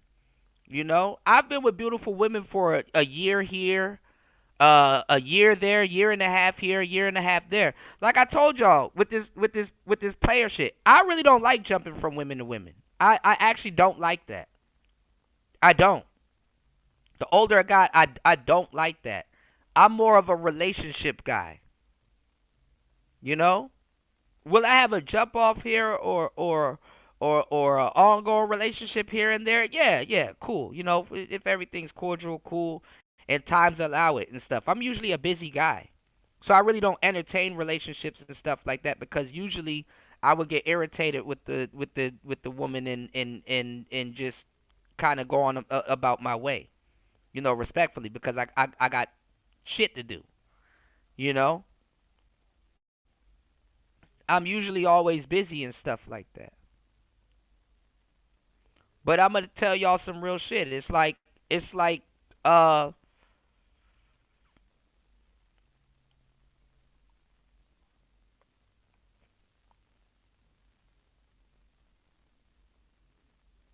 more boyfriend material.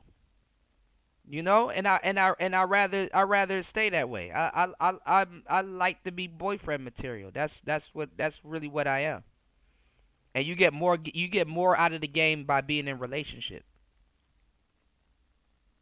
You know? Yeah, I never lost. I never lost. I mean, actually, men do lose women, but they lose women in a different way than is portrayed. You know, because I've lost a couple of women that were looking out for my best interest. And I didn't really know until hindsight. You know what I'm saying? That damn, you know, she was a rider. I should have kept her, or I should have, you know what I'm saying? I should have, you know, treated her better, or I should have done more. You know, with her, you know, she was material where, you know, things could have been better, or you know what I'm saying? Like, you know, so we you know, you know, I've fumbled some good women. That comes with the territory, though. You know, that comes with the territory. You know, there's no way in hell I'm looking at all of these women in their faces, or they in my faces, or whatever, and stuff like that. There's no way in hell I done dealt with as many women as I have and not fumbled a few, and it's not my fault. You know what I'm saying? So I take responsibility for even some of the good women that I fumbled. And like I said, it you know, instead of moping or being super sad about it, which I have every right to be, and stuff like that, and sad about it and stuff like that, I just took it as a learning experience. You know, and try to do better and recognize those traits in future women, because they always get better. You know. Roy said, I had a Cassie when I was 19 years old. Oh, so did I. So did I. You know. Yeah. I knew what you meant. I knew what you meant, Black Manosphere. I knew what you meant. Just because she wants you doesn't mean that I want her. Yeah. And they are fun girls. And those women are fun. Jumping in and out of cars and stuff like that. Fast cars. Baddies. Yeah, they're fun. Yeah, but they're catch and release. Exactly.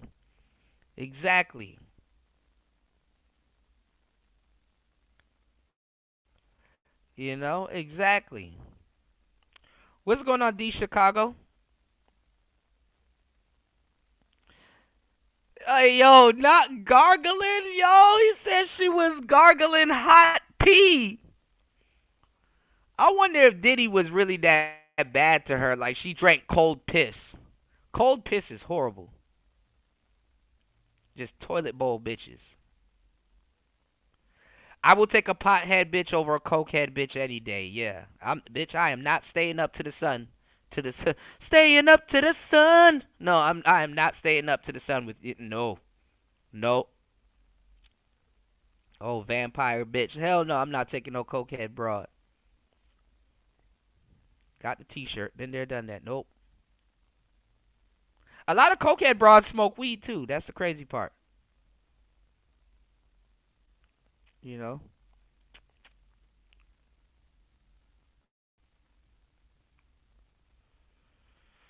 Yeah, she was a willing participant. All right. Let's get back to this real quick, y'all. You think there was some overlap between Tiffany Haddish and J Hud? I don't know. It's some overlap with him and everybody. Okay, well, you know, because he worse than a woman. He go from relationship to relationship. He don't have no time to breathe. He gives no. Because he's relationship material. And I like how she like try to sneak that in. So okay, so that is a bad trait in women. Okay. Like he gives no breathing room. He just and that's what they say about women. War Master says cold piss is horrible. Super. Oh no, War Master. All Diddy. Women like, hey, you got to give yourself some time, before you go from one man to another man. You got to be by yourself for a little while. Well, my Uncle Ivan always said the best way the to one get with they play the piano with no play fingers. The piano, yeah. The best way to get over a woman is to get up under another one. But watch you go. To get over one person is to get under another. Yeah, that's the best way to get over one person is to get under another. Now, initially, when you do get out of a relationship, there is a healing phase that you do have to go through. But let me tell y'all how men work, fellas and ladies. The most red-pilled men. I'm gonna drop some more gems on y'all. Thank you guys for supporting the show.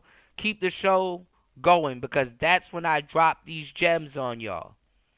Listen to what I'm telling you. The most red-pill guys are the guys that are in the last ending phases of their relationships. Okay? The most red-pill men are not single men. They're men in relationships, and they are on the tail end of their relationship. Now, what do I mean by that? You ever been in a relationship with a woman and you're on the way out? Like you've been in a relationship, you're close in proximity, and you realize, okay, this ain't going nowhere. That nigga is red pill. Okay?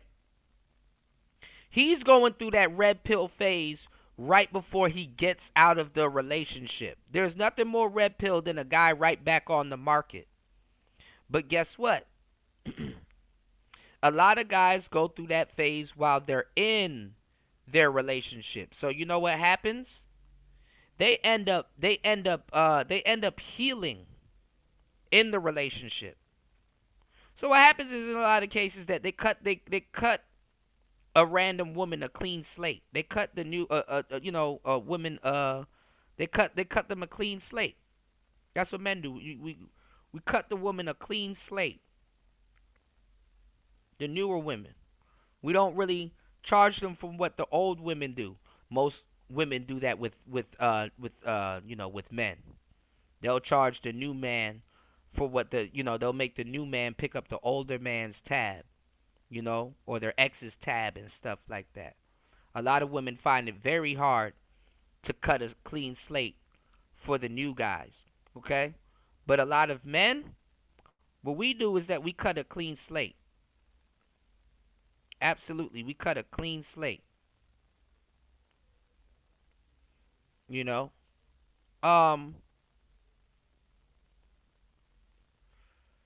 So this is how common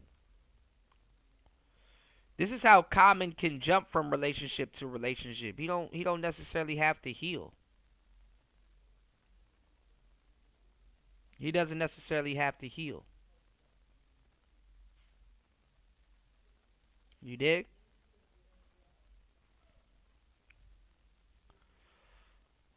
All right. You said the black pill man is the truest. Absolutely. You said, nah, coochie helps heal the pain from a lost relationship. Yeah, but that's what a lot of guys do, Royce. You know what I'm talking about. A lot of guys stay in the relationship during the ending phases, get them last few couple fucks in. I ain't gonna lie. That's that part of the relationship is lit. You ever know that you about to break up with somebody, but it's like, let's get these last fucks in though, real quick though. Yeah, we're not gonna stay together, but let's kind of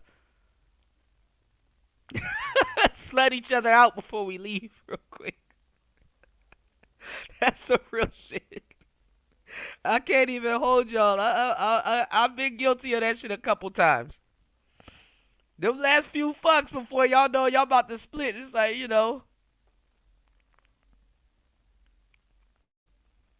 damn near might want to stay together a little bit. Play some Al Green in the background. Yeah, fun girls do all the drugs at least once. Absolutely. I ain't gonna lie. Them last few fucks before y'all really part.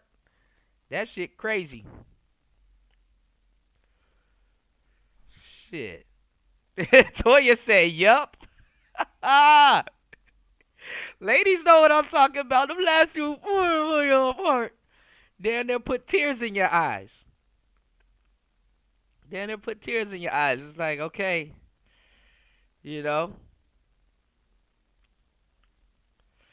I ain't gonna lie. I don't even know why. It's like them be the best ones too. Nobody really know. That's the underrated. That's the underrated sex right there. I'm not even gonna hold you. Now that it's crossing my mind during this live stream, like the last few fucks before y'all really split, dumb shits be fire. It's like, dang, man, we might as well just kind of stay together a little bit, and then it's like, after a while, it's like, nah. But them last few fucks, that's what a lot of women do, too. A lot of women ain't gonna tell y'all, fellas. They be sleeping with I told y'all, women date their ex and their exes in between dating new guys. Women rather go back to guaranteed dick than playing Jack in the Box with you new niggas. Women would rather go back to guaranteed dick than be playing Jack in the Box with you new niggas. But I'm going to give y'all the game. A lot of times when they just out of the relationship and stuff like that, and y'all already know this, we already told y'all this, they're still sleeping with some of they exes. So that's why they ain't tripping while they dating. They ain't tripping while they dating. They like, nigga, I got X dick on speed dial. I know what I'm getting. I'm not playing Jack in the Box with you new niggas. It's Jack in the Box.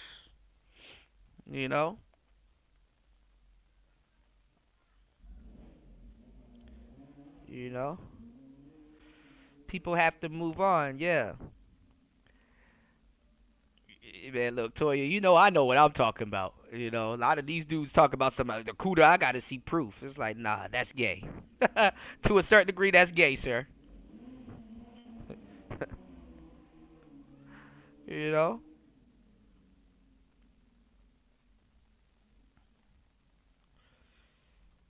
Some of y'all parents didn't tell you that's gay. Getting on the internet worried about who the next man is smashing. You know, Toya said, I'm over here saying nah at the same time you said it. Yeah, it's like you think about it for a certain second, like maybe I should stay with.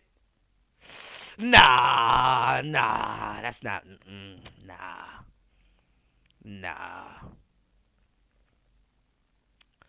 That's why I said I had a song called "Old Things." You know, that I did with Raven Burnside. I had a song called "Old Things." And how did my verse go? Let me see. How did my verse go? It's called "Old Things," right? And it's basically a guy talking about ex. Let me see.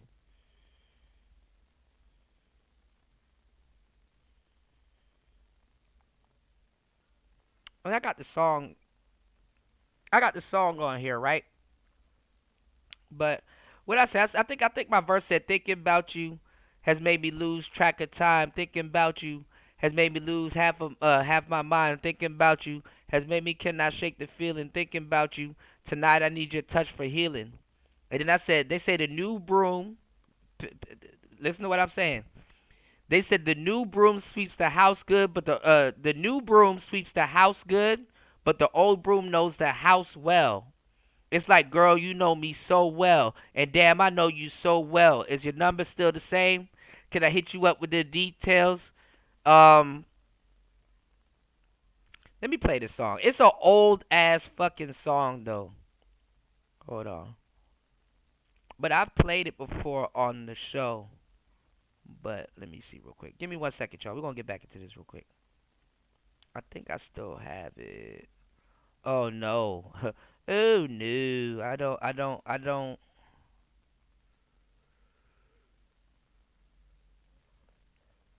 I can't find it. Hold on.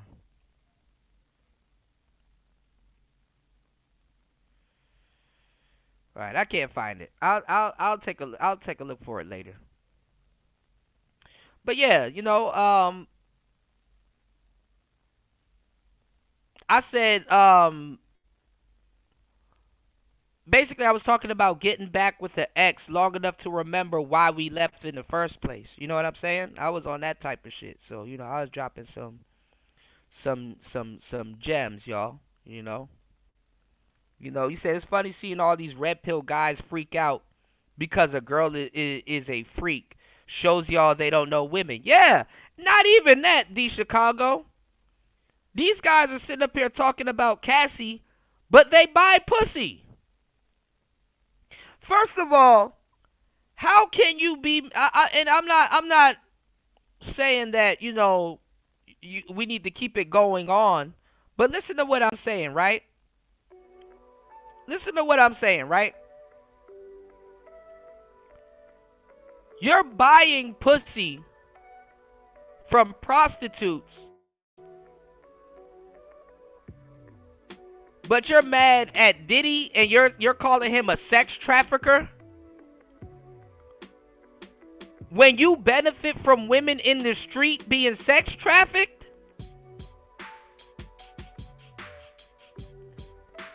How does that work?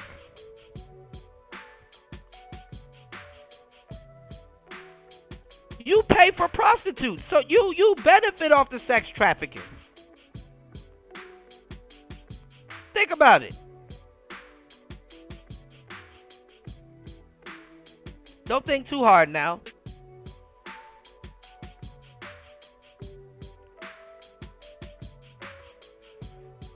Yes, women like nasty things, all of them.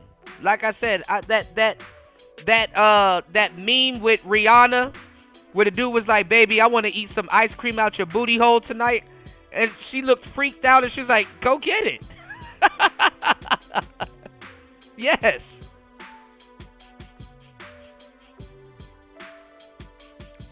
Women are trifling creatures also. You can be unhinged with them.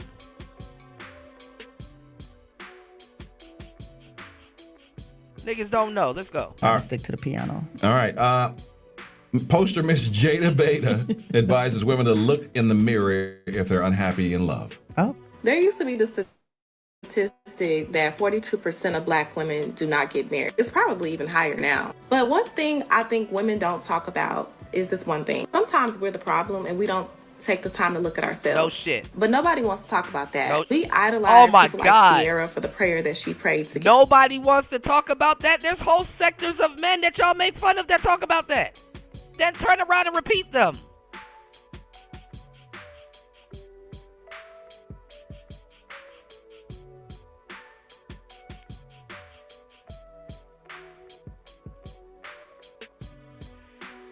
Lord have mercy. Her husband. But we don't talk about, did Sierra actually put in the work to work on herself first? Do you think that a person like her could attract somebody if she was broken? I think you attract who you are. A lot of us don't want to put in the work to work on ourselves first. We dread the thought of healing. What is the work?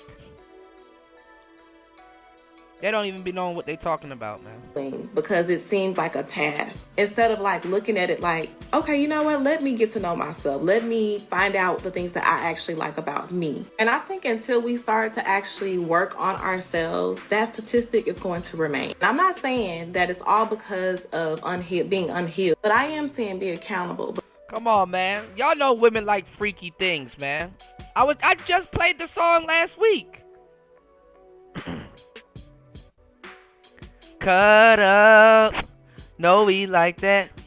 Cut up, freaky things we be bout. Get that cut up. Oh, or whatever he said. Cut up, freaky things we be bout. Come on, man.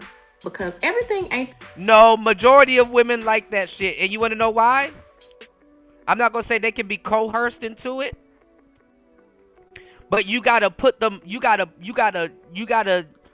introduce them to it. And that's what y'all try to say that Diddy did with Cassie, but you know, that's debatable. But it's like what Patrice O'Neal said. You want a golden shower on your girl? Do it in the shower.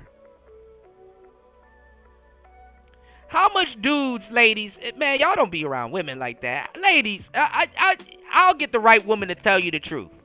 Because dudes be trying that same shit and be acting like they better than the next man. You haven't been hitting a... I can't believe I'm saying this on YouTube. You ever been hitting a shorty? And all of a sudden you're like, you know what? Let me see if I can put this thumb somewhere. Let me see if I could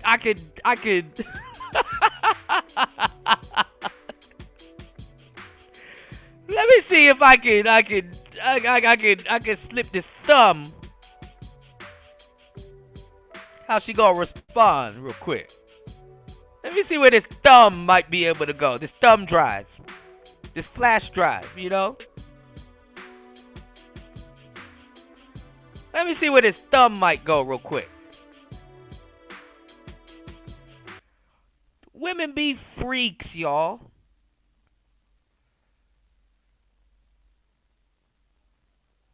Let me see where this thumb about to go.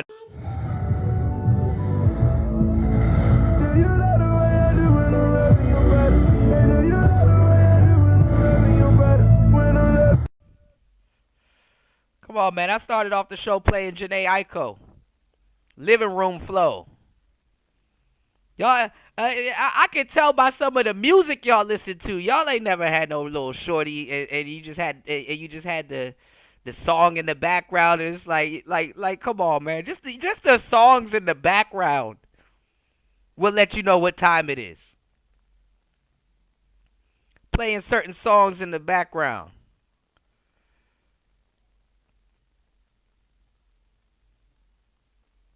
But then again, I gotta realize that some of the girls that y'all are dealing with, they're not gonna let you they're not gonna let you have that type of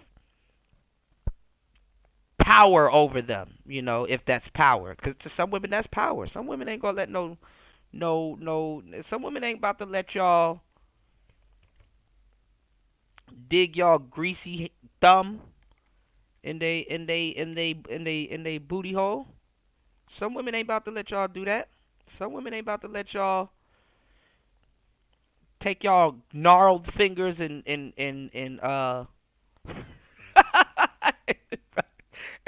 and rub them down like that. Hell no. Some niggas, some of y'all got some big black hands that's ashy as fuck. They ain't about to let y'all do that. You said, nah, it's what I want. I get it if you want to do your thing.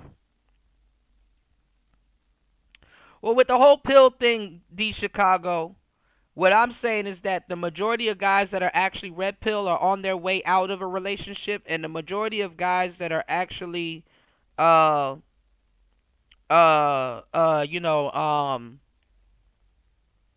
are in these red pill spaces, they're purple pilled. They're purple pilled. These guys are still trying to, you know what I'm saying? These guys are still trying to, negotiate, in their head,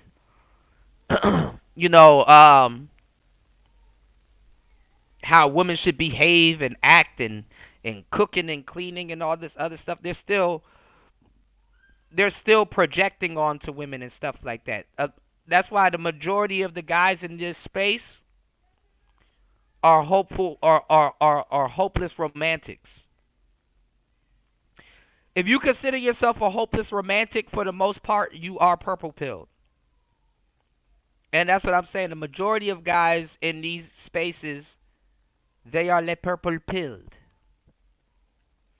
Okay? They are hopeless romantics. They want to wife up a sexy red and a Sukihana, and they want it to work in their favor. But they claim to hate the game. Fools. These men, some of it is us, and we need to say that. That's the first time I've heard a woman take accountability. Wow. Kudos to her. And look in the mirror. And look at the one beside you that you looking at. She ain't going to take no accountability. She going to play dumb too. She going to play dumb too because she's psychologically frozen at 15. After a while, I'm going to just start playing games with women and just start guessing the age that they're psychologically frozen at. We're going to start doing that here on the show. This woman that he's talking to, what age do you think she's psychologically frozen at? The pills aren't fake. They're not made up. There's a philosophy behind it. And it comes from the Matrix. Shout outs to the sister that wrote the Matrix. Yeah, as usual, women stealing our talking points and spamming. Yeah, talk about something. I've never heard nobody say these things. Cap. That's why I was like, Alan Roger Curry, his wife could just do the same shit and dudes will flock to it. Hey, yo, War Master said 13, not 13. All right, let's see. Sounds like an old Michael Jackson song. Wow. I think it is. Wow, look at that. Wow, well, I think everybody needs to look in the mirror and take accountability for their own selves and their own lives to figure out, am I the problem, or is this a pattern that I'm repeating? Said the Matrix, or let are that they shit the problem? go. Lose some self-reflection. Am I picking the wrong man? Or right. Yeah. Black manosphere. If you listen to these guys in the black manosphere, that's who they talk about all day. Even the mediocre tutorials and reviews, even the Myrons, even they have been talking about wifing up Sukihana their whole, not the guys that I mentioned, but there's guys here in the manosphere that have been talking about wifing up Sukihana and Sexy Red their whole red pill career. They would love it. They will not turn down. These guys are lying to you like they're turning down a Sukihana or a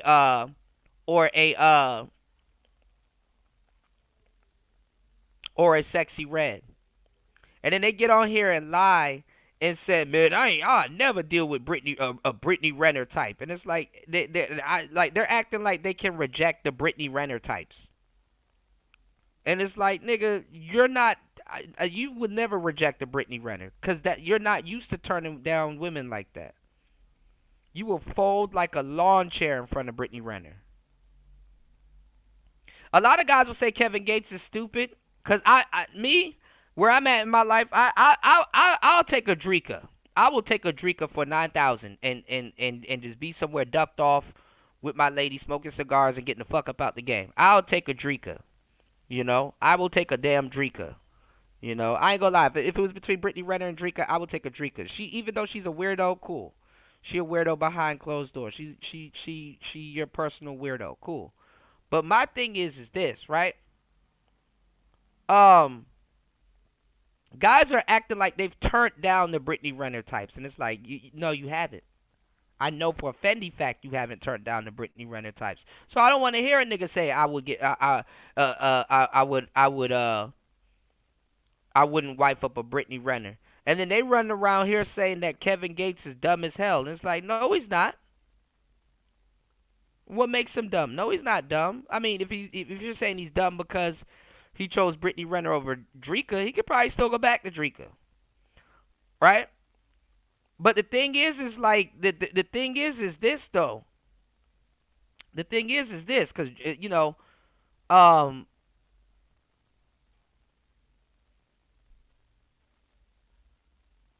some women will wait for you to come back. You know, a lot of women will wait for you to come back. You know, because some women, you know, when they kind of been vulnerable with you and you kind of get to know you, you kind of get to know them, some women will be like, yeah, I can be a little bit overbearing. I get that. So let me give him a little chance to go somewhere, cool off, and he'll come back. That's kind of what's going on with Drika and Kevin Gates, right?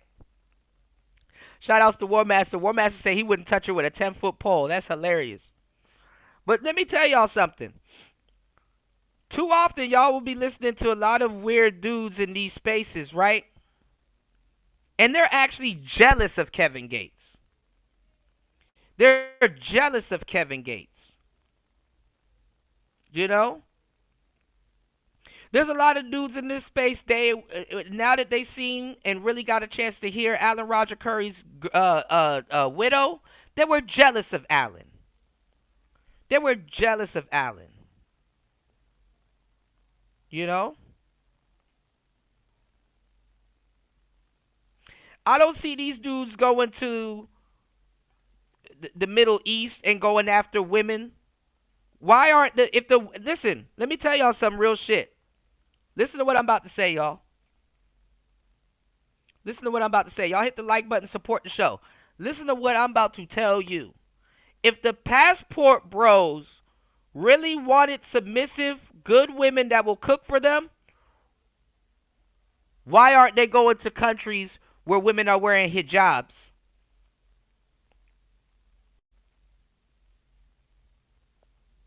And cooking hummus and falafel and all kinds of Mediterranean meals? Why didn't the passport bros go to those countries and go get those women that's wearing hijabs? You know, they're bad. They are baddies under that hijab. Unwrap her like a damn Christmas gift. You peel her ass up out of that damn hijab, it'd be bad as hell up under that hijab. Not showing their body to the world. They dress down in the house, worried about their husband, cook for their husband and do stuff like that. Half these niggas are fake Muslims anyway. Why don't they go after the women that wear hijab? See, these dudes expose themselves daily. They go after the Suki. They're looking for the Suki Hanas in other cultures. And sexy reds in other cultures. They want these bitches that got tattoos on their knuckles, that drink and smoke and hang out all night. They want the thoughts. That's why Cooking with Kaya had them in a chokehold, had them mesmerized. Right, War Master? These dudes never done no shit like that. They think swiping right and swiping left on an app is talking to women. Even those ugly women on those apps that they're swiping right and swiping left to, these dudes didn't stand a chance with those women anyway.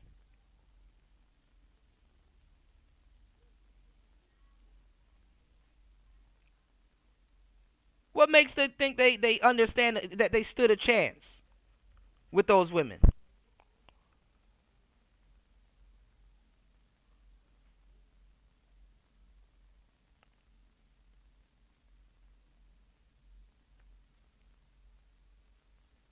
course Brittany Renner is a baddie.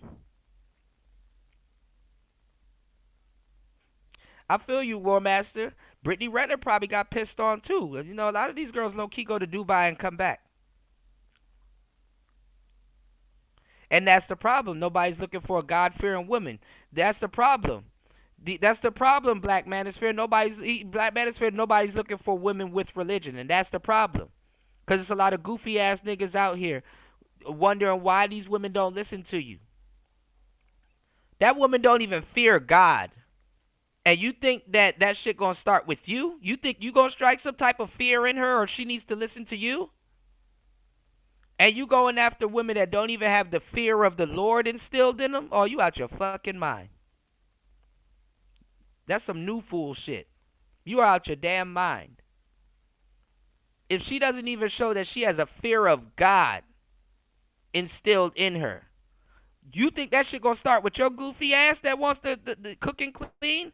Hell no. So y'all need to go after, and shout out to the Black Manosphere for pointing that out, that nobody's looking for women. Y'all need to go after women that fear, at least fear some type of man out here. You know? Because that shit ain't gonna start with your ass. And that's another reason too. You know? A lot of those guys, that's true, these Chicago, a lot of those guys can't get the they can't get the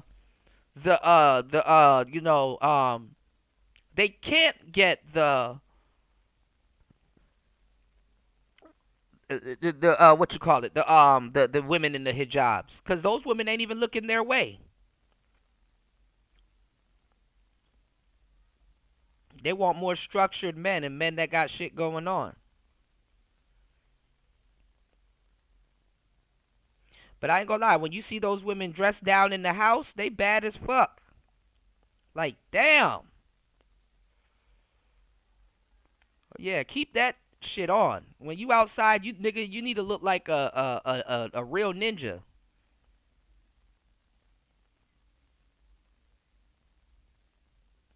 The most beautiful women I ever saw in person was Chaldean. What do you mean, Chaldean? What is that? I've never heard Chaldean before. I'm a little slow, y'all.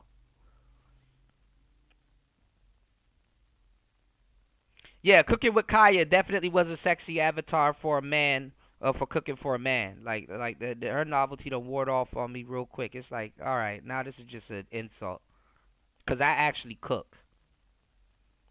That shit is an insult. Like, bitch, if you don't put on a shirt or some shit like that, cause when that grease pop up out that damn frying pan and start burning your ass up, and you start having grease marks on your body and shit like that, and them grease burns start flaking up on your damn skin, you gonna wish you didn't cooking in booty shorts. Like, really, what the fuck?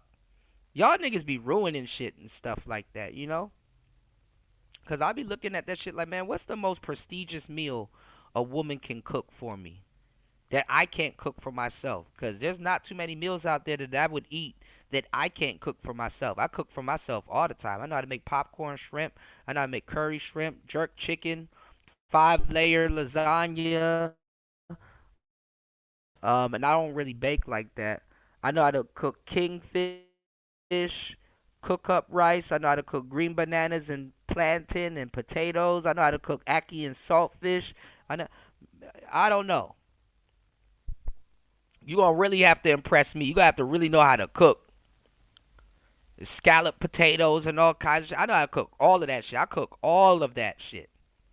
You know? Half these girls, I'm not trying to hear that cooking shit like that. Half these women don't even know how to use a fucking pressure cooker pot. You know? Smoked turkey and all kinds of shit. I know how to cook a lot of different stuff. I didn't see what my mother was doing back then, but I see it now when I got older. When I really started dating women and shit like that, I'm like, damn, dog. You know, I be listening to some of these dudes, and they're like, man, you looking for somebody to replace your mother? And I'm like, hell nah, my wife and my mother are two different women. You know, but when you become a player, or you you really, put that work in and stuff out here and stuff. I'm gonna tell you the truth. You can't help but run into a woman. You can't help but have dated a younger version of your mother. You know, you can't help but have dating. You know what I'm saying? A younger version of your mother and shit like that.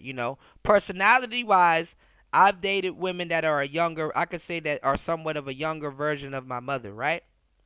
But when it comes to cooking, and I've dated some chef women that know what the fuck they talking about. But when it comes to cooking, oh hell no, a bitch could never. and I'm okay with that. I'm fine with that, But a biatch could never. A biatch could never. Unless she's cooking food in her own native, that's cool. But outcook my dukes or me? Oh no. Oh no. Never gonna happen. Ever gonna happen. Not in my lifetime. Shout outs to Toya. Toya said, I'm stewing chicken as we speak. I know that's right. You said made a pot of beans already this morning after them soaking overnight. Yeah, those red beans and stuff, them shits be hard as hell if you don't let them soak.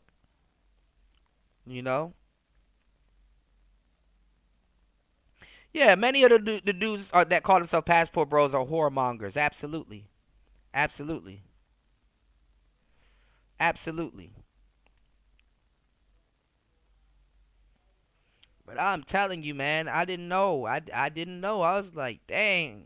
I told her that the other day. I was like, man, I did not know. I did not know that, cooking out here was a struggle for people, man. And don't get me wrong. I mean, cooking certain things can be challenging, but like a woman. What I'm saying though, and I advise you guys to really learn how to cook a little bit more. That's why I give y'all the game, and then I got a book coming out soon called Meals to Seal the Deal and stuff like that. And what I'm saying is this, y'all niggas need to learn how to fucking cook. Cause when y'all really fucking learn how to cook and go get you a toaster oven or something like that and really start cooking for yourself, a woman can't hold that shit over your head. And honestly, I'm to the point where, I don't like women, cooking or sniffing my food or something when I cook, like, cause that shit is degrading to me. I'm like, man, y'all bitches out here eating ass. But when a nigga cook you some spaghetti or something like that, now all of a sudden y'all want to draw a line and start sniffing the food and all kinds of goofy shit. Nah, don't do that. Don't do that. Don't do that. But this is what I'm saying. I don't even eat every woman. I don't even fucking. Yeah, men are lazy. I don't even like every single woman is cooking. I'm not just gonna eat food because a woman cooked it for me. So I get it also. But hell no. Hell no.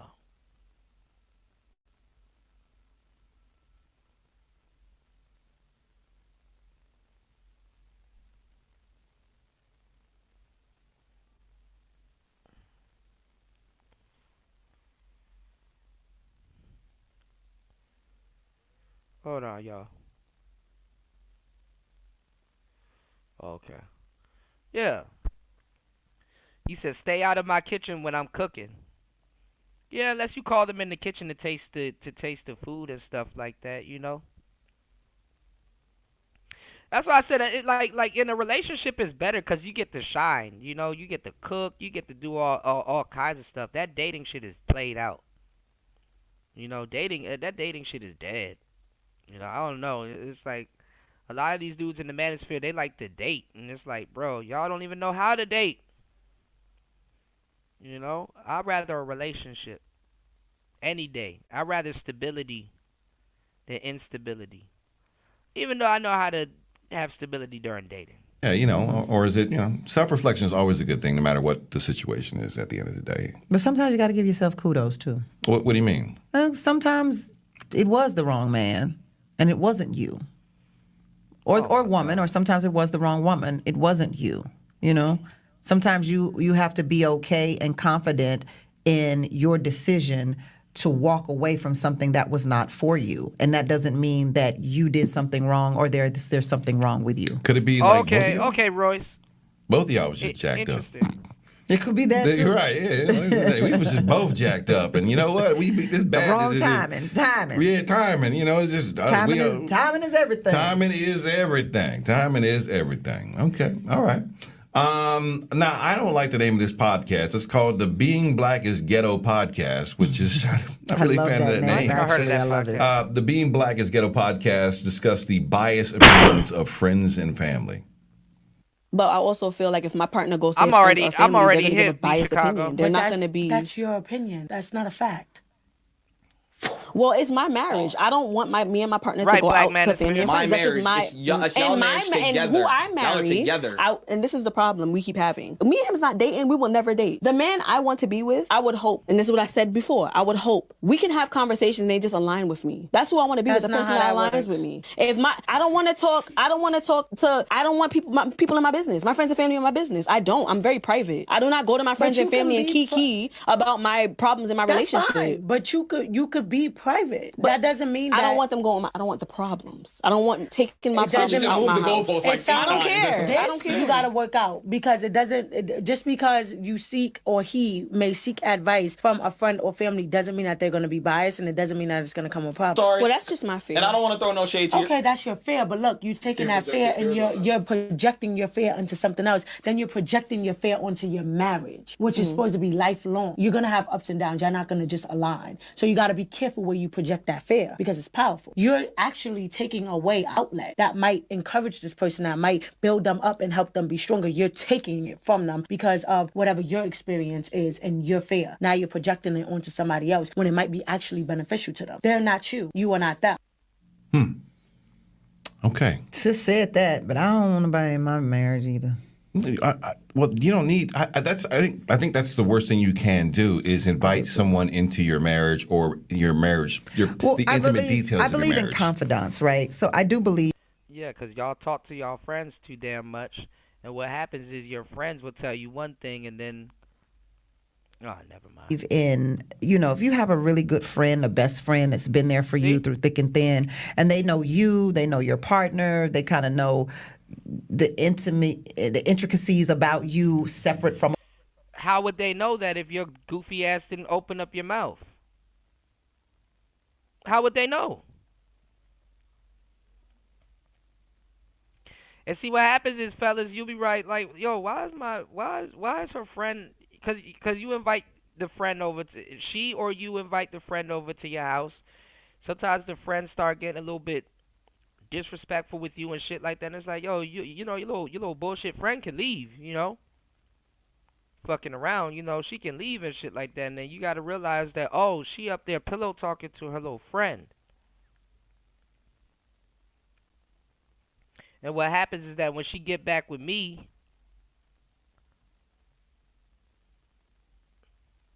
the friend looking at me all sideways and crazy anytime we get into it and stuff like that. And that's because she's going off of the stupid shit that, you know, your wife or your lady done told her. And, hey, I hope not, but the friend not fucking you, so they don't know what, you know. So in reality, they don't have no business knowing about your business. But see, when your wife can't keep their mouth shut, it's like, come on, man.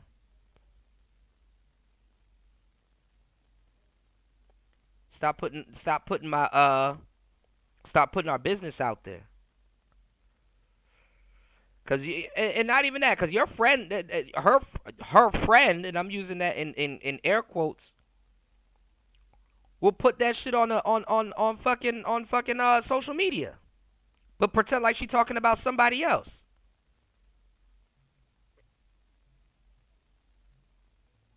Talk about some a nigga could never. And the fucked up part is that the friends only hear one side of the story. And it don't even matter if they hear the fucked up side of the story that your girlfriend or whatever, you know what I'm saying, left out. That's their friend. They're supposed to protect her through thick and thin. So you never was gonna be the good guy in the story anyway. Message. A partner, they can kind of guide you in the right direction and say, because I got friends who be like, Tammy, girl, You tripping. you tripping. Okay. Now stop it. It is not as much as that man and blah, blah, blah, blah, blah. Yeah. Girl, he a rock. He like a rock. He's like a rock. Don't get it twisted. Yeah. He's like a rock. You the one acting a fool. I've got so many friends who tell me that. I wonder who. So many friends who's like, girl, if you don't leave that man alone and let him do da-da-da-da. Yeah, and then that's the crazy thing, especially a lot of women that be having a good man, then go somewhere and start talking crazy to her friends about him. It's like, even your friends gotta be like, man, that's a good man. You shouldn't even be here talking to me about that nigga.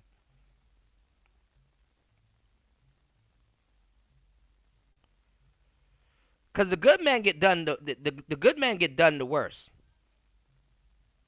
The good man get done the worst. The obvious nigga that she should leave, they never leave.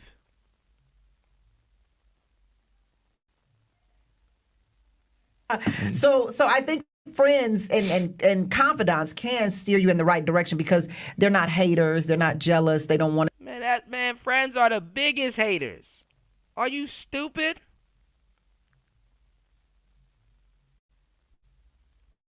Friends are the first people jealous and burning candles on your relationship, man. See you fall. You know, they have a genuine I think you're right, War Master. 13 sounds about right. 13. interest in you. But okay, so but that family, that family, that family.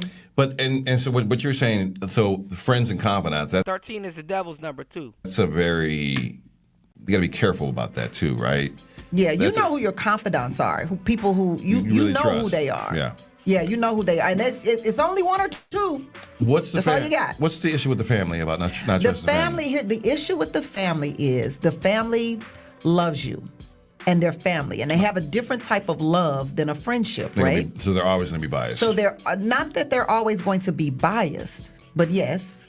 But what happens is let's say you're my father, and I come to you and I say, I come to you and I say, oh my God, Jackson just called me a B. Yeah. Just call me a B. And my father said, he did what? He did what to my baby? You're gonna get over it, and you're gonna end up being back with your husband or your wife or whoever. Your father's never gonna get over that. He's never going to be okay that someone called you the B word ever again, and he's gonna look at that man in a different way from that point on. But you're gonna be good, and so now the rest of your relationship, you're gonna be trying to convince your dad that your man is cool. I remember I used to take my ex-wife's grandmother all over the place and treated her like my grandmother, and then I think me and my ex-wife were having issues, and I tried to go to her for some counseling, and she looked at me and said, "Blood thicker than water, baby." Yeah, there's really nothing you can do. It hurt my feelings. I was like, but I took you to get your medicine. My blood thicker than water. I don't care about you taking me to get my medicine. Give a fuck. More late night love when we come forward.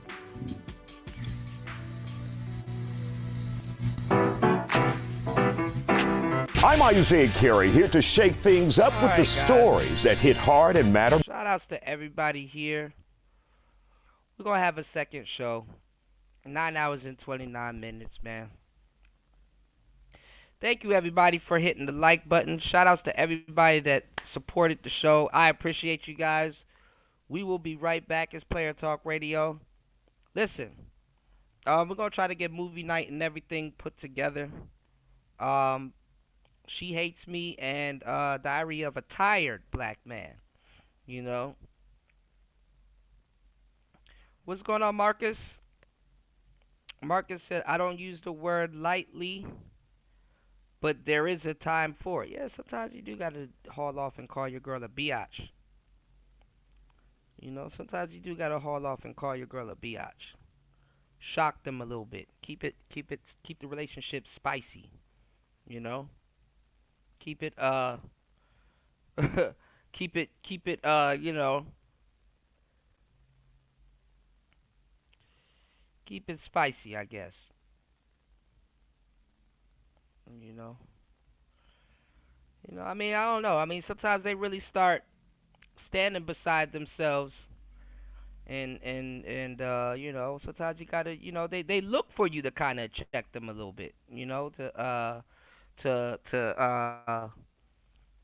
you know, they put you in, you know, they try to, you know, put you in a trick bag a little bit, you know. That's the number one reason when your marriage on the way out, when they nuclear shit test you and and she knows she could put you in a trick bag. Oh yeah, your relationship is done ski, you know. You said that chick confused her dad with her friends, for fuck's sake. That's why I said she's 13, man.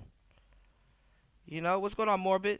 That's what I said. She's that girl. She's 13. You're right. You got the age right on point. 13. You dig? I remember when one of my exes was fucking up so bad, and her dad was like, "Yo, what are you fucking doing? Like, he's a good guy. Like, don't fuck this up bad." Like, man, her dad was cool. He had a Corvette and everything. At some point, I was getting the vibes like he was gonna give me the Corvette. You know what I'm saying? He had one of them old school Corvettes too, a '67. I was like, man. But I had to go. I couldn't take it. I couldn't take it no more. And she was bad too, and stuff like that. But there was a lot of dysfunction in the family, and there was more women in her family than men. So I ain't gonna lie, that was an uphill battle. That was a losing battle and stuff like that, you know. And you know, it is what it is, you know. And it's gonna be what it's gonna be, man. You know. Shout outs to Underrated Darkness. Shout outs to Morbid Trinity. Marcus, what's going on? You said, I'm a father of daughters. I know they aren't always perfect, but what you say, keep your hands to yourself. Yeah. You said, all shit test responses are, if you don't like it, you can leave. Yo, there's a lot of truth to that. There's a lot of truth to that, War Master. You want to know why? What's so cold about what you said is because if you respond to all shit tests like that, it kind of would deter the some of the nuclear shit tests that she might try on you, because she already know what you're gonna respond with. You know what I'm saying? So y'all take notes of what War Master just said right there. If you don't like it, you can leave. You know? That's really how you end it too. That's the nuclear shit test. Nuclear shutdown. It's like, is she prepared to leave right now? No? Then okay, then why would you try it? Don't play with it, you know? Don't play with it. You know? Don't play with it, don't play with it, don't play with it, don't play with it. But listen, y'all. I will see you guys on the next one. It's Player Talk Radio. I am your gracious host, DJ Kuda, right back at the helm of today's show. Make sure you guys hit the like button. Support the show on air, off air, because you care. You support the show everywhere. It's Player Talk Radio. If you don't like it, hike it. Oh, shit. Hey, I got to steal that one, new. Listen, y'all. Take care. Peace.